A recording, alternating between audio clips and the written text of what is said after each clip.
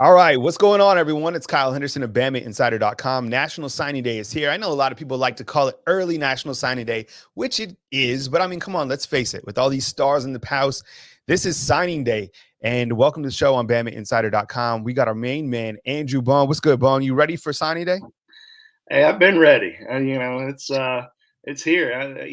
I've done all these interviews this week with different recruits or different signees and stuff like that, and every kid that I've talked to, I keep saying, um, it's National Signing Day. So I mean, that's what it is these days. I mean, everybody signs pretty much. I mean, it's like 95% of the kids go ahead and make their decisions in December. So I feel like some of them might feel a little rushed into these decisions because the season ends. You try to take some official visits. You don't get a chance to take them all, especially if you're on a great high school football team and you're playing all the way until December. So you get a chance to maybe take one or two official visits. But a lot of these kids have taken most of their officials. We saw a lot of different kids take their officials throughout the summer. But yeah, I mean, I think we're good to go, man. All right, Joseph, already hooking us up with a super chat. We appreciate you, man.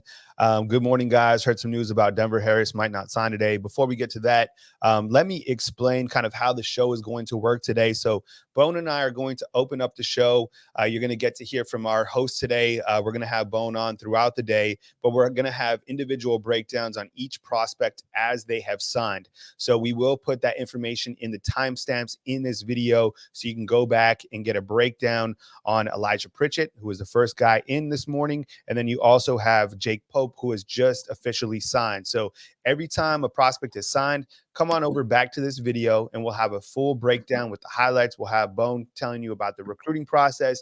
We'll have the highlights and we'll break down the players throughout the day. We also have Nick Saban at 4 p.m. this afternoon. We will bring that press conference right here on BamaInsider.com. We'll have a great day. And Bone, at the end of the day, we'll kind of recap everything, kind of talking about prospects to continue to watch. As you see on the graphic, Damani Jackson will announce his decision on Friday. And then Jaleel Skinner, who we still feel very confident about coming to Alabama, just will sign on Friday. Sometime, just because it's signing day or early signing day, doesn't mean that all prospects have to sign. So Bailey Lee already in the house. What's up, Bailey? We see you. Thank you so much for your support. Bone, give a shout out to Bailey Lee because she's one of our strongest supporters. Yeah, Bailey, we really appreciate that. That's great. I appreciate that so much, and we appreciate you watching the show and the donation here to our channel. All right, so we got three prospects that. We got another. Shawn Murphy's in. Shawn Murphy is in. Okay, so we have three prospects, and continue to watch the graphic because we're going to have the check marks continue to be updated. So we have Elijah Pritchett, then we have Jake Pope, and then we have Shawn Murphy. Each of those guys have officially signed, and we have videos of each of those prospects. Bone, let's get back to that first super chat. Joseph said Denver Harris might not sign today. Is he another prospect to anticipate signing Thursday or Friday? Yeah, I appreciate that, Joseph. Yeah, we've been hearing for the last couple of days now that there was a pretty good chance that Denver Harris was not going to sign this week. Now, there is something that goes on down at North Shore High School over in Houston where they don't have their signing day ceremony until February. We saw this the last 2 years with Damian George and Jaden Roberts, where they actually secretly signed with Alabama. We couldn't talk about it. We couldn't.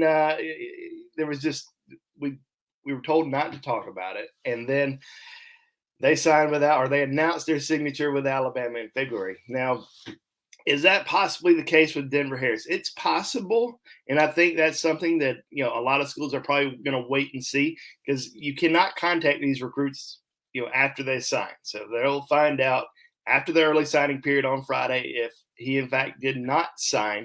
If he didn't sign, I do think that's somebody that Alabama may revisit, may start going after again. As we kind of alluded to last week, Alabama ended up not going in home with him. Did not visit Denver Harris last week for some reason. I think a lot of that may have had to do with Damani Jackson and kind of focusing on him and Earl Little Jr. Towards the end of the recruiting cycle, or at least the early signing period. Damani Jackson, in my opinion, is going to end up going to USC. I think Alabama's probably going to wait until after the early signing period, kind of see where things are, what their numbers look like, and see who's still available, and then kind of make some decisions. Are they going to go after anybody else for February, or are they going to just, X out of this 2022 recruiting class and focus on the transfer portal? So that's something that we're going to continue to watch, but we'll watch it more after Friday. So after the early signing period is complete, we'll kind of revisit that maybe next week and see if they're going to target Denver Harris some more. But yeah, I mean, we are hearing that he is not going to sign this week. But as I said, you never know if it might be a secret signing, as we saw with Jaden Roberts and Damian George the last 2 years. All right, we got a couple other signees in the house. We got Isaiah Hastings. So we have our graphics guy in the background going crazy, which is Trey Yanity today. Definitely all the super chats go around. We also have Chris Daughtry as our producer, and then Andrew Bone, our recruiting guru. My name is Kyle Henderson. We'll also have Mick Gillispie in the house as well. Dakota, we appreciate the super chat. Thank you so much. And also Kodak. Free Kodak. What's up, man? We appreciate you. Thank you for being with us right here on BamaInsider.com. And Billy, yes, we did see Isaiah Hastings and Elijah Pritchett, Jake Pope, and Sean Murphy all in the house. So if you're just joining us, definitely hit the thumbs up, like, subscribe. We really appreciate you guys being here. And again, let me walk you through how this show is going to work. Every time a prospect has officially signed, we have video breakdowns on each of those prospects, which we're going to start to play here in a few minutes. The first will be Elijah Pritchett. Then we'll work our way down Isaiah Hastings, Jake Pope, and then Sean Murphy. Bone and Trey Yanity have went through, talked about each of these prospects that have signed. We have video highlights and a breakdown of each of those prospects. So every time you see that Alabama football has officially signed, come back to our YouTube video. And there might be some down parts during the day where we're kind of waiting for a prospect. The graphic will look like this. This will be, of course, be updated. So let's update that graphic in the overlay tray as well. But all this graphic will be on here live throughout the day, and it'll be updated throughout the day. And then Bone and I will come back, or Mick and Bone, or Trey and I. We have the whole squad on full court heavy. And then, of course, Bone has some additional nuggets at BamaInsider.com. So, Bone, why don't we get to some of these prospect breakdowns? We kind of get through this early morning segment. And I think it's time that we start with Elijah Pritchett. Is that cool with you, Bone? Absolutely. All right, so we'll bring Bone back probably 8:45, 9 a.m., something like that. We'll communicate with Bone. We got a couple prospects to get through right now. We're going to start with Elijah Pritchett. So, Bone, we'll catch up with you here in a few minutes. Okay, sounds good. All right, and just like that, our recruiting expert is off to his first coffee break. And here we go. Highlights and full analysis of Elijah Pritchett starts right now. Back here with Andrew Bone as we continue our coverage on early signing day 2021. This commitment, this signing now on the offensive line, Elijah Pritchett. Another big dude here, 6'7", 290 pounds, a 4-star. Let's talk about his recruiting process, why he chose Alabama, and really what his skill set is as a player. Well, this is a very exciting commitment signee for the University of Alabama. He committed to Alabama back in late September. Came down to Alabama, Florida State, Georgia. USC was in the mix, but I don't think he was going out to USC.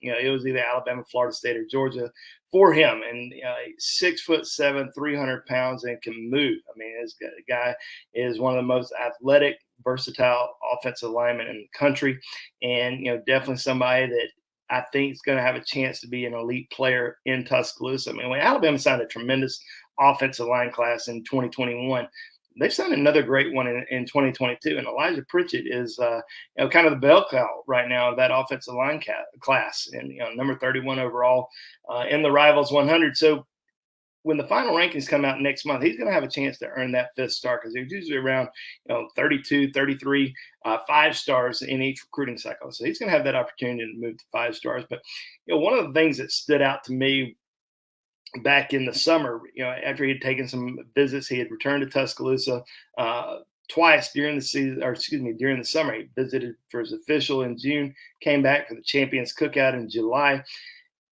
At the time, I kept seeing everybody talk about Florida State. Florida State was in the driver's seat. That's where he was going to go. But I interviewed Elijah, and he told me, he said, one thing I like about Alabama is I connect more with their current commitments than any other school. I have a bond with those guys. I talk to them all the time. I have a great relationship when I go on campus and visit with them. I'm hanging out with them.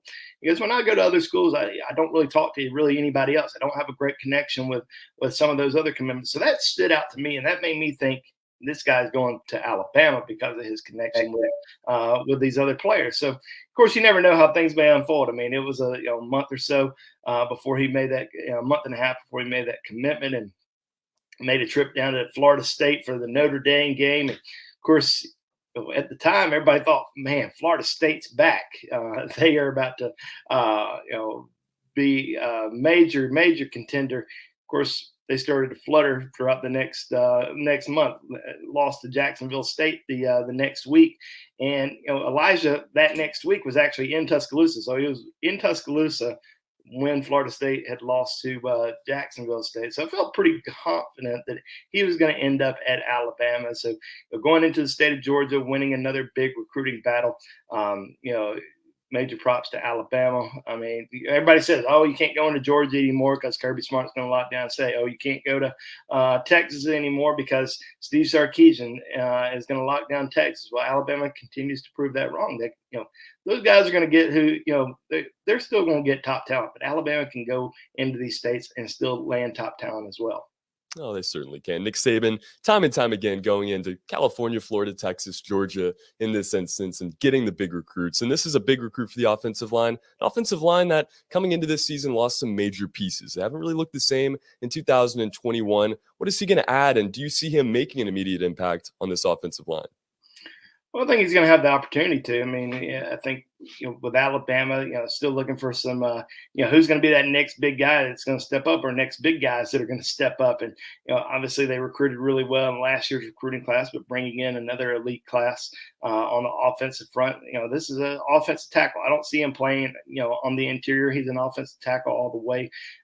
So he's going to have, there's certainly going to be some competition, some young competition, but it's guys that haven't contributed too much just yet, so it's going to be kind of wide open. He's going to have an opportunity to play as a freshman or as a sophomore.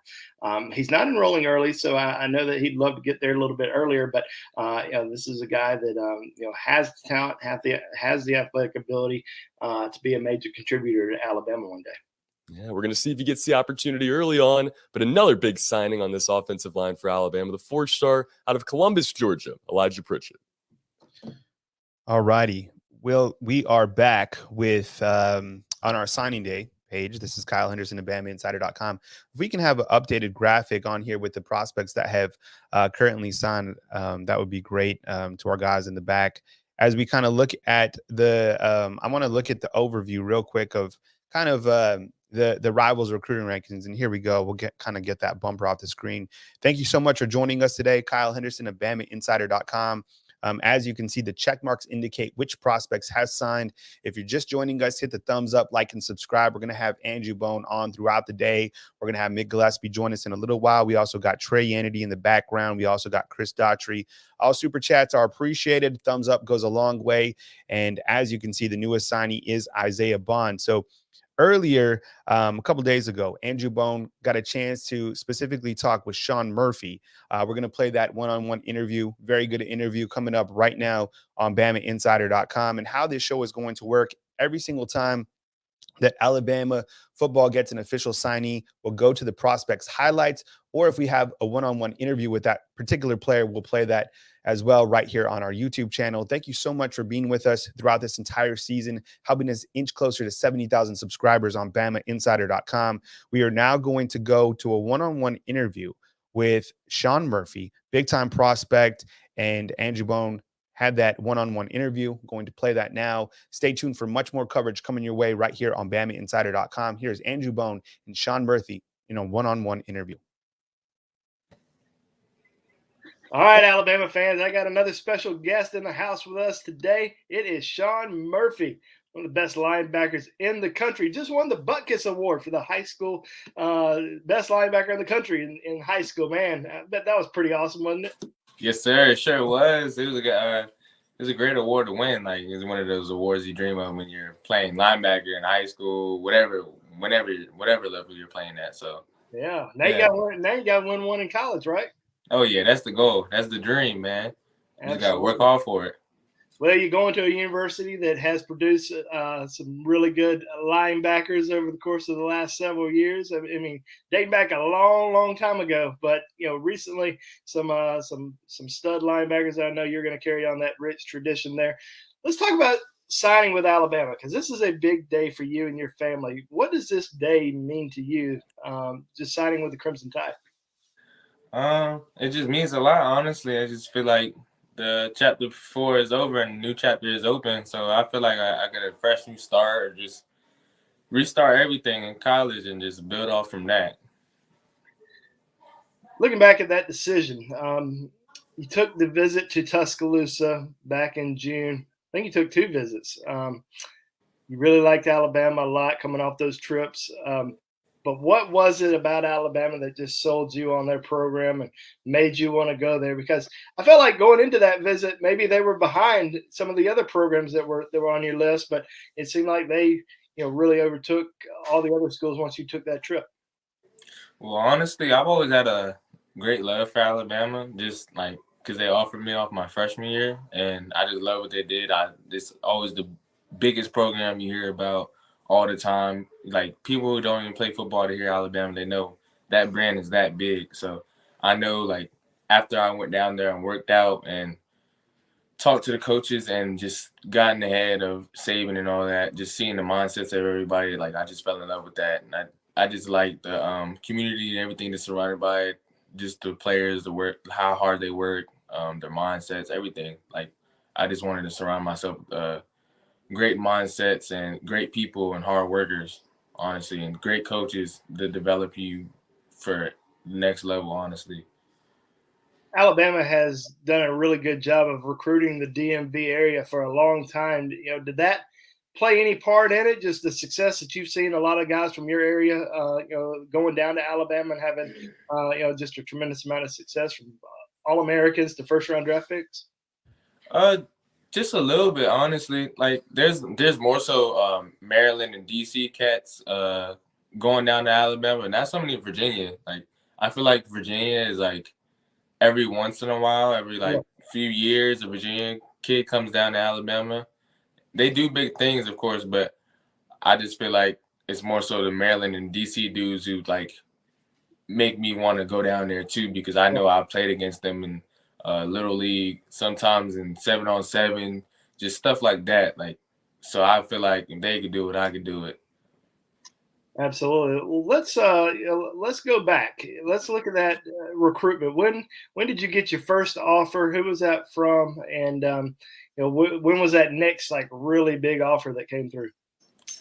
My first offer was UVA, and I got it in the middle of my freshman season. The UVA coach, I had one of my teammates, he was a senior, he was committed to UVA, and the coach came by to the school and he was just talking to all the players, and then he talked to me and I shook his hand, and then he watched some of my film prior to seeing me, and he told me that he's gonna come up to the game and watch me play, and basically if I did good, I was gonna get offered. And I did really good. Like, I had a really good game. And he was only there for half the game. I had like 10 tackles already before the halftime. And it was like, and all my tackles were big hits, good plays, smart plays. I had like 1 sack. And it was just like, I just had a really good game. So I got offered mid-season. It was actually on my birthday. Oh, nice. I actually got offered on my birthday. That's a good birthday present. Oh, yeah. And then my second offer was Virginia Tech. And then after that, it was Penn State. And then after that, in April, I started getting like Florida, Tennessee, and then I got Pitt. I was getting like 6 offers a month, like, and then the next month I would get 9. Like, that's when I started to really like stack my offers up. Did you ever, obviously a lot of offers came through. Did you ever count them? Do you know how many you ended up having? I ended up having like 48. I didn't post some of them because they're like some were like D2, but Right. so I had like I want to say like FBS, like Power 5, Division 1, like 47. That's pretty good. Pretty good. When did Alabama offer you? They offered me my freshman year. They were my 9th offer, actually. They offered me that April. It was Alabama and Ohio State. They offered me like different days because I came back from my Ohio State visit, and I came back, and I think it was Coach Huff. Coach Huff came to the school, and he offered me. I was in shock. I wasn't expecting that because I was like, you hear about this school all the time. So, yeah, this is crazy. Now, I know you went to junior day at Alabama after your sophomore year. Was that your first trip to Tuscaloosa? Yes, it was. That was my first time. Okay. Yep. Now, did you go down there with any family? I went down there with Tyleek Williams. Okay. I don't know if you know him. And I went down with her with Coach Walker, and that was it. Okay. Now, when did your family first go down to Tuscaloosa with you? My dad went down with me not too long ago on the Arkansas game, the 20th. Okay. That was his first time seeing it. So, what did he think about Alabama? Was he happy with your college choice? oh yeah, he wasn't he loved the choice, of course, but he's an Ohio State fan, so I was just giving him a hard time. And then when we went to Saban's house, I showed him the score to Ohio State, Alabama. I said, that's real football. So, just giving him a hard time. Let's talk about going down to Tuscaloosa for that Arkansas game for your official visit. Great experience for you. I know you had a good time. What was something that really stood out to you about that whole experience? I think that was my first game. Like, that was my first Alabama game being there, and I think it was really nice. The fan base is really good. The noise level was crazy. You couldn't hear a thing. Like, my ears were ringing and hurting. I was like, I can't believe they playing this because I've never experienced that. Like, right. In Virginia, like my school, our crowd is nowhere near that. Like, nowhere near. So it was just like crazy, and that crazy to think about that they actually played through that. And it was honestly just a nice experience. Like, I think the highlight of the visit was the game because I've seen all the facilities and all that. I've talked to all the trainers and all that, and all the coaches, and I've sat down with Coach Pete and did all the film sessions. So, yeah, I think that was the highlight, honestly. All right, we're going to take a break with Andrew Bone and Sean Murphy and give you an updated look at the prospects that have currently signed, if we can get that up. Our guys in the background, thank you very much for joining us right here on BamaInsider.com. We'll take kind of an overview at that look, take off the bumper at the back, and kind of walk you through the prospects that have already signed this morning. Looks like Alabama's loaded up once again, and the check marks indicate if the prospect has officially signed with the Alabama Crimson Tide. The key targets on your right. Be sure and hit the notification so we know when you guys, when other additional prospects might have signed with the Alabama Crimson Tide. On your left, we got Antonio Kite, who is in a 4-star defensive back. You got Elijah Pritchett, Emmanuel Henderson, Isaiah Bond, Isaiah Hastings, Jake Pope, Shawn Murphy, Trequon Fegans, and Tyler Booker. Those prospects have already signed with the Alabama Crimson Tide. Thank you very much for joining us. My name is Kyle Henderson of BamaInsider.com. You can bring me back on the screen now. How this show is going to work throughout the day. We are going to have prospect interviews, as you were just watching Andrew Bone with Sean Murphy. We're going to have prospect breakdowns. We'll get to some of those. And then we're just going to take your questions inside the comment box. At the end of the day, we do have Nick Saban coming on at 4 p.m. Central Time. We will provide that on BamaInsider.com right here on our YouTube channel. We also will have a video at the end of the day with Andrew Bone kind of recapping signing day, talking about some prospects to continue to watch. Please notate 2 prospects within the screen. You have Jaleel Skinner, who will be signing on Friday, and then you have Damani Jackson out of California, who will be making his decision on Friday as well. My name is Kyle Henderson of BamaInsider.com. Thank you very much for joining us this morning on signing day. 756 watching. Let's continue to get 756 thumbs up for the coverage and all the work right here at BamaInsider.com. I know we got a couple super chats early in the morning. We appreciate you guys sticking with us through signing day. Let's continue with Sean Murphy, and then from Sean Murphy's interview, we're going to continue that and then go into some prospect breakdowns. We have a breakdown on every single prospect that has officially signed with Alabama, and as Billy Dawson just indicated inside the comment box, Dayne Shor has just signed. So another graphic to update. We're going to go back to Sean Murphy right now, continue that interview, and then we will continue with more video breakdowns of the prospects that have signed with Alabama Crimson Tide as we continue with Andrew Bone and Sean Murphy. Talk about Coach Golding. I know that they're recruiting you as an inside backer, right? Oh, yes, sir. And what do you think about Coach Golding, and how's your relationship with him? How's that developed over time? Honestly, I knew from the jump, like, he's always been a great defensive coordinator, a great inside linebacker coach. He's very knowledgeable. He's very smart. He knows what he's talking about, and he knows it fast. Like, he knows everything that you need to know, and he'll always put you in the best situation to win and be developed. And he'll teach you a lot of formations, a lot of sets. So that's really the part of his preparing you for the next level, because when he teaches you all these formation sets, signal calls, all this assignments, like when you get into a film room, there's nothing you're missing, like that an NFL scout could tell you that you're missing. So I think like the preparation is crazy. And honestly, over the years, me and Coach P's relationship has gotten like way, way, way better. Like we started off strong, and it's just getting stronger and stronger and stronger.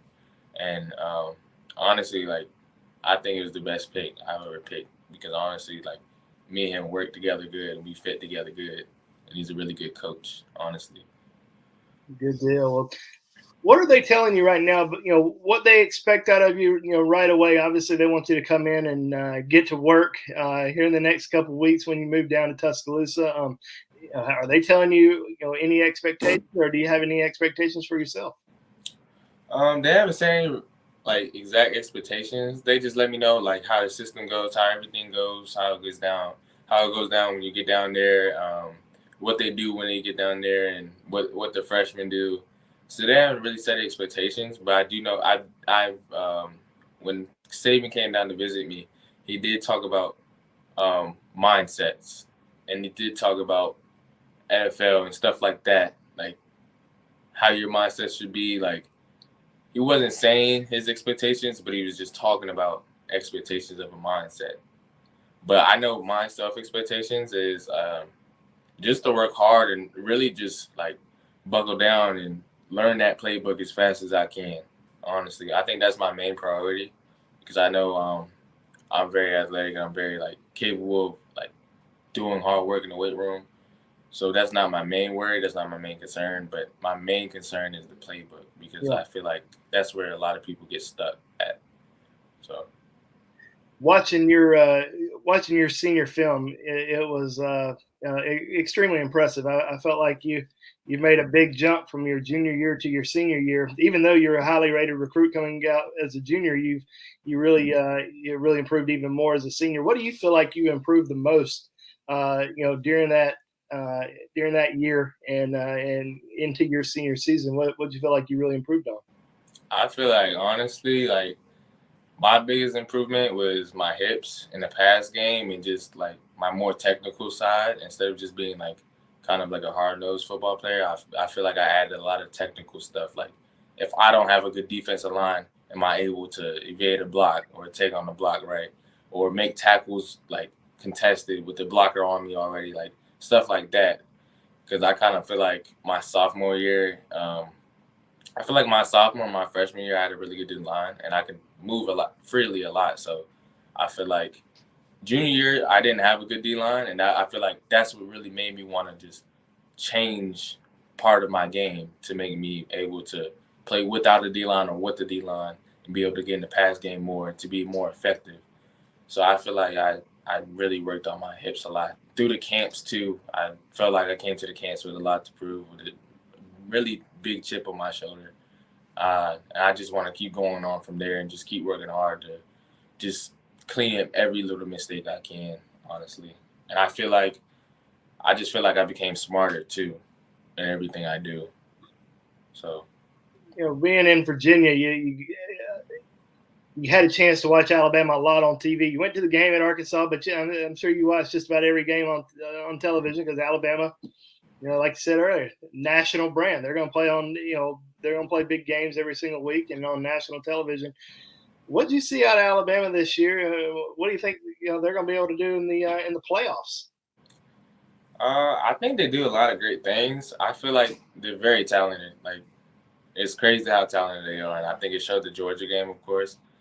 But I do feel like sometimes they're like so good they forget how like to keep their intensity in this. I feel like it's really hard to maintain their intensity and like the way they play. So I feel like why people like are like, oh, Alabama's not this good or Alabama's not that good or whatever is because like they have close games, but I feel like it's only because they're just way better than the teams they play, and it's just hard for them to keep intensity. And then when they came to Georgia, I feel like there was so much, like Saban said, like good rat poisoning, like that it just amped them up and they just played to their potential. Yeah, absolutely. Talk about Coach Saban, man. He came to your high school last week. You saw some pictures online. I bet that was a pretty special moment for you, and I'm sure it was a special moment for all the different people at your school, coaches, parents, administrators, and other students at the school, wasn't it?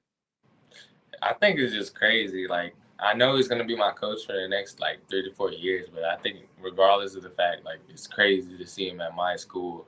I feel like I know my school is a 6A and we play like good competition, but I feel like my school's still a little school just because of the state I'm in, Virginia. So I feel like him coming to my school is a very big thing. I know a lot of people, like a lot of students saw him walking around, a lot of teachers saw him walking around here, like, and it's just crazy to them. And it's crazy to me, and I really loved that he came to the school, and I got to have I had a really nice talk with him, honestly. So good. Well, one of my favorite Alabama recruits that ever came from the state of Virginia was recruited by Bear Bryant. His name is Dwight Stevenson. He is in the College Football and NFL Hall of Fame, one of the best offensive linemen to ever play at the University of Alabama. So I know from afar he's probably looking you up and excited about your future. So, Shawn, I know Alabama fans are excited for you. I know you're excited. Anything you want to say to Tide fans today on National Signing Day, a couple weeks before you enroll at the University of Alabama? I just want to say thank you to the fans following me on Instagram and Twitter, and thank you for following me and everything I do and supporting me, honestly. And I just hope you guys keep posting and can watch me on the next level. That's Shawn Murphy, one of the best linebackers in the country, won the High School Butkus Award last week, and now he is heading to the University of Alabama to play inside linebacker for the Crimson Tide. Shawn, we look forward to following your career, man. Thank you so much, and best of luck to you. Thank you. All right, that was Andrew Bone of BamaInsider.com with a great interview of Shawn Murphy. We'll get an updated graphic in just a second of the prospects that have signed with the University of Alabama. Thank you very much for joining us this morning. And Dell, I see you in the comment box. It'd be nice to know if we can get a understanding of which position the prospects play. Well, here you go. Aaron Anderson, wide receiver, Amari Niblack, wide receiver, and the check marks indicate which player has officially signed with the Alabama Crimson Tide. On the left, those are the committed prospects. Now turn to signees. You got Antonio Kite, Dayne, Shor, Elijah Pritchett, Emmanuel Henderson, Isaiah Bond, Isaiah Hastings, Jake Pope, Shawn Murphy, Trequon Fegans, and Tyler Booker. Those are the prospects that are in this morning at 8:35 Central Time. Remember, we will put the information inside the timestamps of this video. We appreciate all 961 of you that have been with us this morning. Bailey Lee, we see you in the comment box. Thank you again for that super chat this morning. Del B, we see you in the comment box once again. No doubt we got you covered. My name is Kyle Henderson of BamaInsider.com. And throughout the day on BamaInsider.com, we're going to have player interviews. As you saw, Shawn Murphy and Andrew Bone with an excellent interview. I thought Shawn Murphy, very intelligent, very articulate. I loved how his dog was just chilling on the bed with him. Up at 9 a.m., we will have Mick Gillispie host, and we will have Andrew Bone back on. And we'll continue to provide some additional prospect breakdowns. So the next prospect breakdown that we are going to go with, we had Elijah Pritchett. And fellas in the back, remind me who the second prospect was, and then we can get that video up because there's a lot of prospects that have signed. And we have an individual breakdown on each of those guys. So why don't you guys private message me inside the comment box? And our next prospect that we're going to talk about and highlight his particular highlights is Jake Pope, a very talented prospect. Andrew Bone and Trey Anity with a great interview and looking at his overall highlights of Jake Pope. We're going to play that now on BamaInsider.com. So again, how the show will work, I'm going to bring on player interviews, and then we're going to also have some B-roll of Trey Anity and Andrew Bone talking about specific prospects that have officially signed. Next up is Jake Pope. Continue to hit the thumbs up, like, and subscribe. Away we go with Jake Pope. Exciting news out of Buford, Georgia, as Jake Pope has signed with the University of Alabama. Big-time DB in this class of 2022. What are your thoughts on this signing? Talk about his recruiting process and what he's going to bring to the Crimson Tide. Yeah, this is a guy that, received an offer from Alabama back, even before the spring. And Alabama had been recruiting him for a long time, really developed a strong relationship with safeties coach Charles Kelly. And this was another guy that I remember talking to the night of the NFL draft.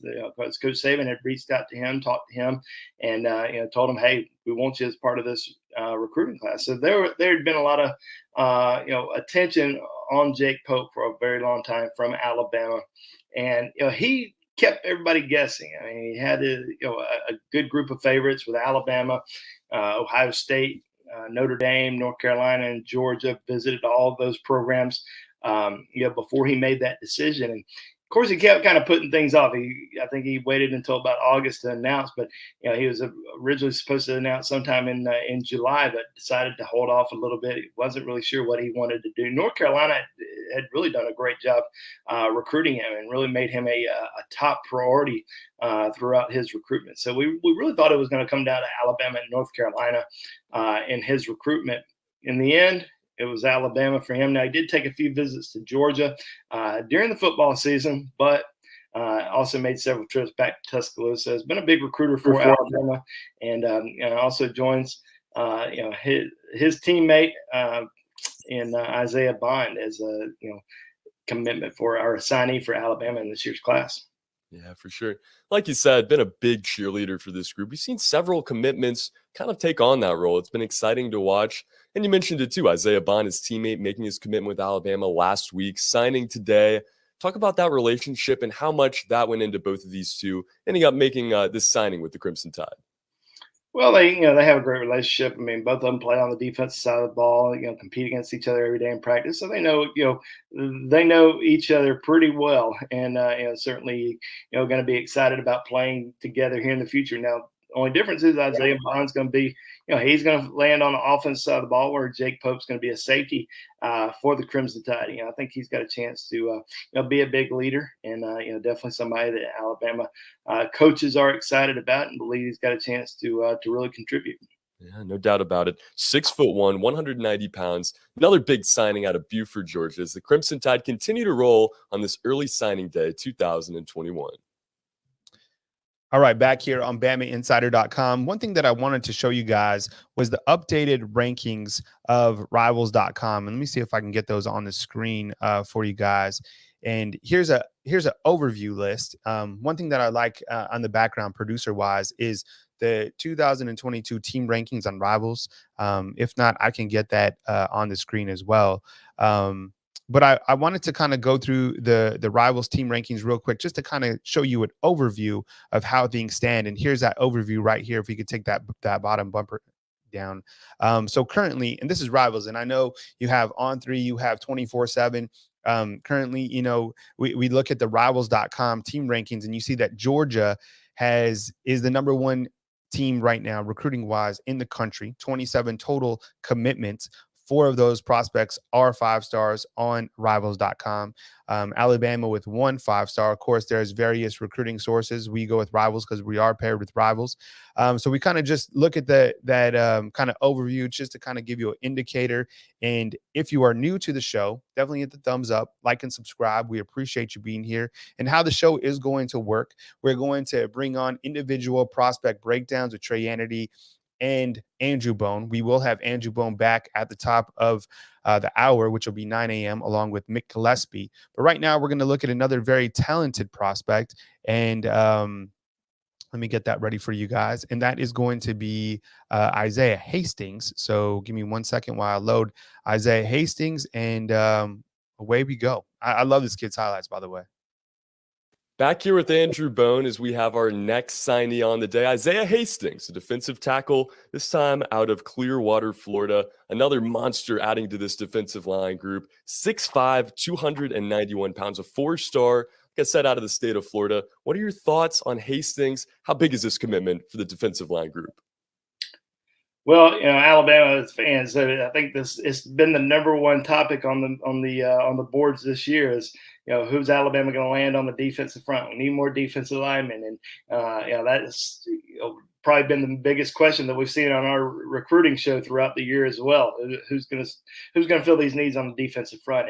Isaiah Hastings is a very intriguing prospect because originally from Toronto, Canada, ended up not playing as a junior, and then they weren't going to have high school football this season either. So he ends up deciding back, I guess, late spring that he was going to move down to the United States, and ends up moving down to Clearwater, Florida to play Clearwater Academy International, and ended up going to a camp, a Mercer football camp in early June.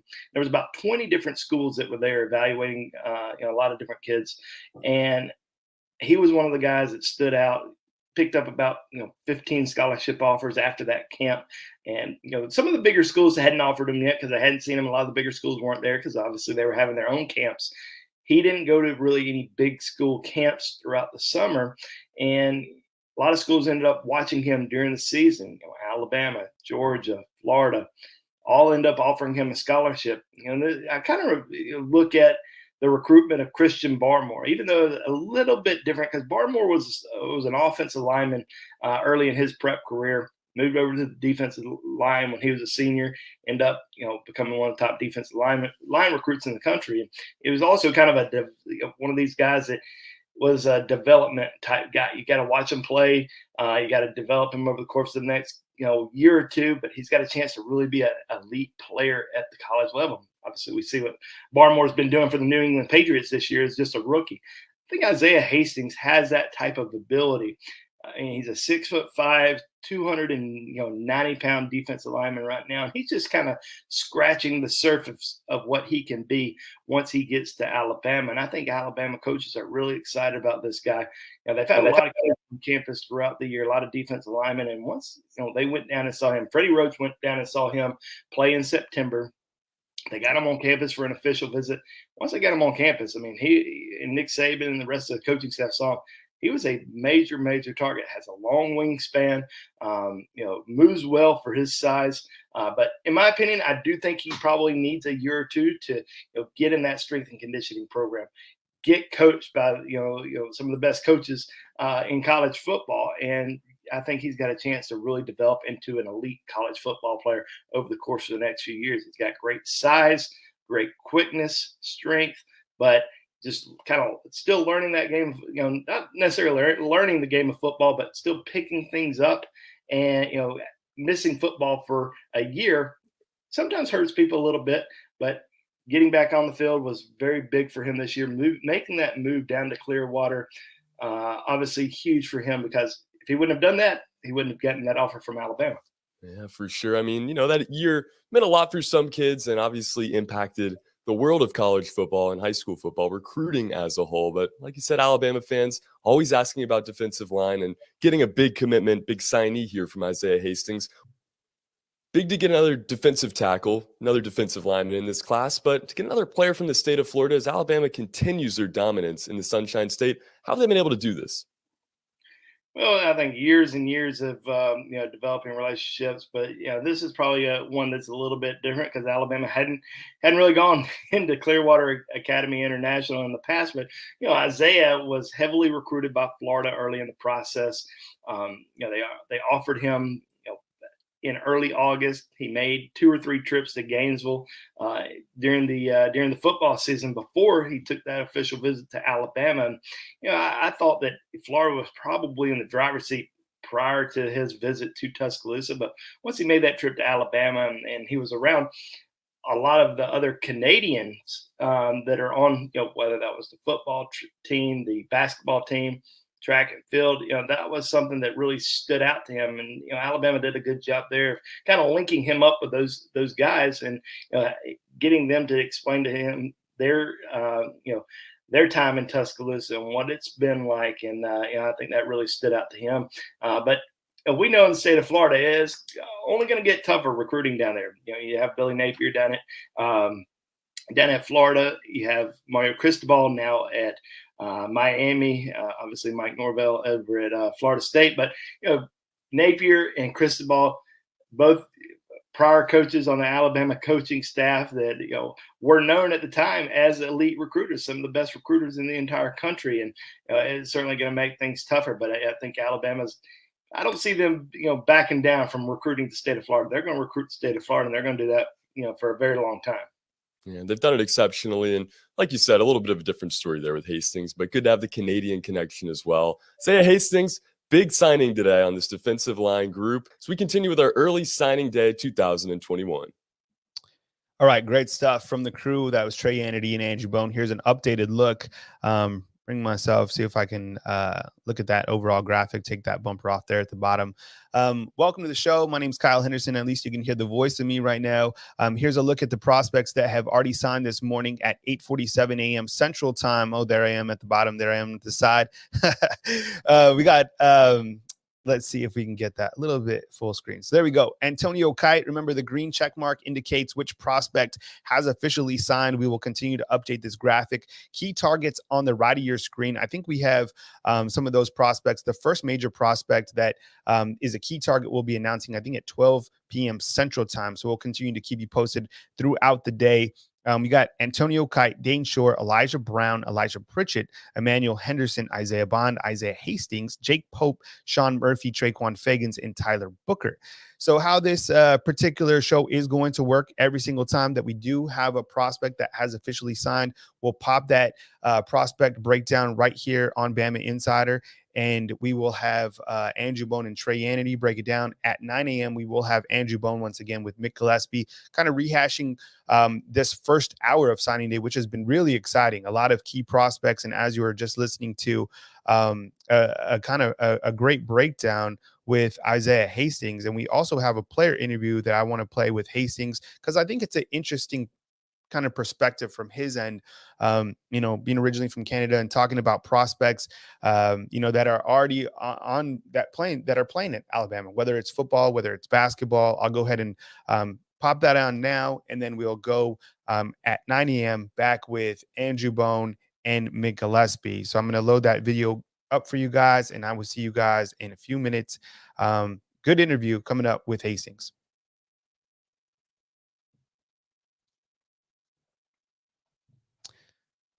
It's currently loading, so we're waiting for that. Okay. All right. Looks like we're having trouble to share that particular video. I'm going to try it one more time, see if we can get it going. Oh, I see why it's not loading. Okay, got you. All right. Looks like we're having a small technical issue, so I'm going to fix that on the back end. No need to worry. We got another prospect player interview that we're going to roll with. We already, let's see who's next. We had Hastings, Tyler Booker. Tyler Booker is a very, key part of this recruiting class. As you know, offensive linemen, are key. And I'm curious to see what Booker brings to the table when he does get to campus at Alabama. I'm sure Andrew Bone will have more on him. Here's Trey Anity and Andrew Bone talking about Tyler Booker. Back here with Andrew Bone. And guys, if you haven't followed him on Twitter yet, you can find him at Andrew J. Bone. As we move on to our next signing today, Tyler Booker, big-time offensive lineman out of Bradenton, Florida, IMG Academy. Another huge signing for this class, a guy they've been recruiting for quite some time. What does this signing mean for Alabama and this offensive line group as a whole? Well, the pipeline for offensive linemen to Alabama continues. You get Evan Neal a few years ago. You go in there and land J.C. Latham last year, and now you get Tyler Booker, who played alongside J.C. Latham last year at IMG Academy. And this is a very physical, aggressive lineman that, in my opinion, he probably doesn't want to hear this, but I think his best future position is going to be on the offensive guard position. I just think he's a guard. I think he's an interior guy that can just absolutely maul people. You look at what Alabama's been able to do with a lot of these tackles that have come through the last couple of years. I mean, last year you look at Tommy Brockermeyer and J.C. Latham. This year, with Elijah Pritchett. I mean, I think Tyler Booker has a chance to really be a major contributor on the interior offensive line. But he has started at right tackle, has started at left tackle for IMG over the course of the last few years. Originally from New Haven, Connecticut, ends up making the move down to IMG Academy a couple years ago and has been at IMG for the last 2 years. And, has really developed into one of the best offensive linemen in the country. 6'5", over 300 pounds, just very big kid that moves really well for his size and has been a big recruiter for Alabama. I remember back when he, committed to the Crimson Tide, ever since then, he's, really started to, or not started to, but has really been heavily recruiting just different players, whether that's being on campus. He was in Tuscaloosa 3 times during the football season, really started pushing for kids when they visited, reach out to kids via phone or social media, stuff like that. So he's been a big recruiter behind the scenes for the Crimson Tide. But, his recruitment was a little interesting because he went into the summer with Florida as his leader. And then it was Georgia. It was, everybody thought it was a Florida-Georgia recruiting battle for Tyler Booker. And then he ends up making the trip down to Tuscaloosa up to Tuscaloosa for his official visit. And after he made that official visit to Alabama, it was all over. And, that was where he was going to go. It was really about, iron sharpening iron. That's what he used to tell me. You go up against the best competition every single day. And that's what he wanted to be a part of. He does that at IMG Academy. Alabama's kind of that next step after IMG Academy. IMG is the high school version of Alabama, and that's what he wanted to be a part of. He has seen how much better he's become at IMG by going up against guys that are best in the country at their position, and now he's going to be going to Alabama, going up against guys who are first round draft picks or All-Americans every single day at practice. So that was a big reason for his commitment to the University of Alabama. Yeah, very explosive player and a guy, you can tell has the mindset to go along with it. They're going to be a fun player to watch with this Crimson Tide group. And like you said, it's been a pipeline of offensive linemen. Which coach on this staff or coaches have made this possible to have such success at the offensive line? Yeah, I mean, the guys that recruited him in this year's class were Robert Gillispie, who's in charge of IMG Academy, and also Doug Marrone, Alabama's first-year offensive line coach. He just developed really developed a very strong relationship with Coach Marrone during his recruitment, and had a really strong bond there. But I think even if Coach Marrone wasn't there, I mean, he saw what Alabama was all about when he went on that official visit, and knows what it takes to kind of compete at the highest level. And he does that at IMG and knows that's what he's going to be doing once he gets to Tuscaloosa. He certainly will be. Been a fun player to watch throughout his commitment. Signing with the Crimson Tide today. Don't go anywhere. We're going to be back in just a little bit with another signing. But until then, Tyler Booker out of IMG Academy signs up with the Crimson Tide. All right, what's going on, everyone? It's Kyle Henderson of BamaInsider.com. That was a signee breakdown on Tyler Booker. Thank you very much for joining us this morning. Now, remember, the check mark does indicate which players have officially signed with the Alabama Crimson Tide. A lot of green check marks, which is great for the Alabama Crimson Tide as of 8:55 a.m. Central Time. So let's kind of go over those names. And how this show will work is every single time a prospect is signed, we'll have a prospect breakdown with Andrew Bone and Trey Yanity. We'll also continue to update this graphic. Now, the first key target is signing at 12 p.m. Central Time. LW, I see you in the comment box. Thank you very much for the super chat. We really appreciate it. What's up, Jarvis S? I see you. Thank you very much for sticking with us throughout the day. So you got Antonio Kite, Dayne Shor, Elijah Brown, Elijah Pritchett, Emmanuel Henderson, Isaiah Bond, Isaiah Hastings, Jake Pope, Shawn Murphy, Trequon Fegans, and Tyler Booker. Those particular prospects have signed already with the Alabama Crimson Tide. Let's go on and bring in Mick Gillispie, and we'll get Mick into the show, and then we will have Andrew Bone coming on at 9 a.m. Central Time. What's going on, Mick?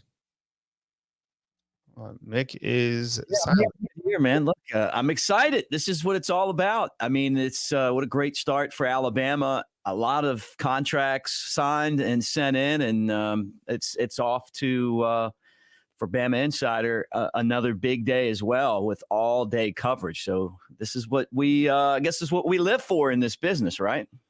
Yeah, this particular day, there's a lot of planning that goes into it, and from kind of the back end standpoint. So these guys do such a great job. Trey's doing a great job with the graphics, and then we got Chris Daughtry, our producer, in the background. So a lot of moving parts, more than just a couple guys, or more than Kyle or just Bone or Mick. It's an entire staff. We of course have Tony working on the front page back at BamaInsider.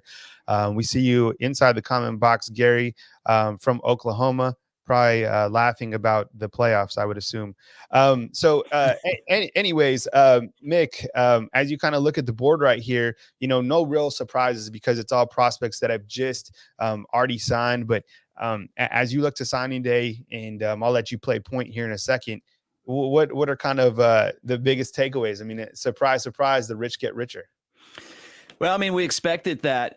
Coming into this day, personally, I want to see how the name, image, and likeness affects national recruiting. I feel like after the comments that Lane Kiffin, our old offensive coordinator and now head coach at Ole Miss, said, basically it was like, hey, whoever gives some guys the most money has them. I don't know that really applies to Alabama. I mean, Nick Saban's been doing this for a long time, but it feels like Texas A&M really has a lot of NIL action over there. So I want to see where they kind of turn out today. Alabama in some battles with Texas A&M for players, what Georgia's doing. But for the Crimson Tide, Nick Saban has made a habit of this, Kyle. I remember his first big recruiting class all those years ago. Mark Ingram and Julio Jones, and every time he turned around, there was someone else, and I thought, no, there's no chance that he could ever duplicate that day and what it meant to the program. Then the next year came. And then the next year came. And then last year was the biggest one ever. Last year's recruiting class is the highest rated ever, But I guess the other thing that I'm wondering too, and I see that there's a lot of contracts already signed and guys committed here. And now, obviously part of the team. What Alabama does after today as well, and with the transfer portal having like 800 and some odd guys out there, what Alabama does in that aspect as well. So it's kind of changed the day, all told, just because there's so many different factors. Yeah, I was just messing with you, Gary, inside the comment box. He was laughing. I do some shade at Oklahoma, and he was like, no, laughing at another comment, fully expect Alabama to win it all again. Bama is my second team. Okay, good enough, man. Gary, thanks for being with us and watching greatness as it continues to exude over the great city of Tuscaloosa, Alabama. Really amazing what Nick Saban continues to put together. And I kind of look to last year, because last year in kind of a COVID world, Nick Saban goes out and he's able to still get the greatest recruiting class ever in a year that he couldn't go visit prospects, in a year where it was Zoom. And I thought this particular year, and kind of during closing time, how much more impactful is it to have these face-to-face relationships? You saw Nick Saban. He was in Louisiana recruiting. Then he was also in New York City watching Bryce Young win the Heisman. Then he's back on the recruiting trail. Same with all these coaches that are helping behind the scenes. So it's really amazing to see just kind of that face-to-face value, and continue to see what Nick Saban's been able to do from a recruiting standpoint. I also think it was very important that Alabama was able to have prospects on campus this particular year. I think that gives Alabama a great chance to really evaluate the talent as opposed to just watching film. Yes, film doesn't lie, but I think when you actually see the prospect in-house, you can see how that player works out. You can see how that player, if he's coachable or not. I think all that adds to when you actually want to offer a prospect and accept that prospects commitment. So we got the unofficial coaches in the house. What's up, man? We appreciate you, man. Good to see you. I mean, you definitely know who they are. And we also got our main man, Andrew Bone, stepping in on the show at the top of the hour. What's up, Bone? What's up, everyone? Andrew Bone, there he is. Kyle dips out. Andrew Bone in, guys, as we hang out with you here all day long up until Nick Saban speaks at 4 o'clock on the BamaInsider YouTube channel. Do us all a big fat favor, and that is give us a thumbs up. Subscribe to the channel. No one else is giving you all-day live coverage. So the best way that you can say thank you outside of a super chat, and some of you guys have done that already, is to give us a thumbs up and subscribe to the channel. All right, let's get into this, Bone. First off, let's talk about this graphic on the screen right now. The green check marks tell us who is in for Alabama. And as we kind of throw that up on the screen, overview of what we've seen through the first hour or so of early signing for the Crimson Tide. Yeah, it's been pretty active in the last hour, which we kind of expected. You know, we have all these signing times listed on BamaInsider.com. The signing times are kind of unofficial because most of these guys have already signed. You know, you look at all the guys who haven't signed yet. Let me tell you guys something. Most of these guys have already signed their letter of intent with Alabama. Alabama's holding it off until these guys have their signing day ceremonies. A lot of these guys are having events, whether it's at their school, it might be at a restaurant, it might be at their home. They're having events all over the country right now, signing day events. So they're having these, watch parties and stuff like that. But most of these guys have already signed. So every year I always see Alabama fans worried about, oh, well, this guy hasn't signed yet. What's going on? There's usually nothing really to worry about. Most of these guys have already signed. You just got to kind of wait until they have their signing day ceremony to announce the decision. So, I mean, it's been an interesting morning. I think the one guy that a lot of people were kind of worried about. I wouldn't say a lot of people, but he was on a flip watch story for Georgia the other day, and that was Elijah Pritchett. Big 4-star offensive lineman. I consider him a 5-star because he's the number 31 overall player in the country. And usually when the final rankings come out, there's usually about 33, 34 5-stars in the country. And Elijah Pritchett's right there on the fringe. So he was on a story the other day for Georgia, which we never expected him to flip. He was a solid commitment, never indicated that he was going to flip. But when he popped up on a flip watch story for the Georgia site the other day, I'm sure he gotten Alabama fans a little nervous. But, yeah, he was definitely somebody that we never even indicated or felt like he was on flip watch. So getting him on board was huge. I mean, Jamarion Miller, hasn't really talked to anybody since his commitment to Alabama on Thanksgiving. Just one of these guys who is an extremely quiet kid. We saw that with Le'Veon Moss, Alabama running back, former Alabama running back commitment that's signing with Texas A&M today. When he committed to Alabama, he didn't talk to anybody, and we saw him started taking visits elsewhere. Visited Texas A&M a couple times. Visited Ole Miss. We're always kind of worried that this guy is not a solid commitment to the Crimson Tide. And then the next running back commitment, Jamarion Miller jumps on board, and he does the same thing, just ghosts everybody, doesn't talk to anybody about his decision at all, wouldn't respond about, really anything.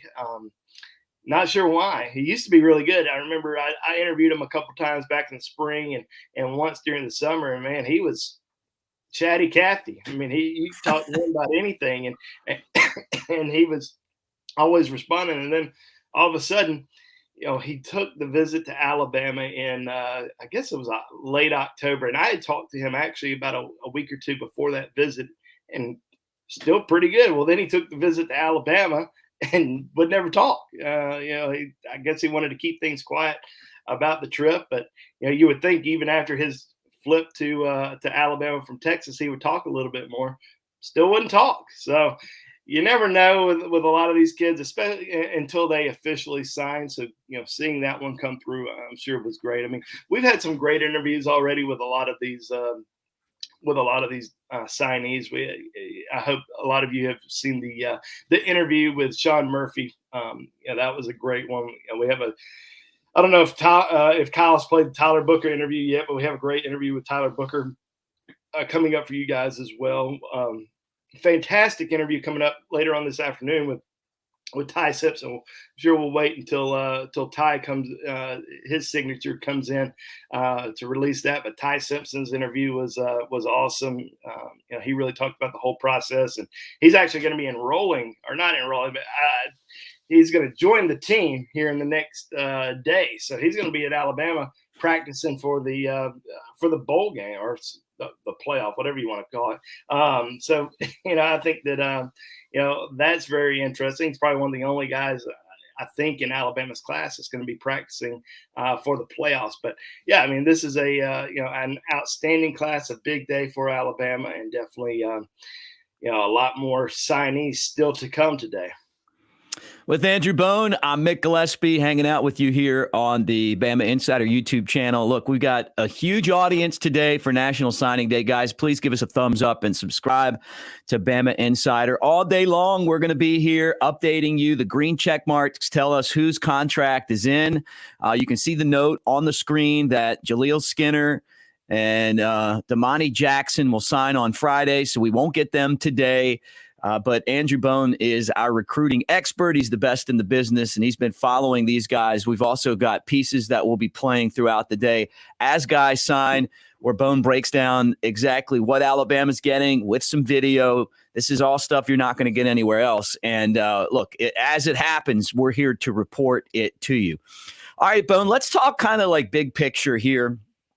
Nick Saban, you and I have been around this for a long, long time. I was talking earlier with Kyle about that recruiting class that kind of set the tone for Alabama when the Crimson Tide got Julio Jones and Mark Ingram. And everywhere you turned, it was another big-time recruit coming to the Crimson Tide.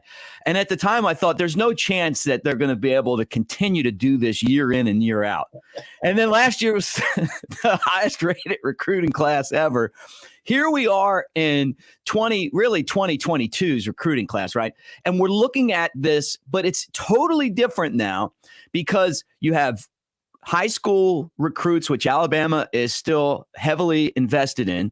You have the transfer portal and then name, image, and likeness playing into this as well. How have things changed since that 2000 and I guess, 2008 class to now?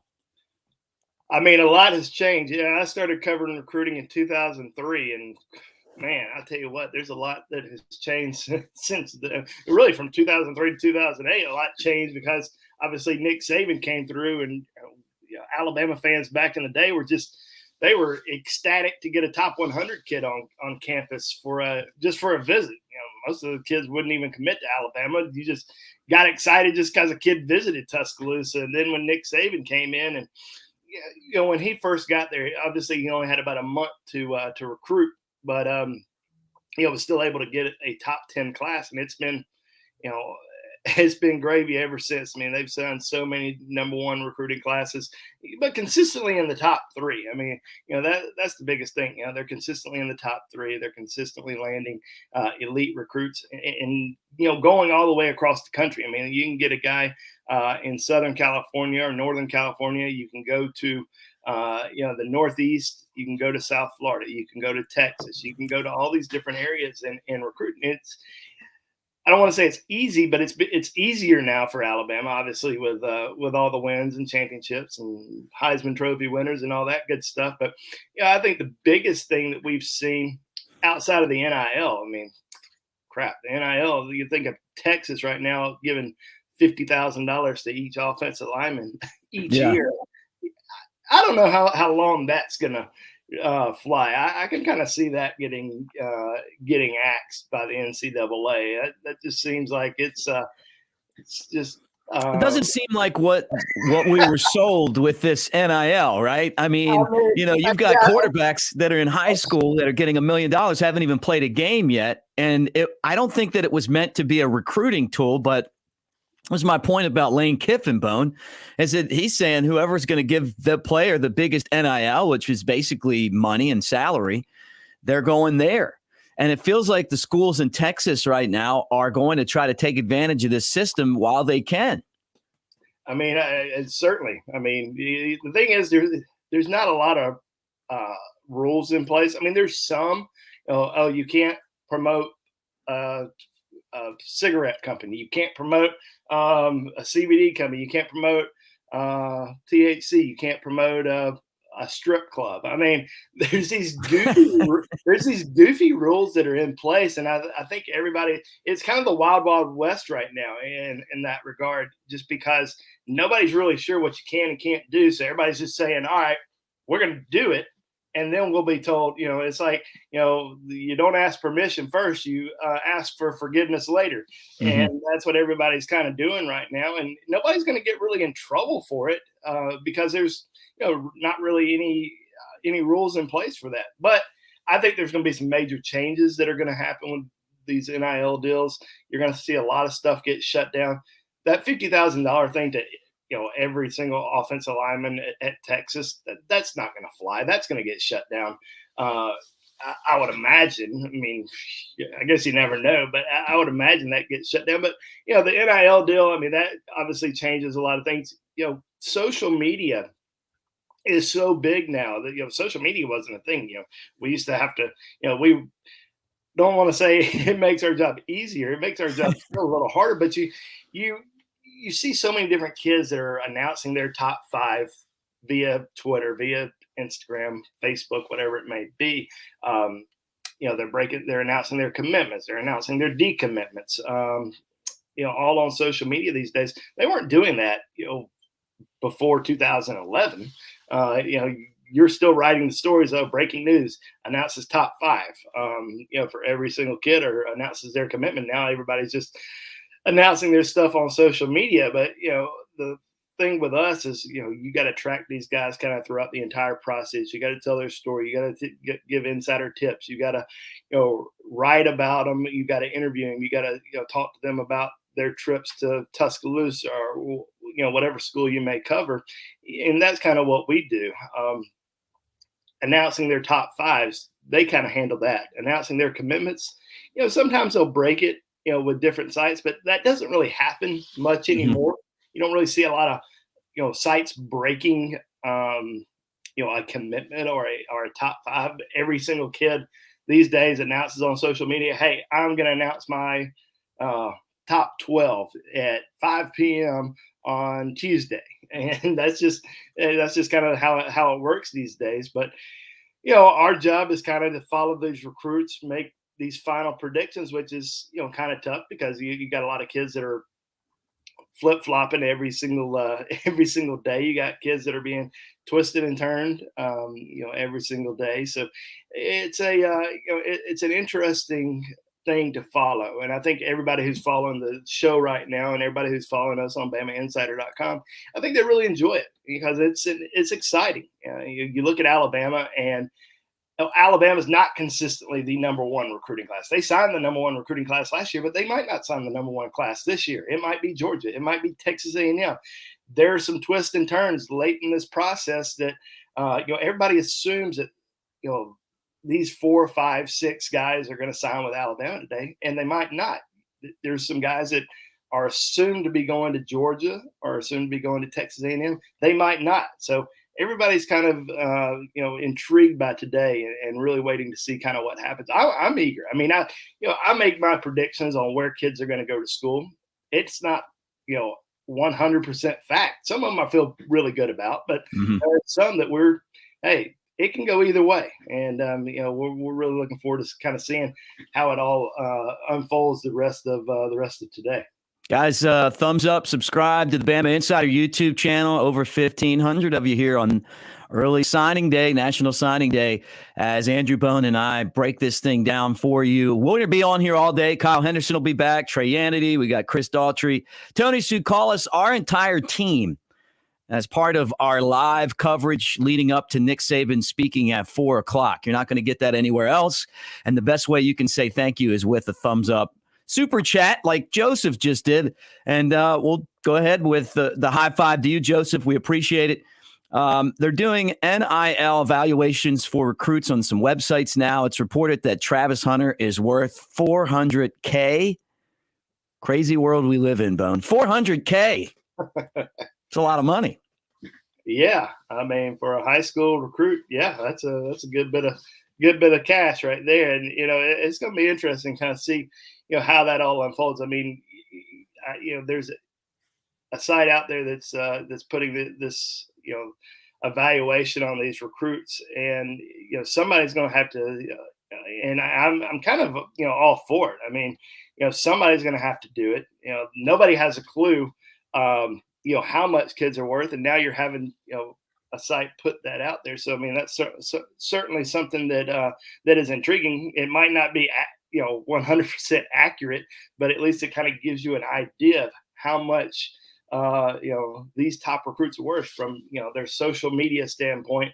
The amount of attention that they receive. I mean, we've seen for years, all these numbers that come out, whether that's the Kardashians, Ronaldo, any of these famous athletes or famous people, they can get on their social media and, tweet out one thing or post an Instagram story, and they're going to get paid by these companies. Well, these recruits, they might have 100,000 followers. There's, Evan Stewart, who's signing with Texas A&M today. I think he has over 1 million followers on his TikTok account, and I think it's higher than that now. But hey, why not cash in? Heck, if I was a high school student or a high school kid and I had 1 million followers on my social media account, yeah, pay me. I'll tweet something. Of course, I have an okay following. I need some of these. I need some of these name brands to hit me up, and hey, I'll tweet out. Call my buddy Trip down at Industry. Tell him, hey, give me a free tab. I'll tweet out. Come to. Of course, I'm saying Industry not right now, so you better be watching and give me a free tab. But I mean, why not? I mean, this is crazy times we live in. Some people are mad about it. Who cares? Let these guys make money. Like, if you're going to college, you're getting a lot of attention. You're getting a scholarship to play there. Great. Well, you also have a lot of fans and people that are obsessed with you. Why not get paid by these other companies to tweet out, hey, go to Bojangles, go get you a Jack's biscuit. I think it's fine. It's wild, but at the same time, why not? If this is an opportunity for kids to make some money and have some money. I remember back in, I guess it was August, after Nick Saban came out and said that, we have a quarterback who hasn't even started yet that's made over $1 million in NIL deals. I don't know if Paul Tyson got $1 million, but I'm joking. Obviously Bryce Young, but I don't know if he got $1 million. But I at the same time, we saw all these different people saying, "Oh, well, players are going to be jealous of that." There's going to be this friction on the team. We hadn't seen any friction between Bryce Young and the Alabama players about this. I mean, he won the Heisman Trophy. You saw all the different players on Alabama's team coming out and saying, how awesome it was to see him right. play. Hey, let me ask you this though, Bone. Isn't that a testament though to his personality? You know what I'm saying? Like if Bryce wasn't humble and and a little bit shy and quiet, and it doesn't boast a lot, if it was the opposite, do you think that it might? You think that it might affect some of his teammates? I mean, it's a lot easier to deal with a guy that is just such a good person like him. Listen, there's going to be some guys out there. There's going to be some just guys that players don't like on their team that are getting a lot of money. I mean, you look at Alabama. I mean, there's. Not to say that these guys don't deserve it, but there's second teamers at Alabama that are getting NIL deals, and that's the power of Alabama. That's the brand of Alabama. You can get a second or teamer or somebody who doesn't play much is they're getting NIL deals. It's crazy. I mean, it's wild, but yeah, I mean, you look at Texas signee Quinn or Texas transfer, whatever you want to do it, so call it Quinn Ewers. I mean, he received like $1 million NIL deal with or up to $1 million in NIL deals going to Ohio State. Never played it down at Ohio State. Now he transferred to Texas. I'm sure a lot of Ohio State guys were like, what the hell? This is crazy. So it's an interesting thing, but yeah, I mean, I love to love to see kids get paid, but at the same time, is this going to be a distraction for some of them? So we'll see. Yeah, I think you're right though, saying that the entire process of NIL is going to change, because it doesn't feel like amateur athletics right now when guys are going to school out of high school to college based on what NIL they get, according to Lane Kiffin, the coach at Ole Miss. And I believe Lane. I mean, I think what he's saying is 100% accurate, or he wouldn't have said it. Guys, as you hang out with us on the Bama Insider YouTube channel, we're going to be here all day long as the recruits come in and sign. Then they become part of the program. You'll see a green check mark next to their name. So already Alabama has a bunch of recruits in.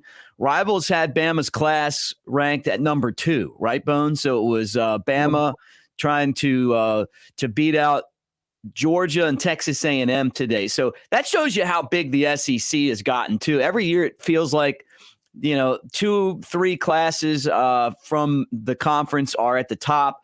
It's been LSU in the past, but not this year. Texas A&M trying to get in there, use the NIL attack with every bit that they could possibly have. Because look, Texas is about to join the SEC, and Texas A&M knows there's some heat there. Guys, thank you also for the super chat, Caleb. Man, we really love you for that.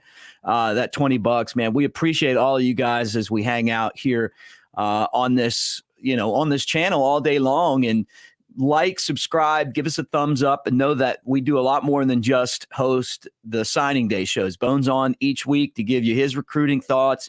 We've got shows like Monday Night Quarterback with our beat writer, Tony Tsoukalis. Kyle Henderson is on the channel every day as well. We cover Nick Saban's press conferences and much more. So but this is our Super Bowl right here, Bone. This is what we do it for. On Bama Insider. And again, as you look over the green check marks, any surprises so far? And who have you circled? I saw we had someone ask about Jaleel Skinner, Damani Jackson. Could there be any smoke there that they don't come to Alabama? The quick overview of what we're looking at up until this point. I mean, yeah, I think the biggest one right now that we're watching is Aaron Anderson, supposed to sign at 9 a.m. Or have a signing day ceremony. So usually those signing day ceremonies between 9 and 10. So don't get all upset. But that's one guy that LSU's been trying to flip, but I think he's going to stick with Alabama. I fully expect him to stick with the Crimson Tide. In terms of Damani Jackson, he's going to wait and announce on Friday. I still believe he's going to end up recommitting to USC. And then with Jaleel Skinner is going to wait until Friday. I would not be surprised if he goes ahead and signs today, which I believe that's probably going to be the case. He visited Miami last week, but I think he sticks with Alabama. I don't think he sticks. I firmly believe he sticks with Alabama. Firmly. All right, Bone. Well, look, bounce out and bounce back in later. We'll be watching your updates on these guys as they sign. And again, great work. Kyle Henderson, welcome back, my friend. What's going on? That was great stuff by Bone. I went out and I was listening to the broadcast, and I think you guys bring up some interesting points regarding kind of the NIL deal. I thought it was funny, as Bone said, you can't be sponsored by a strip club. I thought that was we can though, Kyle. Maybe we can. The key takeaways from National Signing Day so far. Everybody, what's going on? We'll kind of go full screen. Give our producer in the background, Chris. You could get out of there for a little while. I'll fly the ship. As we kind of look at the overall graphic, you see that the green check marks indicate which players have signed officially with the Alabama Crimson Tide. You start at the left, committed prospects that have now turned into signees, and that's Antonio Kite, Dayne Shor, Elijah Brown, Elijah Pritchett, Emmanuel Henderson, Isaiah Bond, Isaiah Hastings, Jake Pope, Jamarion Miller, Shawn Murphy, Trequon Fegans, and Tyler Booker. Those are the prospects that have officially signed. So thank you for joining us, everyone, and kind of how the show is going to work if you're just joining us. We're going to have coverage throughout the entire day. North Alabama saying that I had to go do the hair gel. Yeah, you're right. I had to go. You had to get a little bit of breakfast. To be honest, we had this kind of whole game plan ready to go, and it's turned out so well. So thank you so much. Hit the thumbs up, like, and subscribe. How the show is going to work, we're going to have prospect highlights with Bone and Trey. We're going to pop those on for the guys who have already signed. We are still waiting for some key targets that will sign, and then we're going to have Andrew Bone back on kind of throughout the day. But as you can see, the key targets on the right of your screen, Anthony Lucas, Damani Jackson, Earl Little, Ernest Green. I think Green is going to sign at another time. So we'll get Andrew on to get some clarity on that. Kendrick Law, Curtis Perry. I know that's a big name everybody is watching. Marvin Jones Jr. Now, stay tuned for that name. And then Chaz Preston and then Shamir James. Those are the prospects that we are watching. And I think the first big prospect that is a target that is going to sign is going to be at 12 p.m. So, kind of how this is going to work again. And what's up, Caleb? Jeez, man. Caleb swinging for the fences on our National Signing Day. We appreciate you, man. Another 20 burger from the Bailey Lee. I see great work. Yeah, hey, we really appreciate you, Caleb. Thank you so much. Really means a lot to us for the super chats out there. The thumbs up go a long way as well. So thank you very much.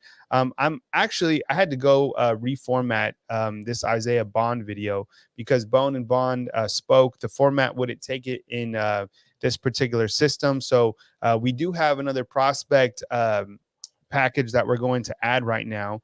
And that is going to be, let me see who else we got. Because we're kind of running through these prospect videos as they happen. And here's Isaiah Bond, I believe. Is it Isaiah Hastings? Give me 1 second. Let me load to make sure we have the right prospect on here. And then we'll go okay, so it's going to be Isaiah Bond. So this is Isaiah Bond, and let's get that video to you guys, and we'll be right back as Andrew Bone and Trey break down highlights of Isaiah Bond, a new signing for the Alabama Crimson Tide. Next signee, this one, really a recent commitment. Isaiah Bond, after committing with the University of Florida, decommitted, deciding between Alabama and Georgia, ends up picking the Crimson Tide and has signed his letter of intent today. Give us the breakdown here on Isaiah Bond and what makes this athlete so special.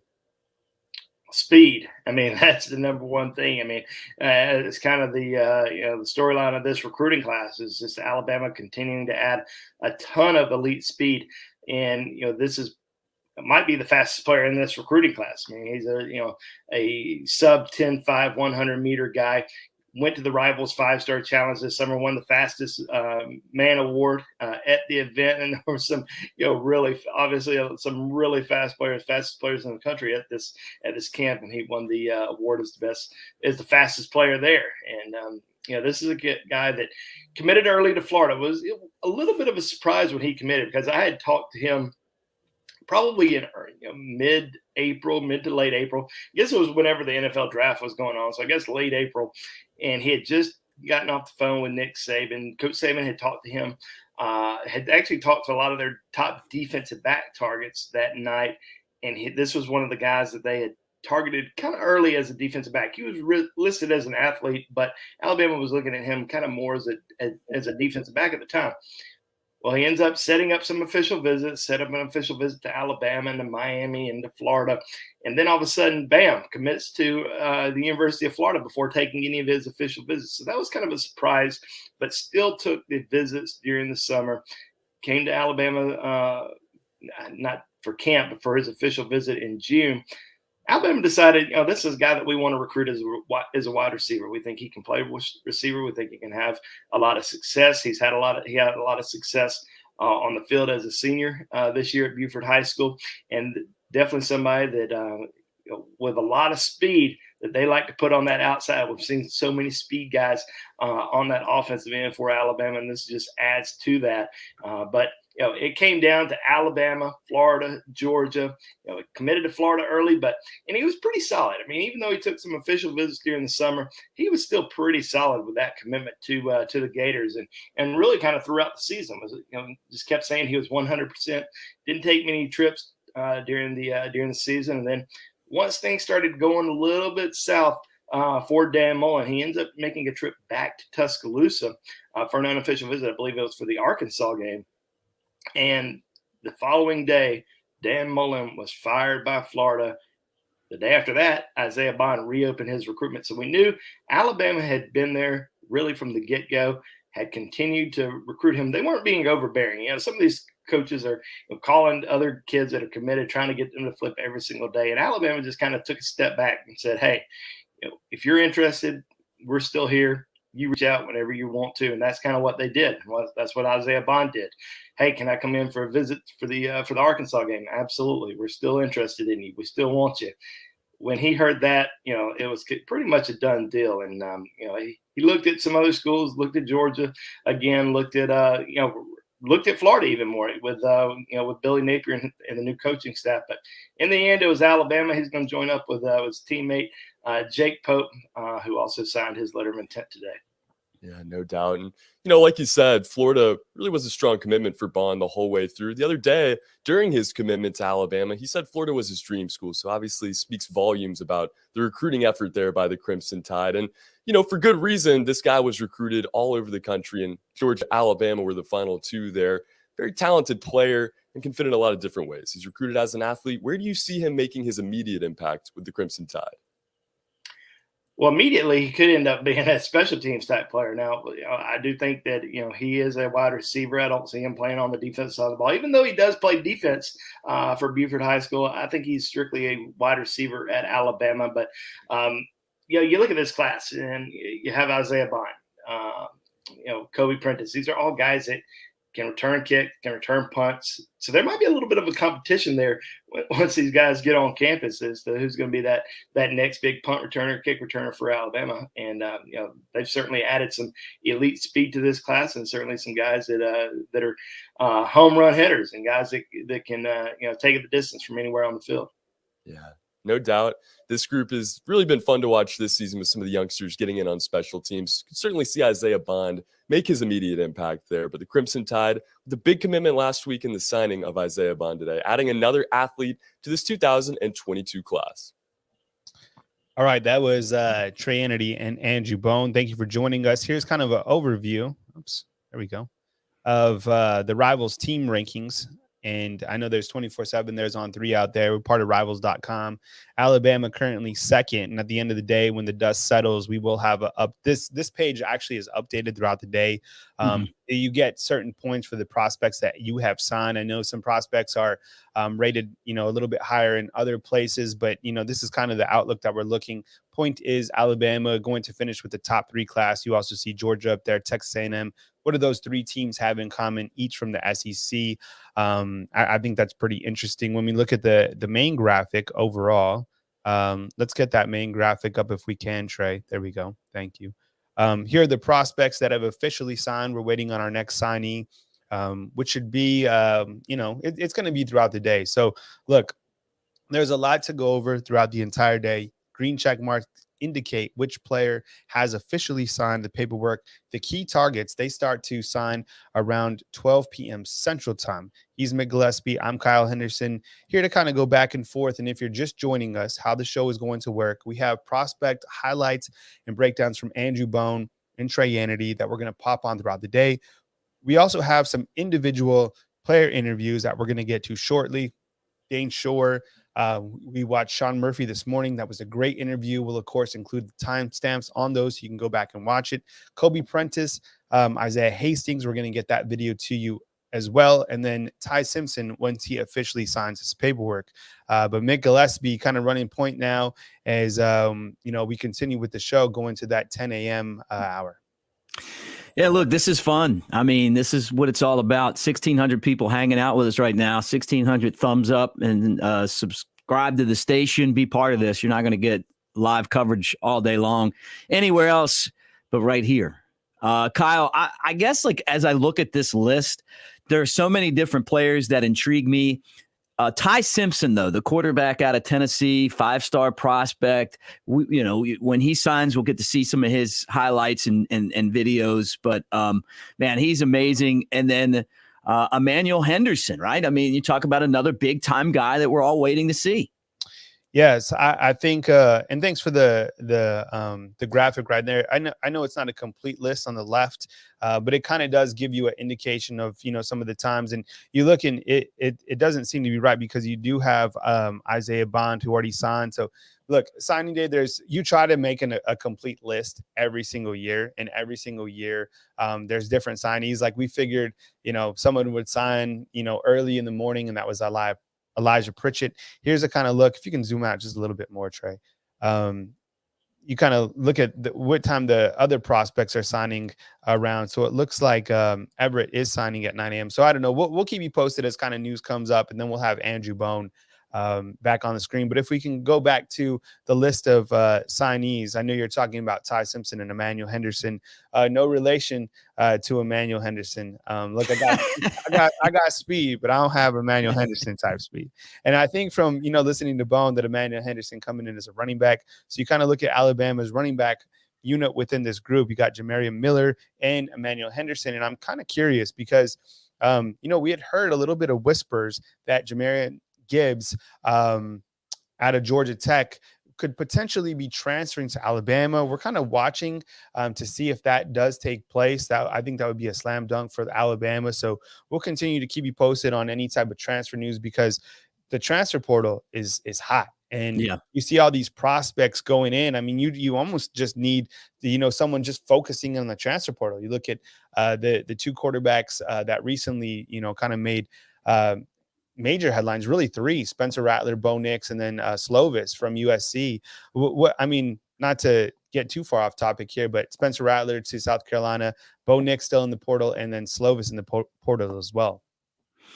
Yeah, I mean, and that's what kind of you look at this and what we do on National Signing Day, and I'm not saying it cheapens it or anything like that. It's still really important to win on National Signing Day, but maybe the push to be number one really isn't as strong as it was in the past because you don't know. Maybe Alabama has a guy like Gibbs in their peripherals, and they're saying, okay, look, we got to save a spot for this guy, or we got to save a spot for that guy. And Bama Mike, man, thank you for the high five. We appreciate the super chat.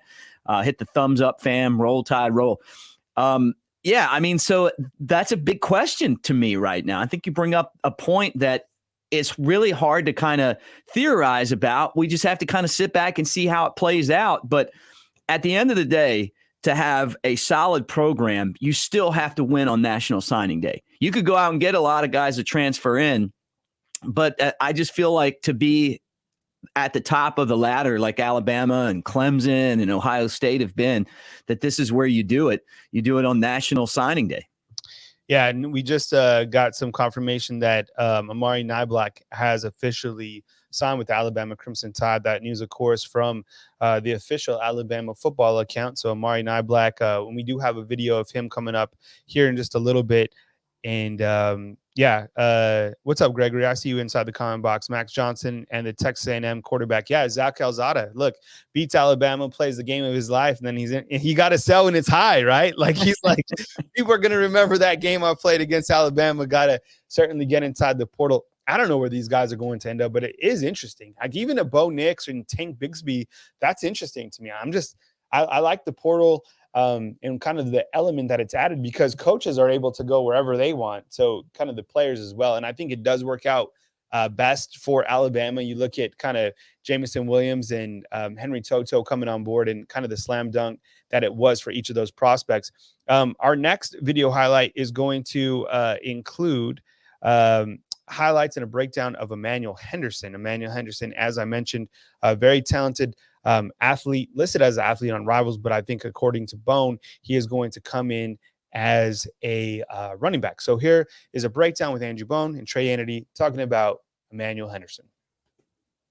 Back here with Andrew Bone. Guys, go follow him on Twitter at Andrew J. Bone and be sure to check out the rest of his coverage. As we continue here on this early signing day, go to BamaInsider.com. Check out the rest of our YouTube page as well. Big day, obviously, as we keep it rolling. Up next, Emmanuel Henderson, recruited as an athlete out of Hartford, Alabama, committing back in March, I believe, of this year. Talk about that process, what he made that decision on ultimately, and what kind of skill set he's going to bring to the Crimson Tide, listed there as an athlete. Yeah, I mean, this is no doubt one of the best athletes in the country, and committed to Alabama back in the spring over Auburn and Georgia. Grew up an Auburn fan, but Alabama did a great job recruiting him, led by the recruitment of Charles Kelly. He developed such a close relationship with him throughout the process. Has put up a lot of big numbers in high school, especially at the running back position. But this is a guy that can do a lot of different things.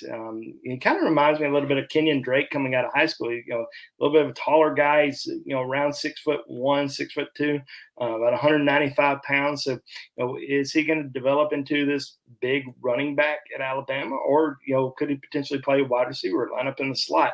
I don't see him as a defensive guy. I think he's straight up offensive guy, but he's certainly a guy that I think has the opportunity and skill set to be a major contributor at Alabama in the future. So, yeah, I mean, this is one of the top overall players in Alabama's class, as you see, number 53 overall, and like I said, 6'2". I think that profile page says, what does that say, 185? He's actually about 195 right now. So he's gotten a little bit bigger, and he's fast, he's strong.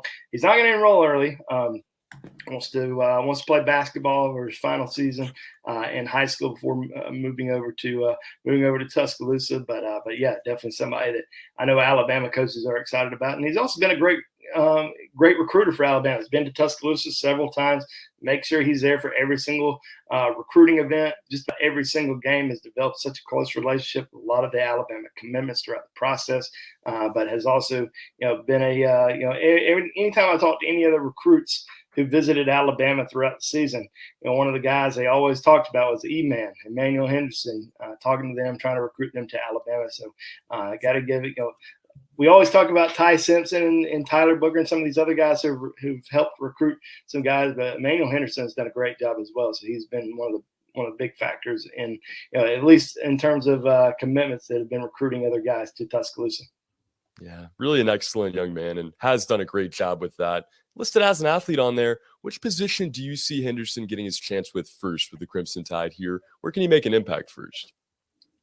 I think he's going to start out at running back. I'll be surprised if he doesn't. I think they're certainly going to start him out at running back.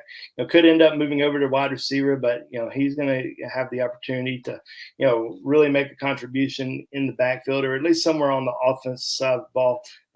He's a guy that knows how to find the end zone, and they're going to find a way to get him the ball. There's no doubt about it. And like I said, reminds me a little bit of Kenyon Drake, and we saw what Kenyon Drake, throughout his career, they were able to line him up in many different roles on the offensive side of the ball, and I think that's going to be kind of same thing with Emmanuel Henderson.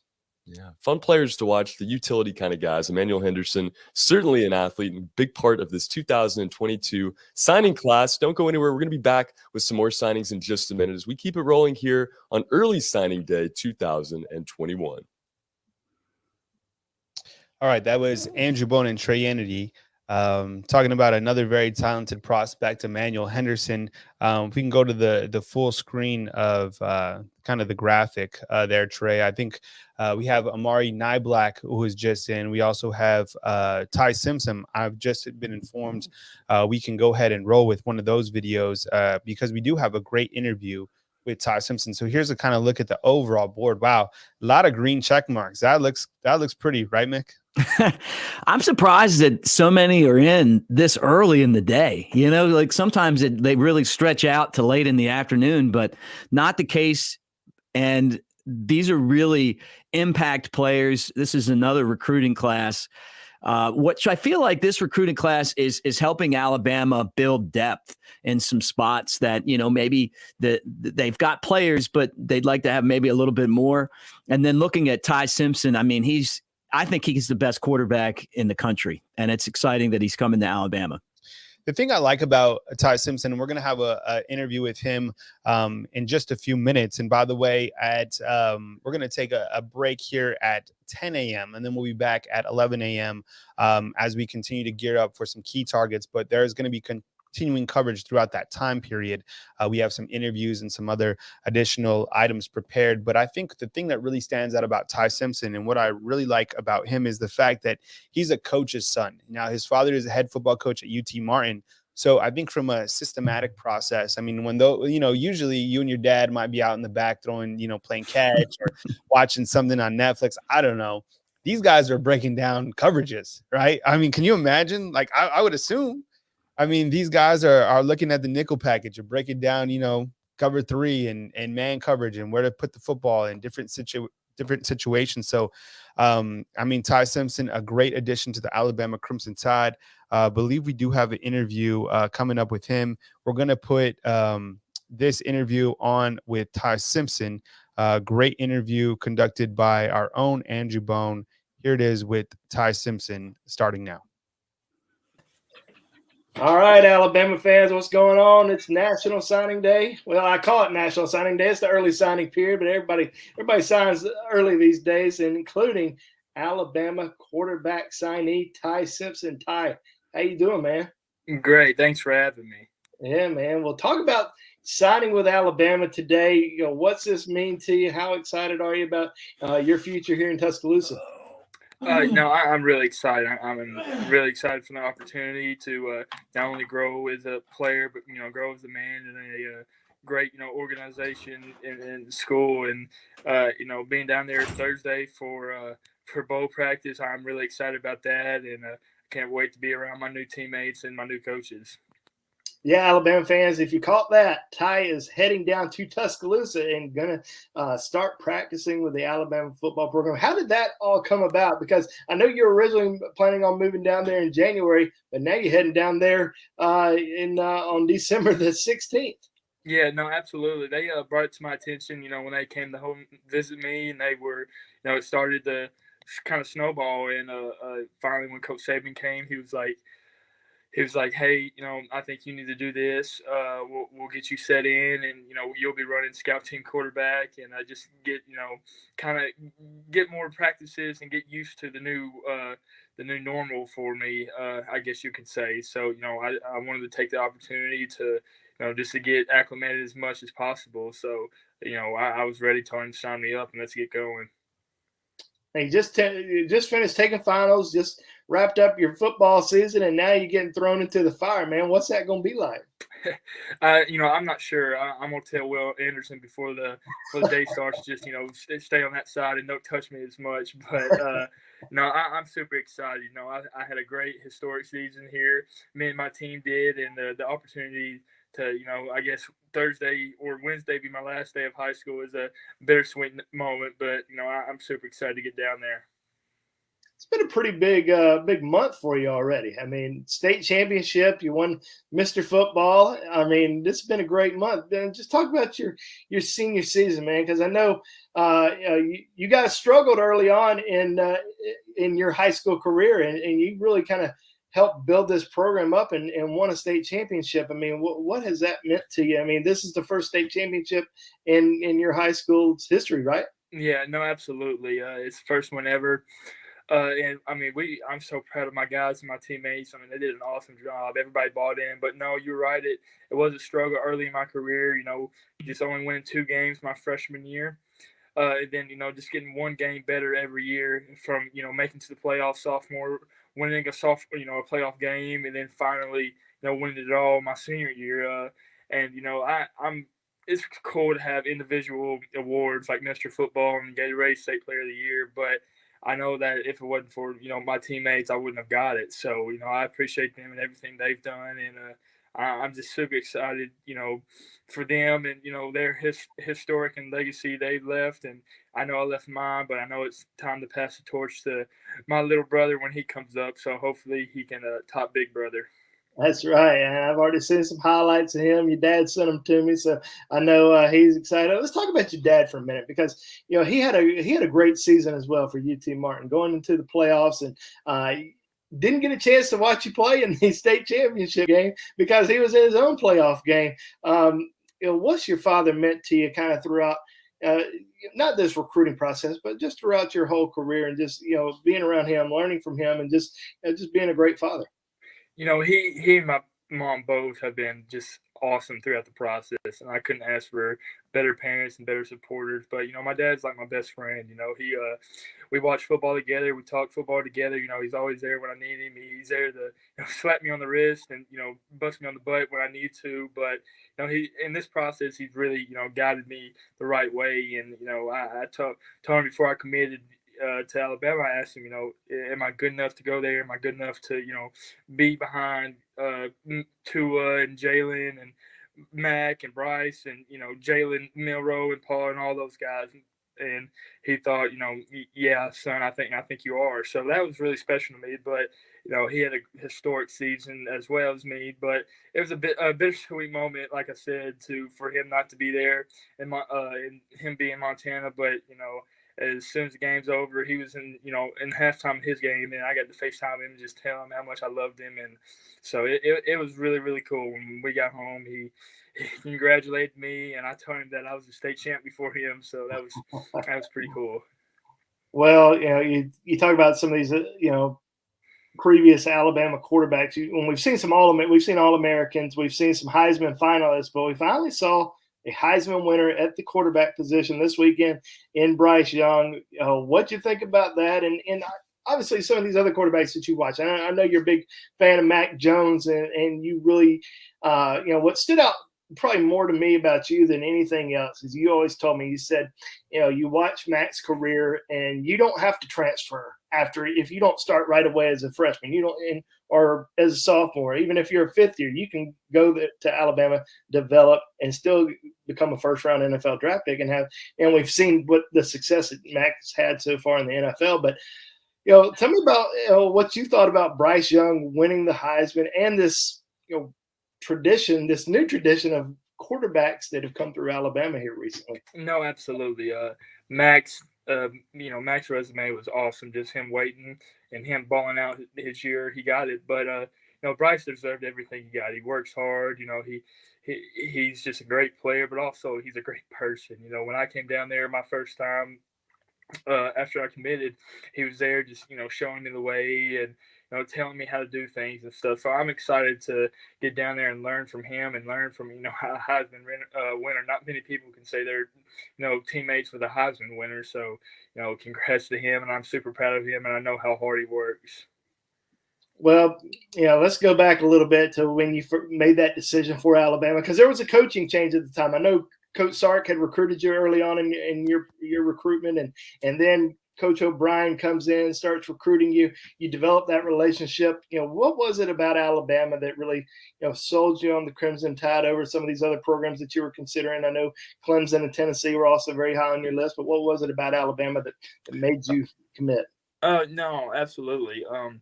Coach Sark left when I was getting recruited, but the first day Coach O'Brien got the job, he was the first call. It was late. He was like, "Hey, Coach Saban talked to you and told you that Coach O'Brien was going to be the new guy, and here he is and stuff." And I was very excited because I know I didn't know him, but I knew he coached Deshaun Watson and Tom Brady and stuff. So I was very excited about that. I was kind of scared of him at first. I always saw videos of him, getting on those guys, but I grow to love him, and I know he's going to coach hard, but. That was a very difficult decision, wanting to go in state, or wanting to go to Clemson or Ole Miss, or to UT Martin, and I was very torn. But I just knew that Alabama, I could be not only the best person, or the best player, but the best person, and that stands today just from everybody I've talked to, and I can tell anybody that whether my little brother, the people in the 22 class, they asked me why I went there. It's just because I knew I could be the best player and person I could be with the guys around me and the town around me. And I'm very blessed that I had the opportunity to be like that. Good deal. Well, last week you had an opportunity to visit with Coach O'Brien. And I know Coach O'Brien visited with you twice, I believe, and then Coach Saban came in. What was that like, Coach Saban coming in your home and spending some time with you guys, and also Coach O'Brien? Yeah, absolutely. Having him there was very, very cool. Both of them, Coach Saban. I never imagined Coach Saban being in my house.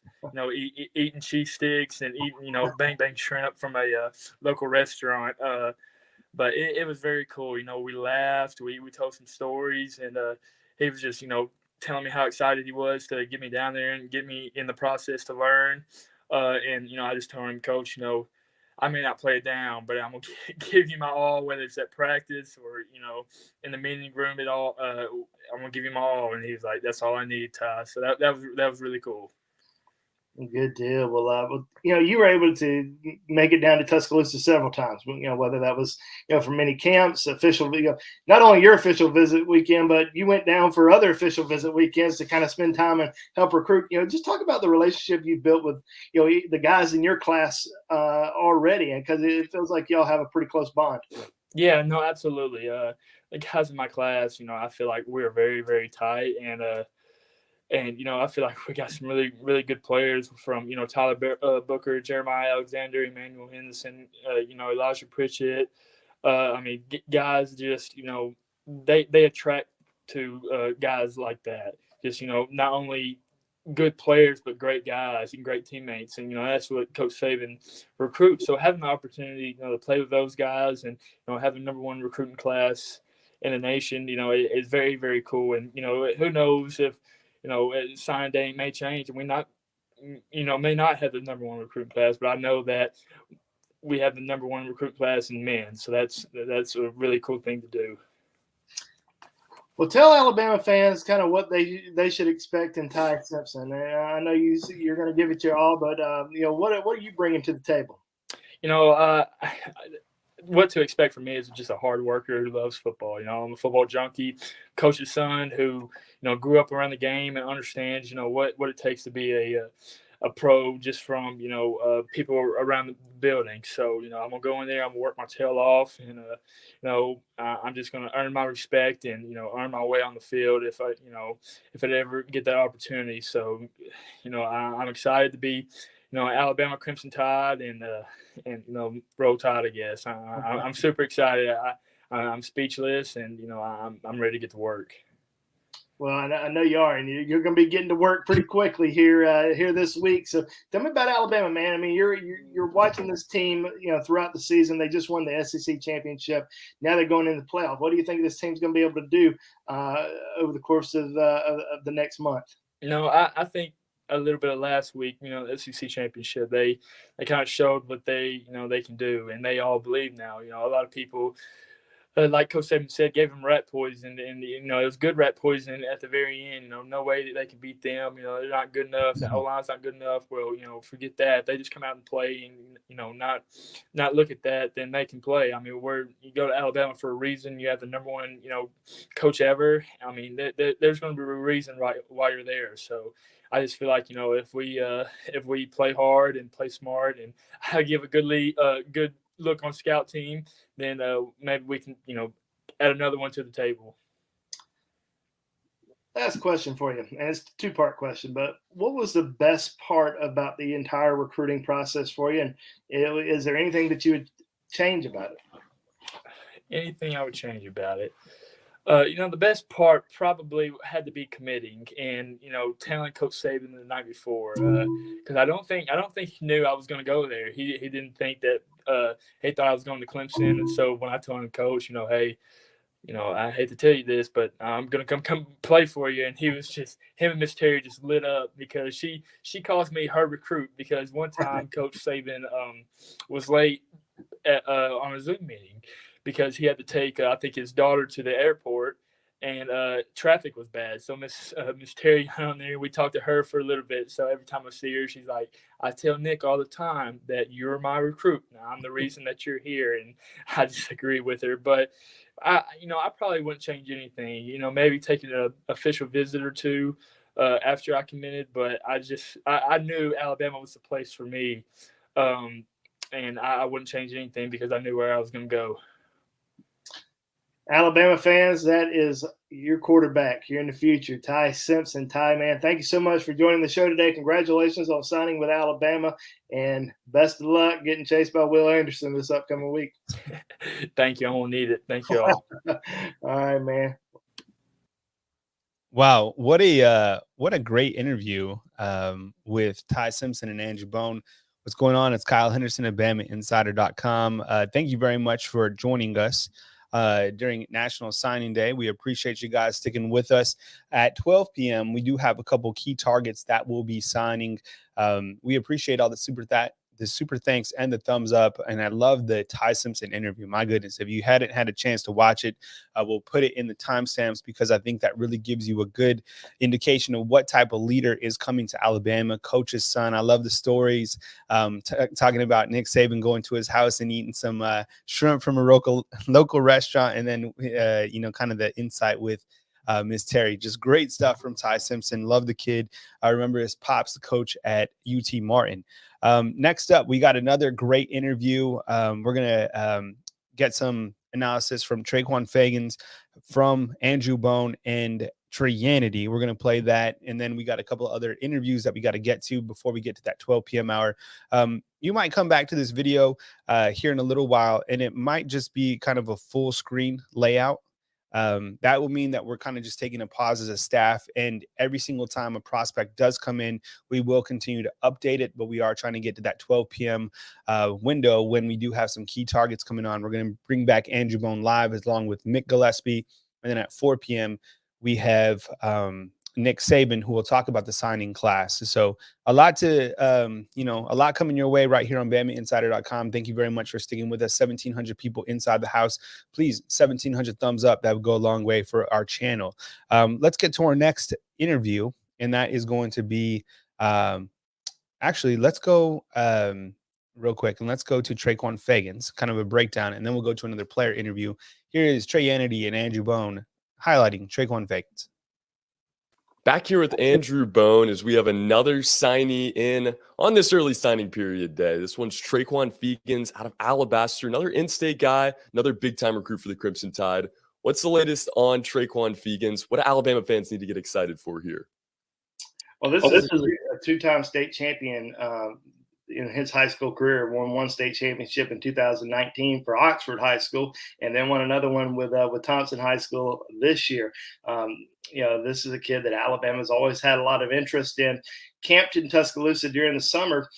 Alabama ended up not really making that strong push for him during the summer. So he ends up committing to Miami. Alabama wanted to see him a little bit more this football season. And once they saw him, kind of mid-season at Thompson, they decided this is a kid they really wanted as part of its recruiting class. He's a taller guy in the secondary. He's about 6'2", close to 6'3", but it's about 6'2", about 190 pounds, and can move around.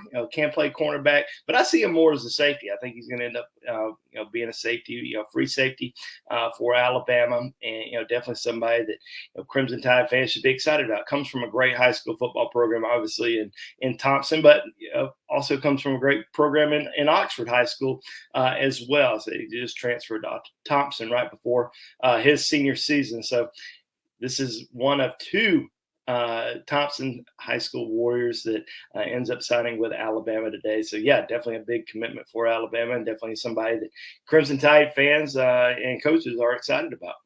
Yeah, for sure. Thompson High School starting to look like Tuscaloosa High School nowadays. A lot of signees coming out of there. And, you talk about Trequon Fegans, committed to Miami originally. What was the ultimate factor that swung him back to Alabama? Well, I think just the development, in the defensive backfield for Alabama. Once they really started making that strong push, I think it was, pretty hard for Alabama to, or pretty hard for Fegans to not look at Alabama. He made a couple trips to Tuscaloosa before he decommitted from the Hurricanes, and things weren't really going too well early on in the season for Miami. And obviously, the end of the season, Manny Diaz was fired and replaced by Mario Cristobal. This is, certainly a guy that, Alabama watched very closely, throughout his high school career. And, being an in-state kid, all about these guys, everything there is to know about them. You talk to so many coaches, people in the community, and, they liked him when he was at Oxford High School, but just wanted to see him just a little bit more. Came to camp during the summer, worked out for the Crimson Tide. And we talked about it on the show back in June. I said, Nick Saban is a big fan of Trequon, and, definitely somebody to watch moving forward. But at the time, Alabama had a few defensive back commitments. There were still several guys that they wanted to evaluate, and especially watch during this upcoming season. So he wanted to go ahead and get his commitment out of the way, so committed to Miami. But once Alabama, really decided, hey, this is a guy that we want in this class, we're going to start pushing for him. I think it was an easy decision for him to make. Yeah, Alabama landing another big DB in this class. This one's Trequon Fegans as he signs today, Bone. Thank you for breaking it down for us. All right, that was Trequon Fegans. My name is Kyle Henderson of BamaInsider.com. Thank you very much for joining us. We're trying to get to 11 a.m. as Alabama, continues to look to add a couple key targets. Now, the prospects on the left are prospects that have signed their official paperwork with the University of Alabama. Amari, Niblack, Antonio Kite, Dayne, Shor, Elijah Brown, Elijah Pritchett, Emmanuel Henderson, Isaiah Bond, Isaiah Hastings, Jake Pope, Jamarion Miller, Jeremiah Alexander, Sean Murphy, Trequon Fegans, Tyler Booker, and Ty Simpson. Those prospects are all in. Of course, we'll add the timestamp so you can watch some of our interviews and some of our breakdowns. Next up, we're going to go to a prospect by the name of Dayne Shor. Andrew Bone and Trey Hannity going to break down big offensive lineman coming to the University of Alabama. And we also have an interview that will follow up from Dayne Shor and Andrew Bone. So right now, we're going to go to kind of the breakdown of Dayne Shor, and then following that, we'll go with the one-on-one interview. Here's Dayne Shor, Andrew Bone, and Trey Hannity highlighting this new signee. Breaking news out of Alpharetta, Georgia. Dayne Shor back here. Let's try that one more time. This is all live, so there might be small little hiccups or whatever, but we don't stress. We stay calm like Bryce Young. Here we go. Dayne Shor up next. Breaking news out of Alpharetta, Georgia. Dayne Shor is signed with the Crimson Tide. Another offensive line prospect here, another big-time signing. Let's talk about this one, Andrew, and really just talk about his commitment process, how the Tide got him to sign in this class. Yeah, Dayne is he's a very interesting prospect because he hadn't played in a couple of years. He missed his entire junior season after suffering a shoulder injury early on. I think it was right before the season when he transferred down to IMG Academy. So he really missed an entire year. And then he ends up transferring back to Alpharetta, Georgia for his senior season and got ruled, not academically, just got ruled ineligible from transferring back from IMG Academy. So he has not played in 2 football seasons. So I know that's kind of been tough on him. Now, he has been training on his own, been training with an offensive line coach, with a trainer, trying to get prepared, trying to do as much as he can to get ready for the University of Alabama, which he'll be there in January. So, he's going to have to catch up a little bit, but, Alabama took him for a reason. I mean, he's got the size, he's got the talent. I mean, he's got, he's a bigger kid, so he's 6'5", and I think he's a guy that can play on the interior. He probably wants to play. I feel like every kid who's an offensive lineman who's 6'5" plus, they all want to play tackle, but some of these guys got to play guard. Now, I think Dayne Shor is one of these guys that can come in and play guard, can add some really good depth to Alabama's team, and once he kind of gets into the system, starts training a little bit more the Alabama offensive line coaches and working with the strength and conditioning coaches, he's going to have a chance. Now, it may take a little while just because he's been out of football for the last couple of years, but he's going to have a chance. And this is somebody that Alabama wanted to take a chance on. I think he's got a chance to, be a good player down the road. Yeah, for sure. And, really interesting story here. Like you said, taking 2 years off from football. Did that scare Nick Saban and his coaching staff at all through his commitment process? And, how did that kind of affect Alabama's ultimate decision to give him the offer?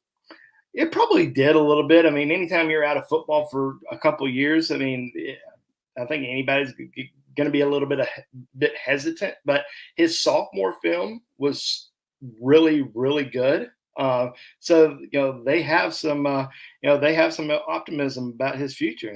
I think watching his film, being able to see him in person, and then he ends up coming down to Tuscaloosa back in June, worked out for the coaches during his official visit, did a little bit of a private workout. If they didn't think he was good enough, they wouldn't have said, "Hey, you have an opportunity to commit here. You have the green light. Go ahead and commit." That's what he did. So, I would not question Nick Saban ever when it comes to recruiting players. I mean, even though we haven't had a chance to see him, Nick Saban has, Doug Marrone has. They made a green light decision on him, and I think he's got a chance to, like I said, he's going to have this opportunity over the course of the next couple of years to really develop into a good player. This player is going to be a fun one to watch. At his time, really just getting back into the game of football here, and no doubting Nick Saban at BamaInsider.com. We trust in the process here. Dayne Shor out of Alpharetta, Georgia. All right, we have Dayne Shor. Let me get myself back on the screen.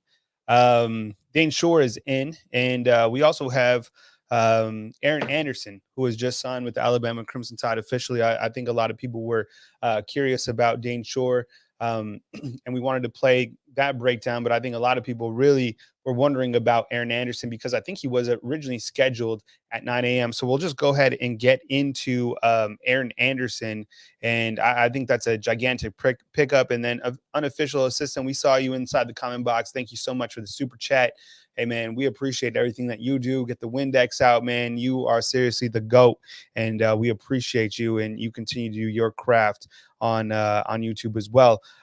Let's get to Aaron Anderson, and then we'll go to that Dayne Shor video right here on Bama Insider. Really like Aaron Anderson's highlights. Here we go with Aaron Anderson, a breakdown by Trey Yanity and Andrew Bone.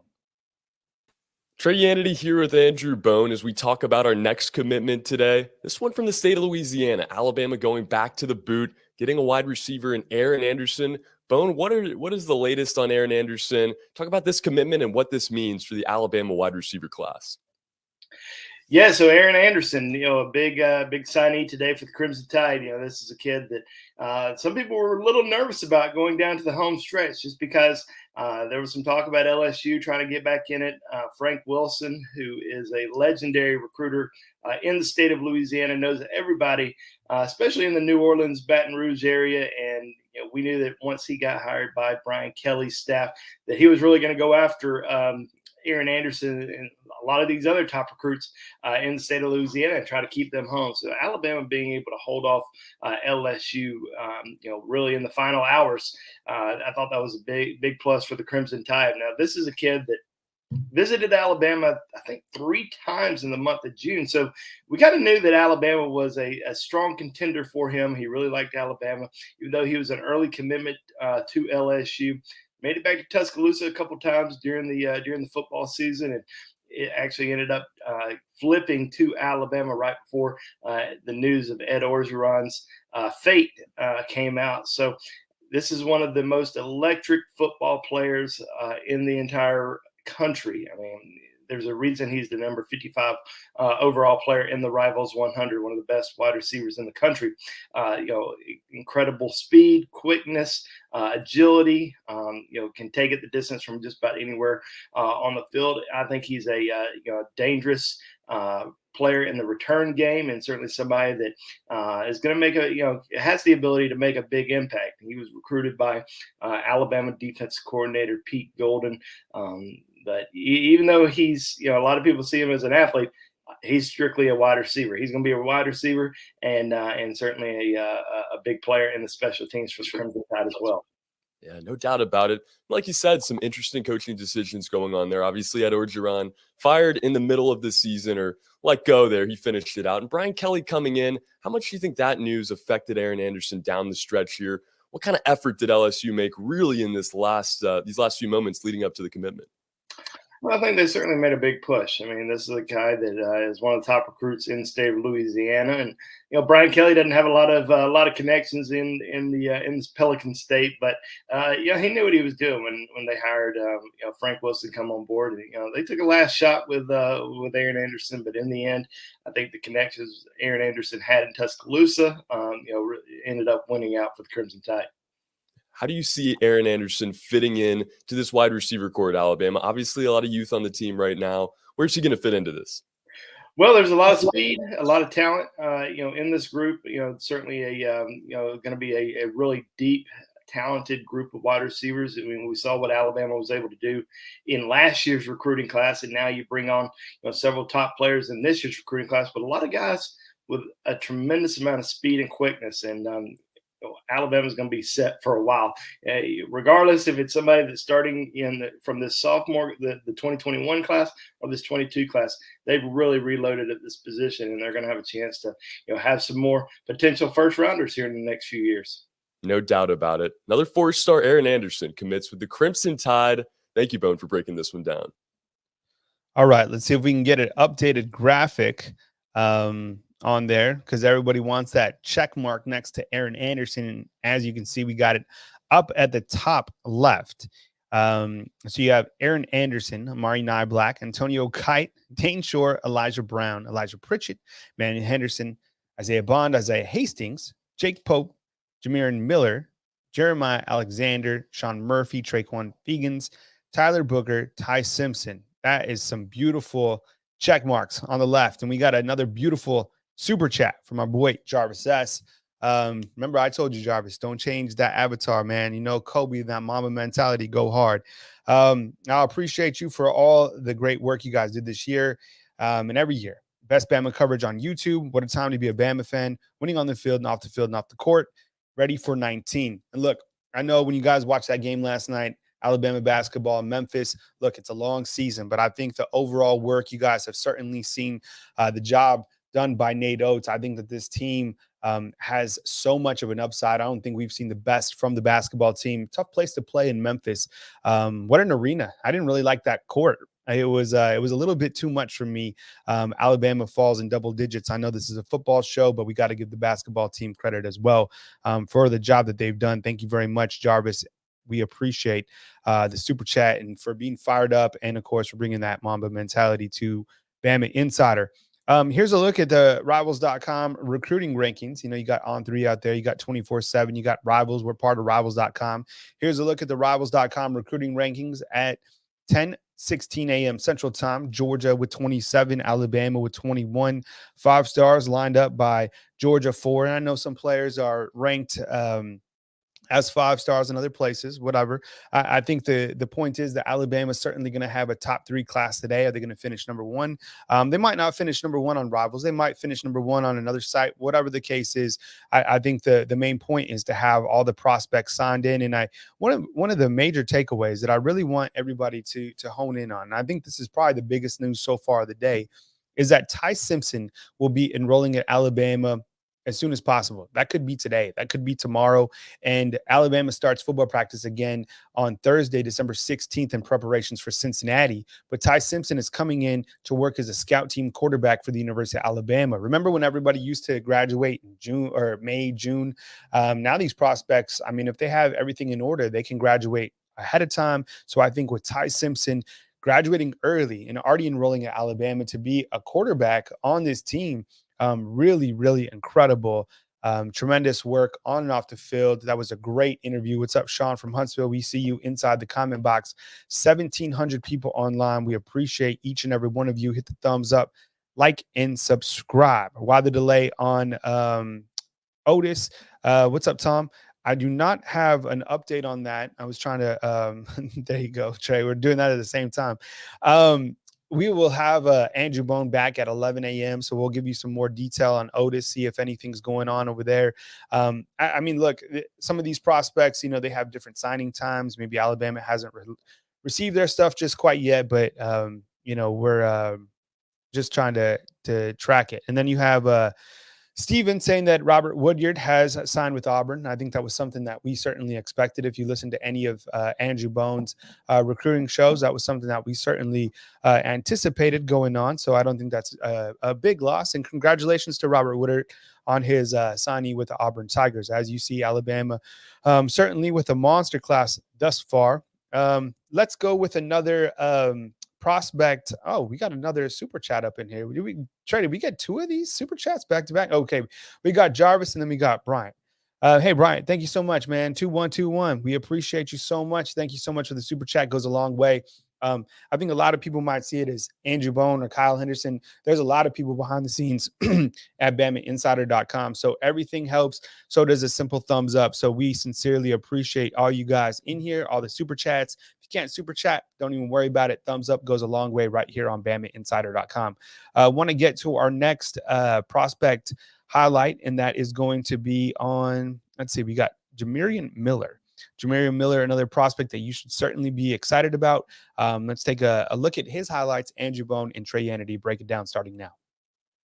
Back here with our next signing. This one out of the state of Texas. From Tyler, it's Jamarion Miller, the running back. What do we need to know about Jamarion Miller? How did the Crimson Tide end up getting Miller to sign with this class? Well, a lot of work. I mean, this was a guy that they targeted very early in the recruiting process.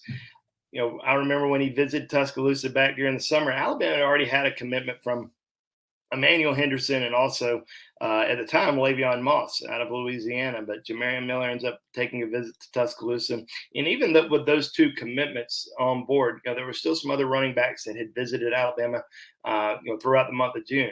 Branson Robinson, Nicholas Singleton, Jamarion Miller, and all I kept hearing about was Alabama really, really wanted Jamarion Miller. That was the guy that they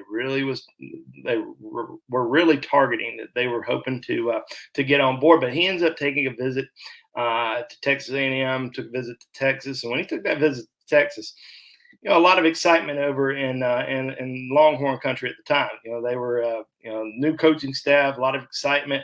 They were getting a lot of top players committed, and he decided to jump on board. I mean, this was an in-state kid and one of the top running backs in the country. So he ends up committing to Texas, but Alabama was still there. They were still recruiting him behind the scenes. He still said that he was going to take an official visit to Alabama at some point, and he ends up making that official visit to Alabama in late October, and kind of tried to keep it quiet. Didn't really want anybody to know that he was taking that visit. Didn't really want Texas to know. Of course, it's kind of hard to do. And when you're a top recruit, you're on campus. When you're on the sideline before a game, you have all these different. Let me tell you something. You could probably go to some schools and fans will see you and not know who you are and don't really care because they're not going to go on a message board. But this is the University of Alabama. This is SEC country. This is a passionate fan base that these guys, a lot of these players or a lot of these fans, live on social media. They live on the message boards. They're going to see you there. They're going to post it. They're going to get excited. They're going to ask you for autographs. They're going to ask you for pictures. They're going to do all this kind of stuff. So when people saw Jamarion Miller in Tuscaloosa, I mean, it kind of spread like wildfire. He still wouldn't really talk about the trip to Tuscaloosa, but we had heard through the grapevine that his family really liked Alabama a lot. He really liked Alabama. It was just kind of how was he going to do this? How was he going to flip from Texas to the Crimson Tide? And it happened on Thanksgiving Day, after I think everybody was, pretty full with their, second or third plate of their Thanksgiving meal. He ends up flipping to the Crimson Tide. So this is a great pickup for Alabama. Reminds me a little bit of Mark Ingram coming out of high school. People ask me all the time, when is Alabama going to get another Derrick Henry? Well, how about another Mark Ingram? This is a physical back, a patient runner, reads the holes really well, is also really fast. I mean, he's deceptively fast because you watch his film and, he's not one of these just, boom, he's gone. I mean, he is he follows his blockers well, and just a very physical back. I mean, he's over 200 pounds, rushed for about, I think over 4,900 yards in his high school career. But he's also a 10-7, 100-meter guy. I mean, that goes along with what we keep talking about with this recruiting class. Just a lot of speed, a lot of talent, and, this is a great pickup for Alabama. Yeah, speed kills. No doubt about it there with Jamarion Miller. And like you said, committed to his home state of Texas. That's a hard pitch to get him out of there. Alabama obviously making it happen on Thanksgiving Day. What was the ultimate factor for Jamarion Miller to flip away from the home state school and come to Alabama? Well, I think it's just, the development of the position, the success of the program. You look at all the backs in the NFL right now, but then you also look at Alabama. I mean, there's some injuries this year, and that kind of hurt Alabama, deep into the football season. So I think he sees the opportunity there to contribute early and to develop, win games. Obviously, it was just the first season for Steve Sarkisian and the Texas staff, but losing the last 6 games of the season, it was I think it was kind of tough for them. So I certainly think that helped Alabama's chances with Jamarion Miller late in the process. Yeah, they add another big signee from this 2022 class at the running back position. You make the comparisons to Mark Ingram, Derrick Henry. I think Alabama fans would take either of those, along with the rest of the running backs we've seen here in the recent history. But another big-time signee for the Crimson Tide as we continue to roll here on early signing day 2021. Oh, talk about some great highlights, man. I really like those highlights from Jamarion Miller. What's up? It's Kyle Henderson, BamaInsider.com. What's up, Shawn? We appreciate you more than you know, man. Thank you very much for all your knowledge of the game and everything that you provide to our channel right here on BamaInsider.com.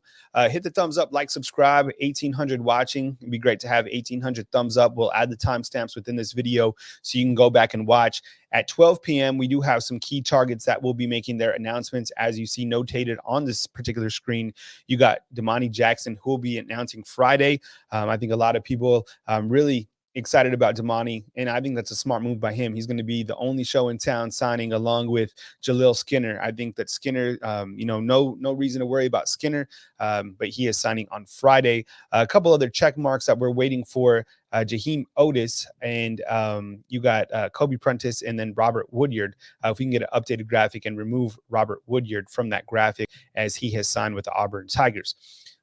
Kyle Henderson here of BamaInsider.com.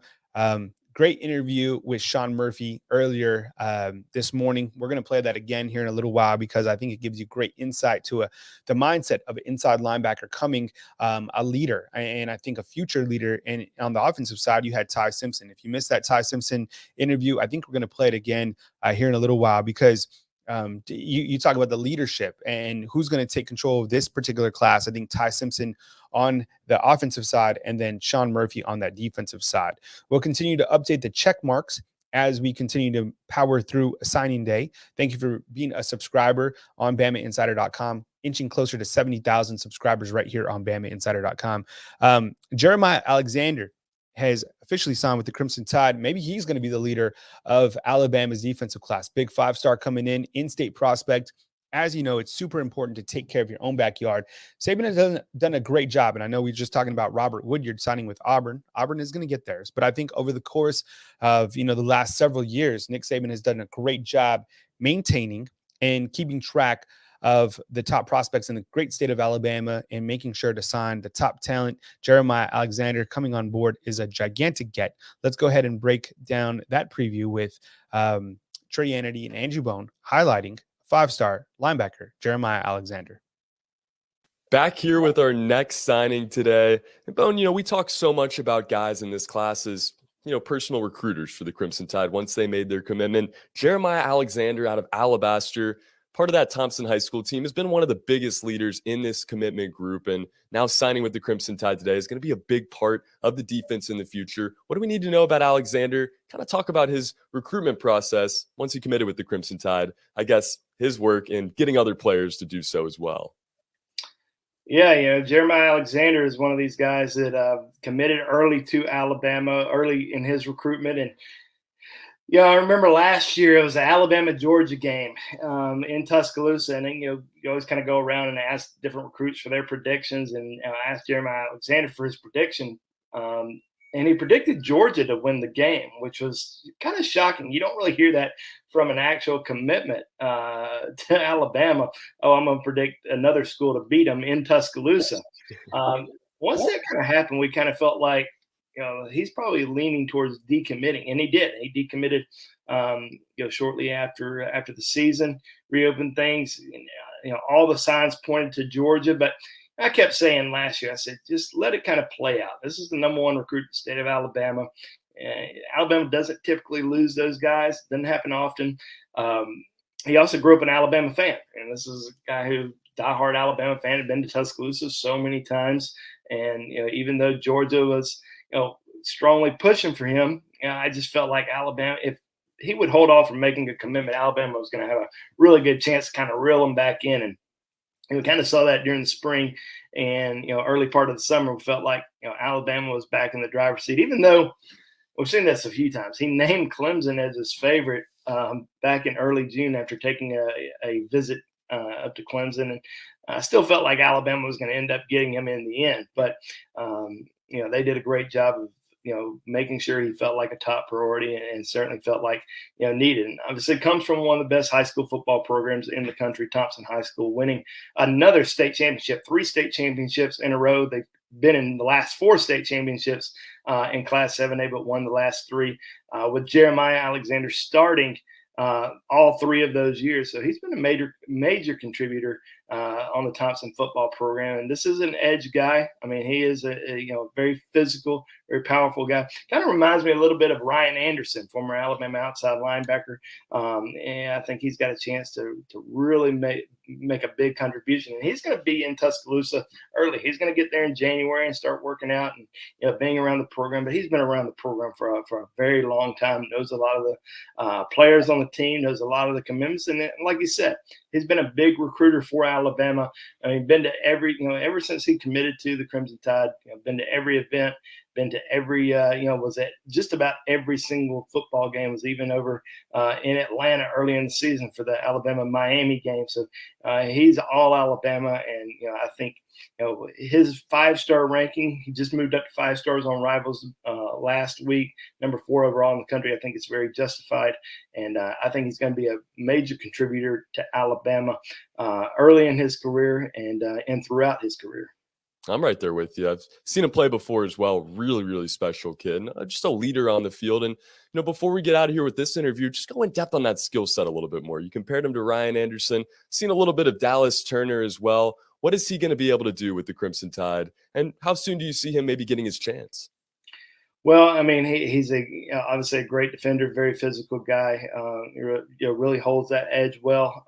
Makes big plays. I mean, he comes from one of the top defensive programs in high school football, and I think he's an outside linebacker. He's an edge rusher. He's a guy that can get in the backfield, make big plays. I mean, Alabama's recruited that outside linebacker position so well over the course of the last few years. I mean, we saw what Dallas Turner's been able to do this year, replacing Chris Allen after he got hurt. Took him a little bit to kind of come along, but now he's really, going well. And I think Jeremiah Alexander is certainly going to have that ability. Now, is he going to be a major contributor right off the bat? I don't know. But with Will Anderson probably going to be gone after next season as potentially a top 2 NFL draft pick. Him and Bryce Young may be fighting that out. Who's going to be that number 1 draft pick next year? Jeremiah could potentially come in and replace him after next year. I think he's in that similar type of role and similar type of athlete, and can have a major contribution at Alabama. Here in the near future. He certainly can. Alabama, like you said, really dominated in recruiting the outside linebacker group. Jeremiah Alexander out of Alabaster Thompson High School signing with the Crimson Tide as we continue in this early signing day 2021. All right. Welcome back, everyone. Kyle Henderson at BamaInsider.com. Thank you very much for joining us. 1,800 in the house. What's going on? We appreciate each and every one of you. Thank you very much. We have a lot to get to still throughout the day. The morning has been perfect. The green check marks indicate which prospects have officially signed with the Alabama Crimson Tide. Aaron Anderson, Amari Niblack, Antonio Kite, Dayne Shor, Elijah Brown, Elijah Pritchett, Emmanuel Henderson, Isaiah Bond, Isaiah Hastings, Jake Pope, Jamarion Miller, Jeremiah Alexander, Sean Murphy, Trequon Fegans, Tyler Booker, Ty Simpson. A lot of coverage coming your way back on BamaInsider.com. We also got Andrew Bone coming back at 11 a.m. to preview some key remaining targets at 12 p.m. And then at 4 p.m., we have Nick Saban press conference about Coach Saban talking about this year's class. Quite the class already put together. We have some great individual interviews with some prospects, Ty Simpson and Sean Murphy.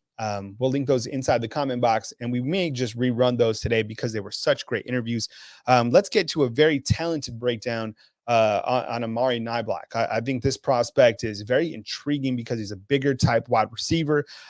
Trey Anity and Andrew Bone got together to talk about Amari Niblack. Here is that particular video. Really like what he brings to the table. Want to hear from you inside the comment box regarding a very talented wide receiver tight end that's coming to the Alabama Crimson Tide. Another signing in now as we take you down to St. Petersburg, Florida, a guy that you've seen play tight end in high school, really play all over the field. He's recruited as an athlete in this 2022 class. Amari Niblack, really fun player to watch, a guy that committed this summer. Another 4-star in this 2022 class. What are your thoughts on Niblack, his decision with the Crimson Tide, and where he's going to fit in as an athlete? Well, I think he's one of the best players in this recruiting class, no doubt about it. I remember when he first arrived in Tuscaloosa for football camp back in mid-June, and I'd heard about him, and so I went and looked at it. I'd heard that he had a really good camp, so I went to his profile page, and I think his profile page said 6'2", 197 pounds, and I'd heard he worked out at wide receiver and tight end, and like, why would a 6'2", 197-pound guy work out a little bit at tight end? Well, you end up finding out that he measured in at 6'4", 228 pounds. So he had a little bit of a growth spurt since his profile page was created. I think that profile page was probably created when he was a freshman in high school, and it just had never been updated. So hits that growth spurt, gets a little bit bigger. I think he ran a 4.55 in the 40 during Alabama's football camp. And somebody told me, they said when he walked on campus, he almost looked like Will Anderson. I mean, he was that just well put together. I think this jury's still kind of out on what position he's going to play. I think, both sides of the football would love to have him, but I do think he's an offensive guy. I think he's a major offensive weapon. He's been a big-time player for his high school this football season, and has created a lot of mismatches. I mean, there's a reason that rivals went out and saw him, when he was rated as a 3-star recruit, and now all of a sudden he's in the top 100. I mean, this is an elite player, and I think he's got a chance to really be a special offensive weapon for the Crimson Tide, whether that's lining up out wide at wide receiver, lining up in the slot, or potentially even developing into a tight end. I mean, we've seen how big he's gotten over the course of the last few years. We don't know if he's going to be, he might be 6'6", 250, by the time he's a junior at Alabama. So it's going to have to wait and see how he develops over the course of the next few years. But I do think, in my opinion, he's one of the top, 5 or 6 players in this recruiting class, and he's going to have an opportunity to really be a major contributor. But I don't think when he committed to Alabama, he had he had a lot of scholarship offers, but not a lot of schools are really pressing hard, and a lot of big schools are really pressing hard to get him. So it really benefited Alabama because they saw him, they evaluated him. And a big reason for that was because he didn't go to a lot of camps. He wasn't seen at, the Georgia football camp, the Florida football camp, the Texas or wherever else, whatever big schools you want to name, the Michigan camp, whatever it is, Ohio State. He didn't go to those camps. So Alabama was very fortunate. He really only just came to their camp. They offered him, they sealed him up, and he was done deal. Kind of the same thing with Kobe Prentice. I mean, Kobe Prentice didn't go out, get seen by a lot of people. He didn't go to a lot of camps or go to 7-on-7 events or stuff like that, where his stock was, through the roof during the spring or during the summer. It happened after people went out and saw them play during their senior season and realized, hey, Alabama knows what they're doing, and you got to give them a lot of credit for waiting until the summer. We saw a lot of schools offering and taking commitments early in the process. Alabama waited; they wanted to wait until the summer because you didn't get a chance to see a lot of these guys for the last year. You wanted to wait and evaluate these guys in person before you made a firm, committable offer. That's what they did with a lot of these guys, and they hit an absolute grand slam in Amari Niblack. Yeah, and obviously, waiting meant 2 extra inches and about 50 more pounds, so it works out there. That's why eat your vegetables if we have any young viewers here. If we have adults as well, we want everybody healthy at BamaInsider.com. And like you said, a really, really explosive player here. Drew Savoda has had a lot of success getting guys like this to come in. Talk about his efforts, this coaching staff as a whole, and being able to get so many talented tight ends, really just athletes on the offensive side of the football.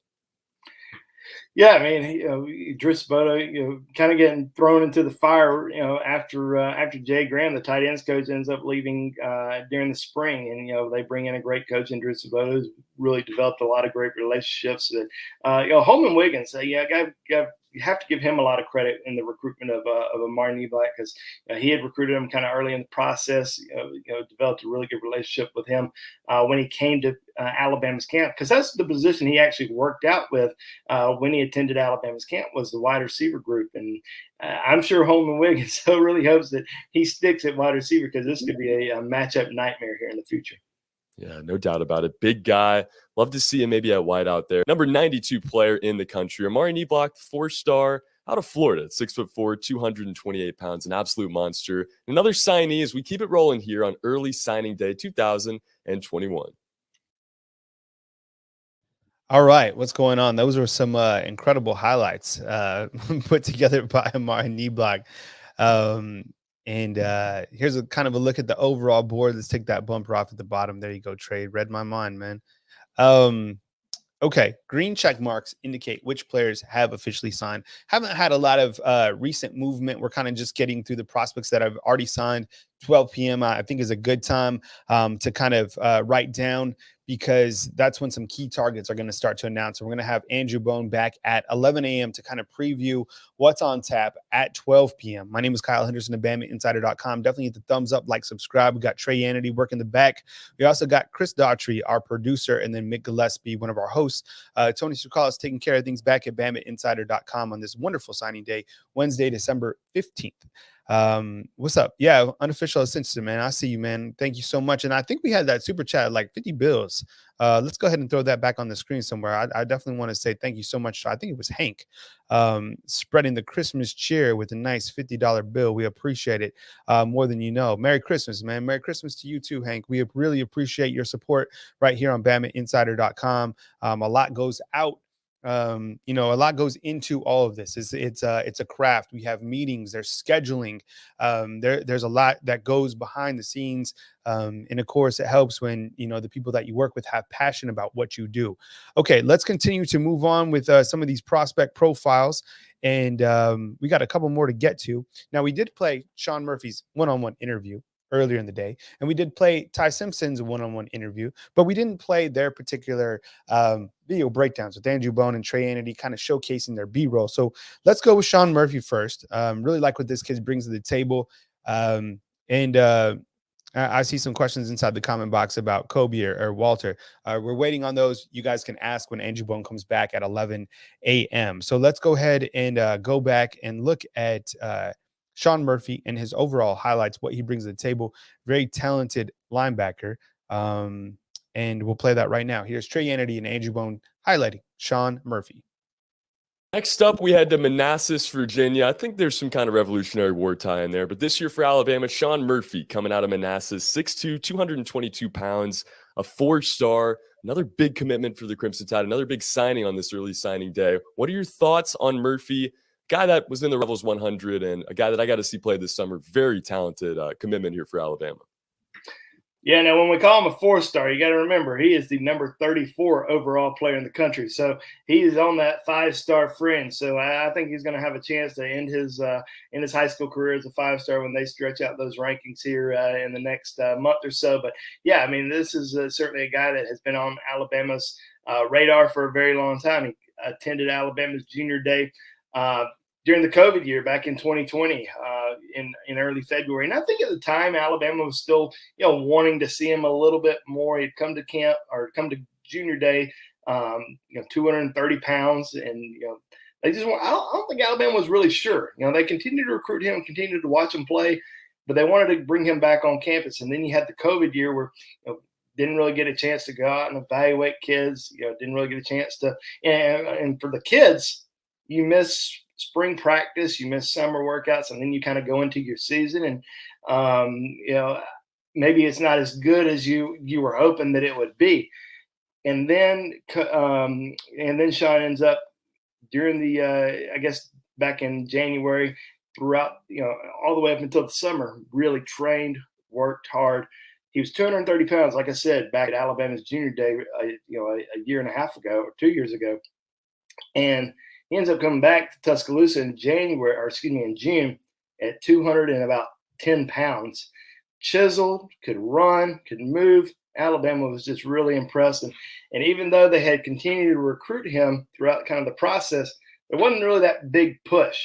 And then they started making that really, really big push for him, in the summer, and ends up committing to Alabama in I guess it was in June, in July.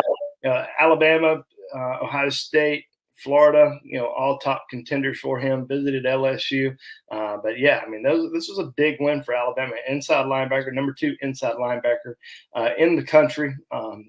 This is a guy who just won the high school Butkus Award, given to the nation's top high school linebacker, and this is a big pickup for Alabama. He's also enrolling early, so he's going to get there in January, start training, start getting ready, and certainly add some great depth to that Alabama linebacker room. Now, the linebacker group maybe hasn't been the high point on the Crimson Tide these last few years, and Shawn Murphy, one of the best linebackers in the country right now. How much is he going to mean to this group right away when he gets to Tuscaloosa with that early enrollment there?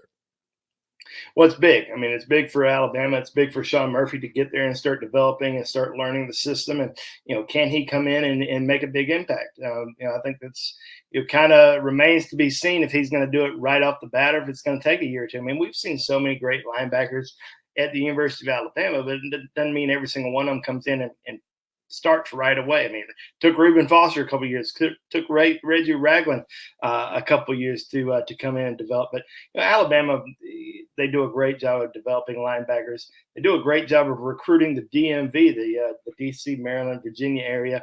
This is another elite kid from the area that they're extremely excited about, and a lot of those guys come in and make a big impact at Alabama. Yeah, no doubt about it. 43 offers for Shawn Murphy. He signs with the Crimson Tide today. Don't go anywhere. We're going to have some more signings coming up. But Shawn Murphy, a 4-star out of Virginia, signs up with the Crimson Tide. All right, that was some great intel on Shawn Murphy. Here's a look at the big board right here on BamaInsider.com. I just read some crazy news. This does not pertain to Alabama football recruiting, but it is just monumental. So Pete Thamel, Yahoo Sports, is saying that Travis Hunter, the number 1 overall player in the entire country, has decided to go to Jackson State, which is just unbelievable. I mean, if you think of kind of the magnitude of it, I think, a lot of people felt that he was going to Florida State. I think Florida State kind of with some back end momentum there.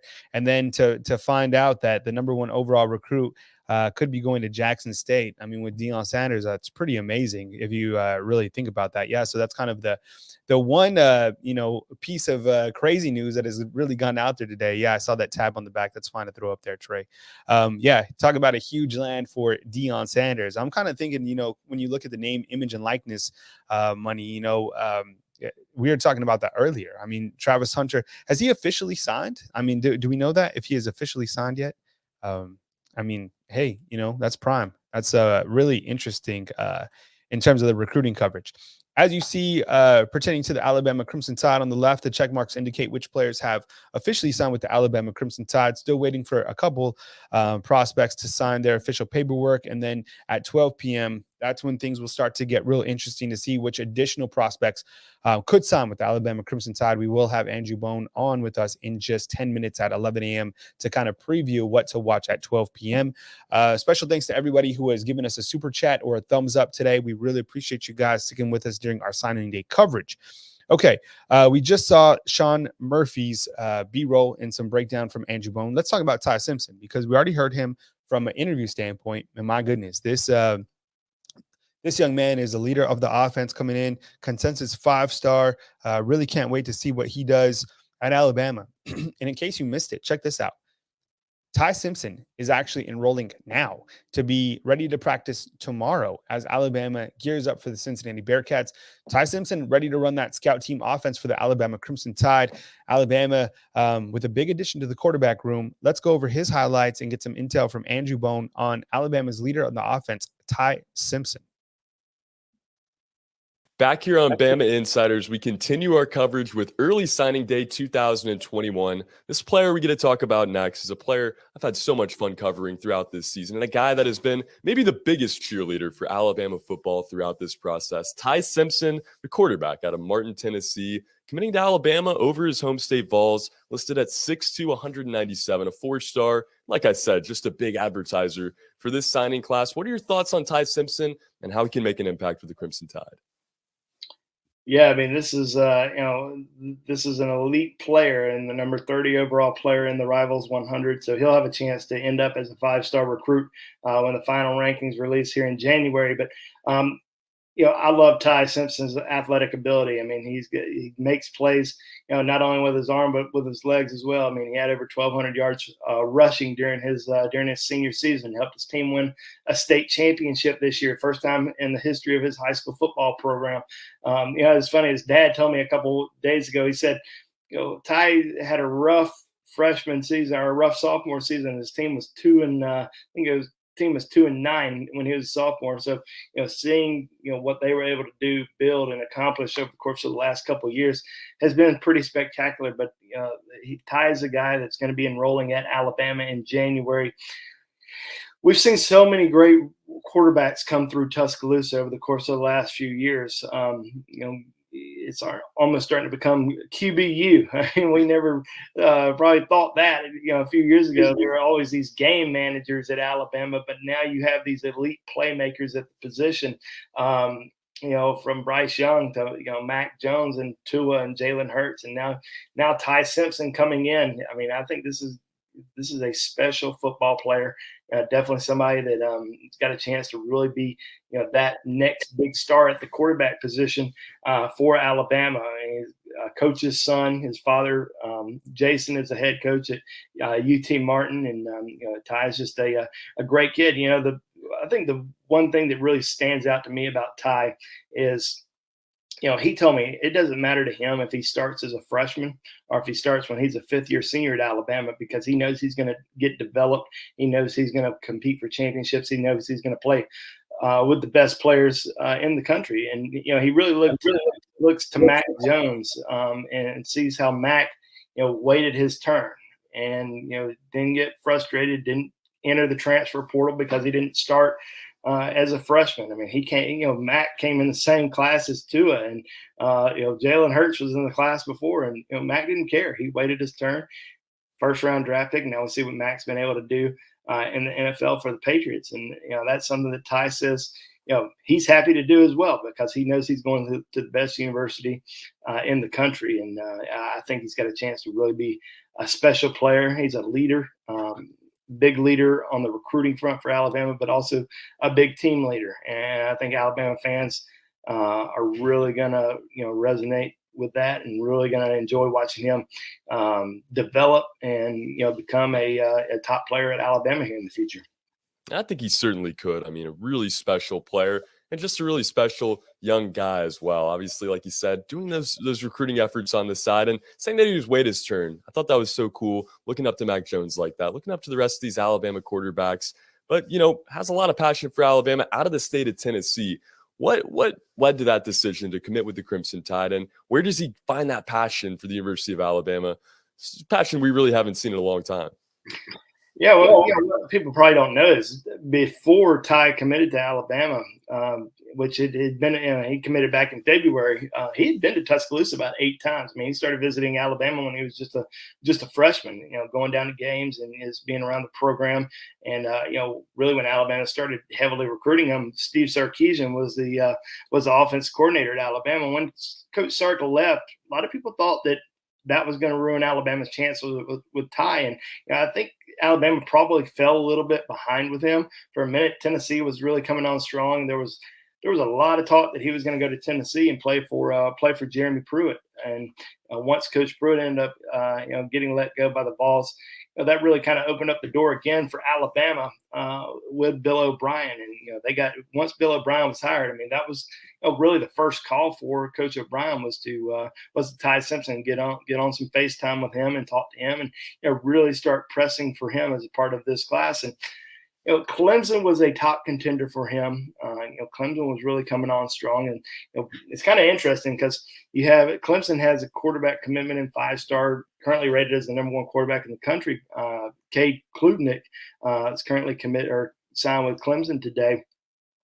Clemson actually waited before they offered him to see what was going to happen with Ty. Ty was their number one quarterback target as well.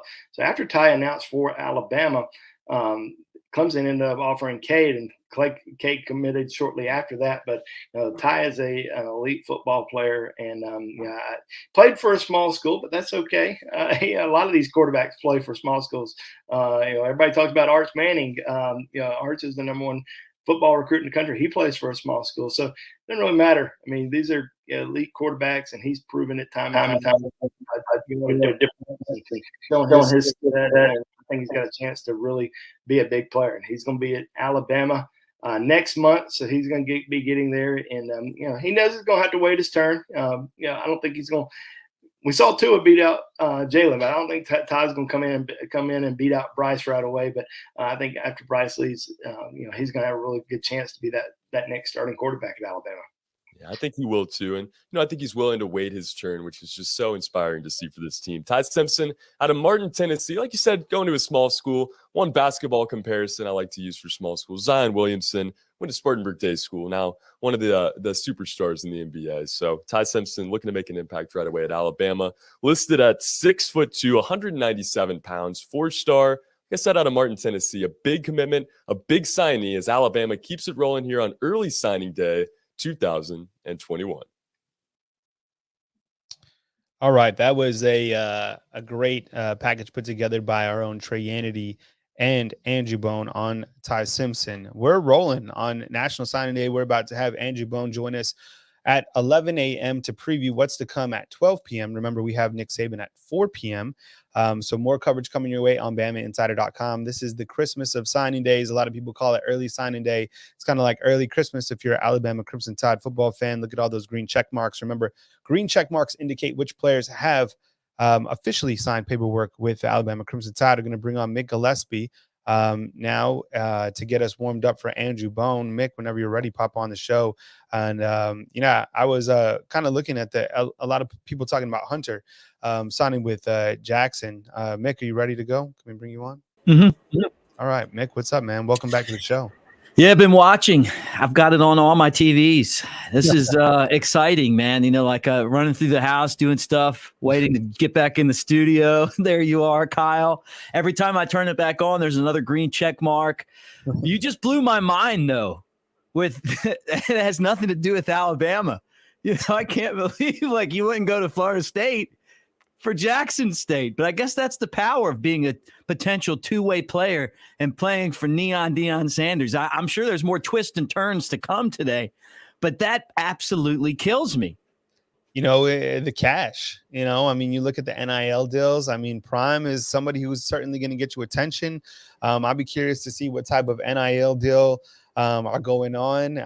This is major news that is certainly going to rock the recruiting world. Florida State, it's so crazy when you look at Florida State and kind of the trajectory. We always talk about it. Once Jimbo left, they completely dove down. I think we saw a little spark from them. They offered Norvell a 1-year kind of, extension on the contract. I think they did play better.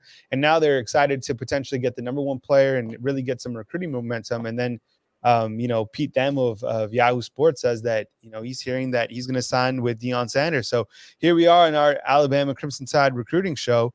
But it's Hunter and the number one prospect signing with potentially Jackson State that has caught everyone's attention.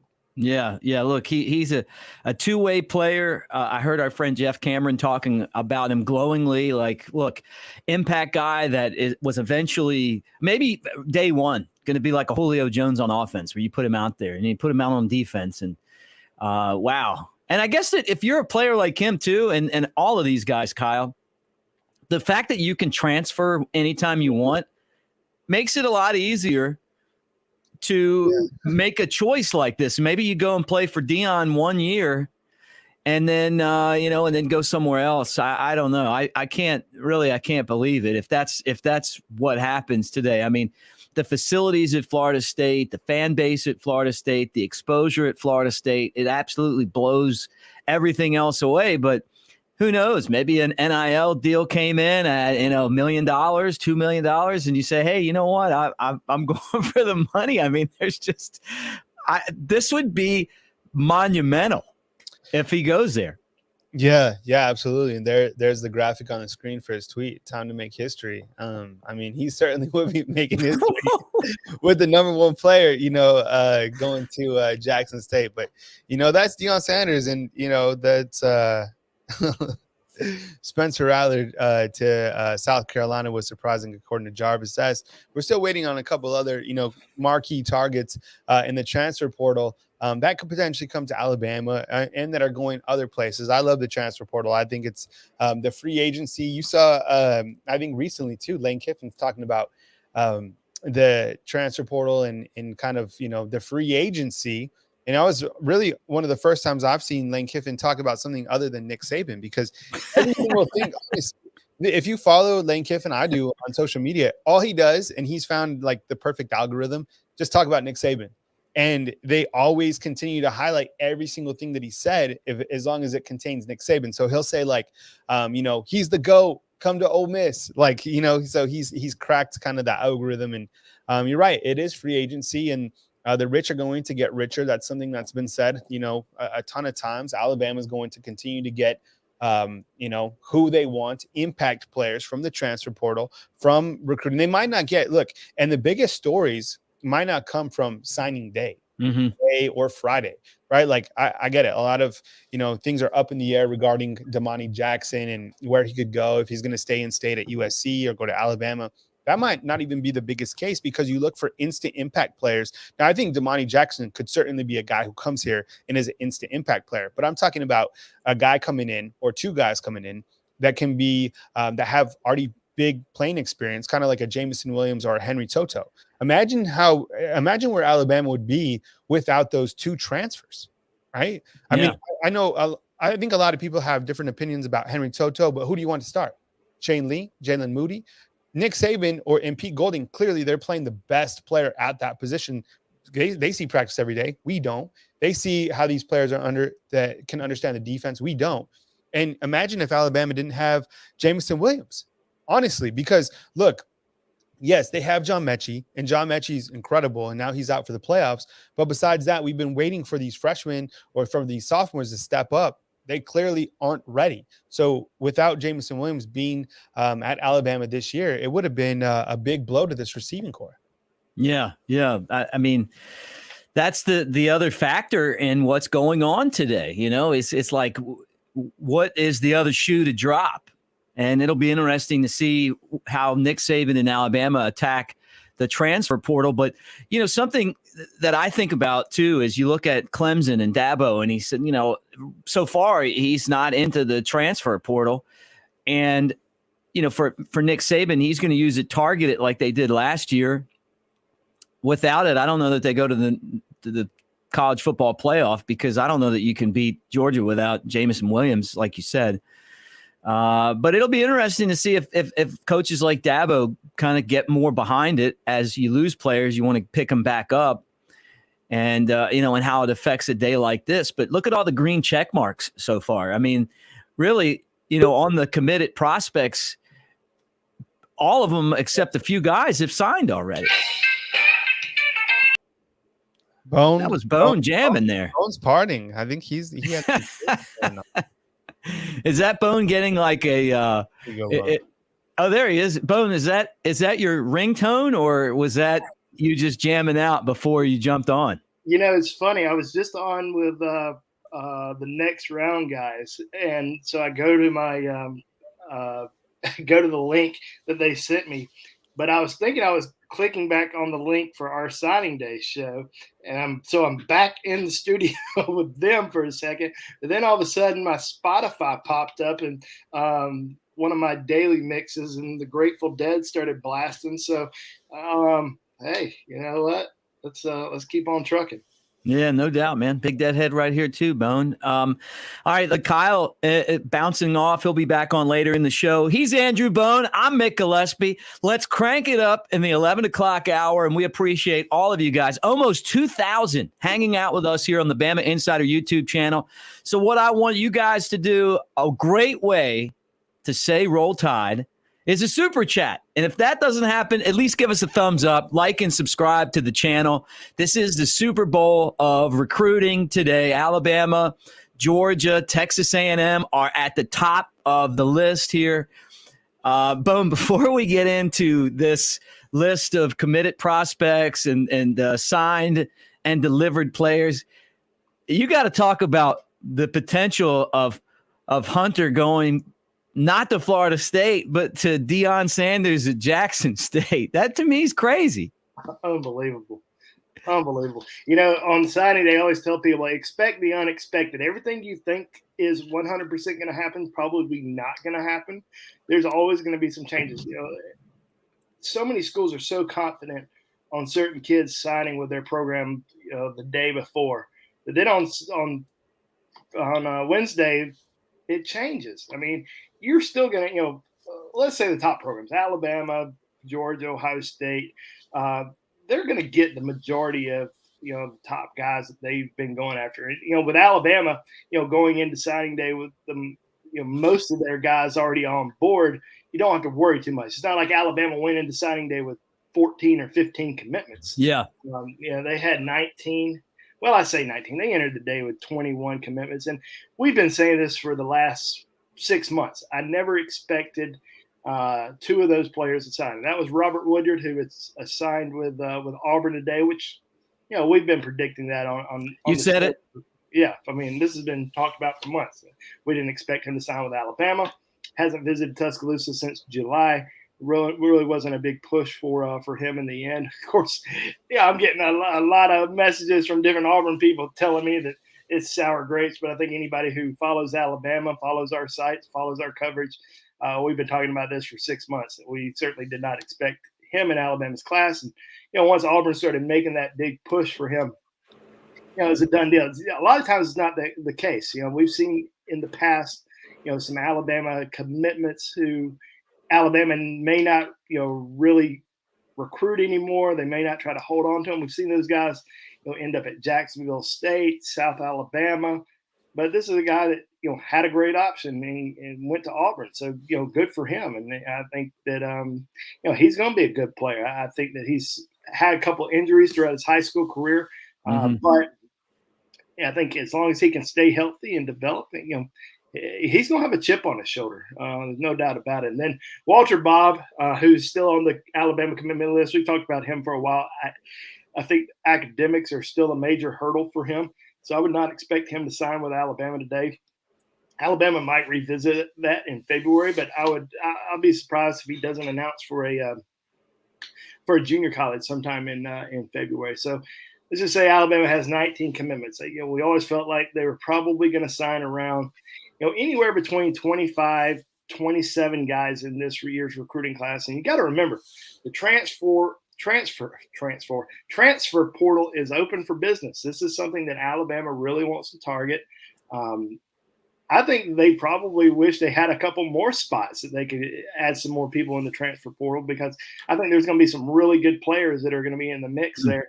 Like we saw last year with Alabama getting Henry To'oTo'o and Jameson Williams. They're going to target this transfer portal again. I think that, you got a guy like Jahmyr Gibbs, who's a big time player out of Georgia Tech that's in the portal right now, running back.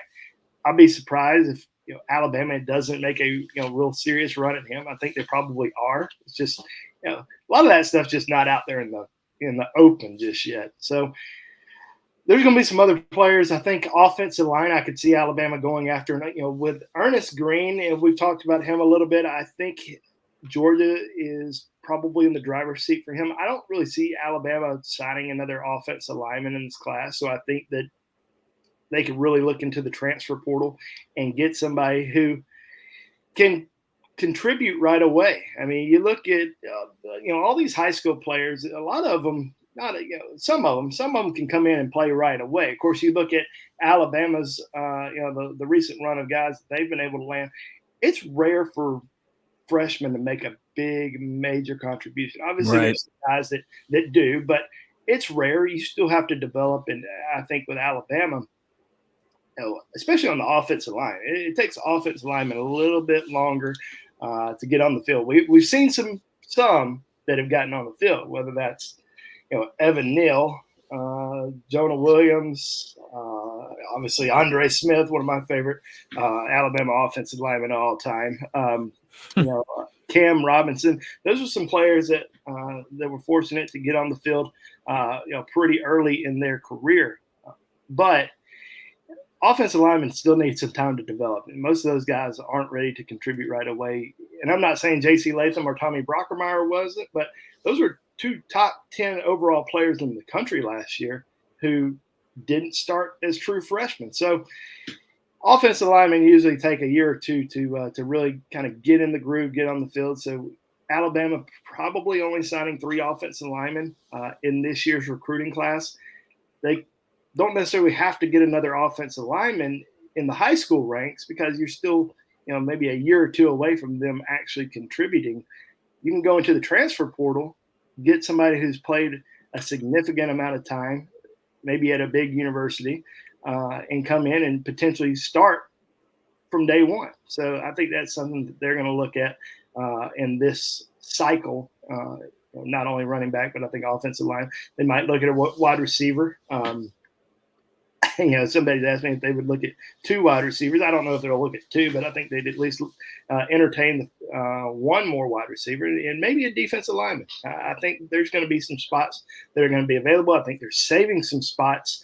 I think there's probably some guys this late in the process who they made decisions on not to pursue because of that. I think they really started to narrow it down to a few select guys this late in the process who they were going to get. Because people keep asking me, oh, Alabama, they might miss on this guy. They might miss on that guy. Where are the defensive linemen? They're going to get any more defensive line commitments? Are they going to get any more defensive back commitments, stuff like that? Who's Alabama going to replace them with? They're not necessarily going in and looking, all right, here's the list of high school players who are still available. It's not like they're going and saying, all right, let's go after this guy or that guy. He's a tier 2 guy or tier 3 guy. No, they're going to cut it off at one point, say, all right, this is how many spots we have available for the transfer portal. So they'll really start looking in the transfer portal and bringing some guys in. So if Alabama misses, even if Alabama missed on all these guys today, they're not immediately going to go and try to find a replacement in the high school ranks. They could be looking, they just mean they have more spots in the transfer portal that they're going to go after. He's Andrew Bone. I'm Mick Gillispie. Guys, as you hang out with us here on the BamaInsider YouTube channel, like and subscribe. Give us a thumbs up. Comment section. Keep throwing the comments in there. Love to see all of you guys on National Signing Day. The green check marks indicate who has signed. We're going to be here up until Nick Saban's press conference. He's going to do that at 4 o'clock. We'll have that for you as well. He'll talk about all of these new players that have just signed to play football with the Crimson Tide. Right now, Bone, are we still second behind Georgia in the up-to-date recruiting class? And maybe one of you guys can throw that on the screen. And then the other thing is, of the guys that don't have the green check marks next to them, who do you think is going to sign next? And is there anyone that we should take off of this list? Yeah, I think Kobe Prentice has an announcement this evening or a signing this evening. So I don't know. We've seen a lot of guys on this Alabama commitment list so far that have signing day ceremonies kind of throughout the day, but they've already been announced. So I'm not sure if Kobe Prentice is going to get announced before his signing day ceremony at 6 p.m. Jaleel Skinner is going to wait. We hadn't heard from Jaheim Otis yet, just because we're not sure when he's going to have his signing day ceremony. And there it is. It's official. Travis Hunter is going to Jackson State. Look, I got to tell you this. Let me throw a couple things out here. First off, I was a huge Deion Sanders fan when he was with the Cowboys as a kid. I had the Deion Sanders double star jersey. When Deion Sanders' name came up for the Florida State job, I chuckled. He had never coached anything. And I got to give the guy a lot of credit. Look, not only did he go to Jackson State, immediately he turned them into a school that caught national attention because he was their head coach, but he's done a really good job of recruiting. And the team's pretty good. And I think that one of these schools, like I thought Kansas or somewhere that hasn't gotten a lot of attention, should have really taken a long look at Coach Prime. But this right here, I don't know how he did it, but he just got he got the best player in the country on a lot of people's boards, Bone, a guy that's going to be able to play both sides of the football. I'm shocked by this. We always argue every year about who is really the number one recruit in the country. If you haven't seen Travis Hunter play, this is the number one recruit in the country. He is unbelievable. One of the absolute best athletes I have ever covered. I mean, like you said, he gets it done on both sides of the football. And you go watch some of his 7-on-7 tape, nobody could guard him. Nobody, no 5-star cornerbacks could guard him. And then he goes on the defense side. He's almost like Deion Sanders. He's that type of athlete. And, man, you got to think, these Florida State fans they're pissed right now at one of their own. Is Deion's number going to get unretired at Florida State? I've seen a lot of crazy things in recruiting. We've seen kids sign, have fake signing day ceremonies. We've seen major flips. This kind of takes the cake. I never would have. It's Deion Sanders. He's the head coach, but it's still Jackson State. You don't really, you just never see anything like this. There was a lot of talk that Travis Hunter was going to flip to Georgia late in the process, and man, this is wild. Good for him. Good for Deion, but. Is Deion going to be there next year? Because he might get a big job somewhere else. He's really selling the Jackson State program, but obviously there's a lot of recruits or a lot of college coaches who are looking at this saying, man, if he can get Travis Hunter to come to Jackson State, he can get anybody. Any school can. He can. Any major Power 5 program. It would be like shooting fish in a barrel. Yeah. Well, look, and I see in the comment section, Eric D's like he'll follow Deion. That right now, I agree with that. I think that you're going to see a lot of these commits follow the coach. Look at what Oklahoma's dealing with right now. They lose their coach to USC, and some of those players are going to follow him there to play for the Trojans instead of the Sooners, right? The world of college football is definitely different this year than it was last year as far as just the NILs and the transfer rule. It is free agency. It's unchecked free agency. There's really no guidelines, and I almost feel like the NCAA kind of has done this on purpose just to teach us all a lesson about how crazy things are going to get. But, wow, I agree with everything you just said. This guy is by far the best player in the country. It's like watching LeBron James as a high schooler play basketball. And he's a football player like that. He's unbelievable. This is a big win for Coach Prime, for Jackson State. What a major loss for Florida. How does Florida State feel right now? Devastated. They've got to be devastated. Remember they had this season opening game against Notre Dame, and it was a tight ball game, and Florida State really competed well against Notre Dame the entire game.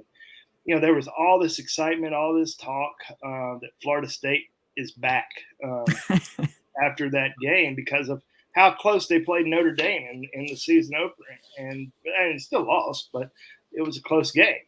And then you lose to Jacksonville State the following week. Jacksonville State has been really good in the past. They didn't have a good season this year, so they weren't very good. This wasn't a great Jacksonville State team. So, and then you see all the losses that kind of stacked up kind of throughout the rest of the season. But you lose Travis Hunter.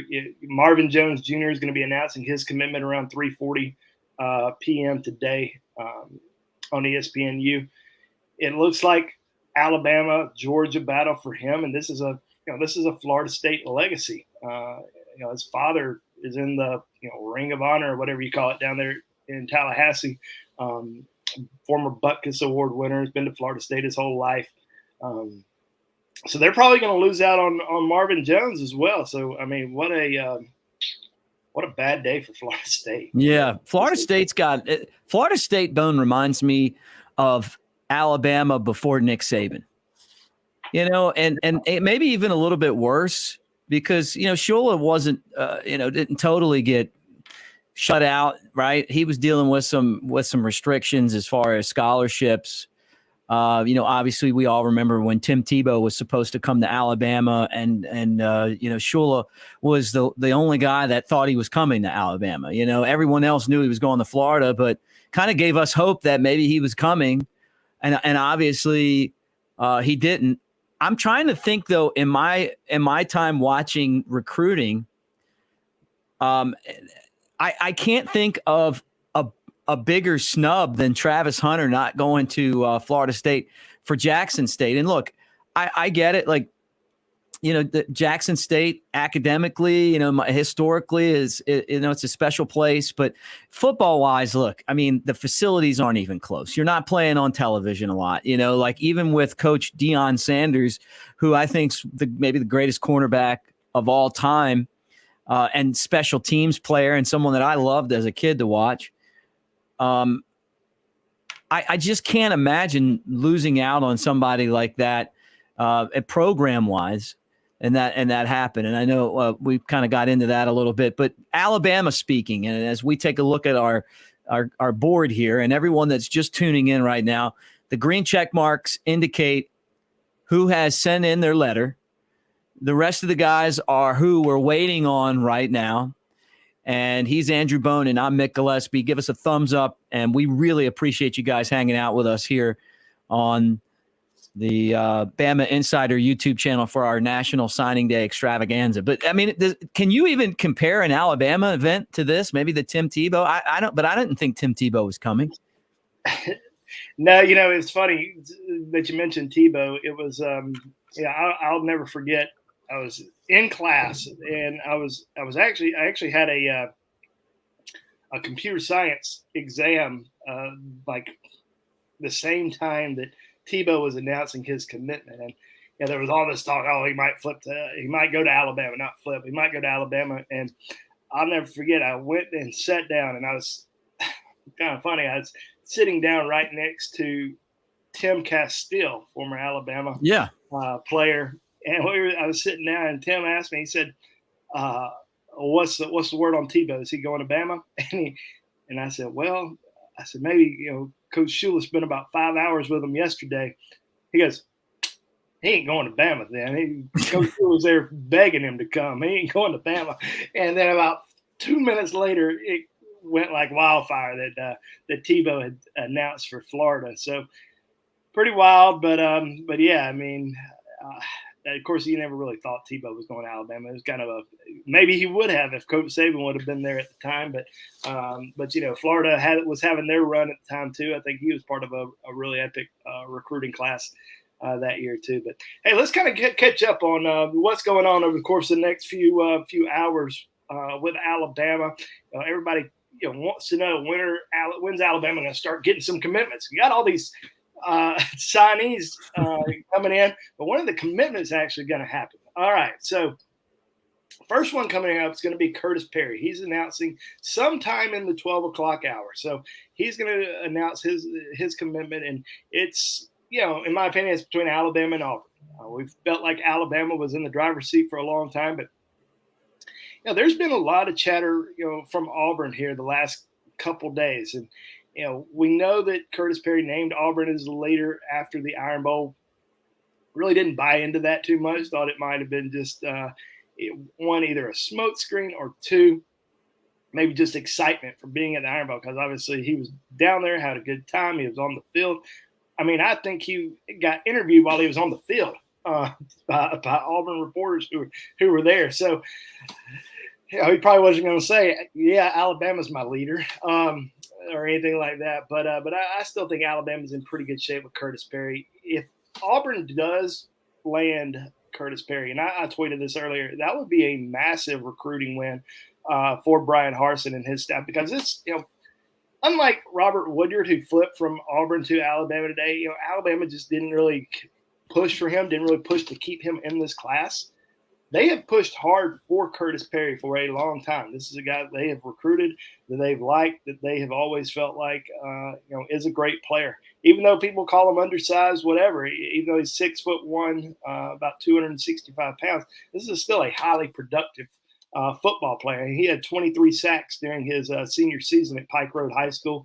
I think you get him on campus, you kind of move him around on the defensive front, kind of figure out where exactly he can play. But this is a guy who can make a major impact, and he has a high motor that never stops. He constantly lives in the backfield, and regardless of if you think you need to sign a prototypical 6'4", 285-pound defensive lineman, not all those guys can move. A lot of them are stiff, a lot of them are overweight, a lot of them don't have the technique. A lot of things you can learn, but Perry's an outstanding football player. And Brian Harsin can come in and steal this one from Nick Saban. That would be a big win for Auburn. But still predicting Alabama for Khurtiss Perry today, so we'll kind of see what happens. And then we got Shazz Preston coming up, I think around 2:05. He's going to be announcing on ESPNU. So we're going to start to see a run of announcements on ESPN this afternoon. Shazz Preston is going to be committing around 2:05. Rivals 100 wide receiver out of St. James High School in Louisiana, took an official visit to Alabama last weekend. Love Alabama's chances in landing him. LSU made a big push, late, but in the end, I think he goes to Alabama. Texas has also been in the mix. Georgia's been in the mix, but in the end, I really like Alabama's chances. And then let's see. You're looking at targets. Daylen Everett actually announced yesterday. And I don't know if I would necessarily call him a target. He visited Alabama last weekend. It was his first visit to Alabama. Alabama had not really even recruited him up to this point. So he committed to Georgia yesterday. I wouldn't really consider him much of an Alabama target anymore. Let's see. Anaya White's going to be announcing around 2:30. Really like Texas A&M for Anaya White. I think that's been the case for a very long time. Alabama did not get him to visit during the season. He took an official visit in June, and Nick Saban did not go in home last week. So when Nick Saban doesn't go in home with you, I think it's kind of an indication. They're not going. One, they're either not going to go to Alabama, or B, Alabama's not really heavily pursuing you. I think Alabama really liked Anaya White, but I also think they kind of felt like he wasn't going there. So Coach Saban probably didn't waste his time going and having an in-home visit with him last week. We got Jihaad Campbell coming up at 3:15. Outstanding outside linebacker from IMG Academy. And we've talked about him over the last few days. Made a surprise visit to Alabama this past weekend, but was only in town for one day. It was his first day visiting Alabama, and came away just blown away with everything. Decommitted from Clemson last week after Brent Venables took the head coaching job at Oklahoma. I think Alabama is in pretty good shape with Jihaad Campbell today. Going to be committing between Alabama and Texas A&M around 3:15. A couple more guys in that 3 o'clock hour that everybody's going to be watching is Earl Little Jr. and Marvin Jones Jr.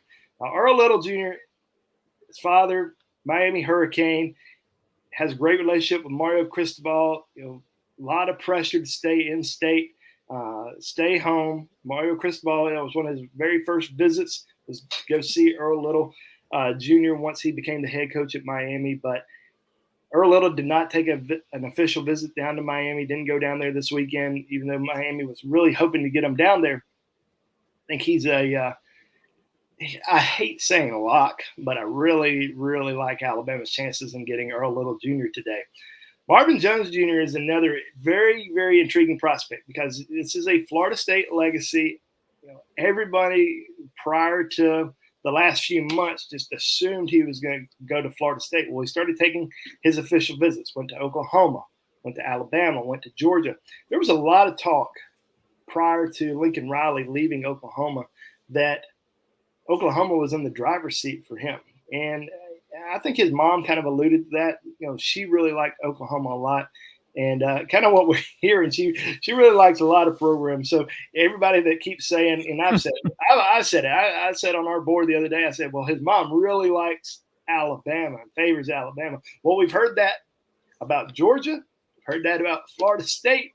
We've heard that about Oklahoma over the course of the last month. So, you just never know where things may go. I mean, there's a lot of confidence coming out of Georgia on Marvin Jones Jr., and it's been coming ever since his official visit to Georgia this past weekend. And I think it's warranted. I think he's talked to Georgia a lot over the course of the last few days. Maintain that open line of communication, which that's something that you kind of look for. Who are these recruits still talking to late in the process? And I think, with Marvin Jones, he's still talking to Georgia's. Georgia's probably feeling pretty good. But the fact is, he's still talking to other schools. He's still talking to Alabama. He's still talking to Florida State a little bit. Florida State side, probably not as confident as, let's say, the Georgia side is. I wouldn't say Alabama's confident, but they're still talking to him. And he has not – I don't think he's given any indication as to what he's going to do just yet to any staff. So it'll be an interesting announcement here around 3:40, right around the same time that Earl Little is going to be announcing. So both those guys are going to announce around the same time.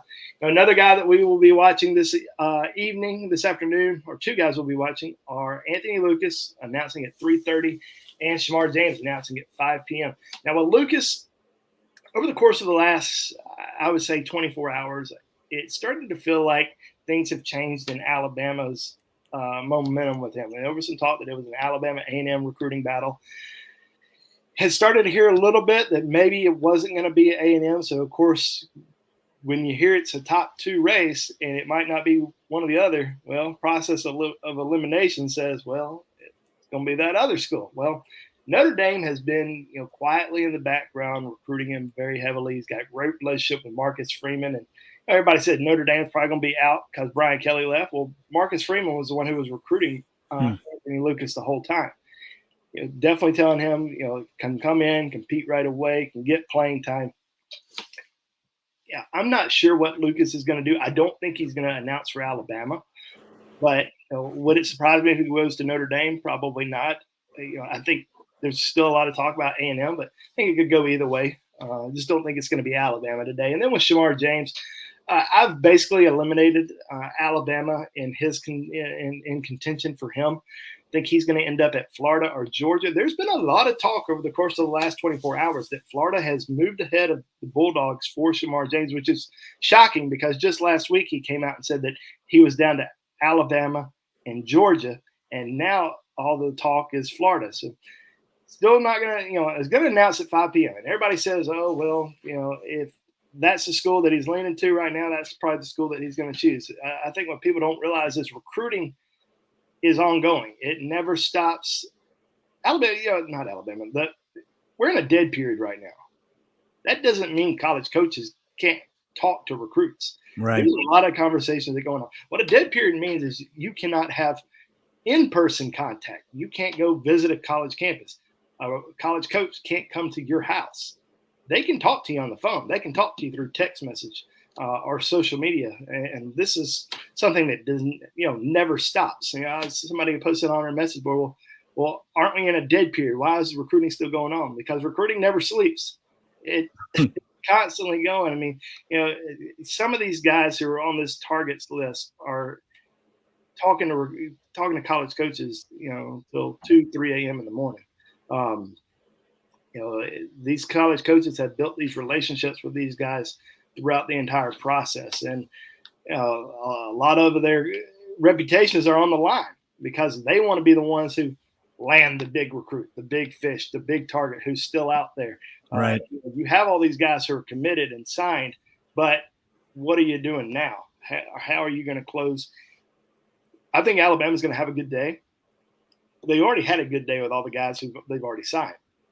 But how are they going to close these next few hours? There's about, a 4-hour time span here where things are going to get really interesting with these remaining targets.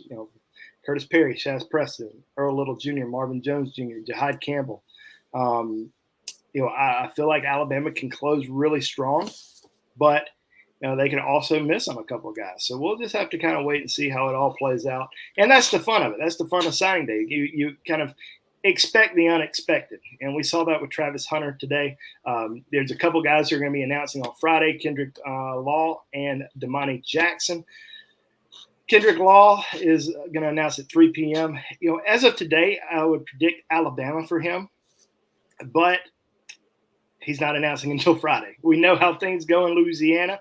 Saw that last year with Sage Ryan. He was all Alabama, and then bam, 2 days later, announces for LSU. Alabama just was able to keep Aaron Anderson, who LSU made a really strong run at. I think they're going to get Shazz Preston today. That would be two of the very best wide receivers. That's the top 2 wide receivers in Louisiana. Kendrick Law would be number 3. Did LSU really lose the top 3 receivers in Louisiana to Alabama?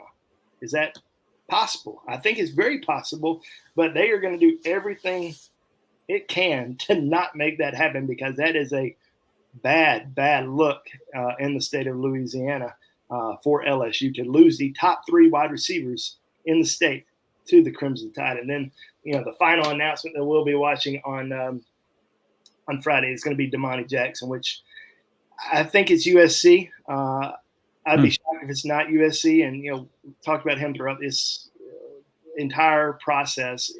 Alabama continued to recruit him even, before he committed to USC, after he committed to USC. But this is a USC guy. He grew up a big fan of the Trojans. He's always wanted to play there. It's kind of been his dream. We talked about, he talked about the development at Alabama and the relationships he's got with the Crimson Tide. And, even though there's some strong relationships there, I think the new coaching staff, has really, knocked it out of the park with him. Lincoln Riley's a big name hire. I mean, that's a big name hire for USC. So I think that he ends up going back to USC. Dante Williams, his recruiting coach throughout the whole process. There was some talk that he likely would not be retained by USC, which was really going to open up the door even more for Alabama. But hey, guess what? Lincoln Riley knew what he was doing. He's keeping Dante Williams on the staff, and I don't know if that was the ultimate factor for will be the ultimate factor for Damani Jackson, but I think it certainly helps USC's chances with him, and I predict him to USC. All right, Bone. Well, thank you for the update, and we'll keep you on retainer to come back later on in the show, and we'll see how things develop. But this has been so far a pretty exciting day for the Crimson Tide. Andrew Bone, best in the business, the guru. We'll catch up with you later. Great to see Kyle Henderson back on, the managing editor of BamaInsider. Kyle, behind the scenes back there. I see you got a smirk on your face. You're having a good time today. You're probably still laughing about Travis Hunter going to Jackson State and not Florida State, right? No, I'm not worried about that anymore. I mean, Florida State is what Florida State is, and Alabama is what Alabama is. I'm just laughing at the comment box. It's getting pretty dirty, so we're cleaning it up, and need to act right, or else you can be going to the Florida State chat. So even worse. All right, look, guys, as you hang out, before I turn things over to Kyle and come back later, let me help Kyle out, and let me do it by asking all of you guys that have made it here and haven't been kicked off for bad comments to respect each other, but have a good time on the show and in the comment section. Hey, if you want to go back and forth, that's cool. Just be respectful to the other people in there. Give us a thumbs up. Give us a super chat. We appreciate that. Look, we're working all day. This is the longest show in the history of YouTube, probably. And we're going to be on here leading up to Nick Saban at 4 o'clock when he talks to the general public, including us. We'll have that for you as Coach Saban will talk about the 2022 recruiting class, which Alabama is handling right now. So thumbs up and subscribe and hit the bell. There's, we're closing in on 2,000 of you guys. You've been steady all day long and waiting on some of these big commitments. But good to have you back, Kyle. All right. Yeah. Good to see you. So look, we got a game plan for we'll probably, kick the ball back and forth for a few more minutes, and then we got some interviews. So with current Alabama signees. So we're going to go with Tyler Booker, Andrew Bone, and Tyler Booker. It's a great interview. And then we got Dayne Shor after that. And then after that, we have Isaiah Hastings. This is a very good one because he talks about kind of the relationship that he developed with other players that are currently at Alabama playing football or basketball from Canada, and kind of the relationship that he built with those guys and how it kind of helped him sign eventually with the Alabama Crimson Tide. Then after that, we're going to pop on Sean Murphy one more time because I think that was such a great interview. And then after that, that should get us a little bit closer to that 1 p.m. window, which we are waiting for Khurtiss Perry. So that's kind of this could be a great time to just, continue to have up YouTube, go grab some lunch, and then watch these individuals catch up with Bone, and then come back at 1 p.m. As we continue to watch Khurtiss Perry. This should be an interesting one. A lot of people, now feeling that it could be, just as Bone was saying, either Auburn or Alabama for Khurtiss Perry. I know Crimson Tide would love to have him in his class. Let's throw up the graphic right now that kind of shows our big board and kind of where we're at right now before we get to our next interview with Tyler Booker. As you can see, the committed prospects on the left, and you're right. I mean, there hasn't been any surprises. I mean, these are all prospects that were scheduled to sign with Alabama. Hey, Mick, when I was gone, did he mention anything on Jaheim Otis? Did you guys talk about Jaheim? Yeah, he talked a little bit about Otis, and I guess we'll find out more later today. Okay. All right. So, and then as we've notated on this board, we have Damani Jackson, who's scheduled to announce on Friday, and then Jaleel Skinner, he will sign with Alabama on Friday as well. But overall, I mean, it's pretty much been the days that we expected. I think other than, getting the prospects in earlier, I think it's worked out pretty well for Alabama. So now kind of as we get to this midday kind of vibe, we can, kind of turn the page to see what key targets could jump on board for Alabama. And I think there's going to be a few, to be honest. So, sit back, relax, and see who else is added to this class. And again, we have Nick Saban at 4 p.m., so it'll be good to hear from the GOAT himself talk about this recruiting class as Alabama gets ready to start practice, which will be on tomorrow, December 16th, in preparations for the Cincinnati Bearcats in the Cotton Bowl. Let me know if you're going to the Cotton Bowl in the comment box. Curious to see who's making the trip to Dallas. Up next, go ahead and play this great interview with Tyler Booker, big-time commitment to the Alabama Crimson Tide. And then we'll catch up with you here in a little while right here on Bama Insider. Let me get that video file ready. I think I might load a couple of these interviews. Just give me 1 second, please. All right, what's up, Alabama fans? We are back live with Alabama Commitment. All right, this might just take me you guys might have to see a couple behind-the-scenes items real quick while I get this all set up. So we got Tyler Booker, and then we got Dayne Shor. I'm just getting these loaded. So all right, Alabama fans, we have a special guest. The workflow can be a little bit easier for us, so don't mind the live editing. There's a lot that goes on, and maybe we don't have the best process, but this is the process that we have now. And let's see. I don't think I can get that file. 1 second, Tyler Booker. Just give me a few minutes to get things organized. Mick, you can take a break, man. We'll catch up with you here in a few. Got to give my guys some time off, because otherwise, we're on here for such a long time, with all this content. But we do have these great interviews that Andrew Bone has put together. So just kind of organizing it so we can get to this next window, which will be at 1 p.m. So a couple more to add, and then we'll get ready to go. And if you guys missed this Sean Murphy interview from earlier, man, what a great young man, and I feel could be the leader of the defensive side. But as we kick things off with our interview segment, here's a great interview with Tyler Booker, big time pickup for Alabama. Great interview with Andrew Bone. Signee, Tyler Booker, IMG Academy offensive lineman. Tyler, man, how you feeling today? I feel great. I'm just glad to be able to be signed, and my dream has really come true. Now it's time to put in the work in January. But yeah, man, I feel great. What's this day mean to you? I mean, I'm sure growing up, being a football player, then going through that whole recruiting process, knowing that you're going to sign your letter of intent. The day is finally here. What does this mean for you and your family?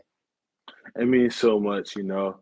It means a lot because my dad is not just a football fan, he's a football fanatic. So growing up watching all the other players sign on ESPN, that would be an event. So I remember some days, some signing days, I'll be home like right before I go off to school, or there was a delay for school because it's right around winter time where it snows a lot. My dad and I will just watch the signing day, and my dad will be like, "That's gonna be you one day. That's gonna be you one day. Picking one of those hats." I'm not gonna be picking a hat per se, but I'll sign to the school of my dreams, you know, and that's just because of their constant belief in me, how they've always made sure I had everything that I needed, and just how they raised me. And when I mean they, I'm talking about my parents. So it's just a dream come true. So you're going to Alabama, where it's a melting pot of people from all across the country, and you have some Canadians on the team. And you're coming down from Connecticut, right? Yes, sir. New Haven, Connecticut. Tell everybody where exactly you're from, how you ended up at IMG Academy. So I'm originally from New Haven, Connecticut. Tried to go and find the best football in my area my freshman year, so I ended up playing football at Bergen Catholic in New Jersey. So I spent a majority of my freshman year. I went to an all-star game in Florida, and one of the coaches knew the defensive coordinator at IMG. So I went for a camp. Everything went great. The coaches loved me on both sides of the ball, and that's how I ended up at IMG. The camp was in February, ended up at IMG in April.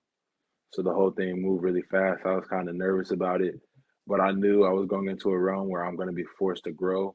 And when I said forced to grow, I mean in a good way. And I'll be around like-minded individuals who want to be great, and I'll be surrounded by greatness. And when it came down to making the decision to come to Alabama, I really felt the same way. It was not so much a case of the unknowns. It's somewhere where I'm going to have to work, somewhere where a lot is going to be expected of me. But I embrace the pressure because pressure makes diamonds. Absolutely. Yeah, I remember there's another IMG Academy lineman that you played alongside with, and he got down to IMG. He was a defensive lineman, and then he ends up moving over to the O line. Did you want to play defense? Did it matter to you? Did you want to play offense? So JC and I, we both came in as defensive tackles. And I had my heart set on defense. I have been fighting it my whole life. Ironically, shout out to Coach Stengel. Coach Stengel was my offensive line coach at Bergen Catholic. And he thought I was leaving Bergen because I was going to play defensive line at IMG, but that wasn't the case. But the last thing he said to me in his office, he said, "I don't care what that coach at IMG says. You're going to play offensive line in college." And I didn't pay him any mind. I thought he was just trying to get in my head before I left. But I guess fate has a funny way of working itself out. So I went down to IMG as a defensive lineman. Started off slow my first week, but once I picked up on the groove of things, I really started to dominate on the defensive side of the ball during spring ball. And that's when I got a majority of my offers. But a few injuries came around, so JC and I both switched over at the same time, and that's why we're so close. Switched over to offensive line at the same time. And yeah, so as soon as that season was over, that was my sophomore season.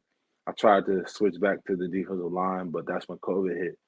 So I still did defensive line workouts, but as the rankings came out and I started talking to college coaches more often, they said that they see me more as an offensive lineman.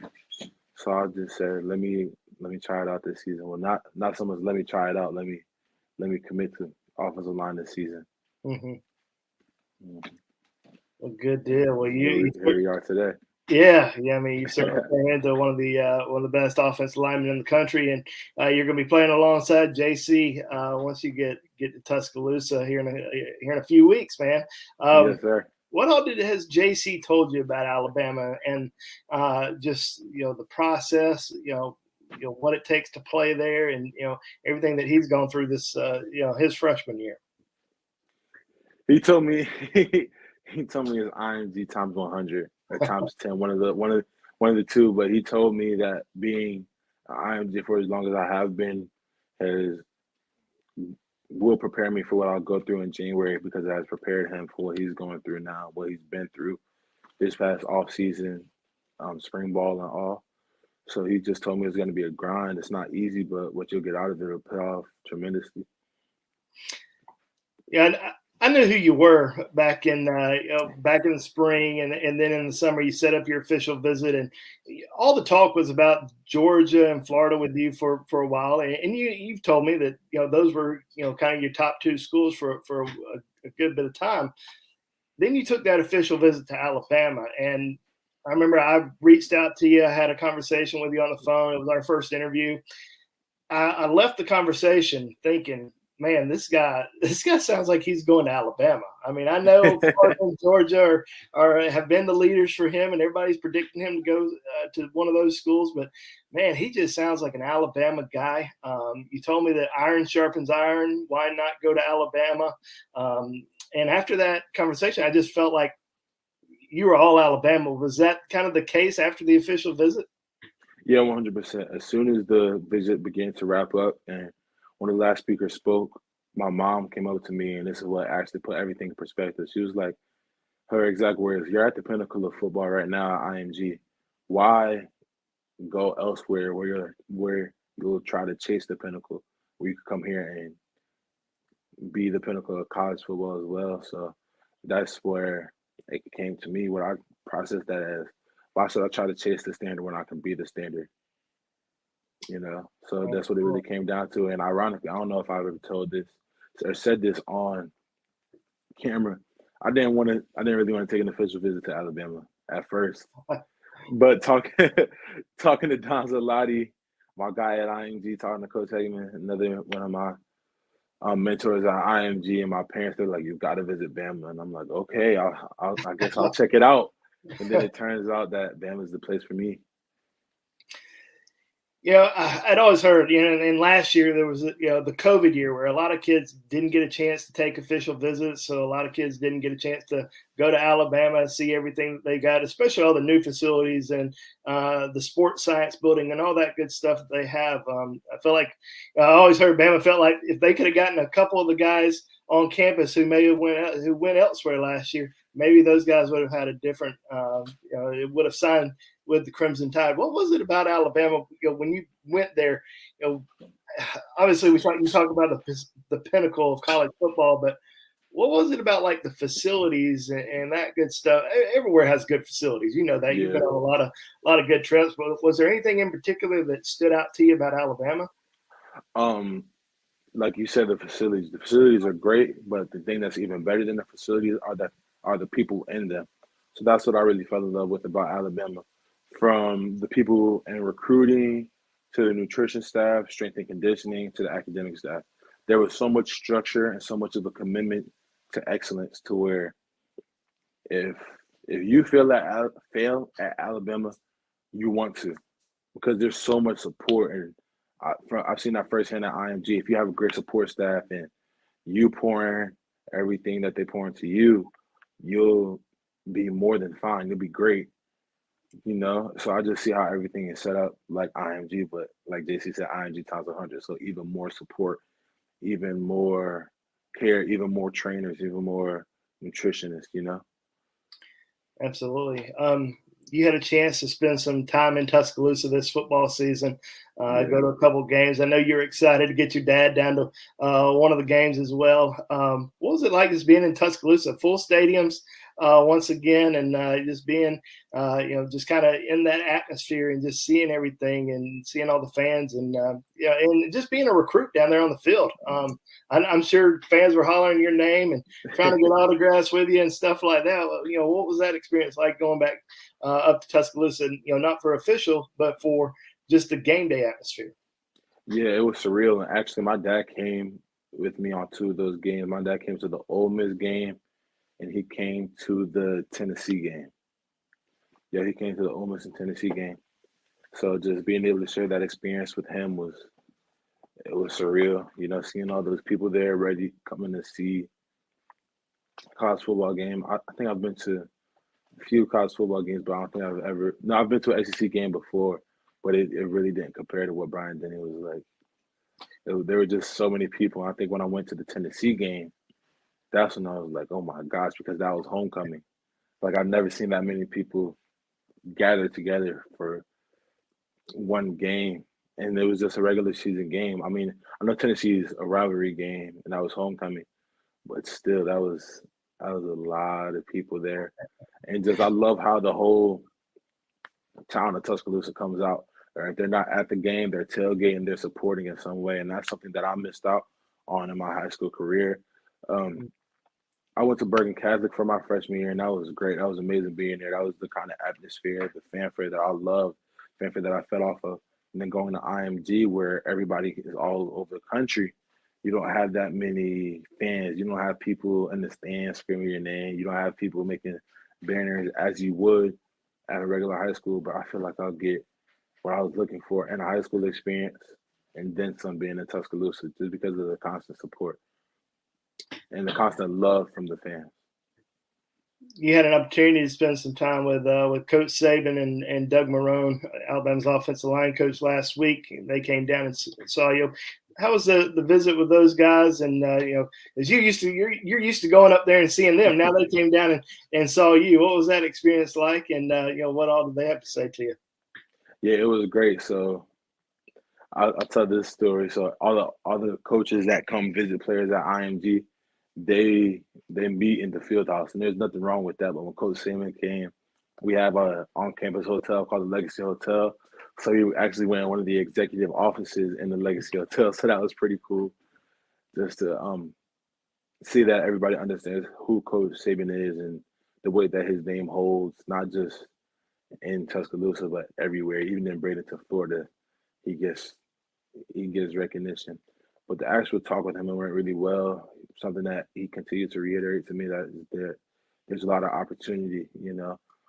He let me know that the offensive line, there's a few spots that will be open, so to say, the next coming season. So there's just up for me to take advantage of the opportunities presented to me. And Coach Marrone, he and I just have a great bond, us both being from the Northeast and going down south to be a part of football. That's real special. So we always have great talks whenever we get together. He was just talking to me about the Georgia game and how they really came together, how everybody was really focused, and how that ended up being their best game of the year. Yeah, absolutely. What does Alabama kind of see in you here in the future? I mean, have they talked to you about, position-wise, or is it up to you? Do you see yourself in a certain position? What do you want to do? Well, they see me as a tackle, but something I'm big on is the best ability is availability. So I let them know time at the time that I can play guard. I'll learn how to snap if they need me to, but they really want me to prepare at right tackle or left tackle, either at the tackle positions, because that's one of their not so strong points, position-wise this year. And I feel like that's a role that I can fill immediately. I've just been working my butt off, training almost every day to earn that spot in January and be a starter in next August. Tell Alabama fans what they are getting in Tyler Booker. Alabama fans, you're getting a leader, you're getting a motivator, you're getting somebody who's mentally flexible. And what I mean by that, there's not really an environment that can shake me. So I'm used to change. I'm going to come in being a super hard worker. I'm going to push my teammates every day. And I love y'all. I appreciate y'all, and Roll Tide. Well, good deal, man. Well, let me ask you one more question before we let you go. Yes, sir. It's like one of the best recruiting classes in the country. It seems like a lot of you guys are close. I know you have a group text with each other, and y'all are chatting every day. I know y'all been trying to recruit different guys throughout the whole season too. And I know you've been a pretty big recruiter when you've been on campus and talked to a lot of guys. But just talk about your class, man, and the bond that you have with those guys, coming in. Man, it's special. And the reason why I say it's special, everybody has that same mindset. Like, nobody's above the program. Everybody's willing to come in and work, earn their spot. And we all really get along. We're just a brotherhood. And I can't wait till we actually get on campus to grow closer. And this is how you really win championships. And that's what Coach Saban has done year after year. Bringing great classes who are compatible with one another and really just build them and have them win multiple national championships. And I'm still recruiting guys with feminists before I actually before signing day. So I'm still recruiting guys currently. Two of my IMG boys, Dayne and Jihaad. So we'll see them on Wednesday. I hope we got something in store for them. Been recruiting Amari pretty hard, Marvin Jones, Earl Little. I just want to add to this class so we can continue the legacy of having great Alabama classes and continue this national championship legacy for every class. All right. Hey, and one more question. Our final question of the night. What do you think about Alabama in the college football playoff? Oh, we're going to win it all. We're going to win it all. I don't see anybody really stopping us. I feel like something that we could work on next year is playing to our level rather than playing down to everybody else's level. You know, like we just got to come out fast. Like that Georgia game, we came out fast. We came out swinging. So I feel like once we now we know how to truly dominate and play Alabama football.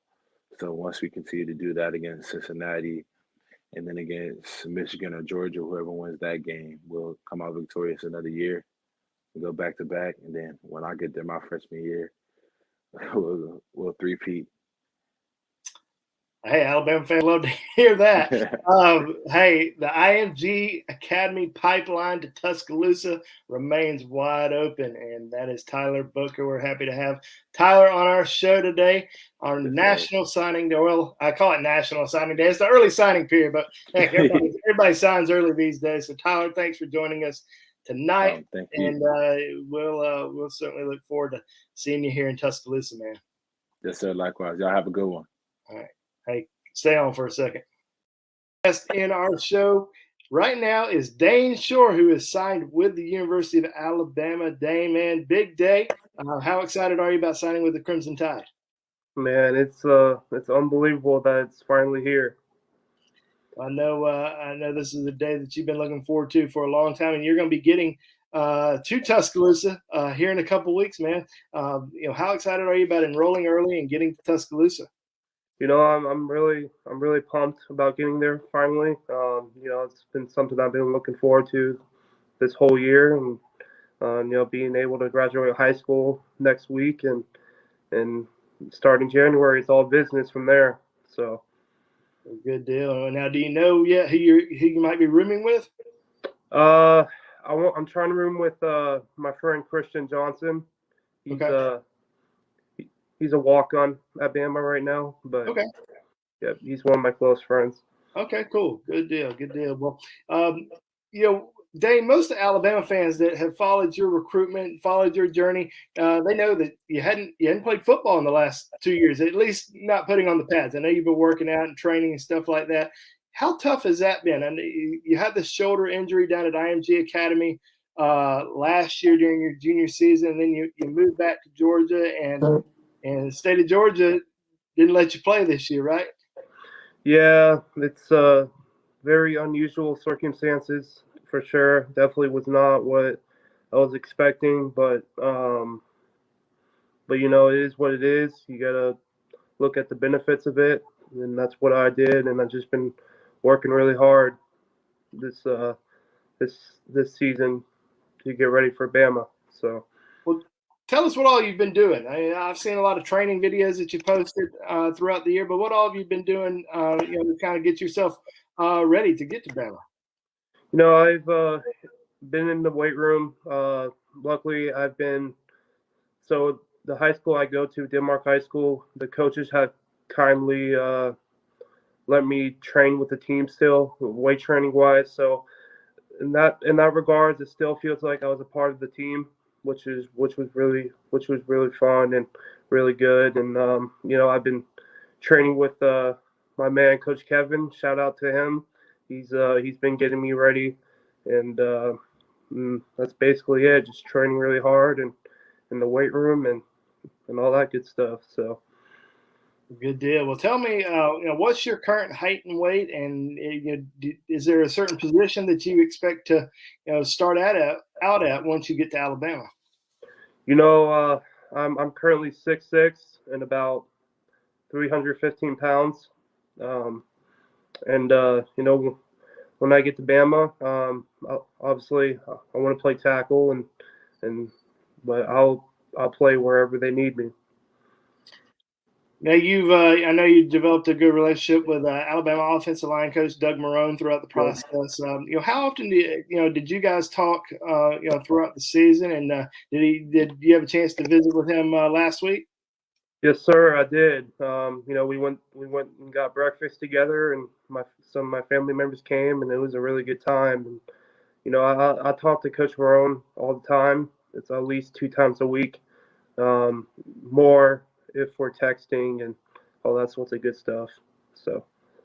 Good deal. I know you had a chance to get down to Tuscaloosa a little bit this football season. What were those visits like? Just getting back down to Alabama and just being around the team, being down on the field, being just in that overall environment. A big thing about those visits for me was not being able to play this season has been really hard, and being able to go to those game day visits and all that really put my motivation at the top, and and I was keep telling myself that that's where I'm going to be, and that was really inspiring for me to be in that environment. So. Good deal. Well, tell me, once you get to Alabama, I mean, what's your mindset? I mean, what are you wanting to really, focus in on? Try to improve in your game once you get to Tuscaloosa. Obviously, you want to get back in good football shape. So, what's that mindset going in? My mindset is just to absolutely dominate when I get there. My plan is to have a breakout year as soon as I get there, and I'm work my hardest to have that, not be able to play for quite some time now. It's,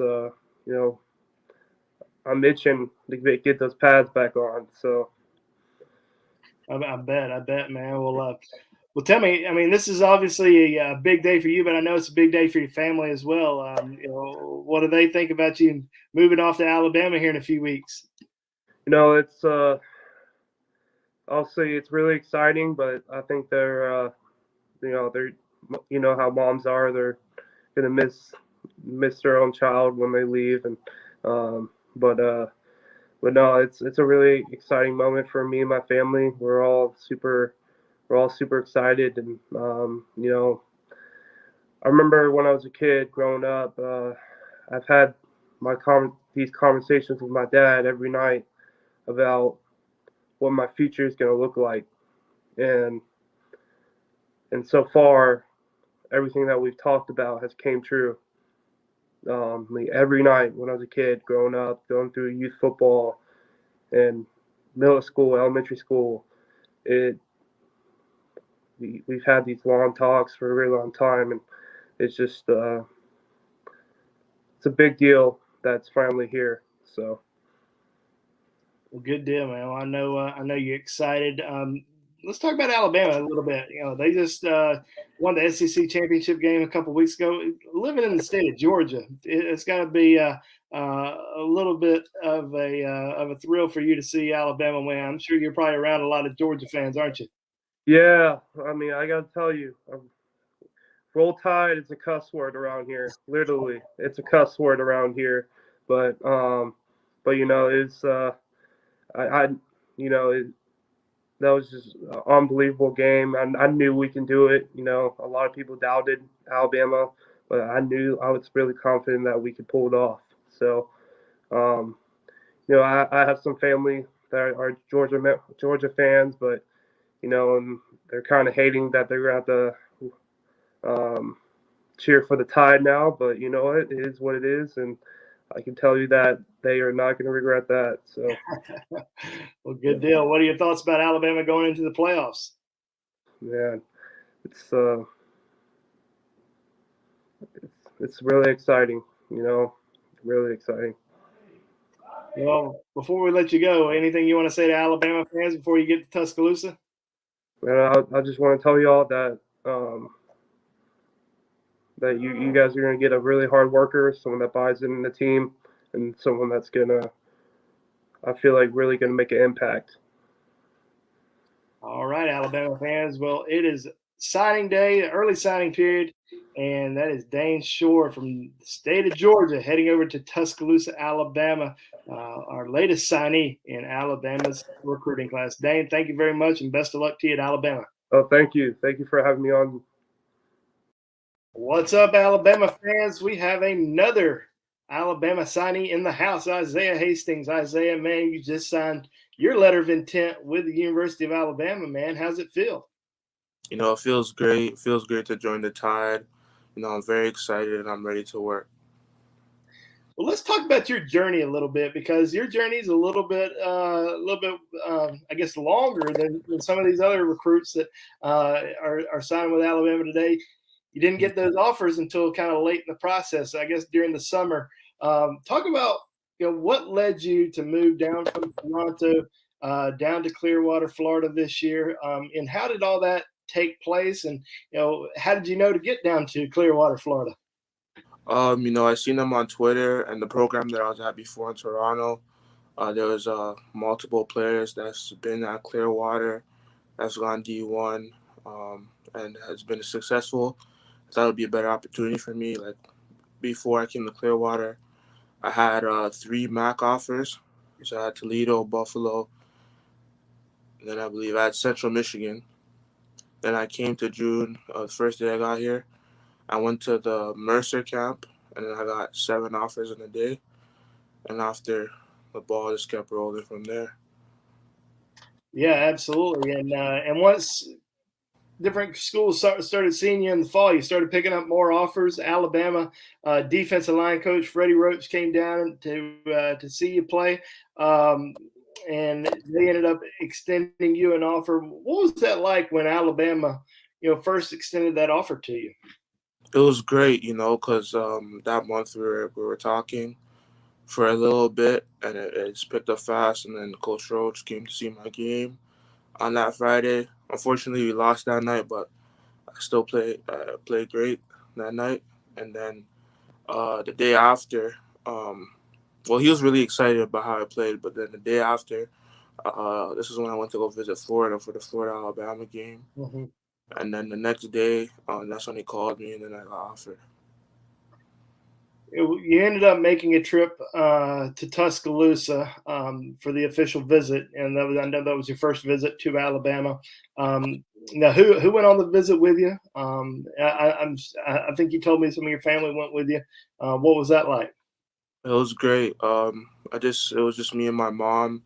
She really enjoyed it. Really family at home feeling there, and got great vibes from there. You went down to the Alabama-Florida game in Gainesville, and then you went up to Tuscaloosa. What was that whole experience like in terms of just being in the stadium and seeing the crowds and seeing all the fans and just being down on the field pregame, just watching the warm-ups and stuff like that? It was great. It was a great atmosphere. Seeing the players warm up, I could actually see myself playing there. So yeah, it was great overall.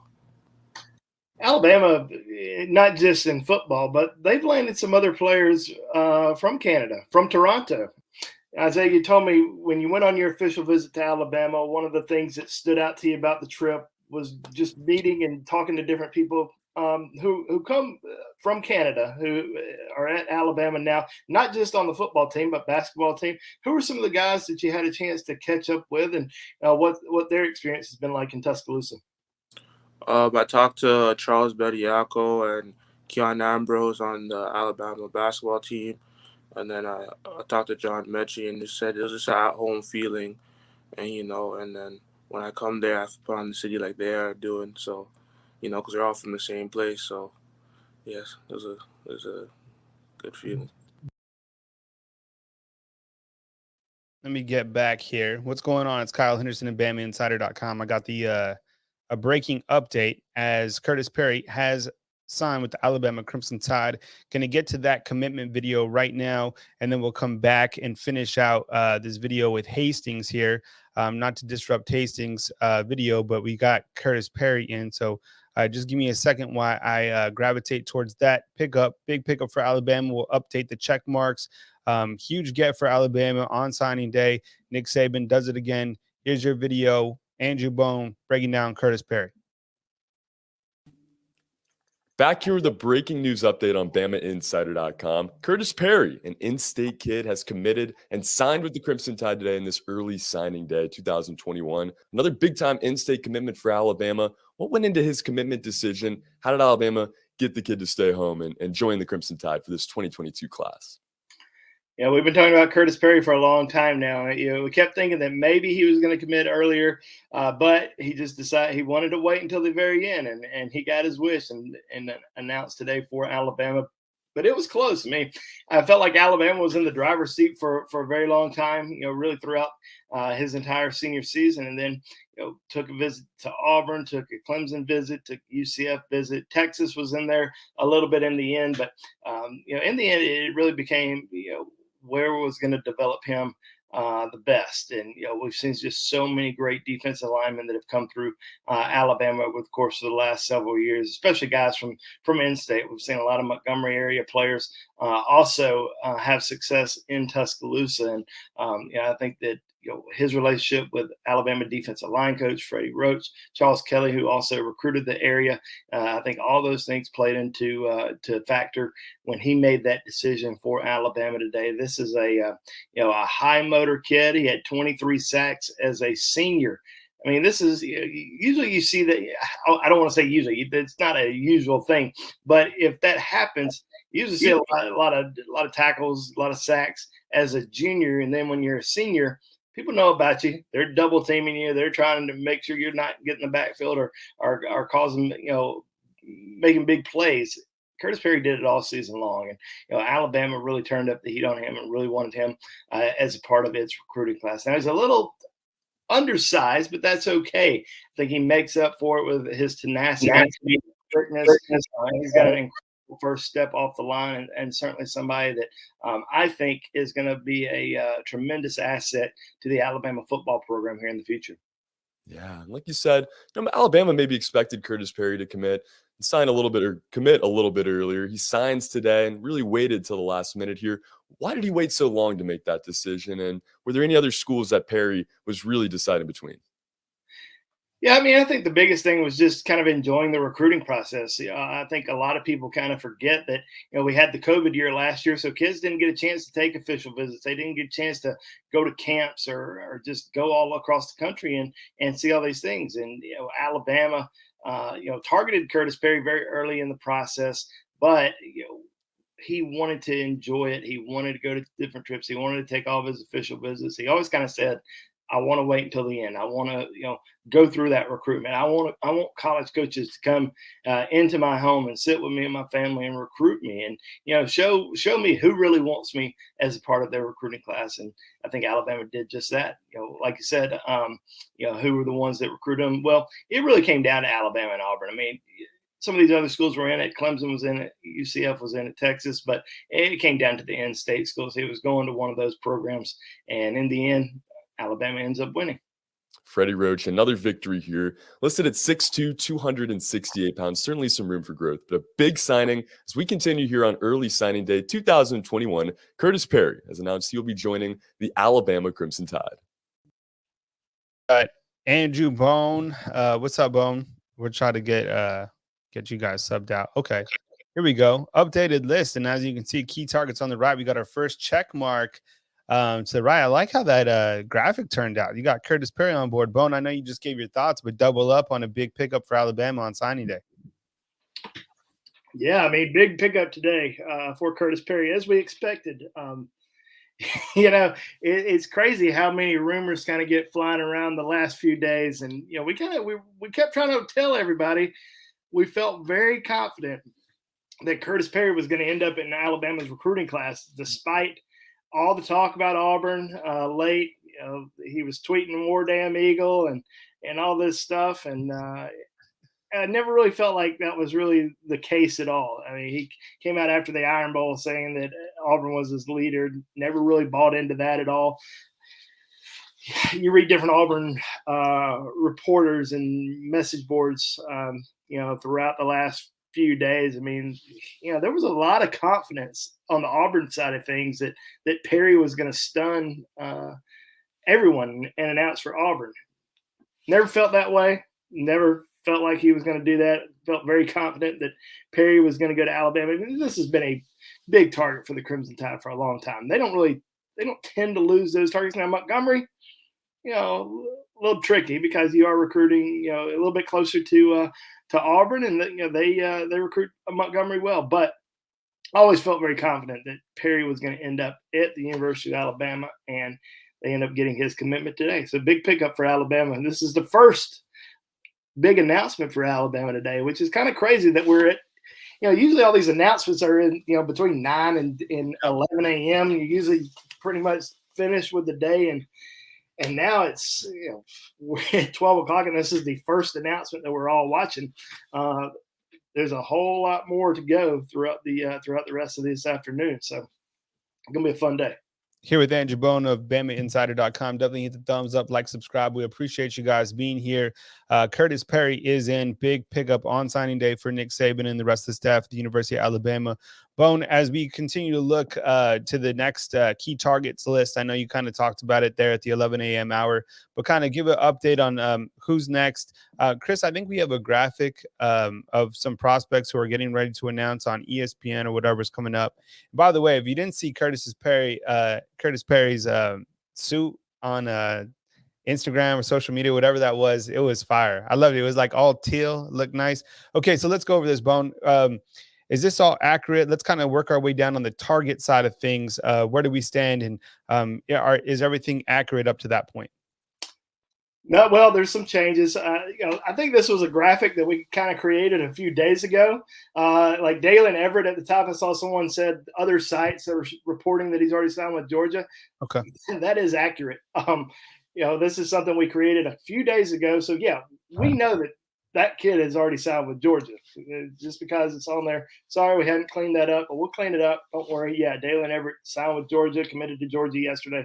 Robert Woodyard signed with Auburn, flipped from Alabama to Auburn, which we were expecting. We've been telling Alabama fans for months. And this wasn't a thing that just kind of got brought up in the last couple of weeks. If you watch our channel, you read our site on BamaInsider, we've been saying we did not expect Khurtiss Perry to sign with Alabama since about July. So this was not anything new. Hey, good for Auburn. They can, post about flipping an Alabama commitment. I'm sure they're all excited. And hey, guess what? He's a good player. But he wasn't in Alabama's plans. So that's just kind of how things work sometimes. Khurtiss Perry. Obviously, we just announced for Alabama a few minutes ago. Big commitment. So the next big one we're watching is Shazz Preston. Shazz Preston is going to be announcing that decision coming up around 2 o'clock. I think it's around 2:05 on ESPN. I believe it's on ESPN. It's kind of funny how ESPN works throughout the day. Sometimes it's they'll start it on ESPNU, then they'll flip it to ESPN 2 or to ESPN News. It's they always promote it on ESPN, but it's never on like the main ESPN channel. So just go to your television provider, look for the signing day special, and you'll see it. So Shazz Preston announcing in the 2 o'clock hour. Still like Alabama a lot there. I think Alabama's in really good shape. So they would be, he commits to Alabama. That would be 2 for 2 for the Crimson Tide on big targets that we're watching for Alabama today. Nia White announcing at 2:30, as we've kind of alluded to throughout the day, and really the last few months. Not expected to sign with Alabama. Now he's going to have Alabama in his top 4. He might have an Alabama hat on the table and stuff like that, but we're not expecting him to. We're not expecting him to sign with Alabama at all. And Bone, we are updating that graphic for you. So, everybody, so the graphics, what we do is we basically think of graphics like fresh bread. We're always like cooking like bacon fresh bread. So these are updated, they're moving. So just wait. We got our next batch coming out here in a minute, and the graphic will be cleaned up for the actual time. So I kind of just wanted for Bone to kind of go over that, give us basically exactly what we're looking for. We need to clean up this graphic, need to learn about which prospects and targets are next. And as Bone mentioned, at the top 2 targets, Everett to Georgia, Woodyard to Auburn, Khurtiss Perry to Alabama. And if we go to our big board, I think the big board is gives you a little bit better feel of kind of where things stand. And I think this is the last look. So Chris, help me out here. I'm searching because we needed the other graphic, but Whatever the case, let's kind of finish out this real quick, Bone. We got Earl Little then at 340. And okay, here's our big board. Okay. Then we got kind of in the back end, Bone. We got Marvin Jones Jr., Earl Little.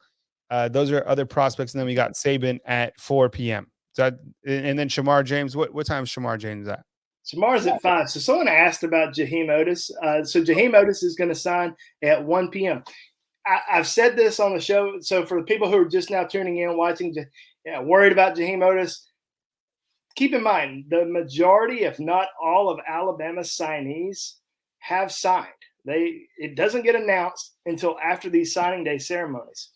So I know there's worry that, this kid hasn't announced yet, what's going on with him.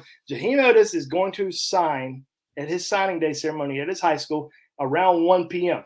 That doesn't mean it gets announced at 1 p.m.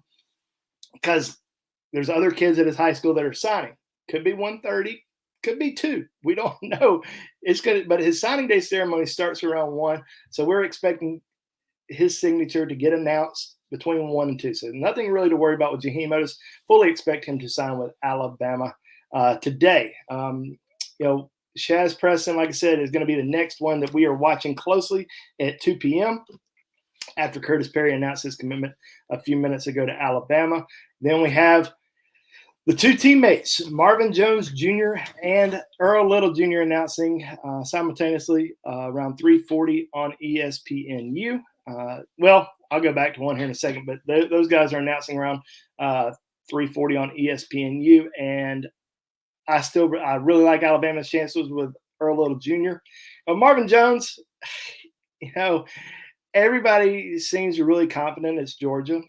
I still think that Alabama's in it and the reason I say that is because there's still ongoing conversations. He's still talking to Alabama. He's still talking to Georgia. Things are not completely shut down. He is not committed to a school just yet. We don't know if somebody hears, he's talking to Georgia. That must mean that's where he's going. Well, he's talking to other schools as well. So all schools are still kind of in play. I think Georgia probably has the best chance because of the early playing time. I mean, you look at Alabama, the depth that they have, at that edge rusher, outside linebacker position.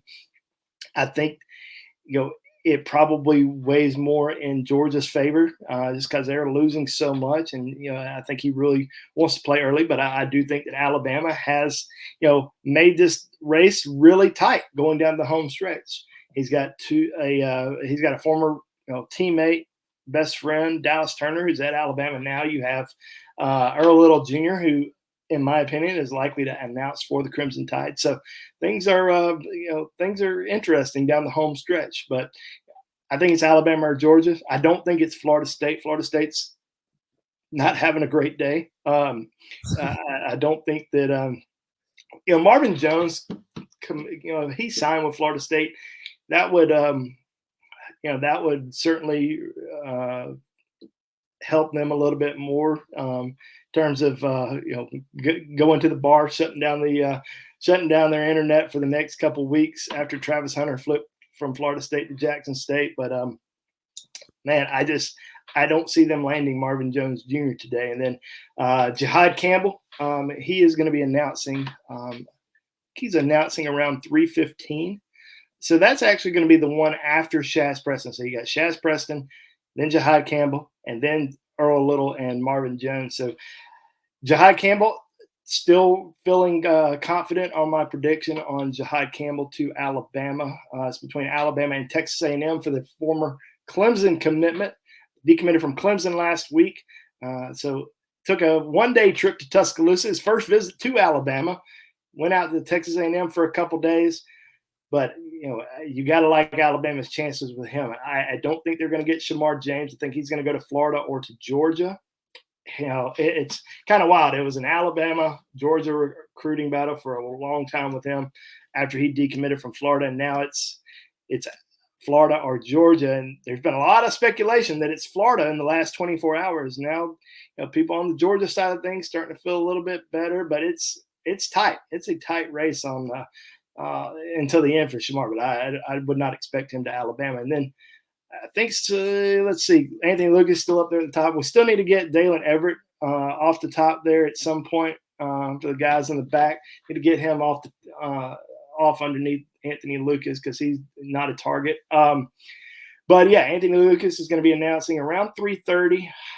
Yeah, I don't think it's going to be Alabama. I think it's Texas A&M or Notre Dame for Anthony Lucas. We've heard a lot about playing time for him. Really looking to play early somewhere, which, I don't know I feel like Alabama has recruited him well and feels like he can play, but I just think that he's going to probably end up going somewhere else and likely to A&M or to Notre Dame. All right. Here with Andrew Bone of BamaInsider.com. Bone joined us after Khurtiss Perry has announced that he is signing with the Alabama Crimson Tide. My name is Kyle Henderson of BamaInsider.com. We got a little bit of back-end work to do as we got to get some of these graphics updated. We were just watching a really good interview with Hastings before the Perry news broke. So as Bone indicated, at 2:30, we are watching Shazz Preston.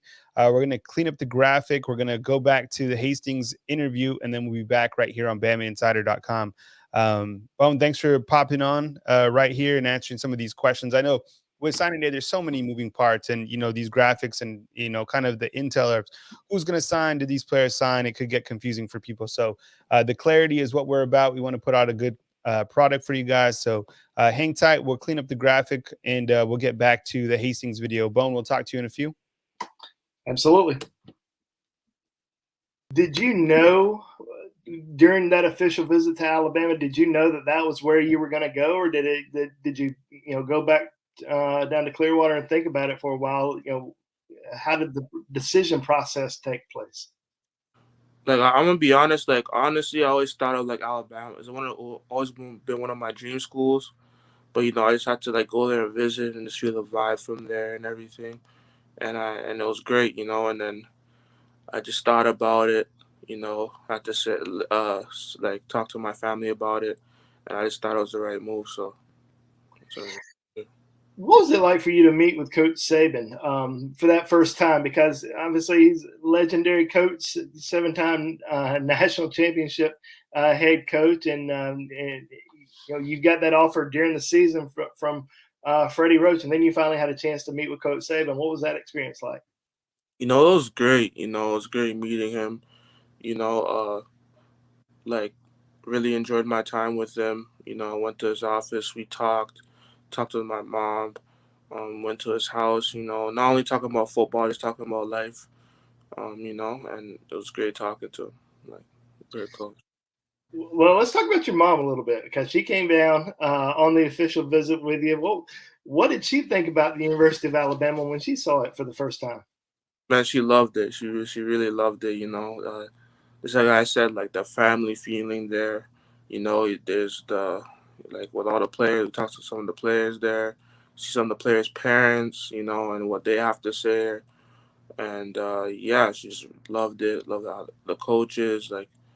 It's got a family feeling, whatever. So now, how does Alabama see you kind of fitting into on their defensive front? Have they talked to you about position? What they see you kind of playing, and kind of how they see you developing over the course of the next couple of years?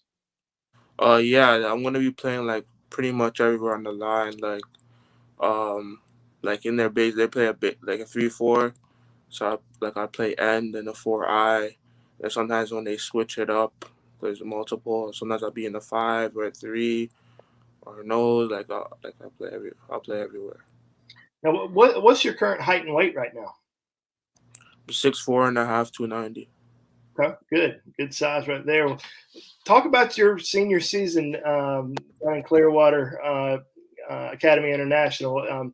How did you feel like you performed out there after missing a year of football? I know you missed the previous year, so and that was because of COVID up in Canada. So that's why you kind of ended up making the move down to the U.S. and playing down here. How did you feel like you performed, and what do you feel like you've really improved on in your game since you've moved down to Clearwater? It's been great. I feel like I really improved on my explosiveness and just IQ. I only been playing the game for 3 years, as more as I get to play, I gain more experience, gain more of a feel of the game. The game starting to slow down more, and and it's been great this season. We've had like winning record. We recently won a state championship, independent state championship. So I'm really proud of that. My first state championship, and I feel like I played great this season. Had a great season. Good. Now, do you know yet when you're going to be able to enroll? Right now I don't know yet. Me and my family are still discussing it. Okay, well, good deal. And what do you think about Alabama going into the college football playoff? Just had the big win against Georgia in the SEC championship game. I know you were excited about that win. What do you think the chances are going into the playoffs? They're going to perform great. They have always been built for this. They've been through that already. Going through the college football playoffs, been through it many times. So, I feel it's going to have a great outcome overall. So, and I think they're going to come out with the natty this year. Well, last week, Coach Saban came down to visit with you a little bit. How was that experience, and what all do you have to say? It was great. Everyone was excited. Came to my school. We chopped it up. We talked in the office. I was very excited about me and what they're planning and everything. And it was great. And he got to meet my coaches, my principal, and everyone. So, yeah. Well, good deal, Isaiah. Well, before I let you go, I want Alabama fans are watching you right now. They're excited about you. Anything you want to say to Alabama fans before you get to Tuscaloosa? Well, you're gonna get a player that's gonna work. I'm just ready to work, ready to perform. I'm there to be great. So, I'm very excited to join the Tide. So, roll Tide. All right, Isaiah. Well, listen, man. Alabama fans are excited about you. The pipeline from Toronto, Canada to Tuscaloosa is continuing to flow. So everybody's looking forward to seeing you down in Tuscaloosa, man. Best of luck to you, and congratulations on signing with the University of Alabama. All right, Alabama fans, I got another special guest in the house with us today. It is Shawn Murphy, one of the best linebackers in the country. Just won the Butkus Award for the high school best linebacker in the country in high school. Man, I bet that was pretty awesome, wasn't it? Yes, sir. It sure was. It was a great award to win. Like, it's one of those awards you dream of when you're playing linebacker in high school, whatever level you're playing at. So yeah, now you got to win one in college, right? Oh yeah, that's the goal. That's the dream, man. You just gotta work hard for it. Well, you're going to a university that has produced some really good linebackers over the course of the last several years. I mean, dating back a long, long time ago, but recently some stud linebackers. I know you're going to carry on that rich tradition there. Let's talk about signing with Alabama, because this is a big day for you and your family. What does this day mean to you? Just signing with the Crimson Tide. It just means a lot, honestly. I just feel like the chapter 4 is over and a new chapter is open. So I feel like I got a fresh new start, or just restart everything in college and just build off from that. Looking back at that decision, you took the visit to Tuscaloosa back in June. I think you took 2 visits. You really liked Alabama a lot coming off those trips.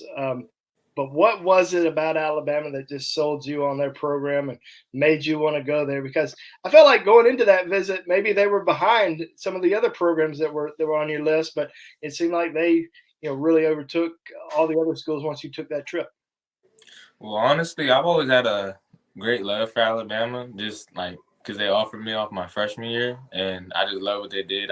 It's always the biggest program you hear about all the time. Like, people who don't even play football to hear Alabama, they know that brand is that big. So I know, like, after I went down there and worked out and talked to the coaches and just got in the head of Saban and all that, just seeing the mindsets of everybody, like, I just fell in love with that. And I just like the community and everything that's surrounded by it, just the players, the work, how hard they work, their mindsets, everything. Like, I just wanted to surround myself with great mindsets and great people and hard workers, honestly, and great coaches that develop you for the next level, honestly. Alabama has done a really good job of recruiting the DMV area for a long time. Did play any part in it? Just the success that you've seen a lot of guys from your area, going down to Alabama and having, just a tremendous amount of success from All-Americans to first-round draft picks? Just a little bit, honestly. Like there's more so Maryland and DC cats going down to Alabama, and not so many Virginia. Like I feel like Virginia is like every once in a while, every few years, a Virginia kid comes down to Alabama. They do big things, of course, but I just feel like it's more so the Maryland and DC dudes who like make me want to go down there too, because I know I played against them in Little League, sometimes in 7-on-7, just stuff like that. Like, so I feel like if they could do it, I could do it. Absolutely. Well, let's go back. Let's look at that recruitment. When did you get your first offer? Who was that from? And when was that next like really big offer that came through? My first offer was UVA, and I got it in the middle of my freshman season. The UVA coach, I had one of my teammates. He was a senior. He was committed to UVA. And the coach came by to the school, and he was just talking to all the players. And then he talked to me, and I shook his hand. And then he watched some of my film prior to seeing me, and he told me that he's gonna come up to the game and watch me play. And basically, if I did good, I was gonna get offered. And I did really good. Like I had a really good game. And he was only there for half the game. I had like 10 tackles already before the halftime, and it was like. And all my tackles were big hits, good plays, smart plays. I had like 1 sack, and it was just like I just had a really good game. So I got offered mid-season. It was actually on my birthday. Oh, nice. I actually got offered on my birthday. That's a good birthday present. Oh, yeah. And then my second offer was Virginia Tech. And then after that, it was Penn State. And then after that, in April, I started getting like Florida, Tennessee, and then I got Pitt. I was getting like 6 offers a month, like, and then the next month I would get 9. Like that's when I started to really like stack my offers up. Did you ever, obviously a lot of offers came through. Did you ever count them? Do you know how many you ended up having? I ended up having like 48. I didn't post some of them because they're like some were like D2, but right. So I had like I want to say like FBS, like Power 5, Division 1, like 47. That's pretty good. Pretty good. When did Alabama offer you? They offered me my freshman year. They were my 9th offer, actually. Okay. They offered me that April. It was Alabama and Ohio State. They offered me like different days because I came back from my Ohio State visit, and I came back, and I think it was Coach Huff. Coach Huff came to the school, and he offered me. I was in shock. I wasn't expecting that because I was like, you hear about this school all the time. So, yeah, this is crazy. Now, I know you went to junior day at Alabama after your sophomore year. Was that your first trip to Tuscaloosa? Yes, it was. That was my first time. Okay. Yep. Did you go down there with any family? I went down there with Tyleek Williams. Okay. I don't know if you know him. And I went down with her with Coach Walker, and that was it. Okay. Now, when did your family first go down to Tuscaloosa with you? My dad went down with me not too long ago on the Arkansas game, the 20th. Okay. That was his first time seeing it. So, what did he think about Alabama? Was he happy with your college choice? Oh yeah, he wasn't. He loved the choice, of course, but he's an Ohio State fan, so he was. I was just giving him a hard time. And then when we went to Saban's house, I showed him the score to Ohio State, Alabama. I said, that's real football. So, just giving him a hard time. Let's talk about going down to Tuscaloosa for that Arkansas game for your official visit. Great experience for you. I know you had a good time. What was something that really stood out to you about that whole experience?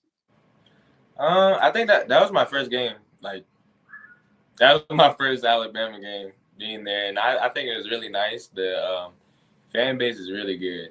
The noise level was crazy. You couldn't hear a thing. Like, my ears were ringing and hurting. I was like, I can't believe they playing this because I've never experienced that. Like, right. In Virginia, like my school, our crowd is nowhere near that, like nowhere near. So it was just like crazy, and that crazy to think about that they actually played through that.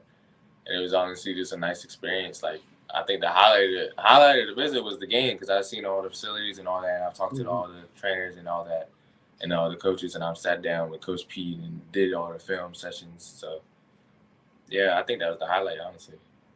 Talk about Coach Golding. I know that they're recruiting you as an inside backer, right? Oh, yes, sir. And what do you think about Coach Golding, and how's your relationship with him? How's that developed over time? Honestly, I knew from the jump, like, he's always been a great defensive coordinator, great inside linebacker coach. He's very knowledgeable. He's very smart. He knows what he's talking about, and he knows it fast. Like, he knows everything that you need to know, and he'll always put you in the best situation to win and be developed.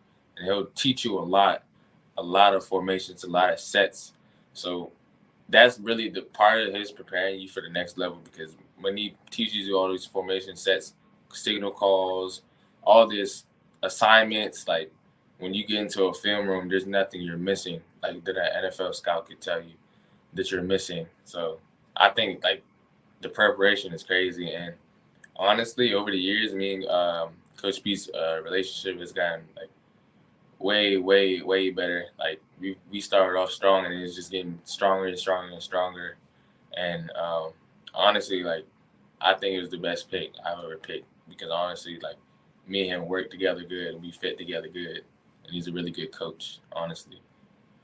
Good deal. Well, what are they telling you right now? But what they expect out of you, right away. Obviously, they want you to come in and get to work here in the next couple of weeks when you move down to Tuscaloosa. Are they telling you, any expectations, or do you have any expectations for yourself?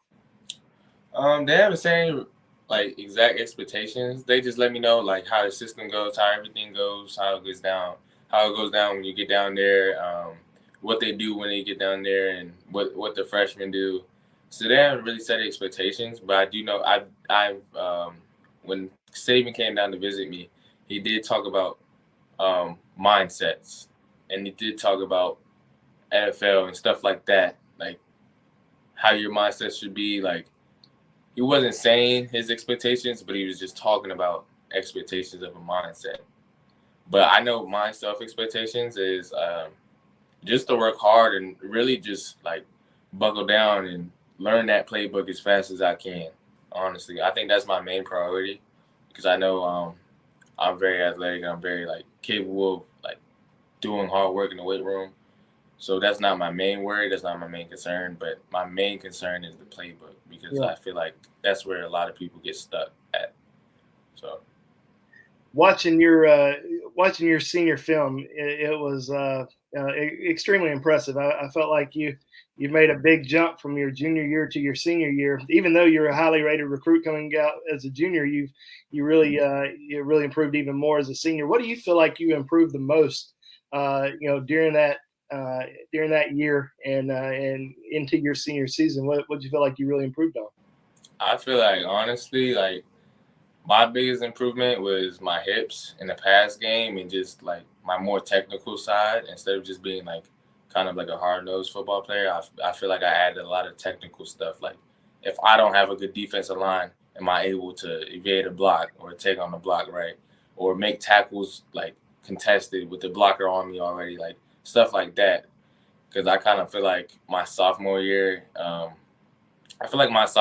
freshman year, I had a really good line, and I could move freely a lot. So I feel like junior year, I didn't have a good D-line, and I feel like that's what really made me want to just change part of my game to make me able to play without a D-line or with the D-line and be able to get in the pass game more and to be more effective. So I feel like I really worked on my hips a lot. Through the camps, too, I felt like I came to the camps with a lot to prove, with a really big chip on my shoulder. And I just want to keep going on from there and just keep working hard to just clean up every little mistake I can, honestly. And I feel like I became smarter, too, in everything I do. So, being in Virginia, you had a chance to watch Alabama a lot on TV. You went to the game at Arkansas, but I'm sure you watched just about every game on television, because Alabama like you said earlier, national brand. They're going to play on, they're going to play big games every single week and on national television. What do you see out of Alabama this year? What do you think they're going to be able to do in the playoffs? I think they do a lot of great things. I feel like they're very talented. Like, it's crazy how talented they are, and I think it showed the Georgia game, of course. But I do feel like sometimes they're like so good they forget how like to keep their intensity in this. I feel like it's really hard to maintain their intensity and like the way they play. So I feel like why people like are like, oh, Alabama's not this good or Alabama's not that good or whatever is because like they have close games, but I feel like it's only because they're just way better than the teams they play, and it's just hard for them to keep the intensity. And then when they came to Georgia, I feel like there was so much, like Saban said, like good rat poisoning, like that it just amped them up and they just played to their potential. Yeah, absolutely. Talk about Coach Saban, man. He came to your high school last week. You saw some pictures online. I bet that was a pretty special moment for you, and I'm sure it was a special moment for all the different people at your school, coaches, parents, administrators, and other students at the school, wasn't it? I think it's just crazy. Like, I know he's going to be my coach for the next, like, 3 to 4 years, but I think regardless of the fact, like, it's crazy to see him at my school. I feel like I know my school is a 6A and we play, like, good competition, but I feel like my school's still a little school just because of the state I'm in, Virginia. So I feel like him coming to my school is a very big thing. I know a lot of people, like, a lot of students saw him walking around. A lot of teachers saw him walking around here, like, and it's just crazy to them. It's crazy to me, and I really loved that he came to the school, and I got to have I had a really nice talk with him, honestly. So good. Well, one of my favorite Alabama recruits that ever came from the state of Virginia was recruited by Bear Bryant. His name is Dwight Stevenson. He is in the College Football and NFL Hall of Fame, one of the best offensive linemen to ever play at the University of Alabama. So I know from afar he's probably looking you up and excited about your future. So, Shawn, I know Alabama fans are excited for you. I know you're excited. Anything you want to say to Tide fans today on National Signing Day, a couple weeks before you enroll at the University of Alabama? I just want to say thank you to the fans following me on Instagram and Twitter, and thank you for following me and everything I do and supporting me, honestly. And I just hope you guys keep posted and can watch me on the next level. That's Shawn Murphy, one of the best linebackers in the country, won the High School Butkus Award last week, and now he is heading to the University of Alabama to play inside linebacker for the Crimson Tide. Shawn, we look forward to following your career, man. Thank you so much, and best of luck to you. Thank you. All right, that was a great interview that we wanted to replay. What's going on, Mick? What's up? Back in action.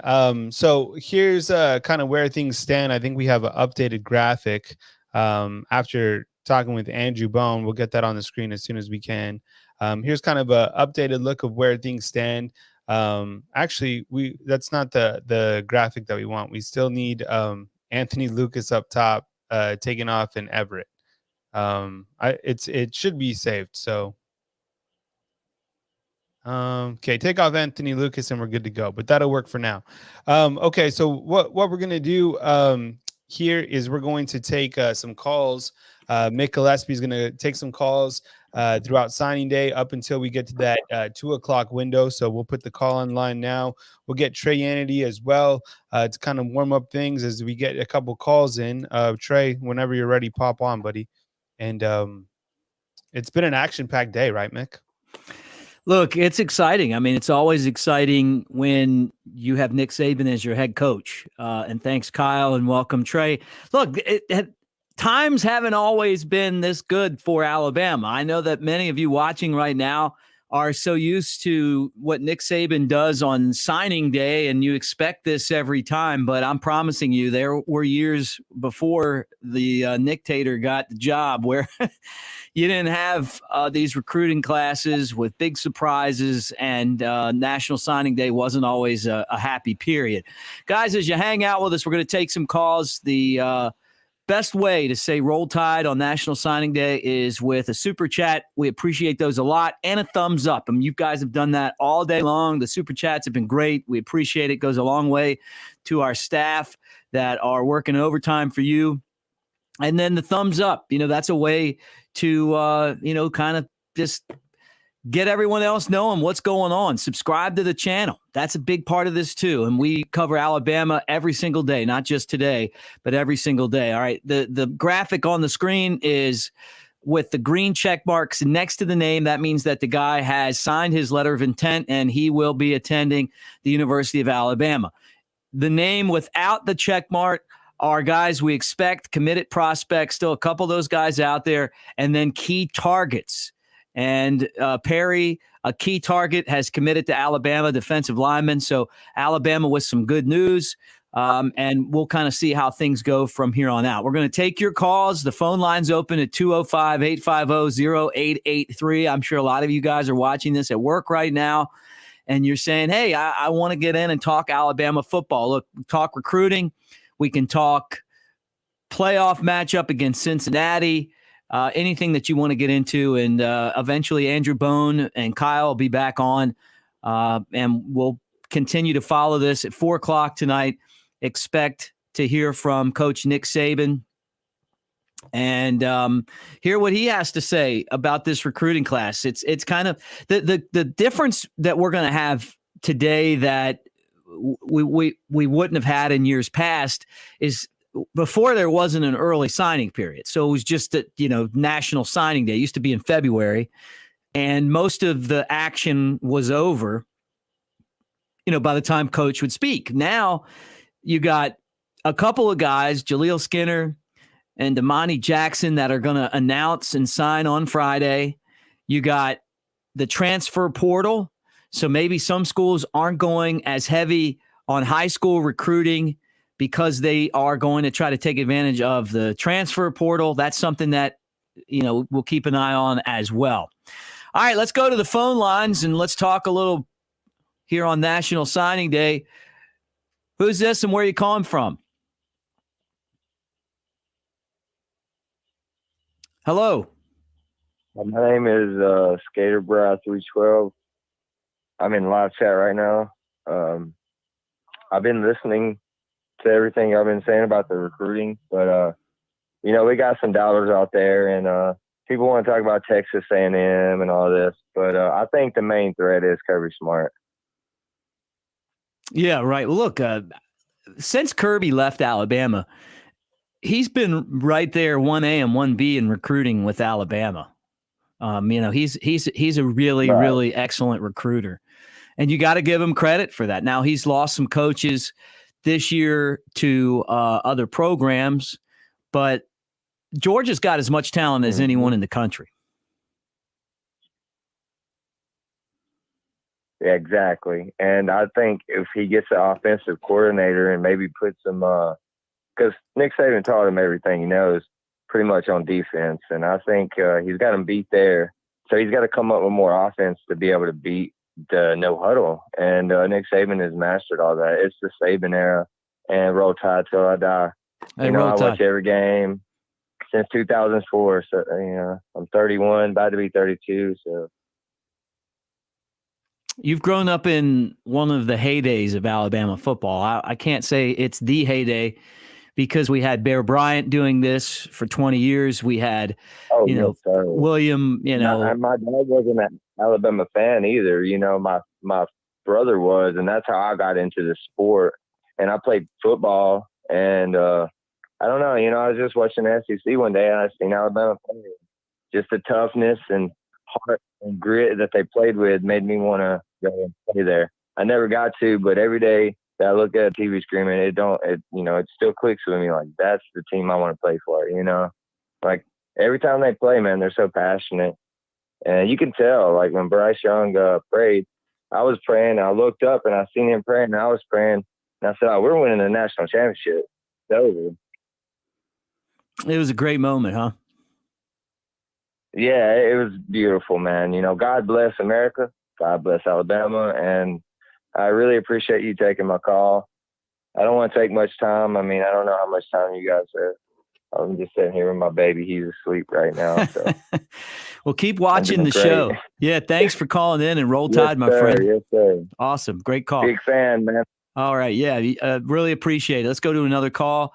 National Signing Day, kind of taking a little bit of time to take your calls. The graphic on the screen are the guys with the green check marks are coming to Alabama. They're signed, and we're still waiting on some. Who's this and where you calling from? Kevin, Dallas, Georgia. How you doing this afternoon? Hey, what's up, Kevin? Not just another day in paradise, another day in paradise. And when I say that, I mean it in reference to signing day. And days like the day Mick just reminds me of what could have been. And when I think about what could have been, I think I, as well as you, as well as all the fans, will shudder. As in Bryce Young being at USC right now. As far as Mr. Anderson Jr., as far as the only reason why he's not at the University of Georgia, wasn't recruited hard by the University of Georgia, because of all things, he didn't meet the measurables for Kirby Smart. Wow.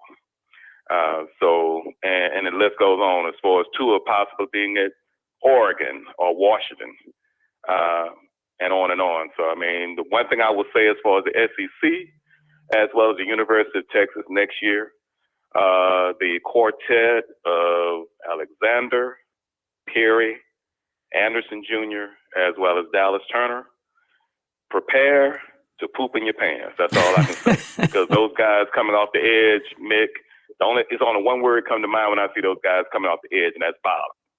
And I haven't seen four guys that violent coming off the edge ever.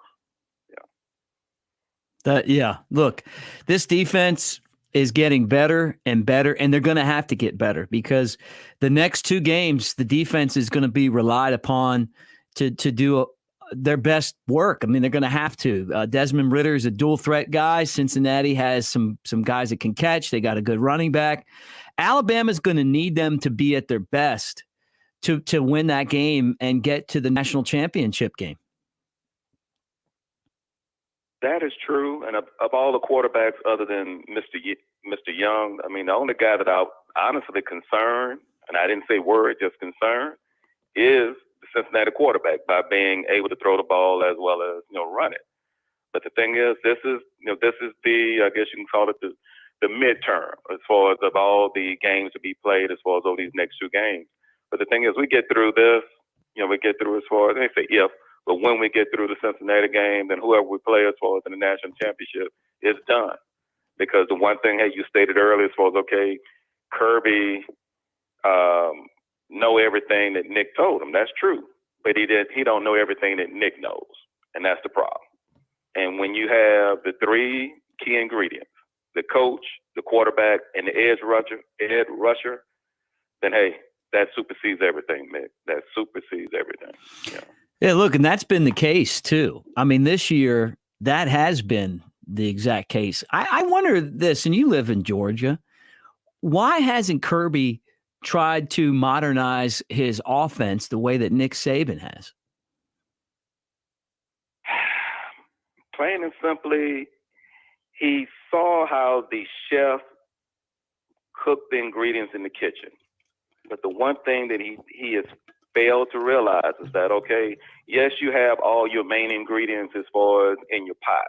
But sometimes as time goes on, if you can make the ingredients in the pot taste a little bit better, you'll add something to it. And that's the one thing that is the Achilles heel, which if we have the opportunity as far as to see Georgia in the national championship, I hope that he continues part of the course, because the one thing he refuses to do is to change. And he who refuses to change, Mick, is lost. I mean, you have to tweak everything in life, and especially when it comes to football. And that's the one thing as far as Mick is concerned. I mean, as far as Nick is concerned, is that as time is going on, and I have to give the devil his due. And when I say the devil, I can only be talking about one person. That's the Lane Train. When you look at the Lane Train, the one thing that he did, and it was a lovely parting gift, was that, hey, he said, okay, Coach Saban, you're the GOAT, and only thing I want to do is to, hey, go through the rehab, and I'm gonna do the very best I can as far as rehab, and the reputation. But hey, I want to leave you this tidbit. You have to have, as far as defensive ends, your defensive ends can't be 280 plus pounds. They have to be in that 245 and 250 pound range and come off that edge like the hair on fire. And you have to have quarterbacks that not only can throw the ball a country mile, but also run like Forrest Gump. and that being the case, you know, Coach Saban has done that. But the thing is, Kirby, for whatever reason, he's stuck in 2009. And I hope Coach Smart stays in 2009 at least until the 9th of January. Then once the 9th of January comes around, then hey, he can modernize. But will he out-recruit everyone? Yes. He will be, you know, he pulled everything off Saban's board when he left. Mm-hmm. He did everything that you weren't supposed to do. He took everything off the board as well as assistant coaches. And as we know, when dealing with Coach Saban, those are no-no. So he broke those rules. And he has shown that he is a master A2. He's not A1 yet, because A1, the only time the A1 will come is when Saban exit stage left, which hey, I don't see that coming anytime soon because of the last 2 or 3 recruiting classes. This class on a scale of A to F, I would have to say is probably a B plus. Last year was an A plus plus. The year before that was an A minus. And by that being the case, Mick, I would have to say Coach Saban's going to probably be there another 100 years because of these last 3 recruiting classes. Yeah, hey, let's hope so. I mean, Kyle seems to think that Nick Saban hasn't really even hit his stride yet. And I would have to agree, because the one thing, you know, I'm not going to say that I'm the president of the club, but I would say I'm probably the sergeant of arms of the club as far as get rid of Pete Golden. But the one thing that I've also stated ad nauseum is when it comes to Pete Golden is that, hey, Pete Golden recruits the blankety blank out of Louisiana. So that's the reason why when I look at the tote board to your right, and of those 9 guys remaining, if we could get 6 of those guys, all I can do is sip strawberry and lemonade in the shade, Mick, with shades on for the next 4 years. Because, hey, that means in the next 4 years, initially I stated 2 out of the 4 national championships. We're going to get this one out of the way as far as that first full month, that first full week in January. Hey, it's 3. It could easily be a 4-peat. I know we're not supposed to look ahead, not supposed to forecast, but I can see it, man. I can see it. If anyone could pull that off in the modern era of sports, it's Nick Saban, because he's not going to let the team enjoy being champions. I mean, he never has. But with the way that this offense is able to move the ball now, I'm definitely concerned not having Mechie, but I think there's guys there that can fill that void. They're going to have to, right? But, I mean, look, if anyone could pull it off, it's Nick Saban. You know, maybe he goes out like John Wooden, you know, where the guy or John Wooden, and just keeps on winning, and to the point where it's like, you know, it just steps on the competition like he did at UCLA with basketball for all those years, you know. The competition's thick, though, Kevin. I mean, that's, you know, every single game this year, you know, some of them were really tough. And every single game this year, you look at it on paper, at least conference games, and you give those teams, you know, a chance. Same thing with Cincinnati, a chance.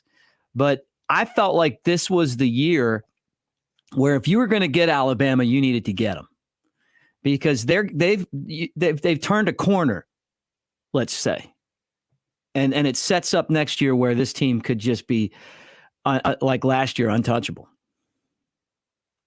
Yes, and two quick bullets, Mick, and that's one is in reference to when you look at, okay, yes, the atmosphere has changed, the landscape has changed. I just say when it comes to, okay, recruiting, as far as, okay, the University of Texas has their pancake factory in which, hey, if you're an O-lineman, you get paid $50,000 a year.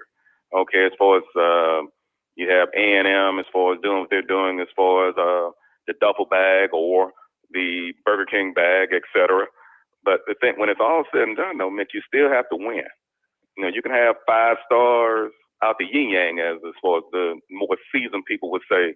But if they're not winning, then hey, those oil wells, as far as in Texas, are going to run dry. Yeah, because they want something from their investment, and that's the one thing that University of Alabama has over most programs is that longevity. I mean, when you look at all the recruits that are signing from sea to shining sea, the one thing that all of them have is during their lifetime, they've only seen Alabama win. They've never seen, and then when it comes to USC and some of the other institutions, they have only seen them. Well, I think they've only won when most of these guys were still in Pampers. So, yeah, they look. Somebody sent me a graphic today, Ed, and it had these two little kids on there, and it was like their entire life, and go through all the stuff that Alabama's done. Including, not losing to some of their biggest rivals like Tennessee, it's insane. It is. But hey, all of us that have crooked numbers in front of our age, Mick, we need to just sit back and enjoy it. And be thankful, grateful as far as not living as others have, as far as not having not only won a national championship in, say, the past 5 years, the past 10 years, the past 20 years, the past 30 years and on. Enjoy it.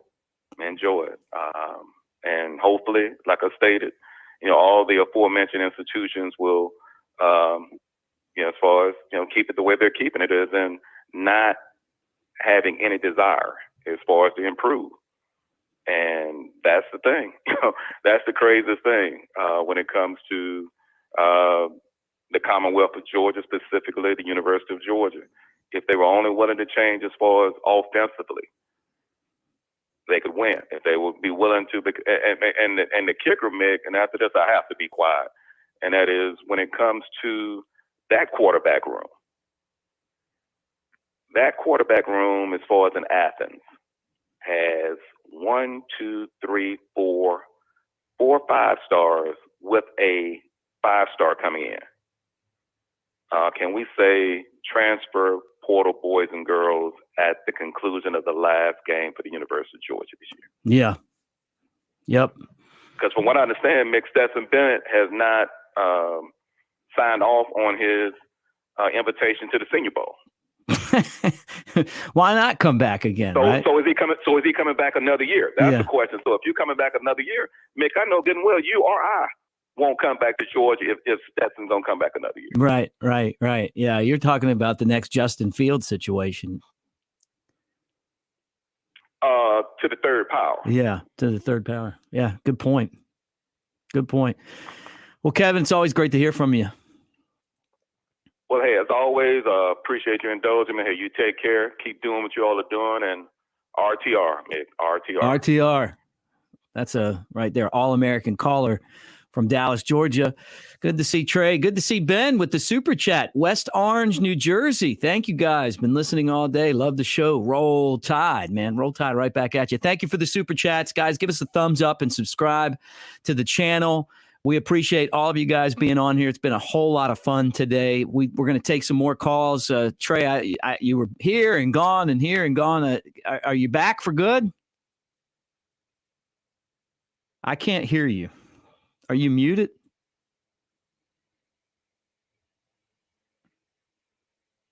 Okay, I think your mic's muted because we can't hear you.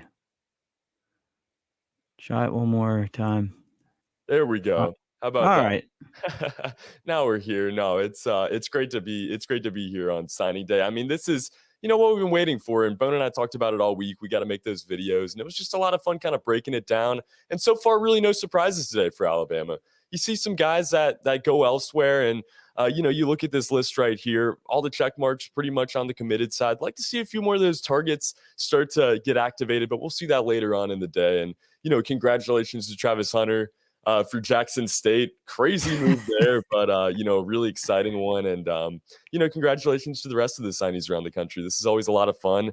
Been fun kind of hanging out in the comments today, seeing everybody's reactions, seeing kind of the back and forth. This is what it's about at BamaInsider, getting in here and getting to talk with you guys. And, this is my favorite part of what we get to do, because this is the future.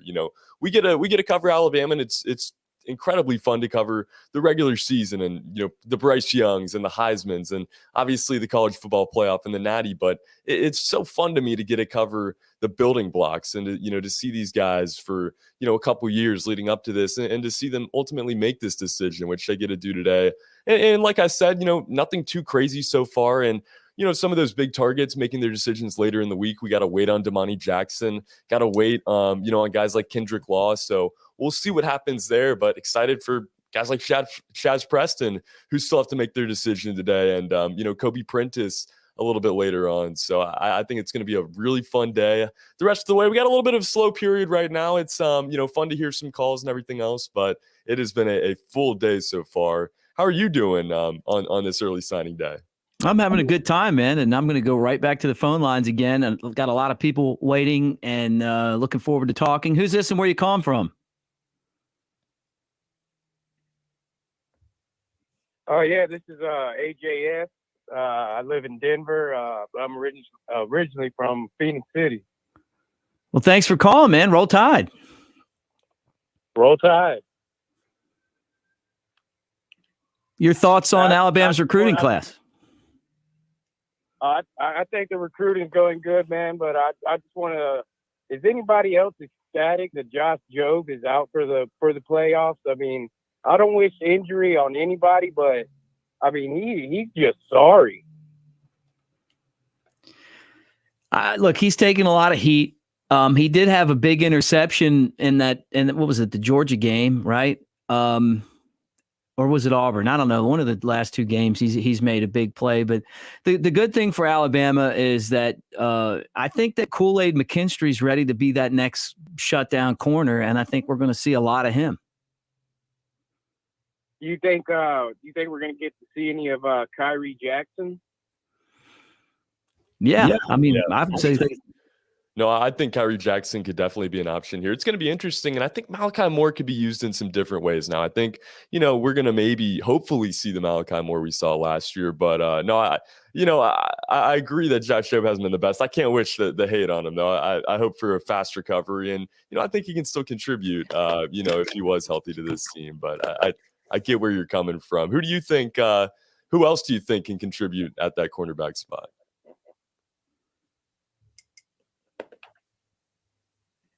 We still got him? I think we lost him. Look, before we go to another call, the other thing, too, with Jobe is that, I mean, he's had some good moments. He's had some bad moments, but I think he played hurt a lot this year and showed a lot of toughness for Alabama.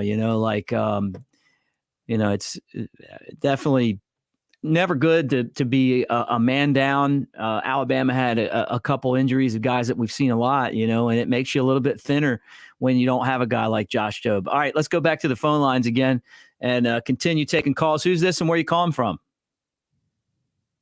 This is Steve from San Antonio, Mississippi. How's it going? Oh, it's going okay. I want to talk to you about the Alabama football team in general. I've been with Alabama since 1972. I went through their bad times and good times. And I do not put Alabama above everybody else, but I thank God for Nick Saban coming there and turning that team around like he did, because just years and years we were just horrible.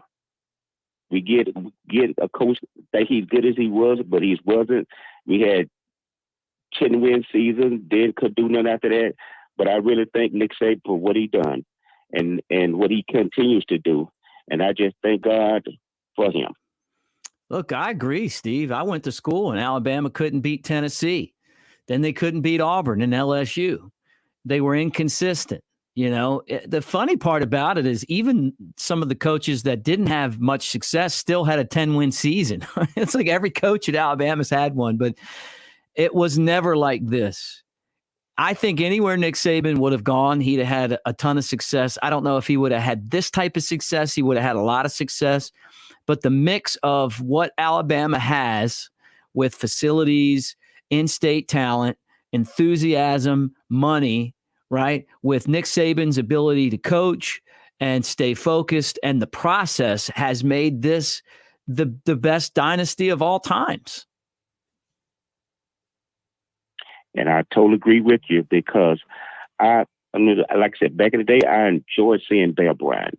You know, I enjoyed seeing every coach that came through there, you know, but it's just something about Nick Saban. Now, even when Nick Saban was at LSU, I enjoyed seeing it. I just like the way the man coach.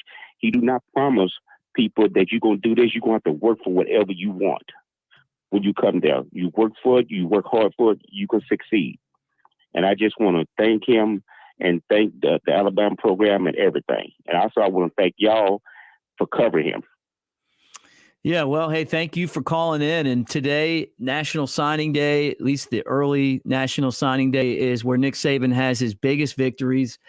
Even more successful than what he's been able to do on the field is being able to win on signing day and bring in the type of guys that have been able to, each class have players that, every signing class, if you stick with Alabama, you win a national championship. That's just the way it's been, which is crazy. And thank you for your call, Steve, over in Mississippi. We appreciate it. Roll Tide. Thank you very much. I appreciate it. Roll Tide. Great call. Let's go right back to the phone lines again. I know you guys are holding on and you want to talk. We want to hear from you. Kind of in a lull right now between some more commits coming out. We'll hear from Andrew Bone shortly. Who's this and where are you calling from? Hey, Mick. Hey, Trey. How you doing? It's Ben Catalano from West Orange. Hey, what's up, Ben? Hey, quick question. I had heard, and if I butchered it, I got it wrong, please correct me. I had heard that one of the Alabama recruits might be academically ineligible and had to go to like a junior or JUCO college. I heard Bone talking about that. If that occurs, what happens to his roster spot? Does that roster scholarship spot free up for Alabama to sign someone else? Or is Alabama locked into him if he if he accepts it? Hey, listen, basically the roster spot's open, but Andrew Bone has one of our commitments that's they're going to jump on here live. So call back or hold on, but we got to turn it over to Bone, and he's got a very special guest. Hey, this is going to be awesome. So great call, but Trey, you bounce out. Bone, you take over. All right? All right. All right, what's up, Alabama fans? Andrew Bone here again with you guys, and I got a special guest with me on the line. New Alabama signee, Jeremiah Alexander, 5-star, number 4 overall player in the country, according to Rivals.com. Jeremiah, you just signed with the Crimson Tide this morning, man. How's it feel? Yes, sir. It feels amazing. It's a blessing. It's always been my dream to play college football, and just seeing it all unfold right upon my eyes is definitely a blessing.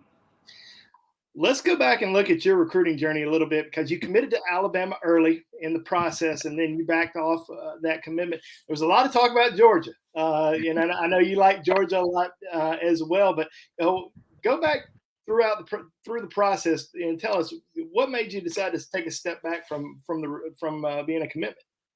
Well, basically, I wouldn't say I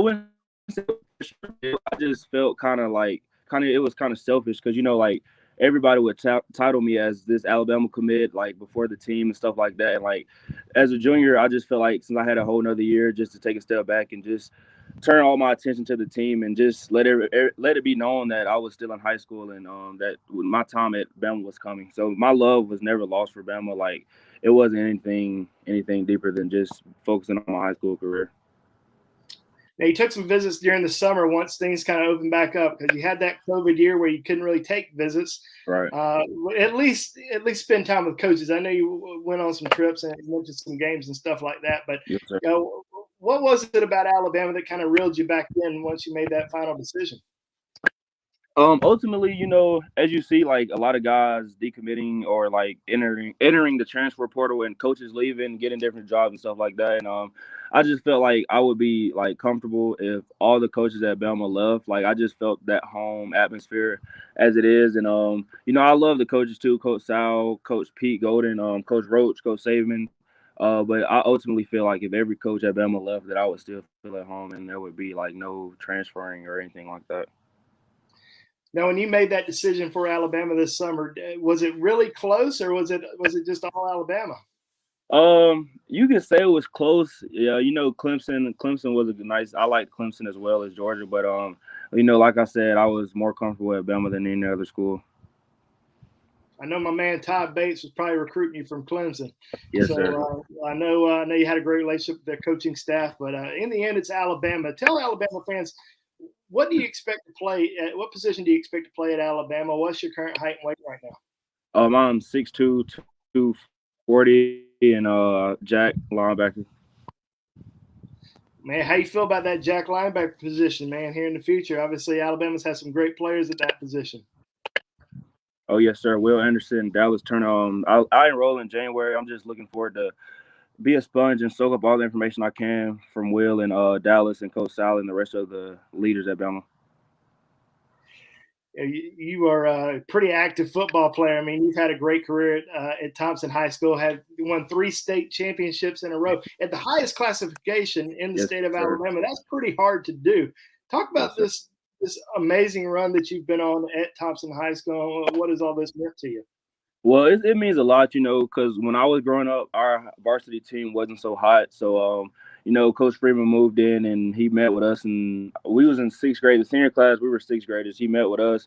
He told us he was going to change the program. All we had to do is come in and work. And I can say that all the coaches at Thompson, they've instilled in us as a young age what it is that we need to do to win games. And I can say they treat us like adults and like a college program. The amount of film hours we watch together and practices and stuff like that is definitely ran like a college program.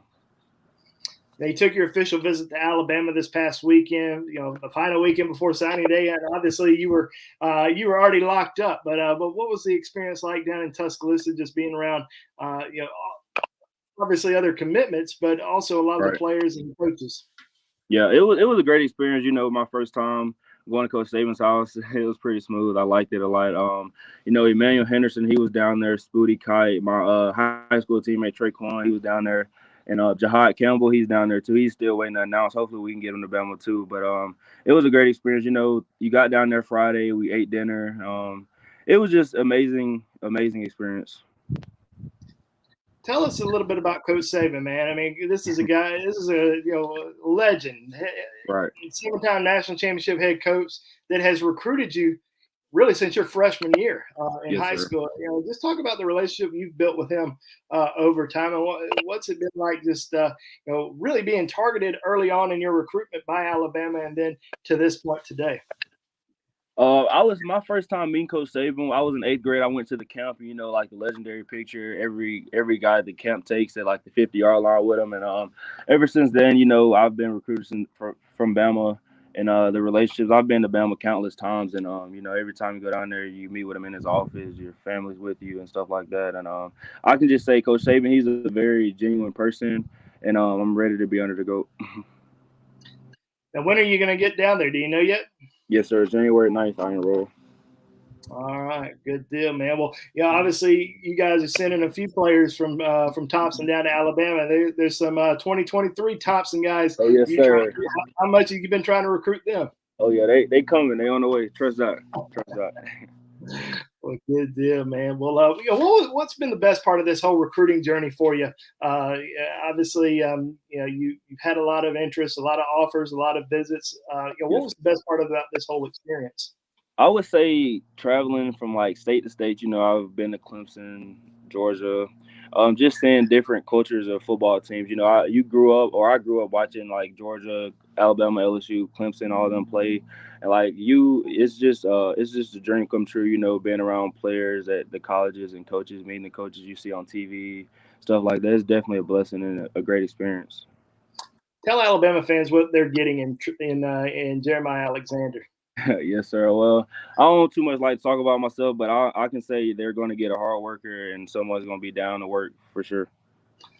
Alabama beat Georgia in the SEC championship game. What are your thoughts about the playoffs coming up? Yes, sir. I expected Bama to beat Georgia. You know, everybody else was on the media talking about this and that, but I expected Bama to beat Georgia because that's nothing new. They play Cincinnati. I'm pretty sure they're going to get the job done and finish the job winning that again. Well, good deal. Well, anything you want to say to Alabama fans before we let you go? Roll Tide. Alabama fans, that's Jeremiah Alexander, the number 1 recruit in the state of Alabama, and the number 4 overall player in the Rivals 100, a 5-star, one of the best players in the country. He is going to be enrolling at the University of Alabama in January, so get ready to watch him live in opponents' backfields here in the future. Jeremiah, thank you very much for your time, man, and best of luck to you in Tuscaloosa. Yes, sir. Thank you. All right, Jeremiah. See you, man. Great job, Bone. Hey, how Big about, get there. You know, what Alabama fans probably have realized today is we have pre-recorded a lot of these interviews. I didn't change outfits. You got a vest on now, I see. Yeah, didn't run back to the room and change. So Jeremiah was, I talked to him last night, and we had tried to link up last night, but he told me he couldn't do it last night. So today, reached back out and said he'd love to do it. And of course, sometimes you ask the guys, do you want to do it live or do you want to pre-record it? Because we were going to just pre-record and throw the video in here in a little bit, but he said he was ready to go live with the Bama fans. So we got him on, and hey, he was terrific. I mean, that was awesome. Awesome, Bone. Best players in the country. His recruitment was a little wild because, we saw where Jeremiah had committed to Alabama very early on in the process. And, and he had I think he had grown frustrated a little bit because he had been taking visits and wanted to, kind of enjoy the process a little bit, even though he was an Alabama commitment. But he was always labeled Alabama commitment visits Georgia, Alabama commitment visits Clemson. And he just wanted to, just be Jeremiah Alexander and go on a trip and enjoy the process and get recruited, because I think a lot of people kind of forget that, we had this COVID year last year where kids couldn't go to college football games and be on the sidelines. They couldn't go sit down with college coaches. They couldn't take visits. They couldn't go, really do anything. They couldn't go to camps. They couldn't do anything. So he decided that he wanted to back up off that commitment and decided that he wanted to enjoy the process a little bit, take some trips, went to Clemson, went to Georgia. And, when he first decommitted from Alabama, there was all this talk that he was going to go to Georgia. I mean, Georgia was considered the favorite. There was all this expectation that he was going to sign with the Bulldogs and all this stuff. Well, we kept saying the longer it takes for him to make a decision, the better it is for Alabama, because once he starts going on some trips, he gets back down to Tuscaloosa a few times. Obviously, it's an easy drive from Alabaster to Tuscaloosa. It gets down to Tuscaloosa and it just feels more at home. It feels comfortable. And I certainly felt like the longer it took, the better it was for Alabama. And obviously, in the end, commits to Alabama. And you see the production on the field from, like I said, he's going to play a similar role like Will Anderson and Dallas Turner. This has been a highly productive football player at Thompson High School for the last 3 years. Not just as a senior or as a junior, but he's been playing at Thompson since his freshman year. Thompson, right, best high school football programs in the country, and I think Alabama's getting a tremendous football player. I mean, he is rated as the highest. He's the highest rated football player in Alabama's class. Sometimes, we've said, in the past, all right, is he the best? Not Jeremiah, just in general. Is he the best, highest rated player in the class, or is there somebody else that could be better than him? I think this is clearly one of the top 3 players in the class, no doubt about it. I really like him. I really like Ty Simpson, Sean Murphy, Elijah Pritchett. Those guys are really elite football players that are going to have a chance to really contribute early on in their career. But I think Jeremiah is a special player, and I think Alabama fans know it. They've seen him play. They love him. They have watched a lot of his film, and he's been a big asset to Alabama. This is a guy that really ever since he committed to Alabama back in June and July, sometime around then. He's been heavily recruiting other players to Alabama, always down in Tuscaloosa for games, always talking to different prospects who are on campus. Jihaad Campbell is going to be announcing his commitment, linebacker, around 3:15 today. I think Jeremiah has been a major plus on that end. Even though they knew each other, they've known each other for a little while, but they really hit it off down in Tuscaloosa. Even though it was just one night, it really hit it off, and I think that I won't say seal the deal, but I think it really helped Alabama's chances just having that relationship, with another player, especially one that's going to be playing on the same side of the football. Got a super chat there, Bone. Bone, you're the GOAT. Two GOATs, Saban and Bone. How about that? Yeah, man. Appreciate that. Yeah, it's awesome. It's a good day. I'm gonna jet out for a minute, but we got to jump off. Let me get back on these phone calls. How about that, Bone? Yeah, we should have a couple more pop up here in the next little bit in terms of signees. Ty Simpson, Jihaad, if they haven't been announced already, of course they may have. I've been on the on this call, but Shazz Preston coming up at 2:00. All right, thank you, Andrew Bone. All right, back to the calls again. And West Orange, are you still on there? Hey, Mick. Yeah, I'm still here, West Orange, New Jersey. Thank you. Thank you. Yeah, the question was again is like I heard that one of the Alabama recruits might be academically ineligible, but have to go to like a JUCO college. What happens to that person's roster or scholarship spot? Does that free it up for Alabama to sign somebody else, or is Alabama locked into that commitment? No. If they go to junior college, it's like no, that's an open spot. As far as I know, it opens back up. Yeah, I mean, like you have to be on the team. I mean, like you can't. You don't have a roster spot for a person that's in junior college. And it happens sometimes. Where good football players got to go to Central Mississippi, and play for a year and get those grades up, get the scores up, whatever it might be. And then swing back. Sometimes you'll see a guy that'll commit, go there, and then go somewhere else. It's a risk because if you're that player, your stock might go down. Maybe you go there and you're not that good. But yeah, I heard him say Bone talking about that as well. And sometimes when you see a name and he doesn't sign with anyone, it's grades, and they do all they can to get you in the school when you can play football like that. But some guys, they need a lot of help academically, and the school does have some sort of standard, and then if you can't make the grades right away, then you're going to have to go somewhere else and prove yourself. Okay, got it. Okay, thank you so much. Hey, thank you for holding on so long. And roll Tide. No problem. Roll Tide now. Roll Tide, man. Take care. Bye-bye. Bye. All right, let's go back to the phone lines again. And for all of you guys that have been hanging out with us, how cool was that? Bone jumped on, had a live interview. And, here we go back to the phone lines again. Who's this and where are you calling from? Hey, Nick, this is James from Mississippi again. What's up? Man, what's going on? I'm going to get straight to the point. Pretty much, for what I've seen, this is more on the recruiter side.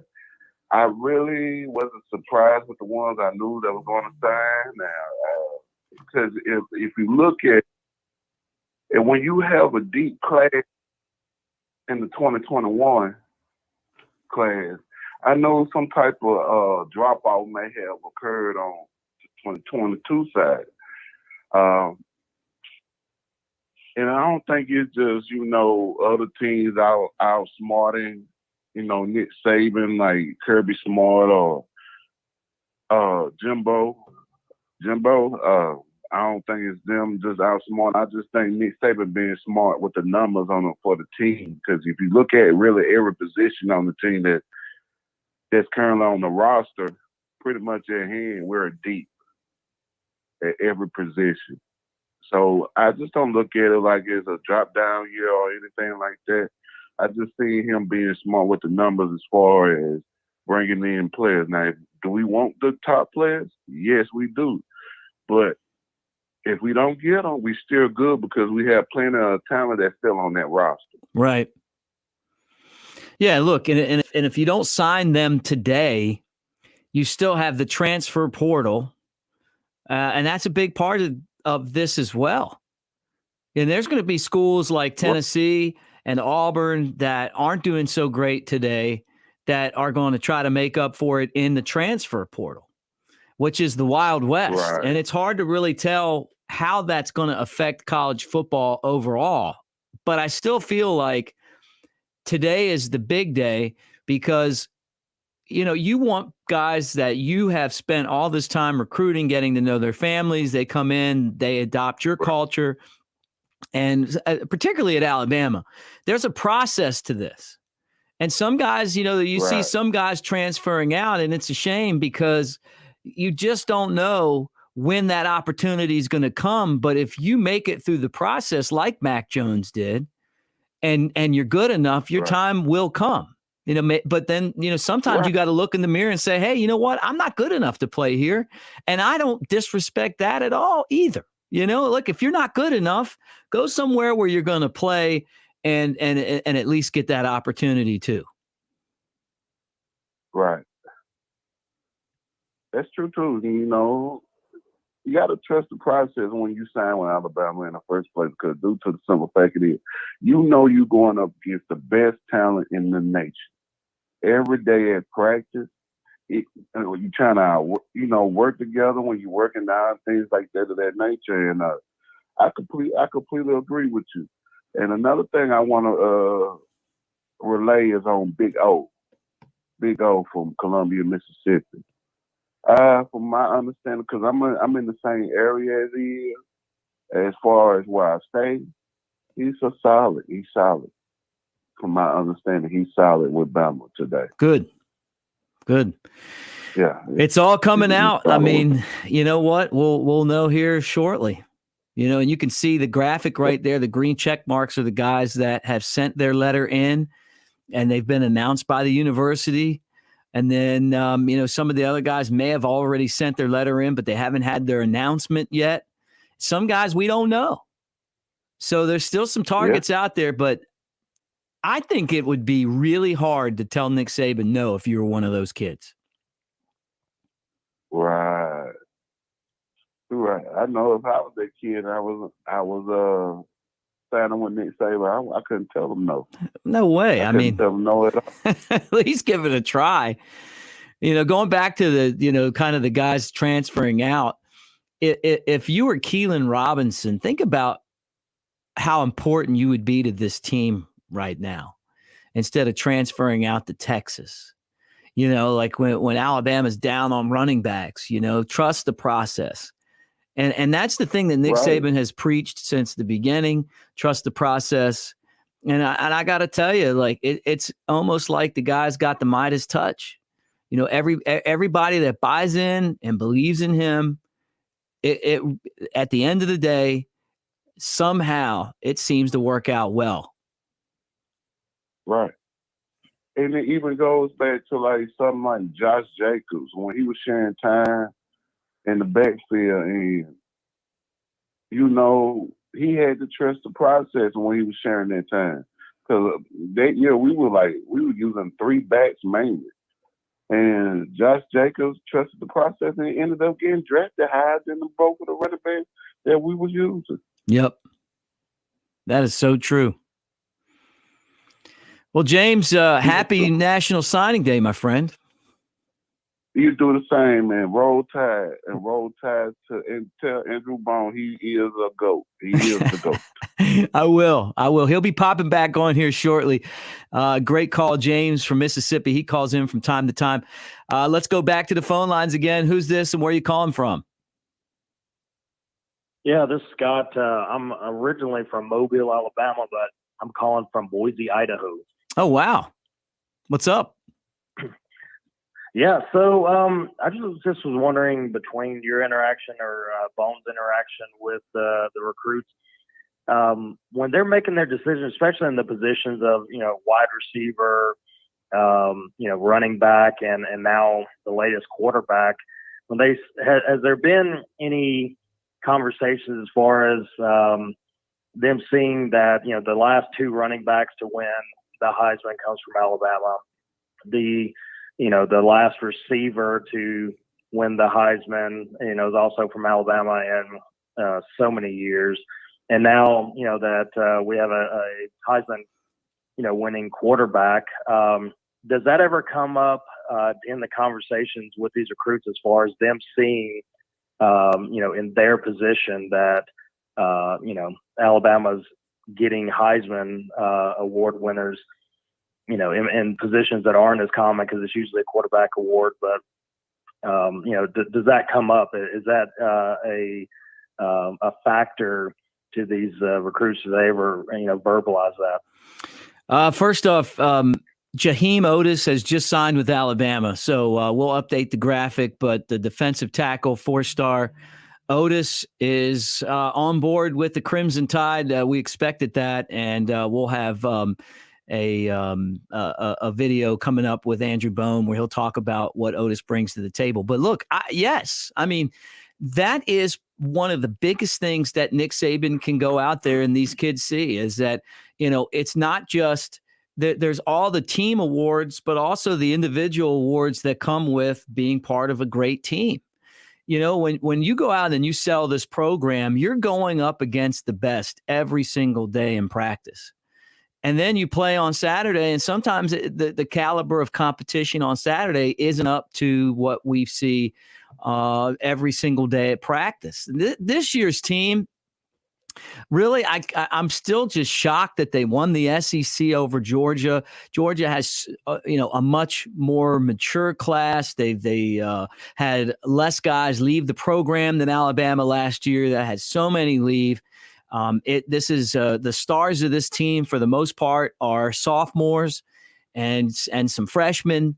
There's some role players that are upperclassmen, but the bulk of the players that are counted on, and they've hit their bumps and their bruises along the way, and somehow they figured out the process and are SEC champs, which a lot of us didn't see coming. And there's the updated graphic with Otis in there. So, yeah, I mean, of course. I mean, you come to Tuscaloosa as one of the big-time skill players, and you see 4 different Heisman trophies from, 3 different positions. I mean, that's got to tell you all you need to know. Yeah. Yeah, it always amazes me when you see these 4- and 5-star, especially in the running back position, them picking other schools when they're heavily recruited by, Alabama. And it amazes me. It's like, hey, when's the last time that another school besides Alabama won, the Heisman out of running back? Not once, but twice.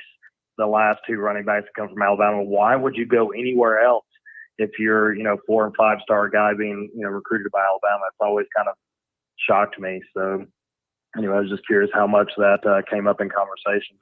Look, when you're in the world of recruiting, and one thing that Nick Saban does not do is negatively recruit and negatively talk about other coaches. He's a positive guy, talks about what the program brings, what he expects, and that's worked for him. He gets negatively recruited against every day, but the body of work speaks for itself. It's gotten to the point now where it's more than just the championship rings and the awards and all of that stuff. These guys also go out and have successful lives. Like one of the guys I used to work with doing radio is Mike Johnson, 2-time All-American, won the national championship in 2009. He was a big part of that team. Great guy, really good friend, someone that I like a whole lot. And he's had a successful life, not just that he played in the NFL, but he's financially, he's smart. He's a good husband. He's a good dad.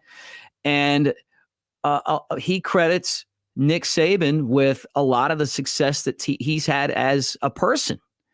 And I think that that's something that we don't talk about a lot with Coach Saban. But I do believe that that's part of the process, that going to work every day to be your best, knowing how to win, it comes with preparation, and there's a mentality that it takes. So when you go to Alabama and you play football for Nick Saban, you can win a Heisman, or you can win a Remington, or you can win a national, and everyone seems to get a national championship. But when you leave, you learn how to be not a mediocre person, as Nick Saban says, but an exceptional person. And I think that's the program. That's a great point.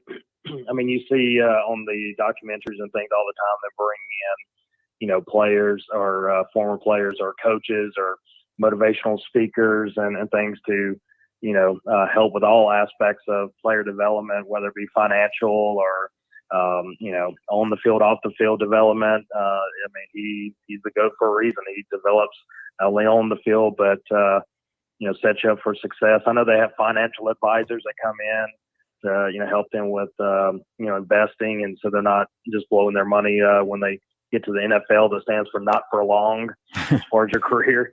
It's there's no doubt. Well, I appreciate the time, and roll Tide. Hey, roll Tide. Thanks for the call, and have a great signing day. All right, let's go back to the phone lines again. And the note on the screen there tells us that Preston's going to announce at 2:05. Kyle Henderson will be back on here shortly. We'll hear from Andrew Bone. We got Trey Yannity and Chris Daltrey, our entire crew hanging out. But we're taking your calls here. Kind of got a slow time in the afternoon, and that's given us an opportunity here to take some calls. Who's this and where you calling from? What's going on, Nick? This is Jared from Buffalo. What's up, dude? Happy signing day. Nothing, man. It's been crazy, man. I just got home, and just my goodness gracious, I'm already Travis Hunter going to Jackson State. My goodness, that's craziness, isn't it? Oh my goodness, absolutely. Hey, great job by Deion Sanders, man.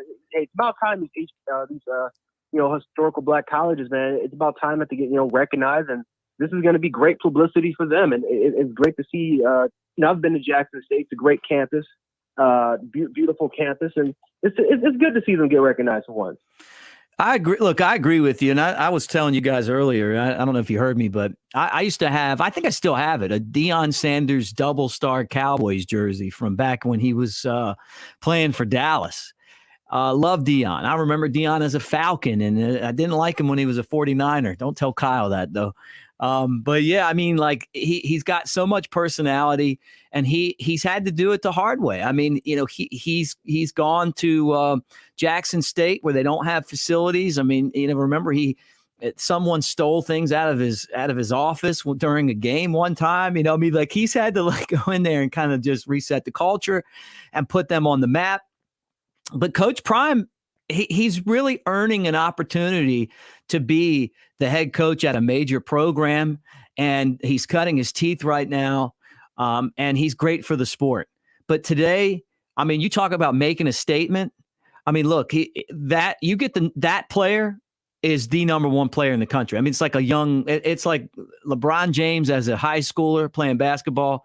For him to go to Jackson State, that's a killer for Florida State, because he would have been a starter on offense and defense probably day one. And we're going to have to keep an eye on Jackson State just to see Hunter play football. Crazy. Absolutely. I think the kind of the ironic part is that Deion Sanders went to Florida State. So you kind of you steal the number one recruit in the nation from your alma mater. I know a lot of Florida State fans are not really happy with Deion when it comes to that. But as far as Alabama recruiting goes, haven't seen that we haven't really made the sexy splash. I mean, I know we got Khurtiss Perry. I know that's Nick Saban's wanted that dude for a very, very long time. I was extremely happy. Again, Jeremiah Alexander, I've been paying attention to that kid since he was a freshman at Thompson, back when Talia was still playing. And I remember watching one of Thompson's games, and this young freshman, him was just he's killing. And I'm like, who is this dude? I'm like who is this guy? This dude got like 3-4 sacks in a game, and I'm like, this dude, well, he's got to be seeing how many offers the kid has. And now I find out he's a freshman. He hasn't even offered yet. I'm like, what is going on here? So I'm excited to see Jeremiah Alexander, come, because just like how I kind of said about Will Anderson, it's like you just know when a player, you can just feel when a player is going to be the next best thing. And I said the same thing about Will Anderson. I think Jeremiah Alexander, was the biggest get, I think, for Alabama, even though it wasn't a sexy, splash. As far as, signing, as far as making that, commitment compared to some of the other big names. But he is the best player in the state of Alabama, and I think that is going to be a kid that is just going to be too good to leave on the bench during his freshman season. Yeah, I agree. And what happens is that these guys get there like Dallas Turner, and they force playing time because they just make a way for themselves. Part of it too is opportunity. I mean, I'm not saying that when Trey Sanders was healthy, hopefully he'll be ready for the national championship game, or if Alabama gets there in the playoffs against Cincinnati. Sometimes it's necessity, with Sanders. I mean, he was way back on the depth chart, but then so many people got injured. That's not a bad guy to have as your fourth option, So Alabama has so many different guys who have talent, and this, somebody's going to have to be the next to step up for Mechie in this game, and I feel like somebody's going to do that. Yeah, I agree. And, whether if it's Hall that can maybe step up in practice and maybe prove to coaches that he can be that guy that we all think he can be, whether it's Brooks or Trayshawn Holden. I mean, all three of those guys have incredible upside. And, the old mantra that, that used to be with the University of Alabama is that, hey, if you get hurt, it's your opportunity. And, remember the old story back when 4 and 5-star players, would just compete with each other. And if someone went down and another person stepped up, Nick Saban wasn't looking back. That was your job then. So, so this is a huge opportunity. Now, I'm not saying John Mechie is going to completely lose the job, but, this is a big opportunity for these players to kind of prove, not just for this particular postseason, but for next season, why they belong in the football field. Now that Jameson Williams is most likely going to be entering the NFL. But I've also heard some other rumors, and again, this is a kind of more recruiting. But I've also heard some rumors about Kayshon Boutte being interested in Alabama. Hey, I would love that. That guy can play. I'm like hearing news about it. I'm like, wait a minute. Are we going to get another dynamic 5-star player from the transfer portal? Like, I remember when Nick Saban was just, going absolutely ham. Probably the first coach to go ham on the transfer portal. And now Nick Saban, the last couple of years, he just said, you know what, adapt or die. And he's just gotten some of these underrated gems that he's been recruiting for a long time. And, Kayshon Boutte, I can remember a couple of seasons ago, he was one of Alabama's biggest targets. Right. Before we got JoJo Earl. And now, to come right back at full swing, just like with Henry T when he went to Tennessee. That would be a huge get. Look, I got to say this too. I got to give Kyle some props. We were on a show when what's his name left Notre Dame to become Brian Kelly, become LSU's head coach, and Kyle was like, "I don't think this is a splash hire," And I'm thinking in my mind, I'm like, I think this guy's a really good coach. I mean, look, he's done at Notre Dame. He's won all these games. Then the fake accent, and I see the video and everybody's talking about this fake Southern accent that he's throwing out. Did you see the dance video? Well, I'm getting to that, Jarek. And then, so I'm kind of like, okay, we've kind of cracked on people for what we would call a fake accent. I know some of you guys in the message board will say Marty Smith from ESPN, I don't know. But then I see that dance video and I just can't stop laughing. How terrible is that?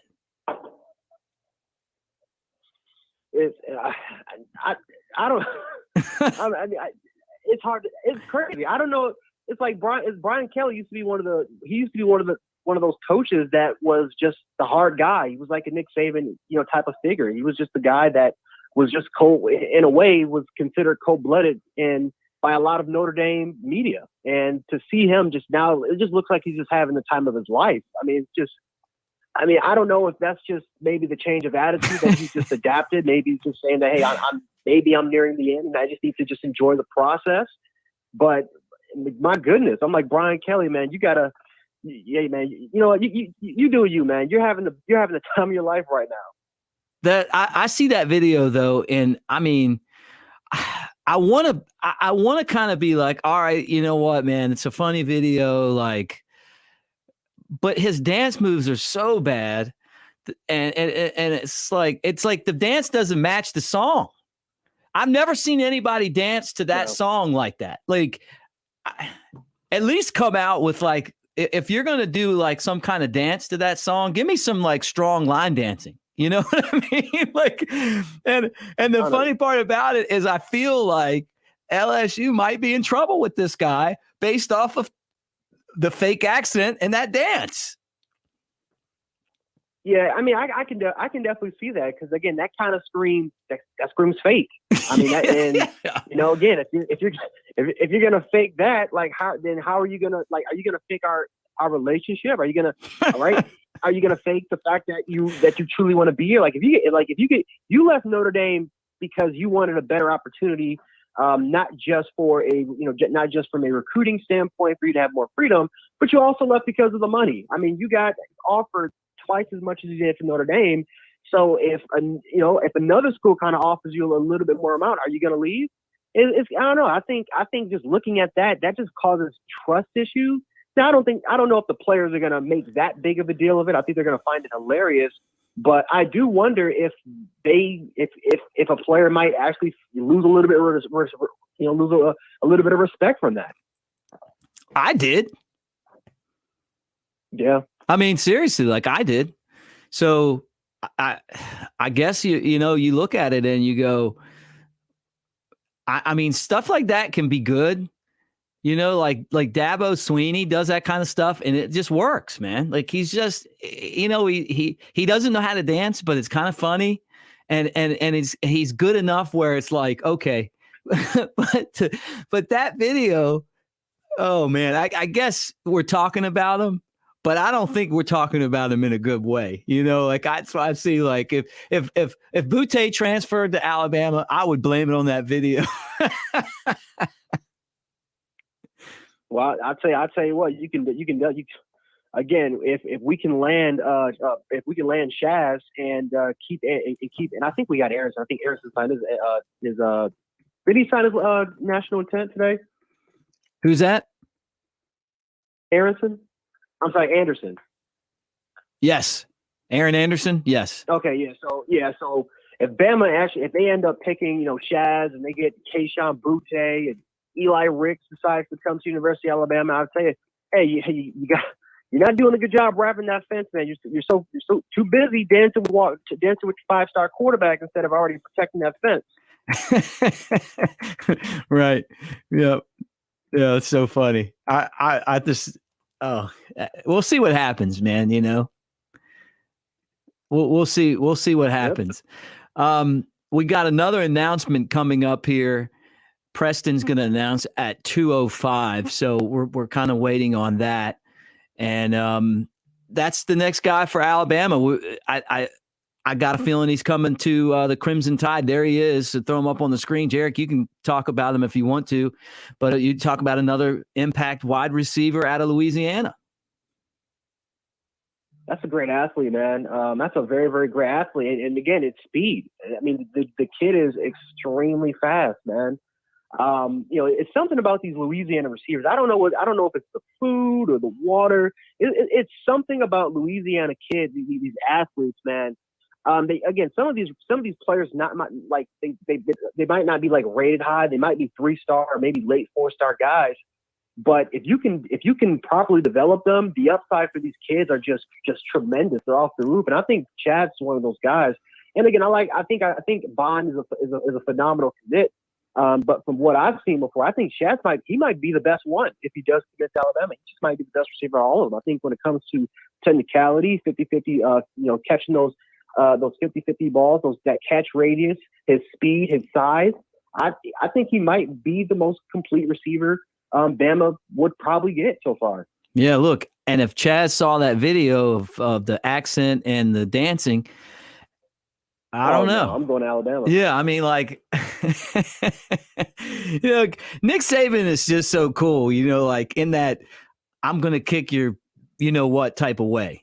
You know, it's like he's not I've been around him before. He's not a very tall guy, but there's an aura about him that you just don't want to mess with that guy. You know, like serious business. It's like Mike Krzyzewski from Duke. Yeah.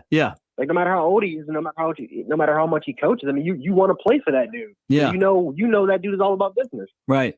When you see the list of guys, like the 5-star guys that have come to Alabama, and then how many of them have gone to the NFL and how much money they're making, like, to me, I mean, that really tells you all that you need to know if that's what your goal is.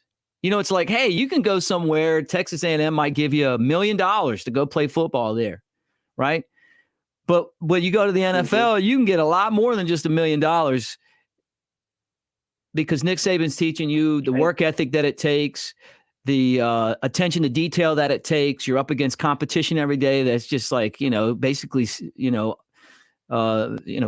iron on iron every day. I mean, like you're getting better. If you survive that, you know, you go to the NFL, and I mean, you're Mac Jones, you know?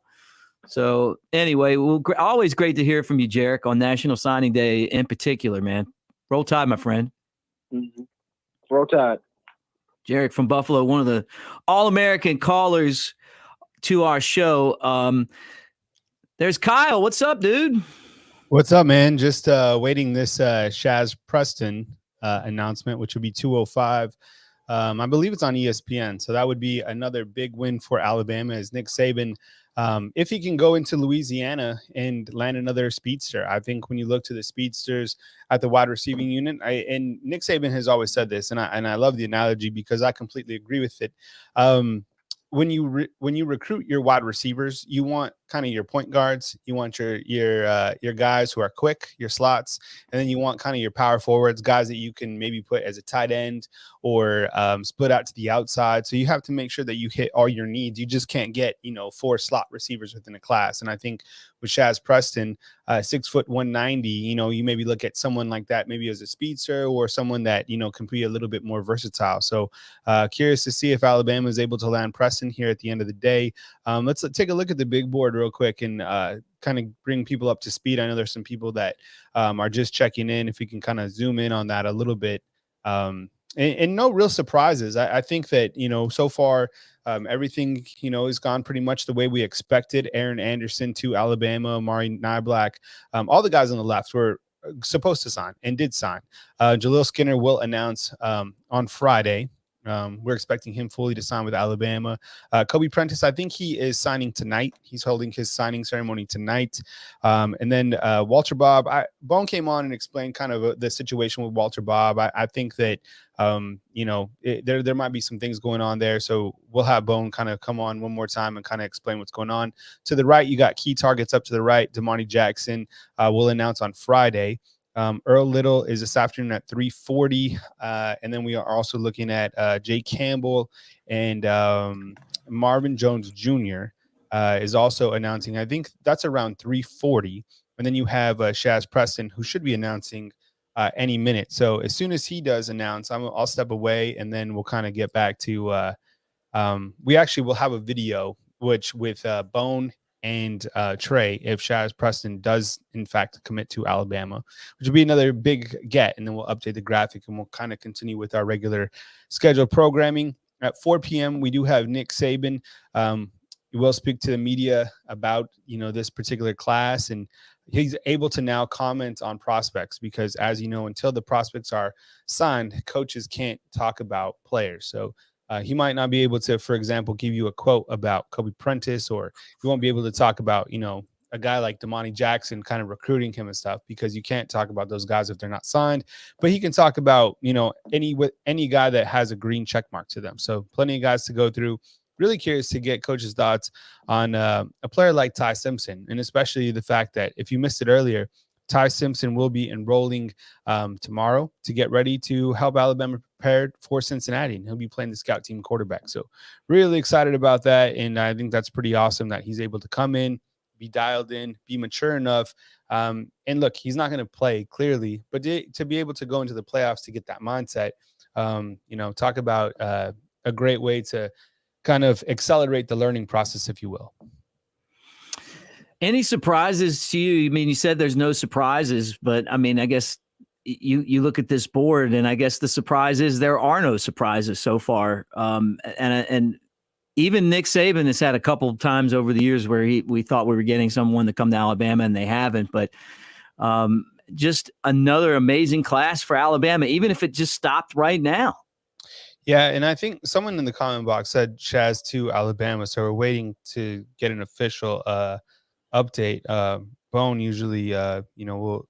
Oh, okay, Blake is saying Shazz coming to Bama. We'll let Bone get that out, and then Trey, once we have an update from Bone, we'll go ahead with that Shazz video. But I'm going to wait for Bone to update that. I'm not watching ESPN. Let me text Bone real quick. And then we'll update everything. Like I said, if he does decide to commit, we do have a video ready. So it's kind of, you're watching a live show. This isn't, a lot of things can go different ways. I don't want to play the video and then him not be coming. So Bailey Lee saying Preston to Bama. She's about it. So is Kendrick Lee. Shazz to Bama. He's coming. We're going with Bailey Lee. If we don't get Bone, we're going with Bailey. So we're good to go. So Trey, why don't you hit that video? Knock it out, Shazz Preston, to the Alabama Crimson Tide. This one, Shazz Preston, another very talented receiver in this group. Bone, here to break it down for you guys. If you haven't looked him up on Twitter yet, this guy is tweeting all the breaking news coming out today. Obviously, a big day of coverage. Go find him at Andrew J. Bone. And, of course, go to BamaInsider.com. So we keep that up, that website updated as well as our YouTube page. But Shazz Preston, the latest to sign with the Crimson Tide. What do Tide fans need to know about this receiver? How big is this for the 2022 class? Well, this is great commitment. I mean, you look behind me, you see Devontae Smith making that catch against LSU. Alabama just goes into the state of Louisiana and gets some elite football players, almost year after year, and they did so again this year by getting Shazz Preston, one of the best high school wide receivers in the country. He's 6'2", about 185, 190 pounds. Physical dude. Got great speed. Runs great routes. This is kind of a do-it-all type football player, and he's rated as one of the top wide receivers in the country. He's in the top 50 overall in the Rivals 100, and certainly one of Alabama's key targets. And I was really impressed with with the way Alabama was able to recruit him, because they were not a top contender for him early in the process. He ended up making a trip to Alabama in June. After that trip, I interviewed him. I still didn't think Alabama was probably in his top 2. I thought maybe in his top 3, top 4. They probably needed to get him back on campus again for another visit. Well, he ends up making a trip back to Tuscaloosa for the Champions Cookout in July. And after that trip, I really felt like Alabama had a great chance. He really connected well with the coaching staff. Really liked, obviously Alabama's development at the wide receiver position. And, Pete Golding, Alabama's defensive coordinator, even though he coaches on the defensive side of the ball, he really led the charge in recruiting Shazz Preston, as he does with all Louisiana recruits. But I thought Coach Golding did a great job developing that relationship, that bond, throughout the process. And, it really kind of came down to Alabama, LSU, Texas. Georgia was in there, but, really they were probably sitting at number 4 for him late in the process. Texas had done a great job recruiting him. Steve Sarkisian, the whole coaching staff, went in and saw him a couple weeks ago. Now, LSU, they started to fall off a little bit for him after the coaching changes. Brian Kelly came in, and they didn't really hear anything from Coach Kelly when he first joined not joined the staff, but took over as the head coach. And he ends up getting a call from Frank Wilson, the associate head coach, ends up calling him saying, hey, we want you here at LSU. Can you come in for a visit this weekend? This was on Thursday or Friday of last week. Well, Shazz was already set to visit Alabama again. So he ends up not taking that visit to LSU, visited Alabama instead. And, Alabama was able to win another prize recruit in the state of Louisiana. But this is a great football player. And, it's interesting because I talked to his dad the other day, and they really had a chance to sit down with the Alabama coaching staff, Holman Wiggins, Alabama's wide receivers coach, and watch a lot of film, watch a lot of different players on on the Alabama football team. and kind of see similarities between his guys and Shazz Preston. Really compared him to John Mechie. I mean, John Mechie, is your kind of do-it-all type wide receiver that is just so good in so many different ways, and that's kind of the same thing that Shazz Preston is. So this is a big signee for Alabama today, and somebody that I know they're very excited to have on board. Yeah, no doubt about it. And like you said, Alabama winning another huge battle in the state of Louisiana, another big battle in the receiving room in the country. How has Alabama been able to have this much success year after year recruiting receivers? Well, I think you have to look at the success of the receiver that they've had in Tuscaloosa. I mean, even though we see different coordinators come and go, I mean, the production is still about the same. You still see guys up for the Blitnikoff Award. You saw Devontae Smith winning the Heisman last year. I mean, it started with Julio Jones, but getting Calvin Ridley, getting Amari Cooper, those guys, and seeing the success that those guys had, opened up the door for so many others. And you look back at that 2017 group that was so special with Henry Ruggs and Devontae Smith and Jerry Jeudy, and then you get Jalen Waddell the next year, and it's just continued to carry over, and they just get so many great receivers. Everybody saw what Jamison Williams and John Mechie were able to do this season, and Alabama, they're known for getting the ball around to wide receivers. We weren't talking about that. It seemed like a few years ago, and now it's a wide receiver's dream to play in this Alabama system. And even like I said, even when we see coordinators change, the offense still remains the same, and there's a lot of production for receivers in the Tide's offense. So I think they've recruited extremely well the last couple of years at the receiver position, and they're going to continue to recruit well for many years to come. Yeah, they certainly will. I mean, an outstanding class in 2021. A lot of guys really getting their chance this season. Expect to see this receiving core do the same in 2022. Shazz Preston out of the state of Louisiana signs with the Crimson Tide. We're going to keep it going here on BamaInsider.com. Don't go anywhere. This is early signing day 2021. All right, great stuff from Andrew Bone and Trey Anity. Let's get an updated graphic as we look at Alabama's class after the newest member is Shazz Preston. A lot of green check marks. As you'll notate on the left, the green check mark indicates that the player has officially signed with the Alabama Crimson Tide.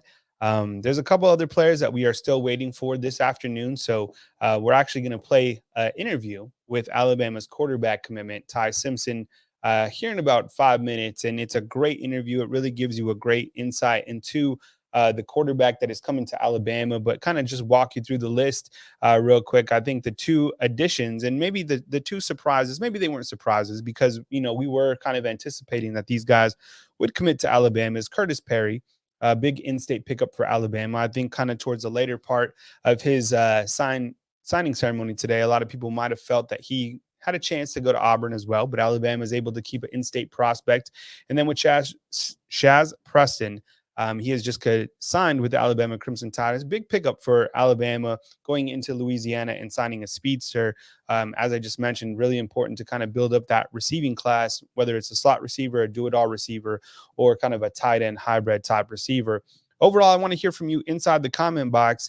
When you look at this, our big board right here, are you happy with what you're seeing right here? Would you like to see a couple people, added as well? And just as John Hart said inside the comment box, the next announcement will be coming, I believe, at 3:15 when Campbell will be announcing. And I'm not sure if that's going to be live anywhere. But if he does commit to Alabama, we will be ready for it right here on BamaInsider.com as we kind of take a closer look to the Rivals.com recruiting rankings. The Crimson Tide have climbed to the #1 spot ahead of the Georgia Bulldogs. Alabama with 22 commits, 1 5-star, 18 4-stars, 3 3-stars with an average of 3.9 per particular player. And I know there's On 3 out there. There's 24/7.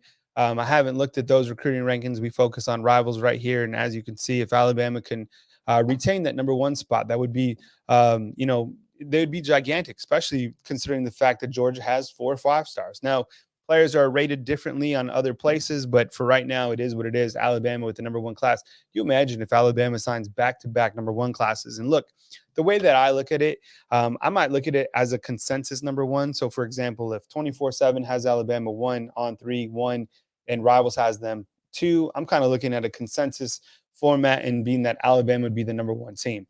Regarding the team recruiting rankings, that's just an incredible job considering that Alabama had to get a new offensive coordinator in there.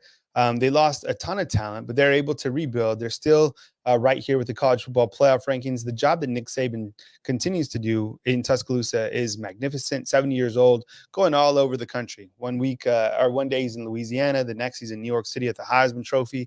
I get it. He's not flying commercially.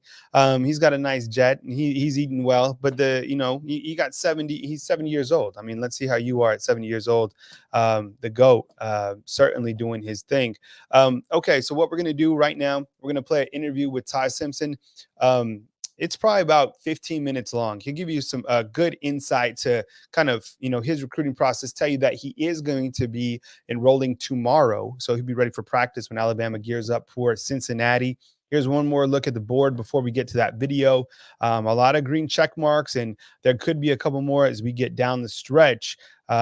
My name is Kyle Henderson of BamaInsider.com. We certainly appreciate all you guys sticking with us throughout the day. Definitely like and subscribe. There's a lot of moving parts to our channel, so the super thanks, a thumbs up goes a long way. Here's that interview with Ty Simpson. Enjoy it. We'll be back in just a few minutes to get ready for the next commitment, which will be at 3:15. Jay Campbell on the clock as we continue to get ready and continue to cover signing day right here on Bama Insider. All right, Alabama fans, what's going on? It's National Signing Day. Well, I call it National Signing Day. It's the early signing period, but everybody signs early these days, and including Alabama quarterback signee Ty Simpson. Ty, how you doing, man? Great. Thanks for having me. Yeah, man. We'll talk about signing with Alabama today. What's this mean to you? How excited are you about your future here in Tuscaloosa? I'm really excited. I'm really excited for the opportunity to not only grow as a player, but grow as a man in a great organization in school. And being down there Thursday for bowl practice, I'm really excited about that, and can't wait to be around my new teammates and my new coaches.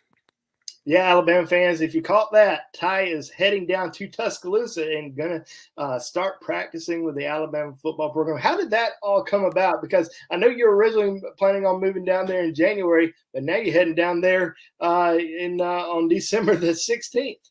Yeah, no, absolutely. They brought it to my attention, when they came to home visit me, and they were, it started to kind of snowball. And finally, when Coach Saban came, he was like, hey, I think you need to do this. We'll get you set in, and you'll be running scout team quarterback, and just get kind of get more practices and get used to the new normal for me, I guess you could say. So I wanted to take the opportunity to just to get acclimated as much as possible. So I was ready to sign me up, and let's get going. And you just finished taking finals, just wrapped up your football season, and now you're getting thrown into the fire, man. What's that going to be like? I'm not sure. I'm going to tell Will Anderson before the day starts, just, stay on that side and don't touch me as much. But, I'm super excited. I had a great historic season here. Me and my team did, and the opportunity to, I guess Thursday or Wednesday be my last day of high school is a bittersweet moment, but, I'm super excited to get down there. It's been a pretty big month for you already. I mean, state championship, you won Mr. Football. I mean, this has been a great month. Then just talk about your senior season, man, because I know you guys struggled early on in your high school career, and you really kind of helped build this program up and won a state championship. I mean, what has that meant to you? I mean, this is the first state championship in your high school's history, right? Yeah, no, absolutely. It's the first one ever. And I mean, I'm so proud of my guys and my teammates. I mean, they did an awesome job. Everybody bought in. But no, you're right. It was a struggle early in my career. Just only winning 2 games my freshman year. And then, just getting one game better every year from, making to the playoffs sophomore, winning a playoff game, and then finally, winning it all my senior year. And, I'm it's cool to have individual awards like Mr. Football and Gatorade State Player of the Year, but I know that if it wasn't for my teammates, I wouldn't have got it. So I appreciate them and everything they've done, and I'm just super excited, for them and their historic and legacy they've left. And I know I left mine, but I know it's time to pass the torch to my little brother when he comes up. So hopefully he can top Big Brother. That's right. And I've already seen some highlights of him. Your dad sent them to me, so I know he's excited. Let's talk about your dad for a minute, because he had a great season as well for UT Martin, going into the playoffs, and didn't get a chance to watch you play in the state championship game because he was in his own playoff game. What's your father meant to you kind of throughout, not this recruiting process, but just throughout your whole career, and just being around him, learning from him, and just being a great father? He and my mom both have been just awesome throughout the process, and I couldn't ask for better parents and better supporters. But my dad's like my best friend.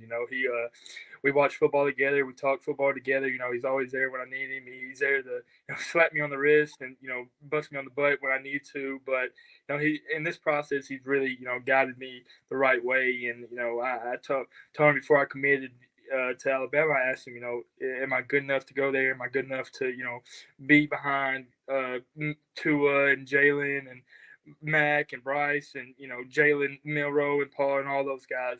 And he thought, yeah, son, I think you are. So that was really special to me. But, he had a historic season as well as me. But it was a bittersweet moment, like I said, for him not to be there and him being in Montana. But, as soon as the game's over, he was in halftime of his game, and I got to FaceTime him and just tell him how much I loved him. And so it was really, really cool. When we got home, he congratulated me, and I told him that I was a state champ before him. So that was pretty cool.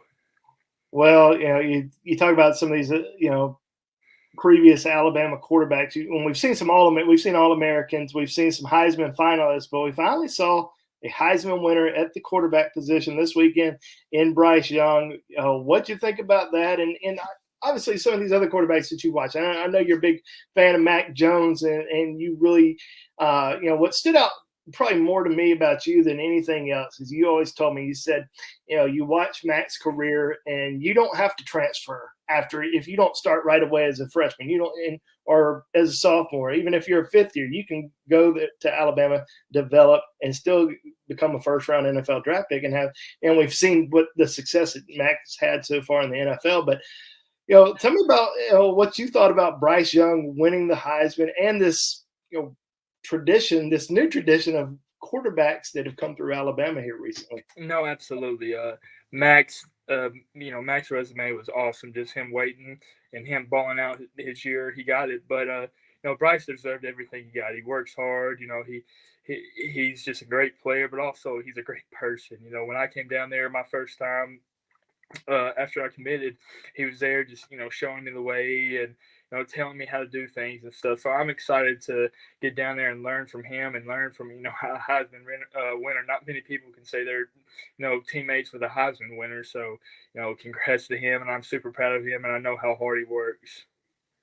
Well, let's go back a little bit to when you made that decision for Alabama, because there was a coaching change at the time. I know Coach Sark had recruited you early on in your recruitment, and then Coach O'Brien comes in, starts recruiting you. You develop that relationship. What was it about Alabama that really, sold you on the Crimson Tide over some of these other programs that you were considering? I know Clemson and Tennessee were also very high on your list, but what was it about Alabama that made you commit? No, absolutely. Coach Sark left when I was getting recruited, but the first day Coach O'Brien got the job, he was the first call. It was late. He was like, "Hey, Coach Saban talked to you and told you that Coach O'Brien was going to be the new guy, and here he is and stuff." And I was very excited because I know I didn't know him, but I knew he coached Deshaun Watson and Tom Brady and stuff. So I was very excited about that. I was kind of scared of him at first. I always saw videos of him, getting on those guys, but I grow to love him, and I know he's going to coach hard, but. That was a very difficult decision, wanting to go in state, or wanting to go to Clemson or Ole Miss, or to UT Martin, and I was, very torn. But I just knew that, Alabama, I could be not only the best person, the best player, but the best person.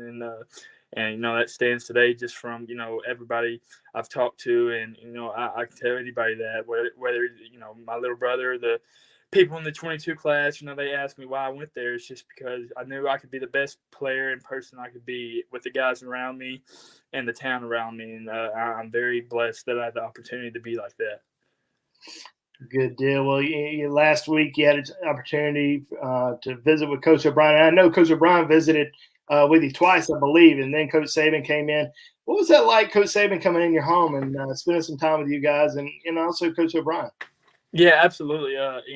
Having him there was very, very cool. Both of them, Coach Saban. I never imagined Coach Saban being in my house. Eating cheese sticks and eating, bang bang shrimp from a local restaurant. But it was very cool. We laughed, we told some stories, and he was just, telling me how excited he was to get me down there and get me in the process to learn. And I just told him, Coach, I may not play it down, but I'm going to give you my all, whether it's at practice or, in the meeting room at all. I'm going to give you my all. And he was like, that's all I need, Ty. So that was really cool. Good deal. Well, you were able to make it down to Tuscaloosa several times, whether that was, for many camps, official, not only your official visit weekend, but you went down for other official visit weekends to kind of spend time and help recruit. Just talk about the relationship you've built with, the guys in your class already, and because it feels like y'all have a pretty close bond. Yeah, no, absolutely. The guys in my class, I feel like we're very, very tight, and I feel like we got some really, really good players from, Tyler Booker, Jeremiah Alexander, Emmanuel, Henderson, Elijah Pritchett. Guys just, they attract to guys like that. Just, not only good players, but great guys and great teammates. And, that's what Coach Saban recruits. So having the opportunity, to play with those guys and, have the number one recruiting class in the nation, is very, very cool. And, who knows if, signing day may change, and we may not have the number one recruiting class, but I know that we have the number one recruit class in men. So that's a really cool thing to do. Well, tell Alabama fans kind of what they should expect in Ty Simpson. I know you're going to give it your all, but what are you bringing to the table? What to expect from me is just a hard worker who loves football. I'm a football junkie, coach's son who, grew up around the game and understands, what it takes to be a pro just from, people around the building. So, I'm going to go in there, I'm going to work my tail off, and, I'm just going to earn my respect and, earn my way on the field if I ever get that opportunity. So, I'm excited to be, Alabama Crimson Tide and Roll Tide, I guess. I'm super excited. I'm speechless, and, I'm ready to get to work. Well, I know you are, and you're going to be getting to work pretty quickly here this week. So tell me about Alabama, man. I mean, you're watching this team, throughout the season. They just won the SEC championship. Now they're going into the playoff. What do you think this team's going to be able to do over the course of the next month? I think a little bit of last week, the SEC championship, they kind of showed what they can do, and they all believe now. A lot of people, like Coach Saban said, gave them rat poison, and it was good rat poison at the very end. No way that they can beat them. They're not good enough. The O-line's not good enough. Well, forget that. They just come out and play, and not look at that. Then they can play. I mean, you go to Alabama for a reason. You have the number one coach ever. I mean, there's going to be a reason why you're there. So I just feel like if we play hard and play smart, and I give a good look on scout team, then maybe we can add another one to the table. Last question for you, and it's a two-part question, but what was the best part about the entire recruiting process for you, and is there anything that you would change about it? Anything I would change about it? The best part probably had to be committing and, telling Coach Saban the night before, because I don't think he knew I was going to go there. He didn't think that he thought I was going to Clemson. And so when I told him, Coach, hey, I hate to tell you this, but I'm going to come play for you. And him and Miss Terry just lit up because she calls me her recruit, because one time Coach Saban was late on a Zoom meeting because he had to take, I think, his daughter to the airport, and traffic was bad. So Miss Terry phoned in. We talked to her for a little bit. So every time I see her, she's like, I tell Nick all the time that you're my recruit. Now, I'm the reason that you're here, and I disagree with her. But I probably wouldn't change anything. Maybe taking an official visit or two after I committed. But I knew Alabama was the place for me, and I wouldn't change anything because I knew where I was going to go.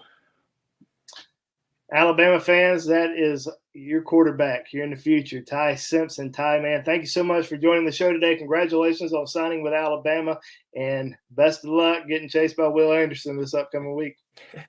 Thank you. I'm going to need it. Thank you all. All right, man. All right, we'll come back and we'll get that off the screen here if I can find it. All right. Okay, we're back. Somebody asked inside the comment box, they're curious about kind of Ty Simpson, what he brings to the table. We have some highlights put together that I'll pop on. We're going to have Andrew Bone join us at 2:45. Mick Gillispie should be back here in a few minutes as well. But yeah, I mean, when you look to Ty Simpson and what he brings as a quarterback, I think that he's very good side to side. And I think that's really important because you want your quarterback to be a playmaker. Look, it's going to be hard to duplicate anything that Bryce Young has done moving forward for the rest of history here at Alabama.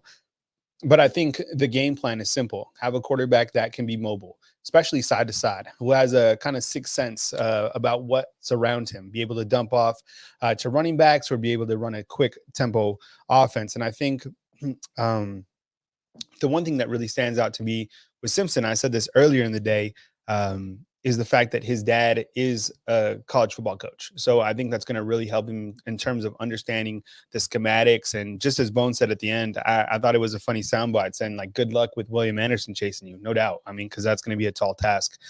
So thanks for joining us. Hit the thumbs up, like, subscribe. We're going to have Bone on here in about 10 minutes as we continue to preview the rest of the day. We also have Nick Saban at 4 o'clock, and hit the thumbs up and definitely subscribe so you know every single time that we have dropped a video on BamaInsider.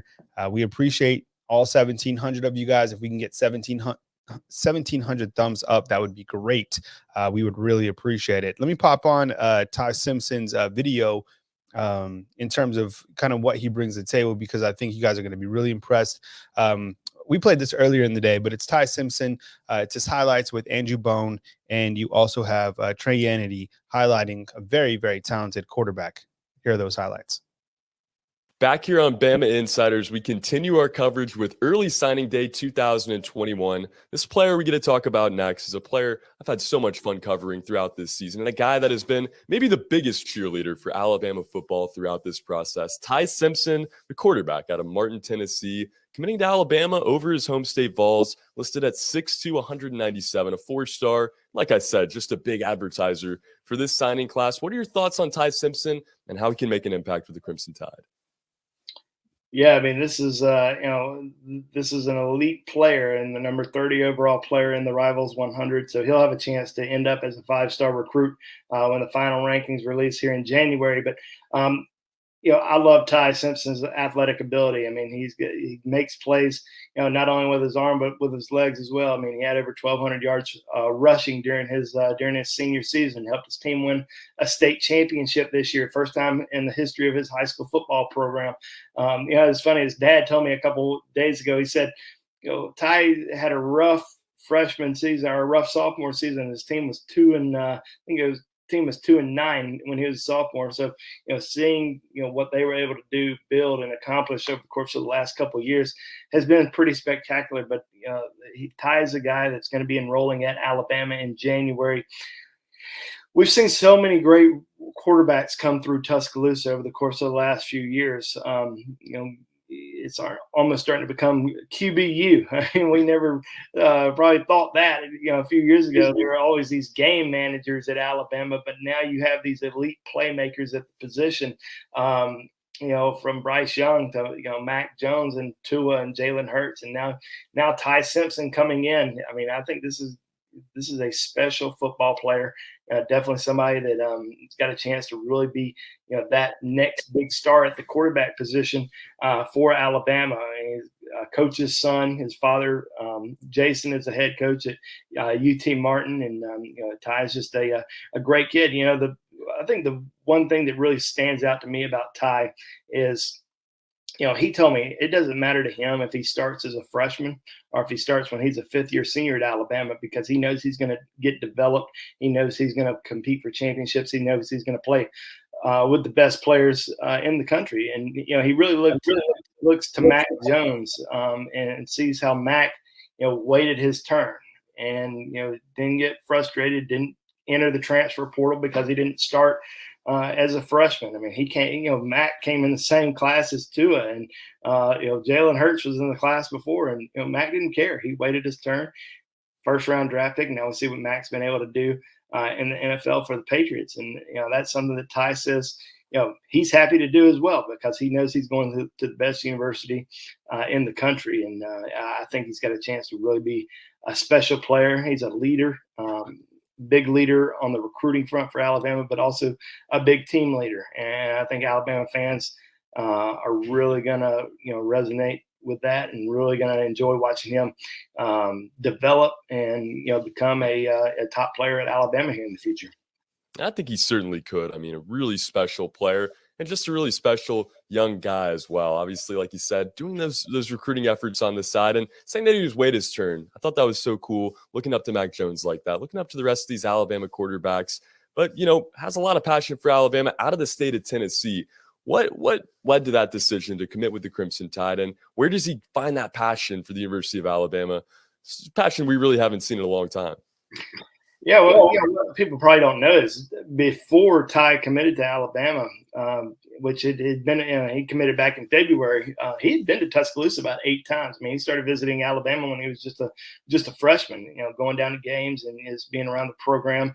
And really when Alabama started heavily recruiting him, Steve Sarkisian was the offense coordinator at Alabama. When Coach Sark left, a lot of people thought that was going to ruin Alabama's chances with Ty. And I think Alabama probably fell a little bit behind with him for a minute. Tennessee was really coming on strong. There was a lot of talk that he was going to go to Tennessee and play for Jeremy Pruitt. And once Coach Pruitt ended up getting let go by the Vols, that really kind of opened up the door again for Alabama with Bill O'Brien. And once Bill O'Brien was hired, I mean, that was really the first call for Coach O'Brien was to Ty Simpson, get on some FaceTime with him and talk to him, and really start pressing for him as a part of this class. And Clemson was a top contender for him. Clemson was really coming on strong, and it's kind of interesting because Clemson has a quarterback commitment in 5-star, currently rated as the #1 quarterback in the country. Cade Klubnik is currently committed or signed with Clemson today. Clemson actually waited before they offered him to see what was going to happen with Ty. Ty was their #1 quarterback target as well. So after Ty announced for Alabama, Clemson ended up offering Cade, and Cade committed shortly after that. But Ty is an elite football player, and played for a small school, but that's okay. A lot of these quarterbacks play for small schools. Everybody talks about Arch Manning. Arch is the #1 football recruit in the country. He plays for a small school, so it doesn't really matter. I mean, these are elite quarterbacks, and he's proven it time and time. Showing his and I think he's got a chance to really be a big player. And he's going to be at Alabama next month, so he's going to be getting there. And he knows he's going to have to wait his turn. I don't think he's going. We saw Tua beat out Jalen, but I don't think Ty's going to come in and beat out Bryce right away. But I think after Bryce leaves, he's going to have a really good chance to be that next starting quarterback at Alabama. Yeah, I think he will too. And, I think he's willing to wait his turn, which is just so inspiring to see for this team. Ty Simpson out of Martin, Tennessee. Like you said, going to a small school. One basketball comparison I like to use for small schools. Zion Williamson went to Spartanburg Day School. Now one of the superstars in the NBA. So Ty Simpson looking to make an impact right away at Alabama. Listed at 6'2", 197 pounds, 4-star. Like I said, out of Martin, Tennessee. A big commitment, a big signee as Alabama keeps it rolling here on early signing day 2021. All right, good stuff. What's up, Mick? Hey, what's up? Man, love those videos. 6 hours and 40 minutes of Alabama football. Eat it with a spoon, right? I mean, where's the Zeke Elliott Jif, right? Okay, there we go. Randall, boom. How about that? We'll eat that with a spoon. Thank you. We appreciate it, man. Thank you so much, Randall. A lot goes on behind the scenes. Trey Yanity, Chris producing. We have Andrew Bone. We have Mick Gillispie. Tony's taking care of BamaInsider. So a lot going on, a lot of moving parts, and we hope that you appreciate, or just kind of have this signing central as somewhere that you can come. Most importantly, to get the correct information and that it's organized. So literally I put together this graphic, and this is kind of how my brain works. If you know me, like I'm all about charts, graphs, lines. I'm very A-type. So one of the things that I really want to make sure is that everybody knows exactly what's happening, keep it organized. I think we could definitely improve on a couple areas. It's not perfect. Maybe we can add some of the remaining signees at the bottom of miscellaneous signee notes. Maybe that would be a good area. For example, Jay Campbell's up at 315, and then you got Earl Little at 340, and I think Marvin Jones Jr. at 340 as well. So maybe we'll put those under that miscellaneous signing day notes area so people can stay updated. We're going to have Andrew Bone at 245. We got another super chat coming in from Kobe. Appreciate it, man. He's saying GIF, he's saying GIF, not GIF. I get it. Okay, Kobe. Speaking of A-type, welcome to the party. We appreciate it. It's been a long day, but it's been a lot of fun. I mean, just seeing the some of the talent we've shown videos of these guys playing in high school games. We've talked with Bone about what the impact's going to be to the roster. Kyle, you've done a great job of kind of giving us a lot of the backstories on these guys that are coming in, and this is the time of the day where all of a sudden you're kind of waiting for that big surprise, that Kamar Wheaton type landing that Alabama will once in a while just kind of, Nick Saban in particular, will just kind of get at that last minute. But even if the class stopped right now, last check at rivals.com, Alabama's ahead of Georgia now. Yeah, I think so. And somebody asked earlier, I think it was Pinnacle who also threw in a super chat, if we look at the composite rankings for the players, because Unofficial back in there with another $5. We appreciate you, Unofficial. Wow, a lot of banners going on. Unofficial, thank you so much. And yeah, we do look at the composite, and I kind of look at it as almost a consensus in a way. Earl is going down at 340, Trey.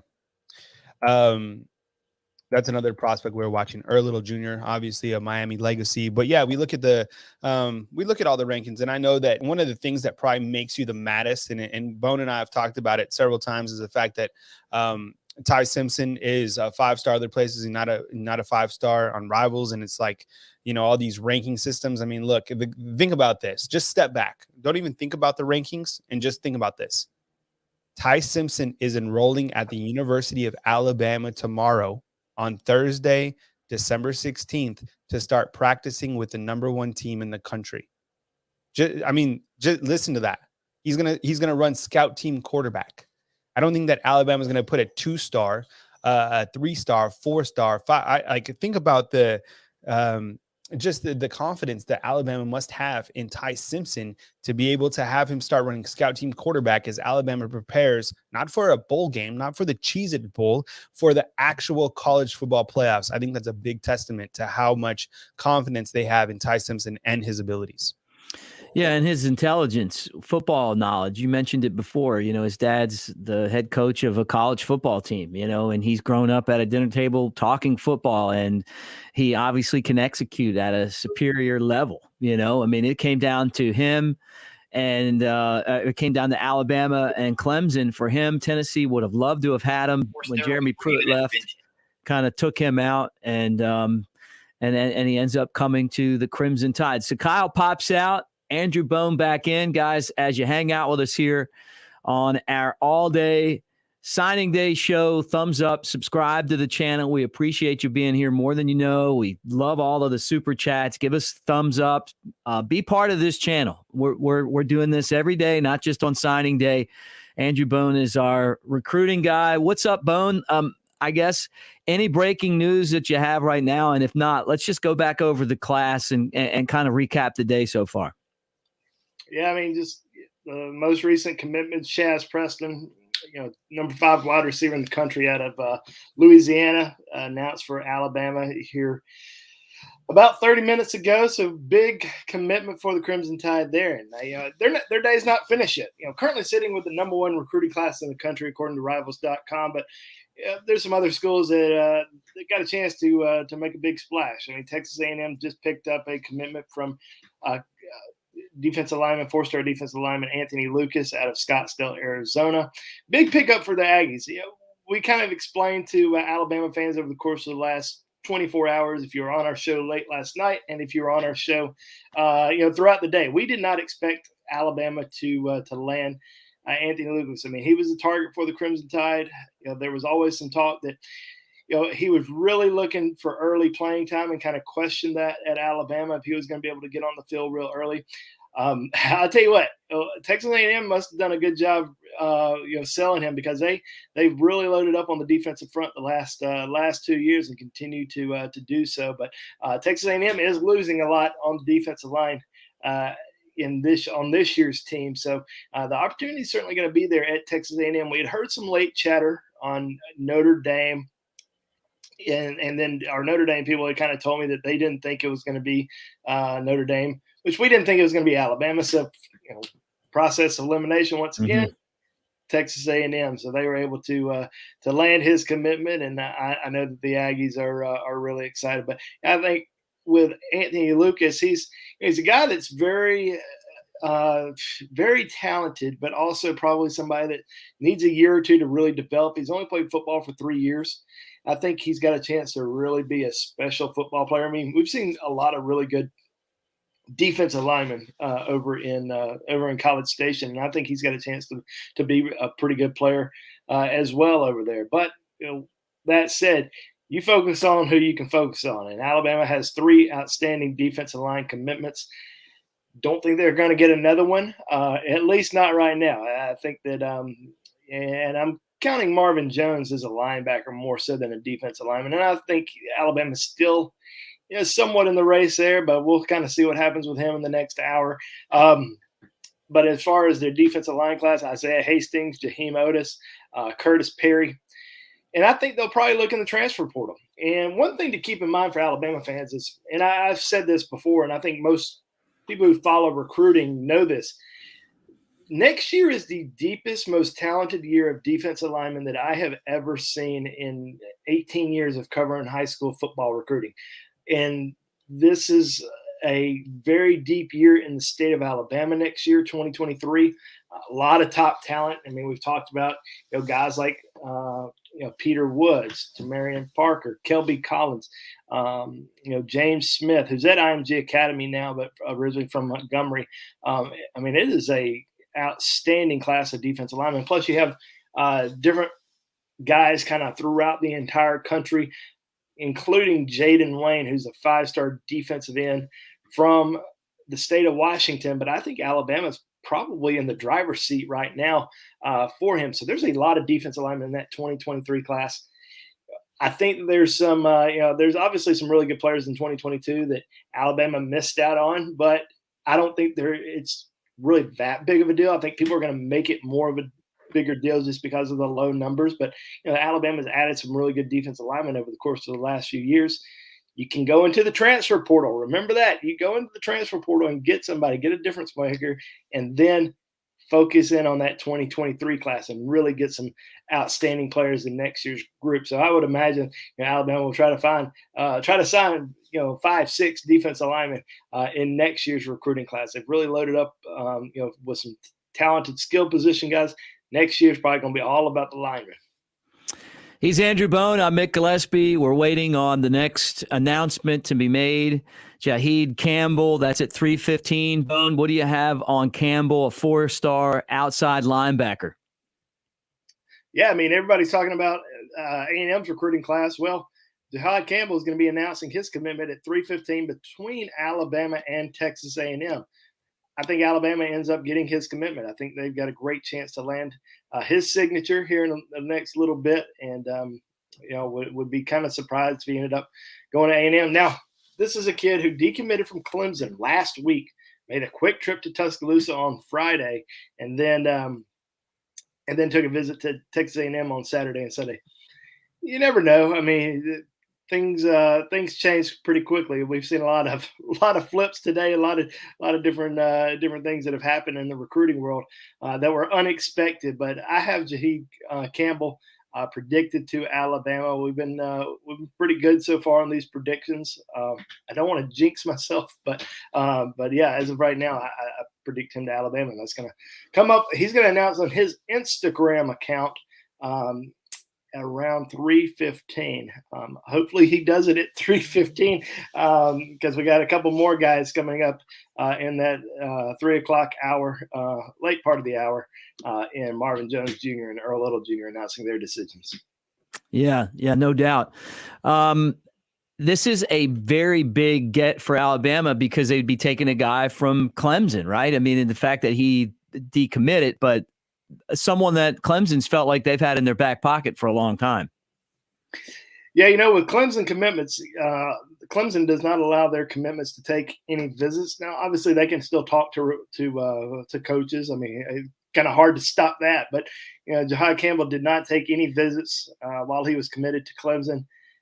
Committed back in June, and so he wasn't in Tuscaloosa during the season, or wasn't able to take an official visit or anything like that. But when he decommitted from Clemson last week, it was late last week. It was like Wednesday or Thursday of last week. Coach Saban was at IMG Academy visiting top players, top commitments like Tyler Booker and Jaleel Skinner.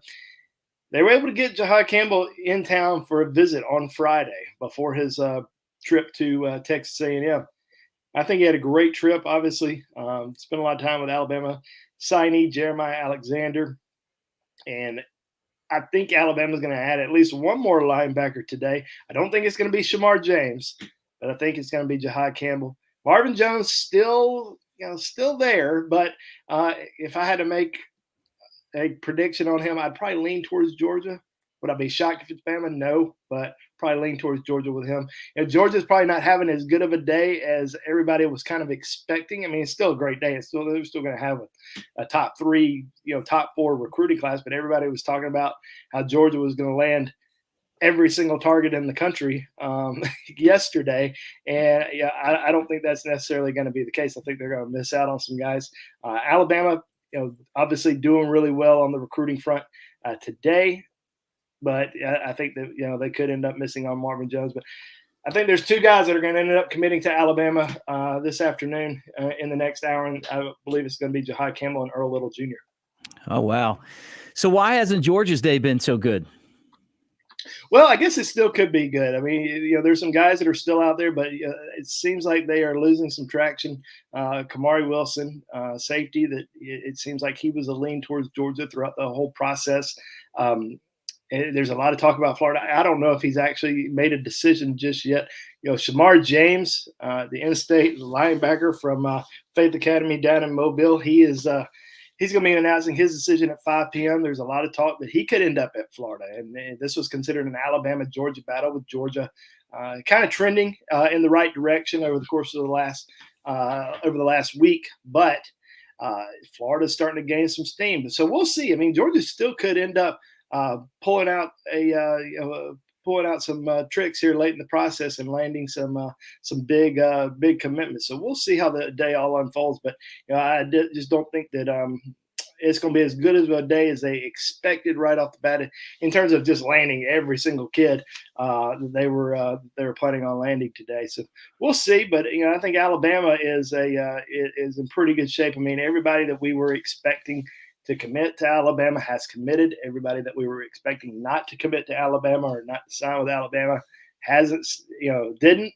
So we're kind of right on track. And we got 2 more predictions coming up for Alabama and Jihaad Campbell and Earl Little.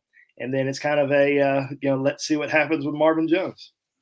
How many more spots do they have? I mean, it seems like it's a pretty full class right now. Not a lot of spots. I mean, it's getting pretty tight, and we expected that. I mean, you're going into the day sitting at 19 commitments. They've added a couple, added 2 with Shazz Preston and Khurtiss Perry. I believe they're going to end up getting 2 more. Like I said, that would push them at 23.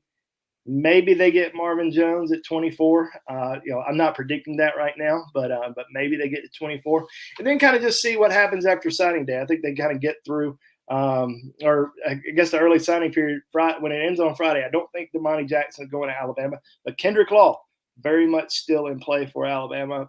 Predicting Kendrick Law to Alabama today, but with Alabama getting Shazz Preston, with Alabama keeping Aaron Anderson on board, it's probably going to be tough. I mean, even though Alabama has been sitting in the driver's seat for Kendrick Law for the last, month or two, there's going to be a lot of pressure on him, especially in the state of Louisiana, to stay home. I mean, Alabama has the top 2 wide receiver commitments from Louisiana in its recruiting class, so there's going to be a lot of pressure on Kendrick Law to stay home. Going to have to wait and see what happens over the course of the next couple of days. Got a super chat here. Bone the GOAT. I remember Bone at Bama Nugget. What do you got, Bone? The GOAT? Yeah, I appreciate it, Alabama Tide. We really appreciate all of our super chats today. This is why we do it. We want to bring the fans, all the good scoops. So thank you for watching and thank you for the super chat. So 3:15, he's going to announce. Campbell's going to announce on his Instagram. And put up the full graphic again, guys. I want to look at that. Okay, yeah. All right, so Bone, just kind of give us a recap of the day for Alabama. You mentioned that you were expecting this to work out the way that it has so far. We have Skinner that's going to announce on Friday. Damani Jackson's on Friday, and some schools do that. Been a good day for Alabama nonetheless. Yeah, I mean, I think you got to, really enjoy what's happening today with Alabama. And like I said earlier, I mean, you didn't have a lot of, you didn't have to worry too much about Alabama's commitments. I mean, we talked about, people were worried about Jihaad. People were worried about Aaron Anderson and Jaleel Skinner. Now, Jaleel Skinner is still going to wait until Friday to announce, but we're not expecting anything to change there. People were worried that Jihaad might flip to one of the Mississippi schools. Aaron Anderson might flip to LSU. He stuck with his commitments, or those guys stuck with their commitments. We expected Robert Woodyard to flip to Auburn, which happened. And, and then once the big guys started announcing the targets who were uncommitted, like Shazz Preston and Khurtiss Perry, we felt pretty good about where things stood with those guys. Anthony Lucas, I'd almost forgotten about Anthony Lucas just because I didn't expect him in Alabama's class. And I was sitting there watching TV a few minutes ago and said, "Oh, Anthony Lucas is up to announce his commitment," and I'd completely forgotten about it just because we knew that he wasn't going to end up committing to the Tide. So, we are going to be watching some big commitments this afternoon. 3 in the next hour with Jihaad Campbell, Earl Little Jr., and Marvin Jones Jr. So I think they'll go 2 out of 3. Could go 3 for 3, but I think at worst they're going to go 2 out of 3 there. Have you kept an eye on any of the other schools? I know we talked Georgia and Texas A&M. I mean, that's because right now it's Alabama, Georgia, Texas A&M, 1, 2, 3, not just in the SEC, but in the nation. How about Auburn? How about some of the other schools? Any other SEC school you've been eyeballing and noticed any movement from, good or bad? I think Tennessee's having a pretty good day.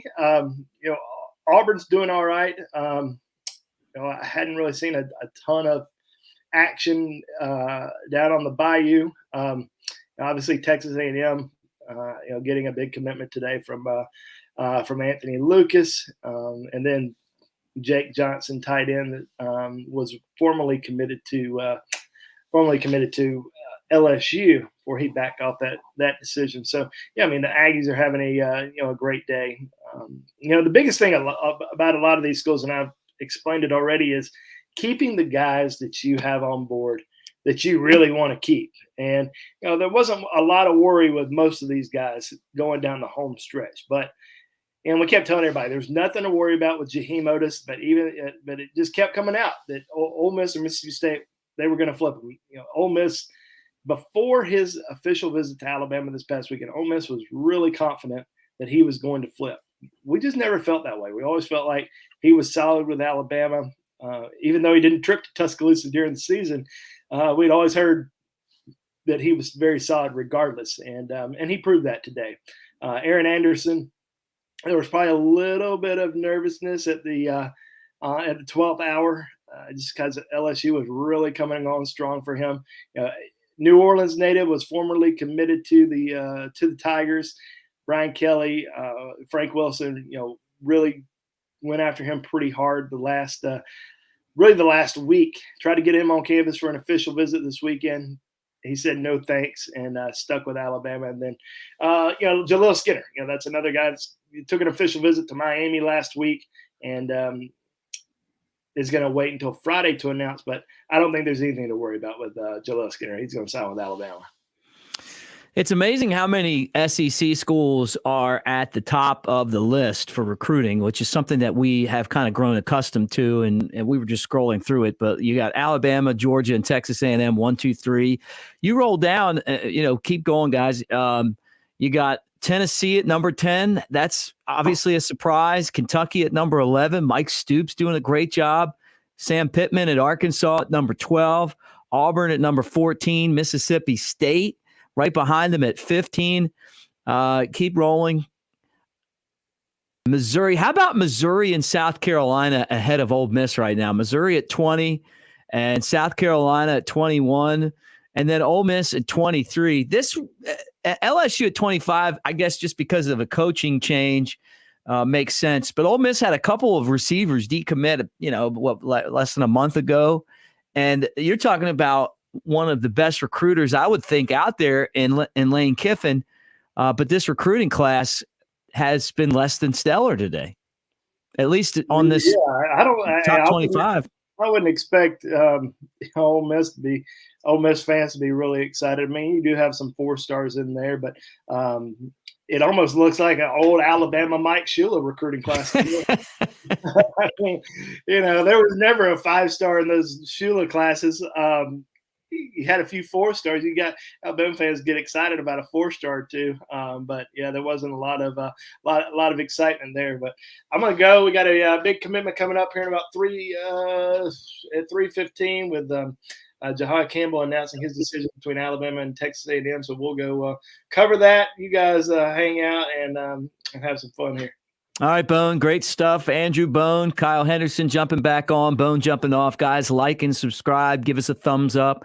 Thanks for hanging out with us today. We appreciate the super chats. Kyle, we got a couple super chats to catch up on. Blake wants to know who Alabama's getting from the transfer portal.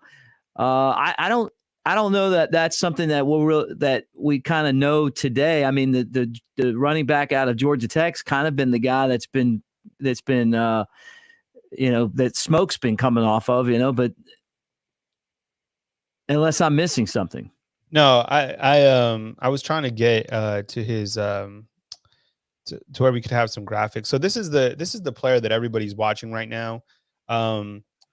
Gibbs out of Georgia Tech. And I mean, look, I know that I think 24/7 has him pointed to Alabama. I heard that as well.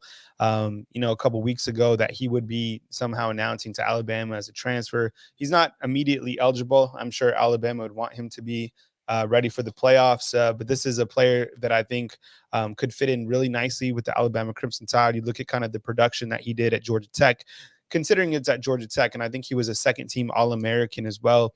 In 12 games, 746 yards with 4 touchdowns. But you look at the overall quantity that he had, and you look at his highlights. I mean, he's really, really impressive. And I think Gibbs would be a player that could fit in because you kind of look at the running back room as you turn to 2022. Brian Robinson's going to leave, right?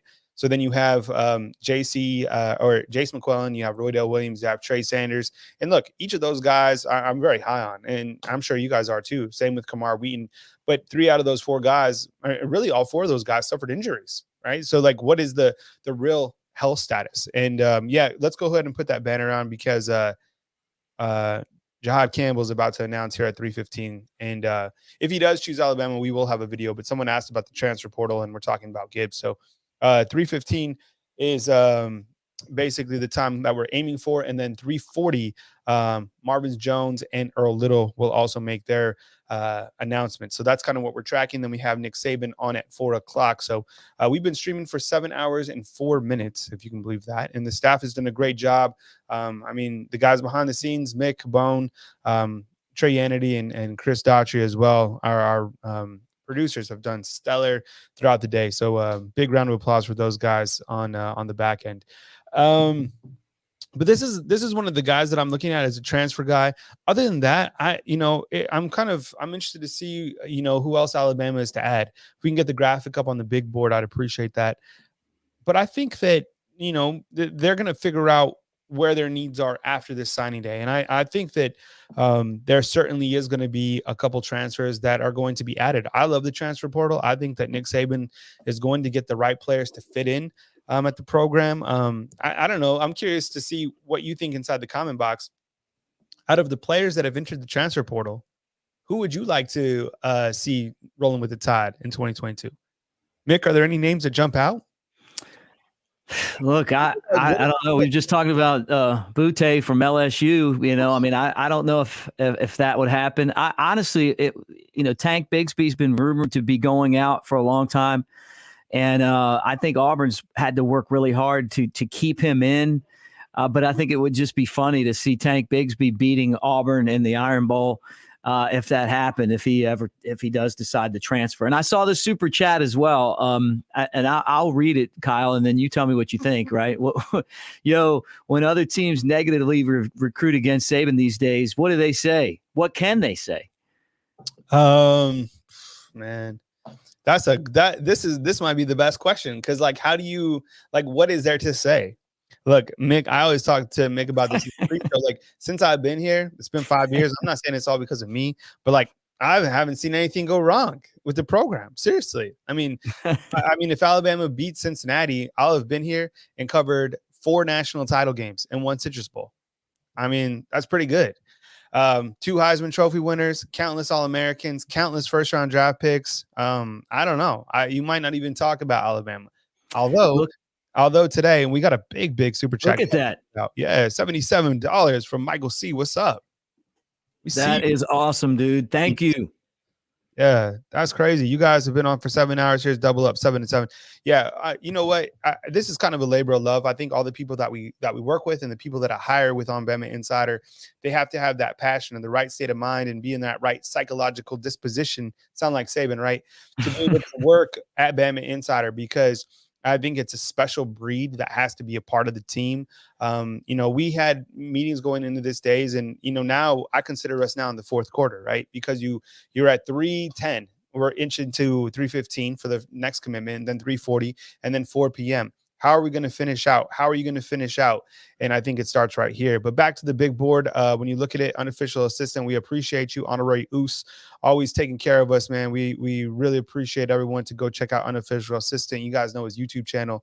One of the best in the business at everything that he does. So we appreciate you guys more than you know. Everybody on here, 2,000 of you.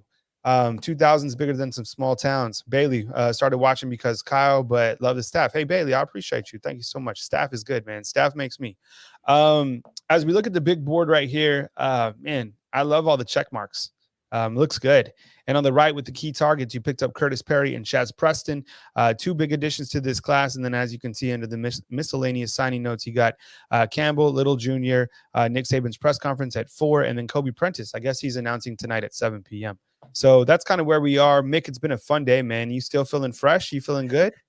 Yeah, look, I am. I mean, I just keep flipping back over to the Rivals team rankings just to see, where this thing's going to finish up. Alabama with a slight lead over Georgia, and then Texas A&M behind the Dogs. And yeah, it's been a lot of fun. I mean, we talked about doing this last year, kind of had this idea, and then we got a lot better at doing the videos and all the stuff over the course of the year. And then, here we are. So sometimes there's those points in the day where you're wondering, what's going to happen. And, you try to flip out and flip someone else back in. Bone's done a great job today of just kind of keeping us updating. But yeah, Skip UA. I'm running off of Cheetos and Yinglings right now. We're gonna all have earned a good Yingling at the end of the day when this thing's all over. So we're just trying to get this to Nick Saban with the #1 recruiting class, and I think that would be a really successful afternoon and evening and morning, really, too. Yeah, so we're waiting on the next commitment. If Jihaad Campbell does commit to Alabama, we will be prepared for that, and we will have a video ready to go, and then we'll get to our next commitment, which will be at that 340 mark. So I was taking a look at Campbell's highlights and kind of everything that he brings, and oh yeah, this is nice. Zoom in nice and tight on this, please. There we go. Oh, yeah. So here's a look at the current Rivals.com recruiting rankings. And it's looking good so far for Alabama. This is the Crimson Tide at the #1 spot, and then you got Georgia at the #2 spot. Texas at #3. You all know what they have in common. They're from the SEC. Skip's saying that we need a fax girl. So remember the fax girl? Yeah. I'm sure you do, right? I do. Yeah. And we've come so far from the Cam Girl days to now, we're having our live show. I'm sure there's other live shows out there. But man, it's a grind, but I think it's the right thing to do because I want the information to be organized, and there's a lot of moving parts, and it's better than just kind of, in my opinion, at least writing story after story. At least we can interact and kind of provide some feedback. And, we're waiting on this next commitment, which would be a gigantic get, because I think when you look at Campbell, 6'3", 230 pounds. Love what he brings. Of course, he has that connection to the IMG Academy. It's a pipeline for Alabama. Of course, you already got T. Booker. If you missed the T. Booker video interview, fantastic. The young man completely has his mind right.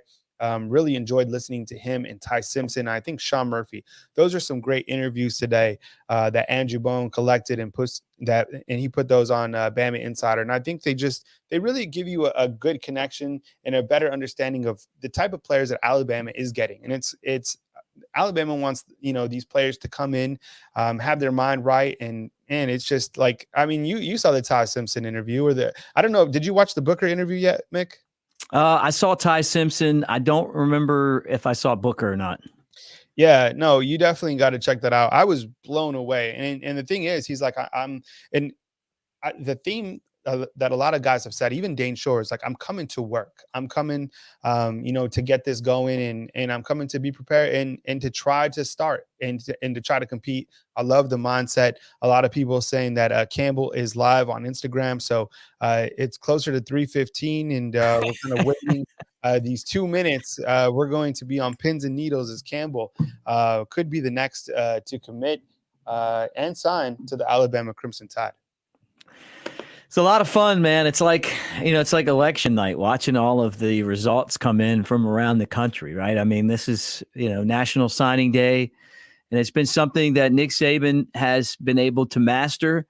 Kirby Smart and Jimbo Fisher are both his proteges, and they're kind of right there with him. So it's going to be interesting to see what happens with this. And Clemson's got a lot of problems right now. They lose both assistants. They didn't have a great season, although I got to give them credit. They fought hard to end up the season with some momentum and a big win over South Carolina. And then, two of their biggest recruits bail out when their coaches leave. And Alabama has a chance to pick up one of those guys. Yeah. Yeah, I don't know. It's amazing to see the consistency that Nick Saban continues to have. And I want to see Clemson, now that they've lost some coordinators, to see kind of their, direction within these next couple of years. The ACC is not the SEC, but with guys stepping out, Brett Venables, and did Tony Elliott, did he take that job at Virginia? I think so. Yeah, he's gone. Yeah. So you're losing your OC and your DC, right? That's something that really hasn't happened to Dabo in quite some time. It happens to Nick Saban. Seems like every year. Although Nick Saban loves him some Pete Golding, right? I don't want to get people fired up on the show. You're gonna ruin a great day when you start talking Pete Golding. Yeah, people get mad. Pete Golding's a trigger word for a lot of people. Although, it would be interesting if they're able to win, back-to-back natties with Pete Golding. So just saying. Yeah, Skip, you're right. The stock of Clemson is certainly down. It's hard to remain on top of the mountain. I'm serious. And look, everybody thought I was crazy when I was saying that Alabama was going to beat Georgia. I've seen it already 3-4 times. Yeah. And there's a lot of people. I was surprised. And look, someone's saying G to Alabama. Can we get a confirmation on that? Bailey, where you at?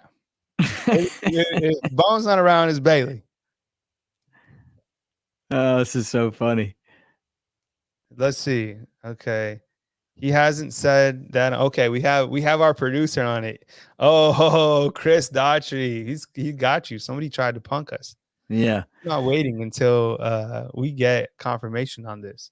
But yeah, you're right. It is an embarrassment of riches. I mean, and look, I don't know how many of these guys are going to start instantly, but if they can wait out and if they can stay within the process, I think, it's going to work out for these guys. Now, what's made things really interesting is the transfer portal. Yep.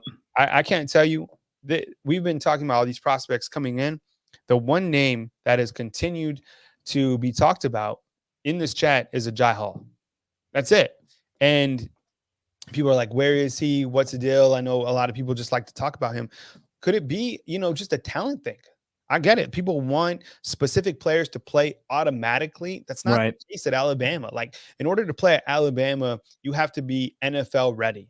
And I'm not knocking anybody. I'm just saying the coaches, trust me, that I promise you, Nick Saban is putting the best players on the field because his job is to win football games. Period.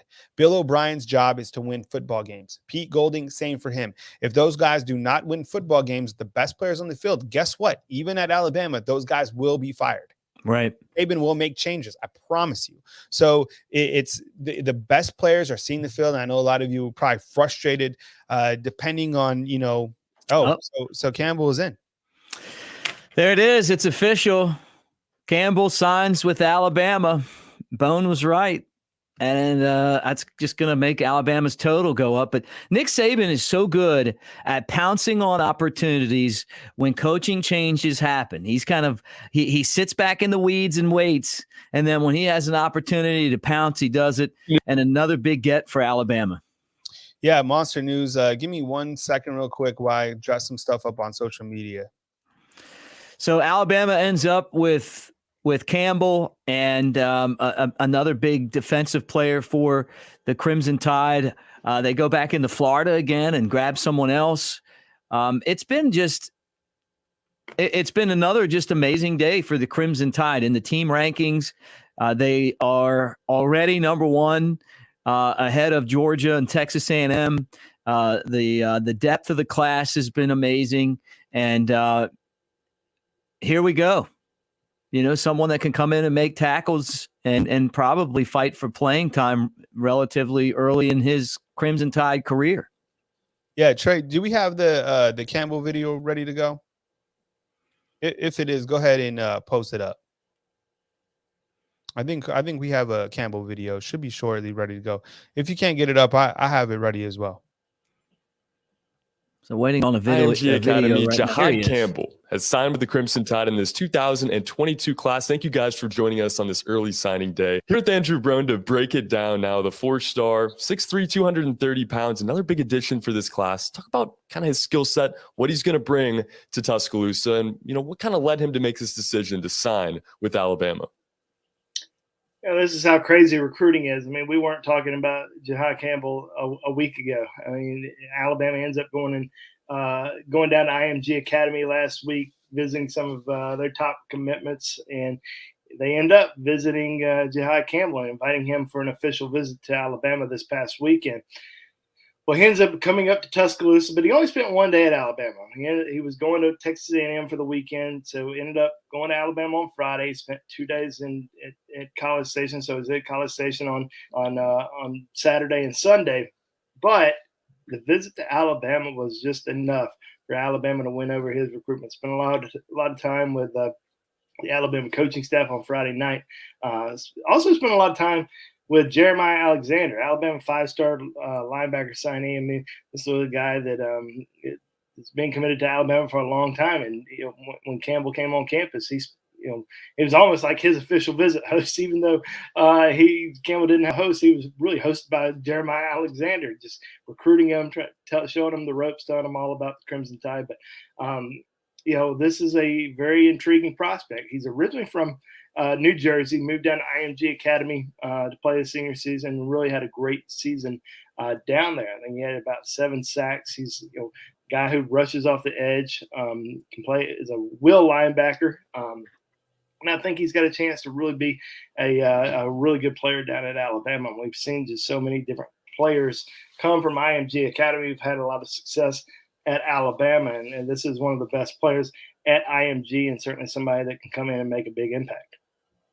Big time prospect out of the Northeast down to IMG Academy, like you said. And, really crazy news here. Like you said, we hadn't talked about him all fall, really throughout this recruiting process, and does sign with the Crimson Tide here last minute after committing with Clemson back in June. Decommits, makes his decision now. Which coaches on this Alabama staff made that last minute effort to get Campbell to join up with the Crimson Tide?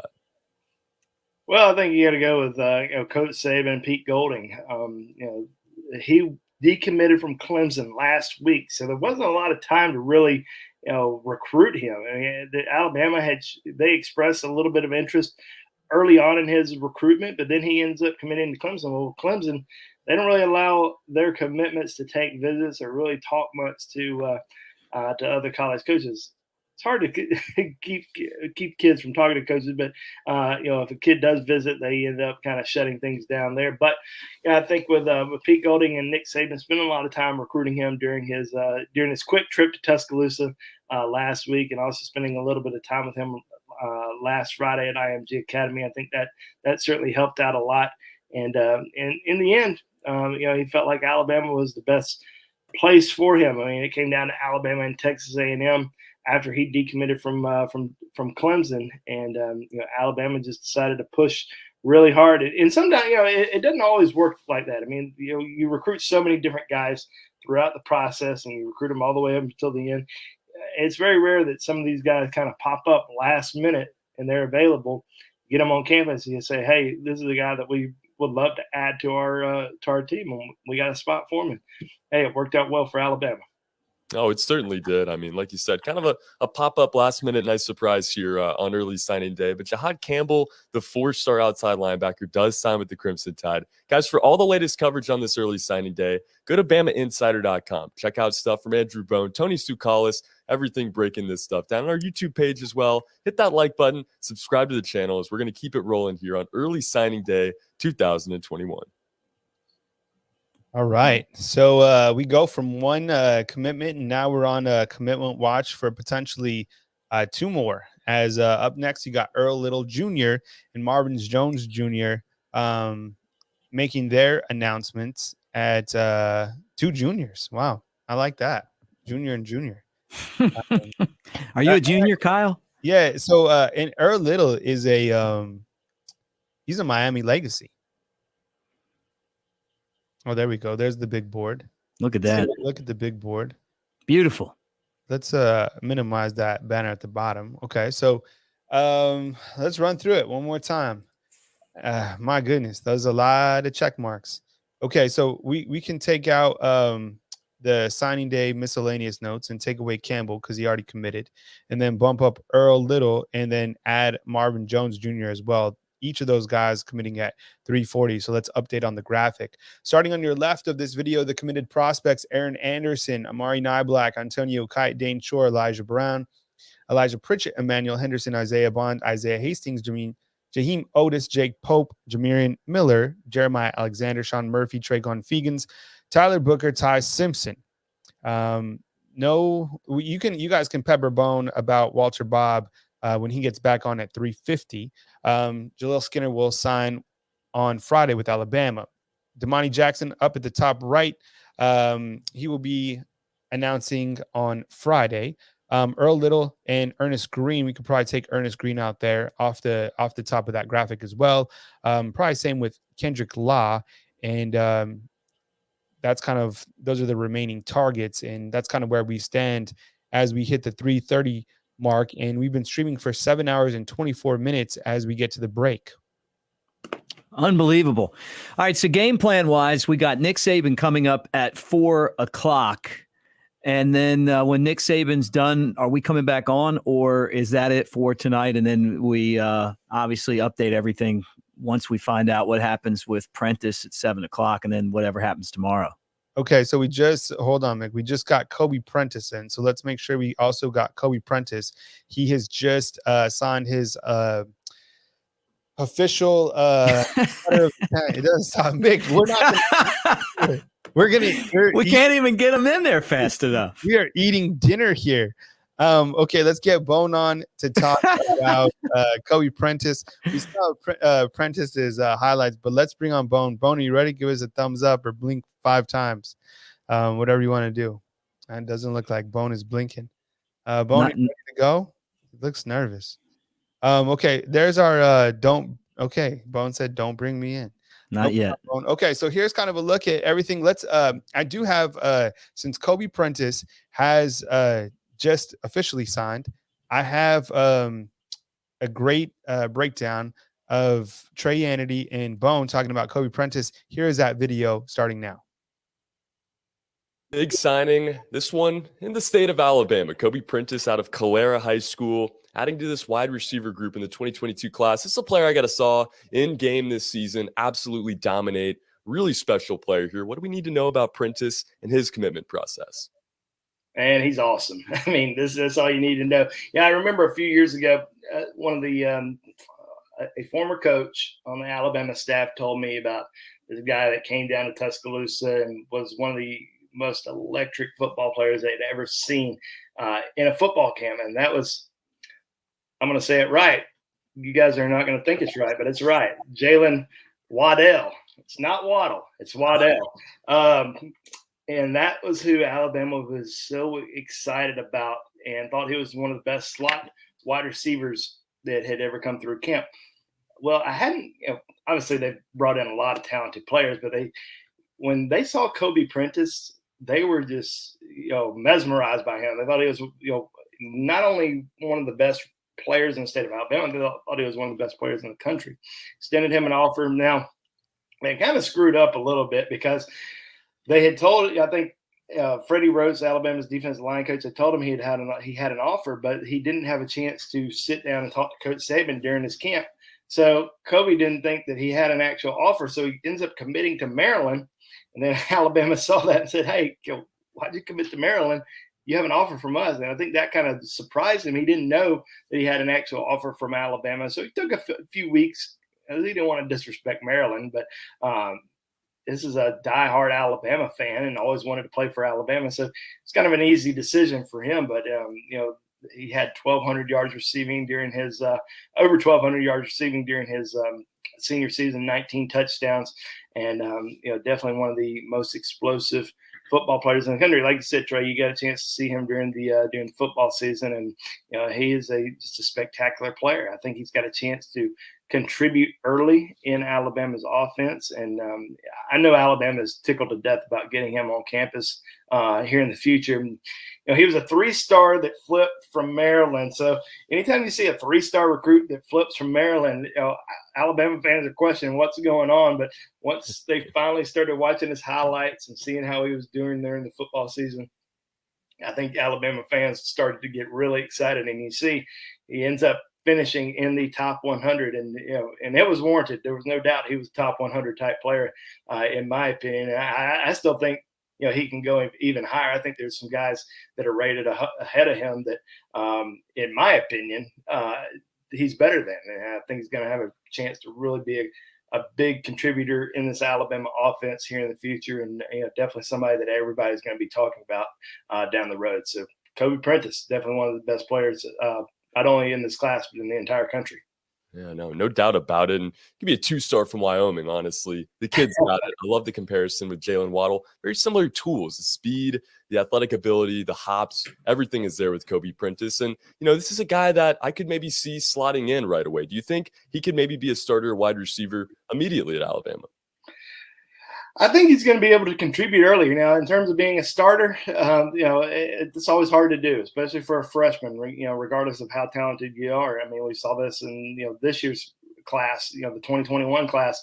coming here. Everybody thought these 10 players were going to start right away at Alabama. It's hard to do because you recruit at a high level every single year. Alabama signed a great wide receiver class last year. Will they potentially look at somebody in the portal this year? I think that's always a potential option. So you just don't know how quickly somebody's going to be a starter. But in terms of a contributor, I think he's going to get on the field. Yeah. Originally committed to Maryland. He did make that flip to Alabama. Now signing in this early signing day 2021. Thank you, Andrew Bone, for breaking it down. We'll be back with another signing in just a little bit. All right. That was let's take that off the screen and get us back with the big board. If we can minimize that banner as well at the bottom so we can see everybody. Okay. All righty. More green check marks, Mick. Yeah, I mean, we were looking at his announcement at 7, and then out of nowhere, here it comes, right? So we don't have to worry about that anymore. You want to get it in so Coach can talk about you, and now it comes down to the juniors, Earl Little Jr. and Marvin Jones Jr. That'll come at 340. Bone felt like earlier today when we were talking that Alabama could get 2 out of 3, possibly 3 out of 3, but thought 2 out of 3 was where Alabama would sit. This has been it's just really amazing. I mean, when you look at the amount of talent that Alabama brings in again and the consistency that Nick Saban recruits with, having lost coaches every single year, to be able to just keep it rolling. I mean, look at Clemson. I mean, they're dealing with something that Alabama does every single year, and it's hurting their recruiting class. And here's Nick Saban. It's just like he is the GOAT. We use that term a lot, but it doesn't apply to many people. Tom Brady, Bill Belichick, and Nick Saban, right? Yeah, and a couple of things inside the comment box. So one, Skip said, take a shot every time there's a check mark. I've got just the thing right up there, screwball peanut butter whiskey. We will be kicked off the air rather quickly. And then, oh, wow. Here we go. Thank you so much. We appreciate you, Welsh. First round of beers on me. Great job all day. All you other posters, thank you for the smack talk on the boards. Pony up. Semper Fi. Hey, we appreciate you. Thank you so much for being here with us. We appreciate each and every one of you. 2,300 on, almost 2,400. Let's continue to push it. If we can get over 2,000 thumbs up, we really appreciate it right here on BamaInsider.com. This goes a long way. A lot of moving parts on BamaInsider.com. You guys helping to feed the family of BamaInsider.com.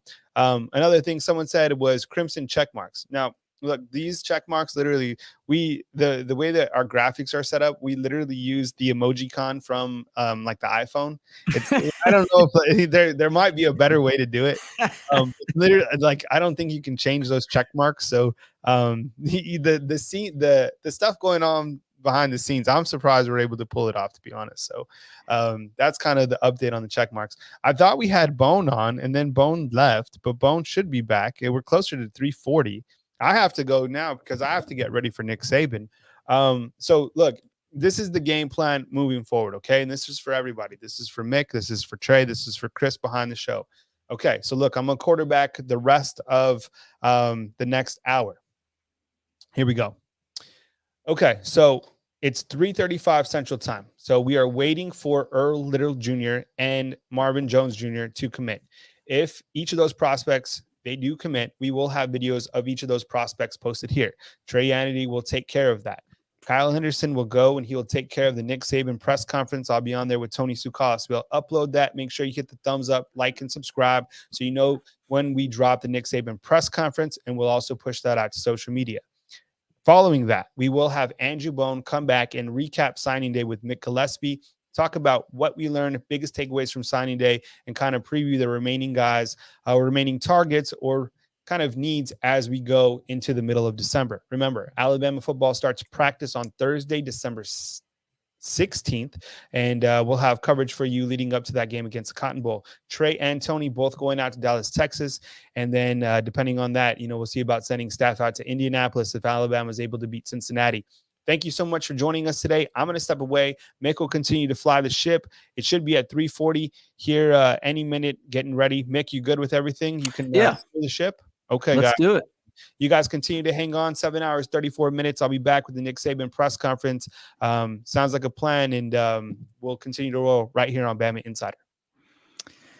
Yeah, and waiting right now on Rivals to update the recruiting rankings. Alabama #1, Georgia #2, and Texas A&M #3. But we've had 2 more commitments since that last graphic. So that has Alabama at 22, and they're at 24. Guys, like and subscribe as you hang out. Man, I can't thank you enough for all of the super chats.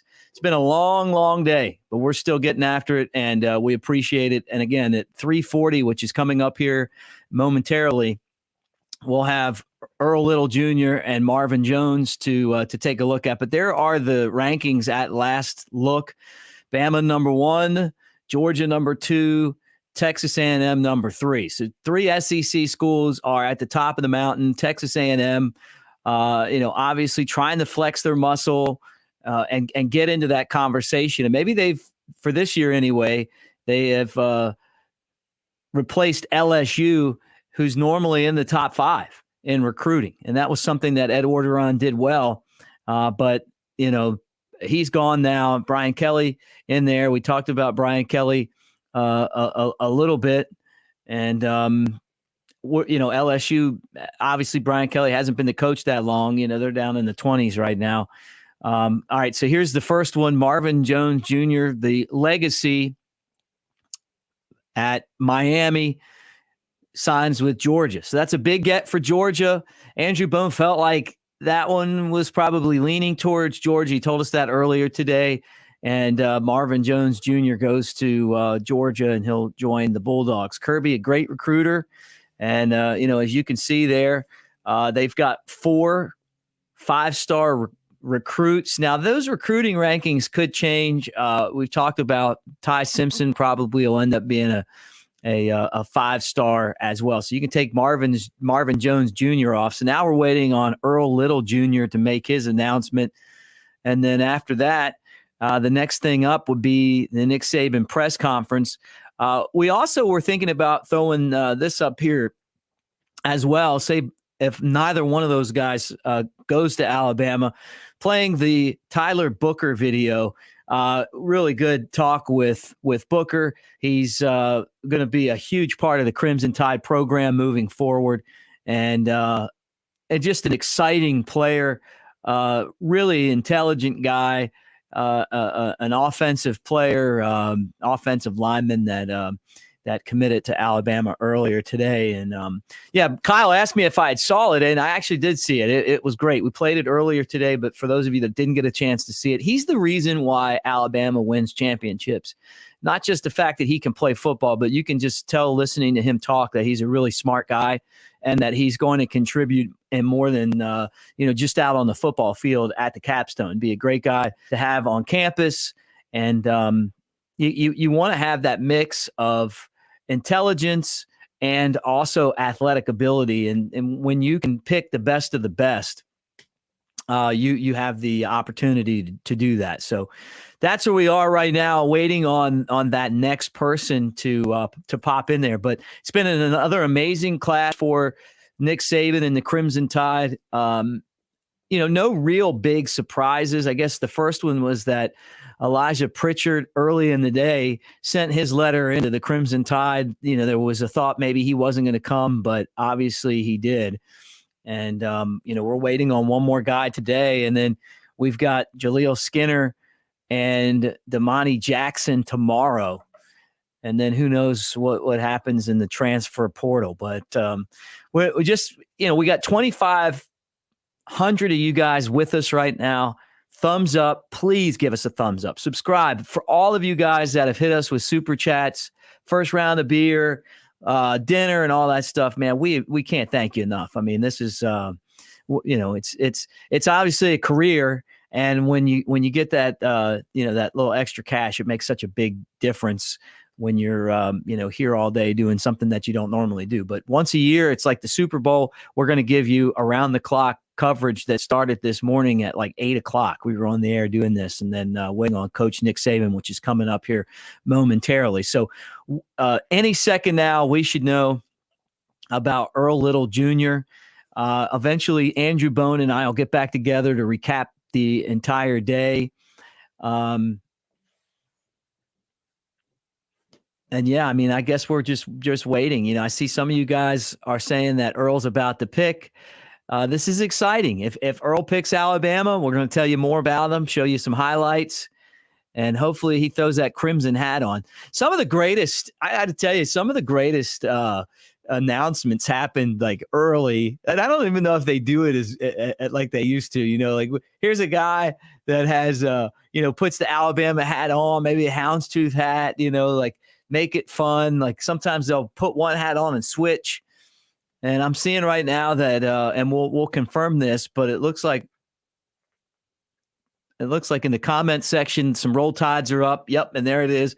The newest Alabama signee is Earl Little Jr.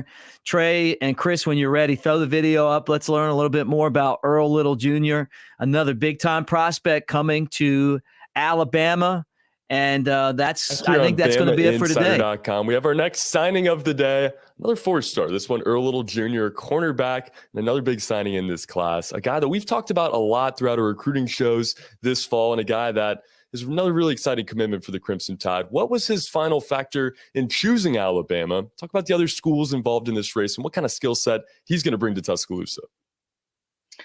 Well, I think it's all about development with Earl Little Jr. I mean, he's been to Tuscaloosa several times, knows the ins and outs of the program. I mean, his head coach at American Heritage, Pat Surtain, is he's the father of Pat Surtain Jr.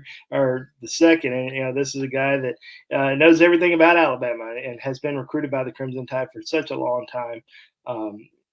Jay Valai, the new defense backs coach, did a great job. Once he became, the new Tide secondary coach, developing that relationship. But it's also about Nick Saban. I mean, Coach Saban went into Little's home last week and really spent about an hour there, sitting down, talking to him, talking about X's and O's, and really kind of just developing that bond and that relationship, that player-coach relationship with each other. But we felt like Alabama was in the driver's seat, really since the spring, and Little said that. I mean, Alabama was his leader, for the last several months. Now, there was some talk that Mario Cristobal, when he became the head coach at Miami, could potentially go in there and steal Little away from Alabama, because this is a Miami legacy. I mean, his father, great player for the Hurricanes, playing in the NFL, and there's certainly a lot of pressure on the family, in that regard. But in the end, it was all Alabama for Little, and just adds another great football player from American Heritage to Alabama. This is a guy who can move around in the secondary. You can line him at corner, you can line him up at star, you can line him up at safety. I mean, he's got this unique athletic ability that Nick Saban really covets and really wants in his defensive backs, especially the ones that can move around in the secondary. Compared him to Minkah Fitzpatrick, and believes he can have a similar type impact. But this is definitely a guy that is a smart football player, and very technically advanced, and definitely somebody that has a lot of speed. So I think Alabama coaches are thrilled today to get him officially on board, even though I feel like he probably informed the Alabama coaches months ago that, hey, I'm coming to Alabama. But he wanted to have this big moment today, and this was a big moment for him announcing for the Crimson Tide. But yeah, it really came down to Alabama and Miami. Florida State was also a school that received an official visit, but he was never going to Florida State. This is all Alabama. It's been all Alabama for several months. Yeah, just crazy to think Alabama goes into another state like Florida and gets the kid to commit over the in-state schools there. And like you said, father in the NFL and his head coach with some Alabama ties as well. Big, exciting commitment or signing here today for the Crimson Tide. And like you said, very athletic. As you watch the tape here, kind of play all over the field. Where do you see him slotting in immediately with the Crimson Tide? And kind of where do you see him developing throughout his time in Tuscaloosa? Well, I kind of see him as a Malachi Moore type player. I mean, I think he can play the nickel. I think he can play, in that, as a slot cover guy. He's got great speed. He's also, very physical. He'll come up and pop you in the mouth. So I do think he's got an opportunity to come in and play early. The biggest thing with him though is, can he get to campus in January? I know he's been working on that. His school actually doesn't allow you to do that, but I think there's some work around there right now that they're trying to do. So we'll see if he makes it in January. But yeah, Alabama signed one of his former teammates 2 years ago, or not 2 years ago, last year, in Dallas Turner. Dallas Turner played at St. Thomas Aquinas as a senior, but he's an American heritage guy. I mean, that's where he's from, and that's where he played, and they're really close friends. So that pipeline down there continues. And, Mario Cristobal is going to do well in South Florida. I certainly expect that, but I also expect Alabama to continue to hit the area hard, and they're going to recruit it for a long time and should still be able to get great players, like Earl Little Jr. out of South Florida for years to come. Yeah, Billy Napier, Mario Cristobal, new head coaches in the state of Florida. But like you said, I think Alabama is going to be all right down there in the Sunshine State.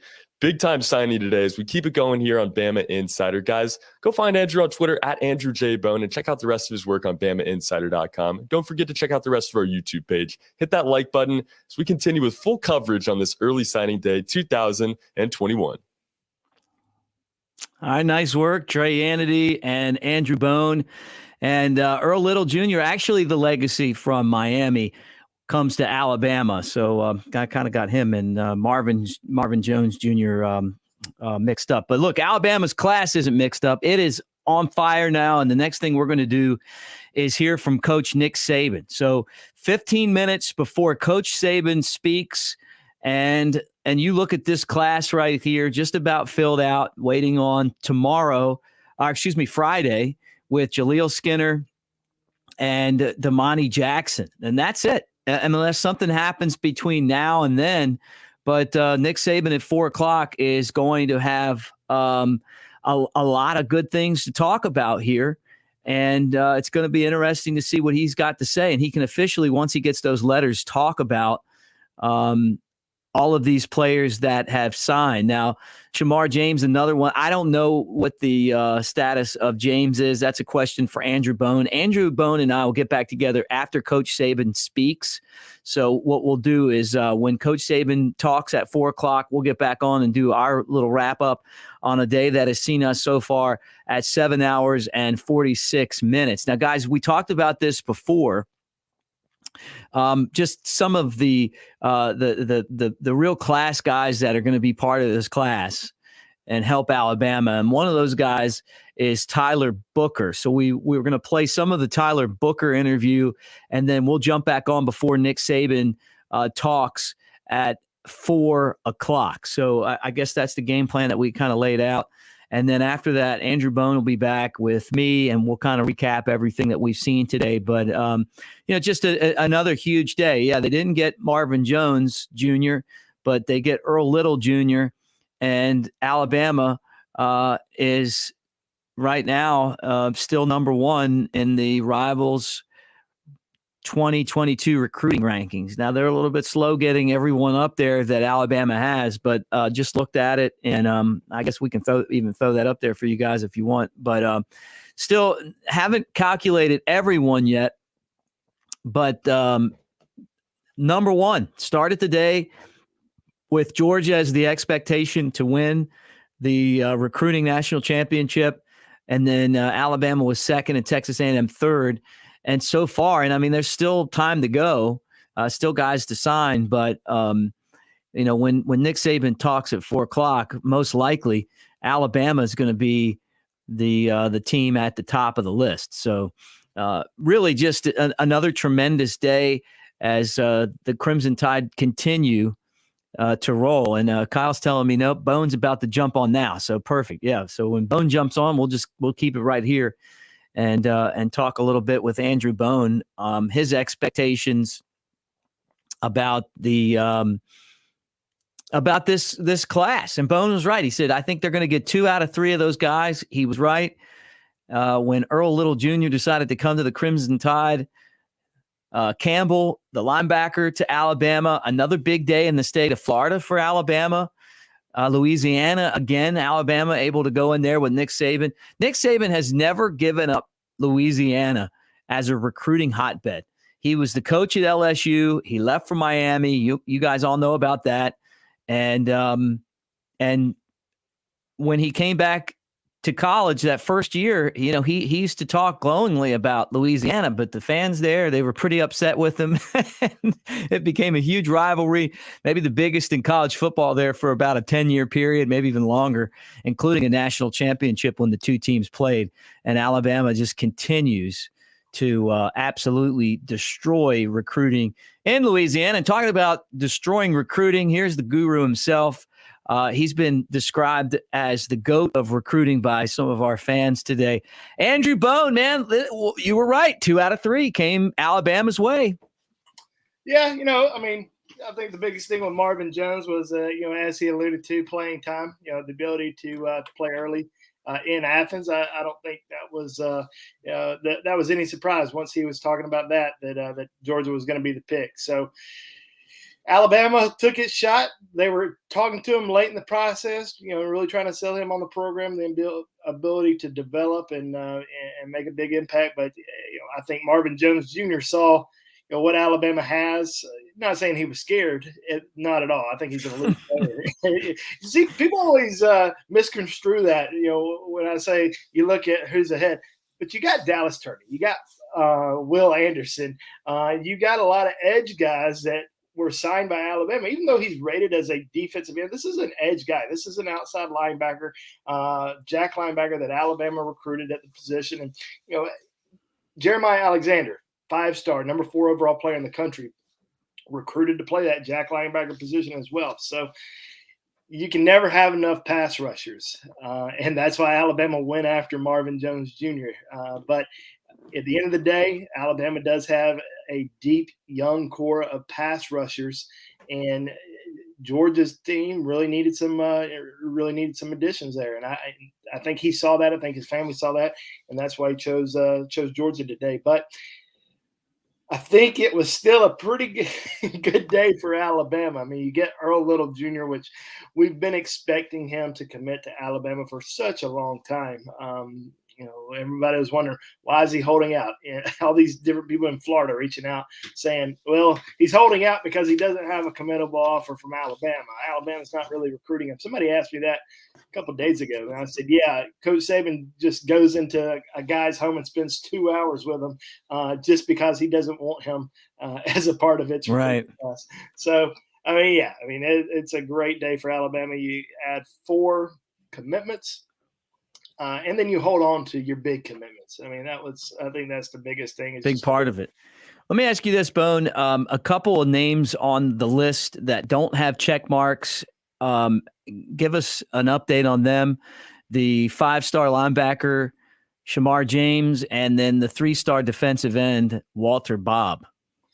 Yeah, so Walter Bobb, as we've kind of alluded to throughout the year, we do expect him to sign with a junior college. I don't know if that's going to happen sometime soon, or if that's going to happen, in February. But I would not expect him to sign with Alabama.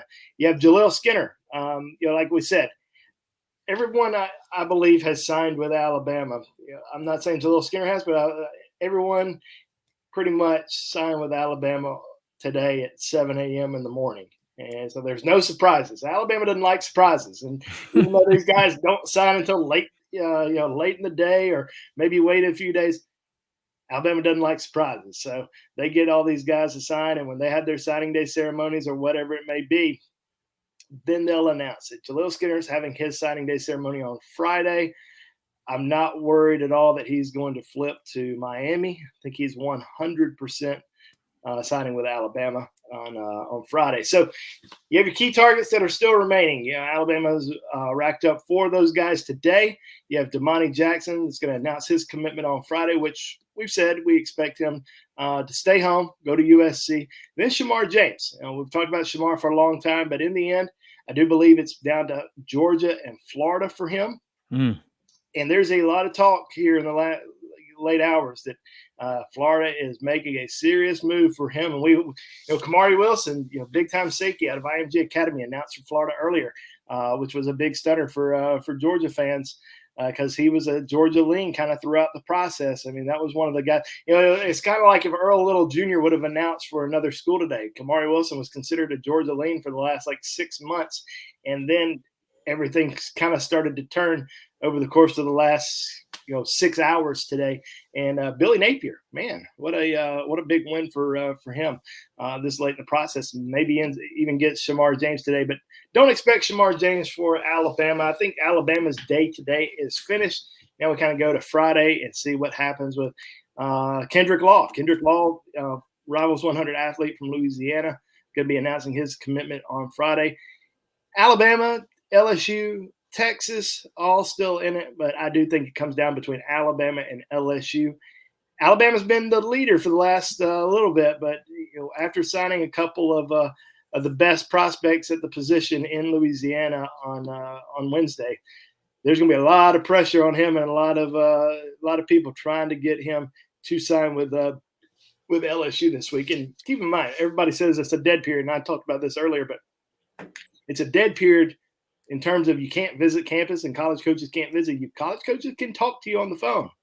I mean, they're going to be recruiting you. They're going to be talking to you. They're going to be really pushing, and trying to get Kendrick Law. But his decision is going to be on Friday. I don't think he's secretly signed today, as some kids tend to do. But I think he's going to sign on Friday. And it seems like he's pretty torn between the two schools. What have you heard as far as NIL and its impact on National Signing Day today? Well, I mean, you hear a lot of things. I mean, I think that, you look at Texas, and we saw that they're offering, there's a program that's offering $50,000 to every single Texas offensive lineman. And I think that, they ended up landing Kelvin Banks the other day, a big 5-star offensive lineman.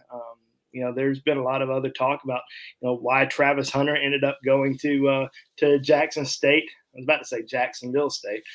Jackson State today, flipping from Florida State. But yeah, I mean, I certainly think that, these are some things that, that have certainly helped a lot of programs during this whole recruiting process. And it's stuff that you probably, a lot of people probably don't think about.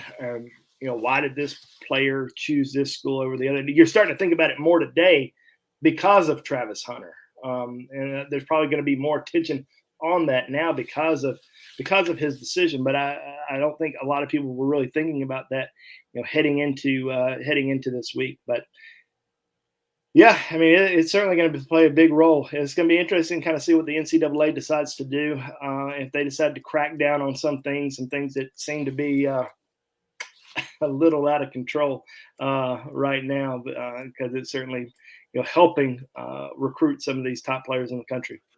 Yeah, and that's not it's not supposed to be a recruiting tool, the NIL. But that's what they told us, right? I mean, it was right. That's true. but that's obviously the furthest thing from the truth. We knew that as soon as this came out. But I mean, look, let's be honest. I mean, I'm sure schools have been doing this forever anyway. It's just that they don't care if it's out in the public or not. Right. I mean, I think, there's certainly, and you know what? I've talked to a lot of different recruits, and they've certainly talked to me about, when they go on these different visits. I mean, they sit down and they sit down and listen, not necessarily, hey, here are a lot of options for you on the table in terms of if you come here, this is an NIL deal that you'll get. It's not that, but they're being educated on NIL when they go on their official visits. They're sitting down, with somebody that's helping run the NIL programs at these schools. They're sitting down with them, going over what you can, what you can't do, and just bringing all the facts together so that they understand, what it's all about, and really how you can make the most of your brand while you're at the University of Alabama or Georgia or wherever it may be. Waiting on Nick Saban. We're going to hear from Alabama's head coach here sometime momentarily as he'll react to this recruiting class, which right now, according to Rivals team rankings, is number 1. I haven't looked at the other sites, but I'm guessing that it's probably about the same everywhere. It may be a spot lower, could be, but in your mind, is this the number 1 recruiting class? Well, I think it's sitting at the number one class right now. I guess you have to kind of wait and see what happens with some of these other classes over the course of the next couple days. Denver Harris, 5-star corner, says that he is going to probably go ahead and sign this week. Will that get announced this weekend? Will it get announced, later on? We don't know. Will he decide to push things back? Who knows? If Denver Harris ends up going to Texas A&M, that could really push A&M over the edge for that number one recruiting class. Shamar James announcing his commitment. Does that? How much will that help Georgia today? I think Georgia is going to be behind Alabama. So I think that Alabama has certainly solidified itself as a top 3 recruiting class, likely top 2. And it's going to be interesting to kind of see how it finishes here over the course of the next couple of days. But I think bottom line, Alabama fans have to be really excited about what has transpired today. Being able to hold on to, like I said earlier, being able to hold on to commitments, especially the guys that were really pressed hard last minute. Jaheim Otis, being able to hang on to him. You got guys like Aaron Anderson, who received a lot of pressure to stay home and go to LSU. Jaleel Skinner took that visit to Miami this past weekend. Of course, then you add your big commitments today that you were expecting. There were no surprises there. I mean, there were, Earl Little Jr., Jihaad Campbell, Khurtiss, Perry, Shazz, Preston. I think Alabama went into today thinking these are the guys that we feel most confident in. Maybe you luck up and get somebody like Marvin Jones, but I don't know if Alabama had a ton of confidence. They knew that they were still communicating with him, but in terms of, did they have as much confidence as him as they had with the other guys? Absolutely not. So getting those guys on board, making sure they're happy, I think that was big. And then you kind of wait and see what happens with some of these other guys come later on this week. Yep. I'll tell you what, you put this together for Alabama, and this is how you build champions, right, Bone? I mean, being able to go out and bring in the best of the best. Yeah. I mean, I think you look at the offense side of the ball, and it obviously starts with Ty Simpson, being, an early commitment for the Crimson Tide, being a leader in the class. I think that's really what he wanted to do is, jump on board early on, even though there was a coaching change at the offensive coordinator position with Steve Sarkisian. And then you had Bill O'Brien came in. Coach O'Brien comes in and just immediately forms that relationship with Ty Simpson. So that was obviously huge. And then you had, the running backs like Emmanuel Henderson and Jamarion Miller, jumping on board, an unbelievable wide receiver class. I mean, it could potentially get better with Kendrick Law on Friday, but you look at this wide receiver class, all in the Rivals 100: Shazz Preston, Aaron Anderson, Kobe Prentice, Isaiah Bond, Amari Niblack, who Amari is a athlete, wide receiver, tight end, but that's 5 Rivals 100 pass catchers right there. And then you have Jaleel Skinner, who's like I think he's the number 102 defensive back in the wide receiver in the country. So it's it's an interesting group of talented pass catchers. And then you add a couple tight ends, or another tight end, Elijah Brown, and probably in my opinion, the best tight end class in the Saban era, with Jaleel Skinner, Elijah Brown, and then I'm going to include Amari Niblack in there because he's 6'4", 230 pounds. But he's going to be a pass catcher on the offense side of the ball. So this is it's a special group. They signed a great offensive line class last year, the highest rated offensive line class in the country last year. How are they going to do this year? There was a lot of questions because how can you sell to an elite offensive lineman, hey, we want you to come here and play, even though we signed, 3 top 100 kids last year, plus, a couple more guys, including 2 of the top offensive tackles, the 2 top offensive tackles in the country, and Tommy Brockermeyer and J.C. Latham. How do you sell to Elijah Pritchett and Tyler Booker, hey, come to Alabama, don't go to Georgia, don't go to Florida, don't go to Florida State? They were able to do that, and I think that's a pretty spectacular job, especially coming from Kyle Flood, Alabama's former offensive line coach, is at Texas now. So you got a new offensive line coach in with Doug Marrone, so you got to give him a lot of credit as well. He doesn't get talked about enough on the recruiting front, but he's behind the scenes working hard in terms of evaluating offensive linemen, developing those relationships, and I think Alabama also did a good job in terms of waiting until the summer to really start taking commitments. If Alabama fans get all worried and nervous early on in the process when Alabama has 5 commitments going into June, whereas you might see Georgia or Ohio State or whoever it may be with 16, 17 commitments, and they have more commitments in the 2023 class than Alabama does in the in their 2022 class at one point. Alabama was patient because they didn't get a chance to see anybody last year because of COVID. You don't just you can watch film and offer guys all you want to, but you got to see guys in person. You got to get guys on campus. You got to evaluate them. You got to put them through camp. You got to figure out, all right, this is a 5-star guy, but is he good enough to really play here? Does he have the right mentality to play here? We're going to put him through absolute hell. We're going to put them through what our players go through. And that's what all these different high school coaches tell me. That's what all these different parents tell me. They're out there watching Alabama's football camp. It doesn't matter if it's the high school seniors going through it or if it's the freaking 12-year-olds going through it. They are worked extremely hard. They work like it's an Alabama football practice. And you kind of realize who are the top dogs at this camp, and that's who you're going to really start to go after. And there's some, let me tell you, there were some 5-stars. There were some Rivals 100 top players that signed elsewhere that came to Tuscaloosa this summer, and they didn't live up to par. I mean, and Alabama, they decided, all right, we're going to go after this guy, Amari Niblack, who doesn't have a lot of scholarship offers. We're going to go after Kobe Prentice, who is a 3-star that's committed to Maryland. We're going to go after these type of guys because they came to camp, they balled out. They're who we feel like can make a big difference. And then once people started seeing these guys, they were like, holy shit, these guys are awesome.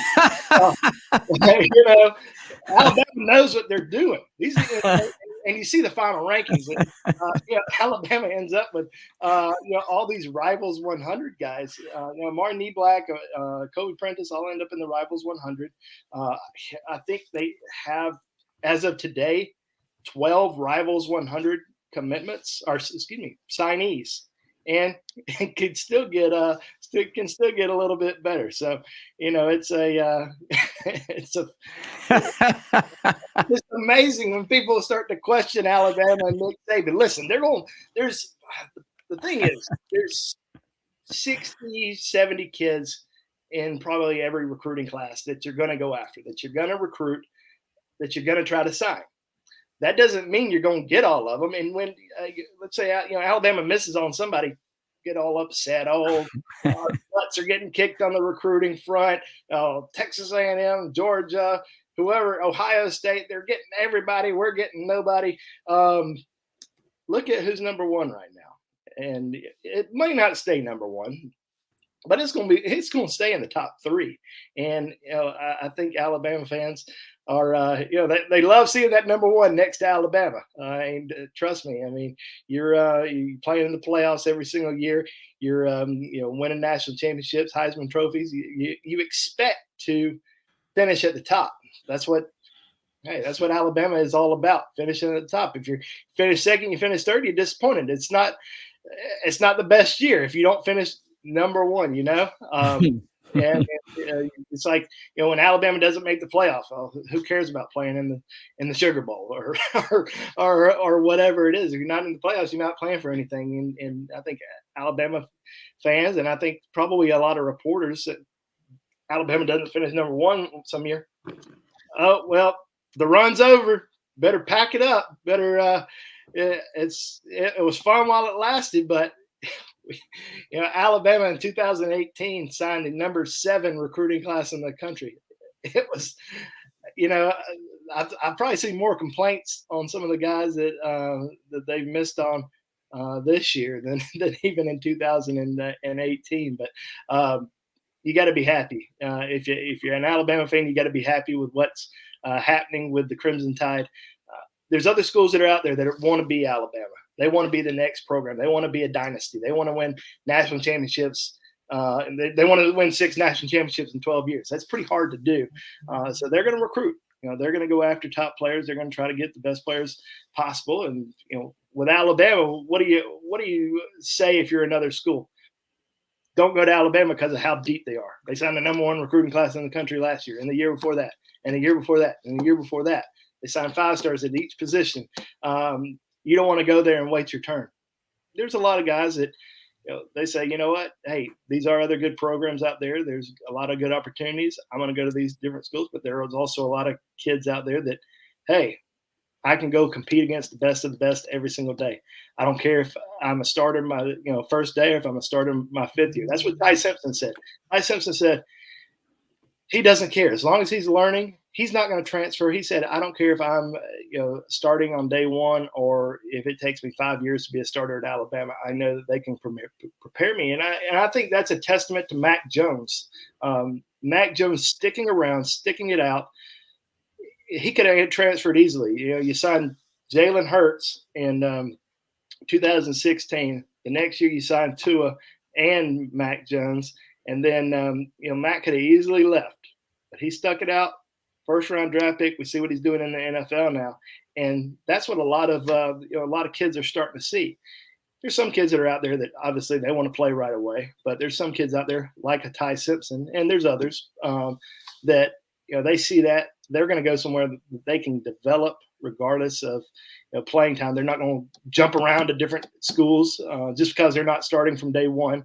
I think that this is a special recruiting class. I think Ty was a great leader throughout the entire year and certainly has helped with a lot of these guys. And I think Alabama coaches are extremely excited today. I know Nick Saban's probably talking right now. I hadn't listened to it, but I imagine he's pretty ecstatic about the signing class that they just signed.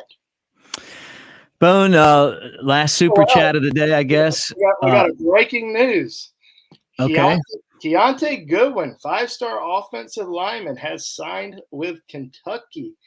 Stuck with his commitment to Kentucky. We talked about Keontae Goodwin before. That's a big win for Mark Stoops because he was strongly looking around. There was a lot of talk about Michigan State, so that's probably one of the bigger news stories of the afternoon. Keontae Goodwin sticking with his commitment to Kentucky. But yeah, one more commitment this afternoon. That's going to be Shamar James at 5:00. But like I said, Alabama fans, I wouldn't even pay attention. I mean, if you're a fan of Shamar James and if you're from Mobile, hey, watch it. But if you're just a diehard Alabama fan waiting to see if a guy's going to commit to Alabama, I wouldn't watch it. Yeah, he probably would have. But anyway, hey, Matthew, thank you for the super chat. Throwing it up there. Said getting us through COVID. Roll Tide, you guys are the best, man. All of you guys are the best. Thank you for all the super chats. Nick Saban speaking. You guys can watch that. It's on the BamaInsider YouTube channel. As we speak, the video is being put together. And I guess, Bone, that we're getting the call to close it up so everyone can go over and watch Nick Saban. But what a day. What a day, my friend. Good work. Do you feel like this was like the end of a long, hard class and this was the final exam and you passed and now you get to go drink a Yingling? Yeah, I have a monthly guys dinner, and we always go to a nice restaurant here in Birmingham. There's like 15 of us, and I've been telling the guys that I can't make it tonight, but I think I'm gonna make it tonight. I think I'm gonna go out and have a nice steak and enjoy the end of this early signing period. Of course, it's not over yet. I mean, we still got a couple guys that are gonna be announcing on Friday, but yeah, I mean, you look at Alabama's class today. I mean, it was great day for the Tide. It's pretty much over. You're gonna have a lot of these guys that are gonna early enroll. We're gonna break that down here in the next day or two. But yeah, it's all over for today at least. Well, look, as we wrap it up, Chris Daughtry, Trey Yanity, thank you guys for awesome work back there behind the scenes for the most part today and getting it done. And for Andrew Bone, Tony Sukalis, who we didn't see, but he's been here doing his work on the website. And Kyle Henderson, our managing editor. I'm Mick Gillispie. Thanking you guys most importantly. And Bone, you know, they make this what it is. This is the best Bama YouTube channel that's out there. We got awesome people that are part of it. Go check out Nick Saban. That press conference is available on the BamaInsider YouTube channel right where you're at. And roll tide, everybody. A #1 recruiting class thus far for the Crimson Tide.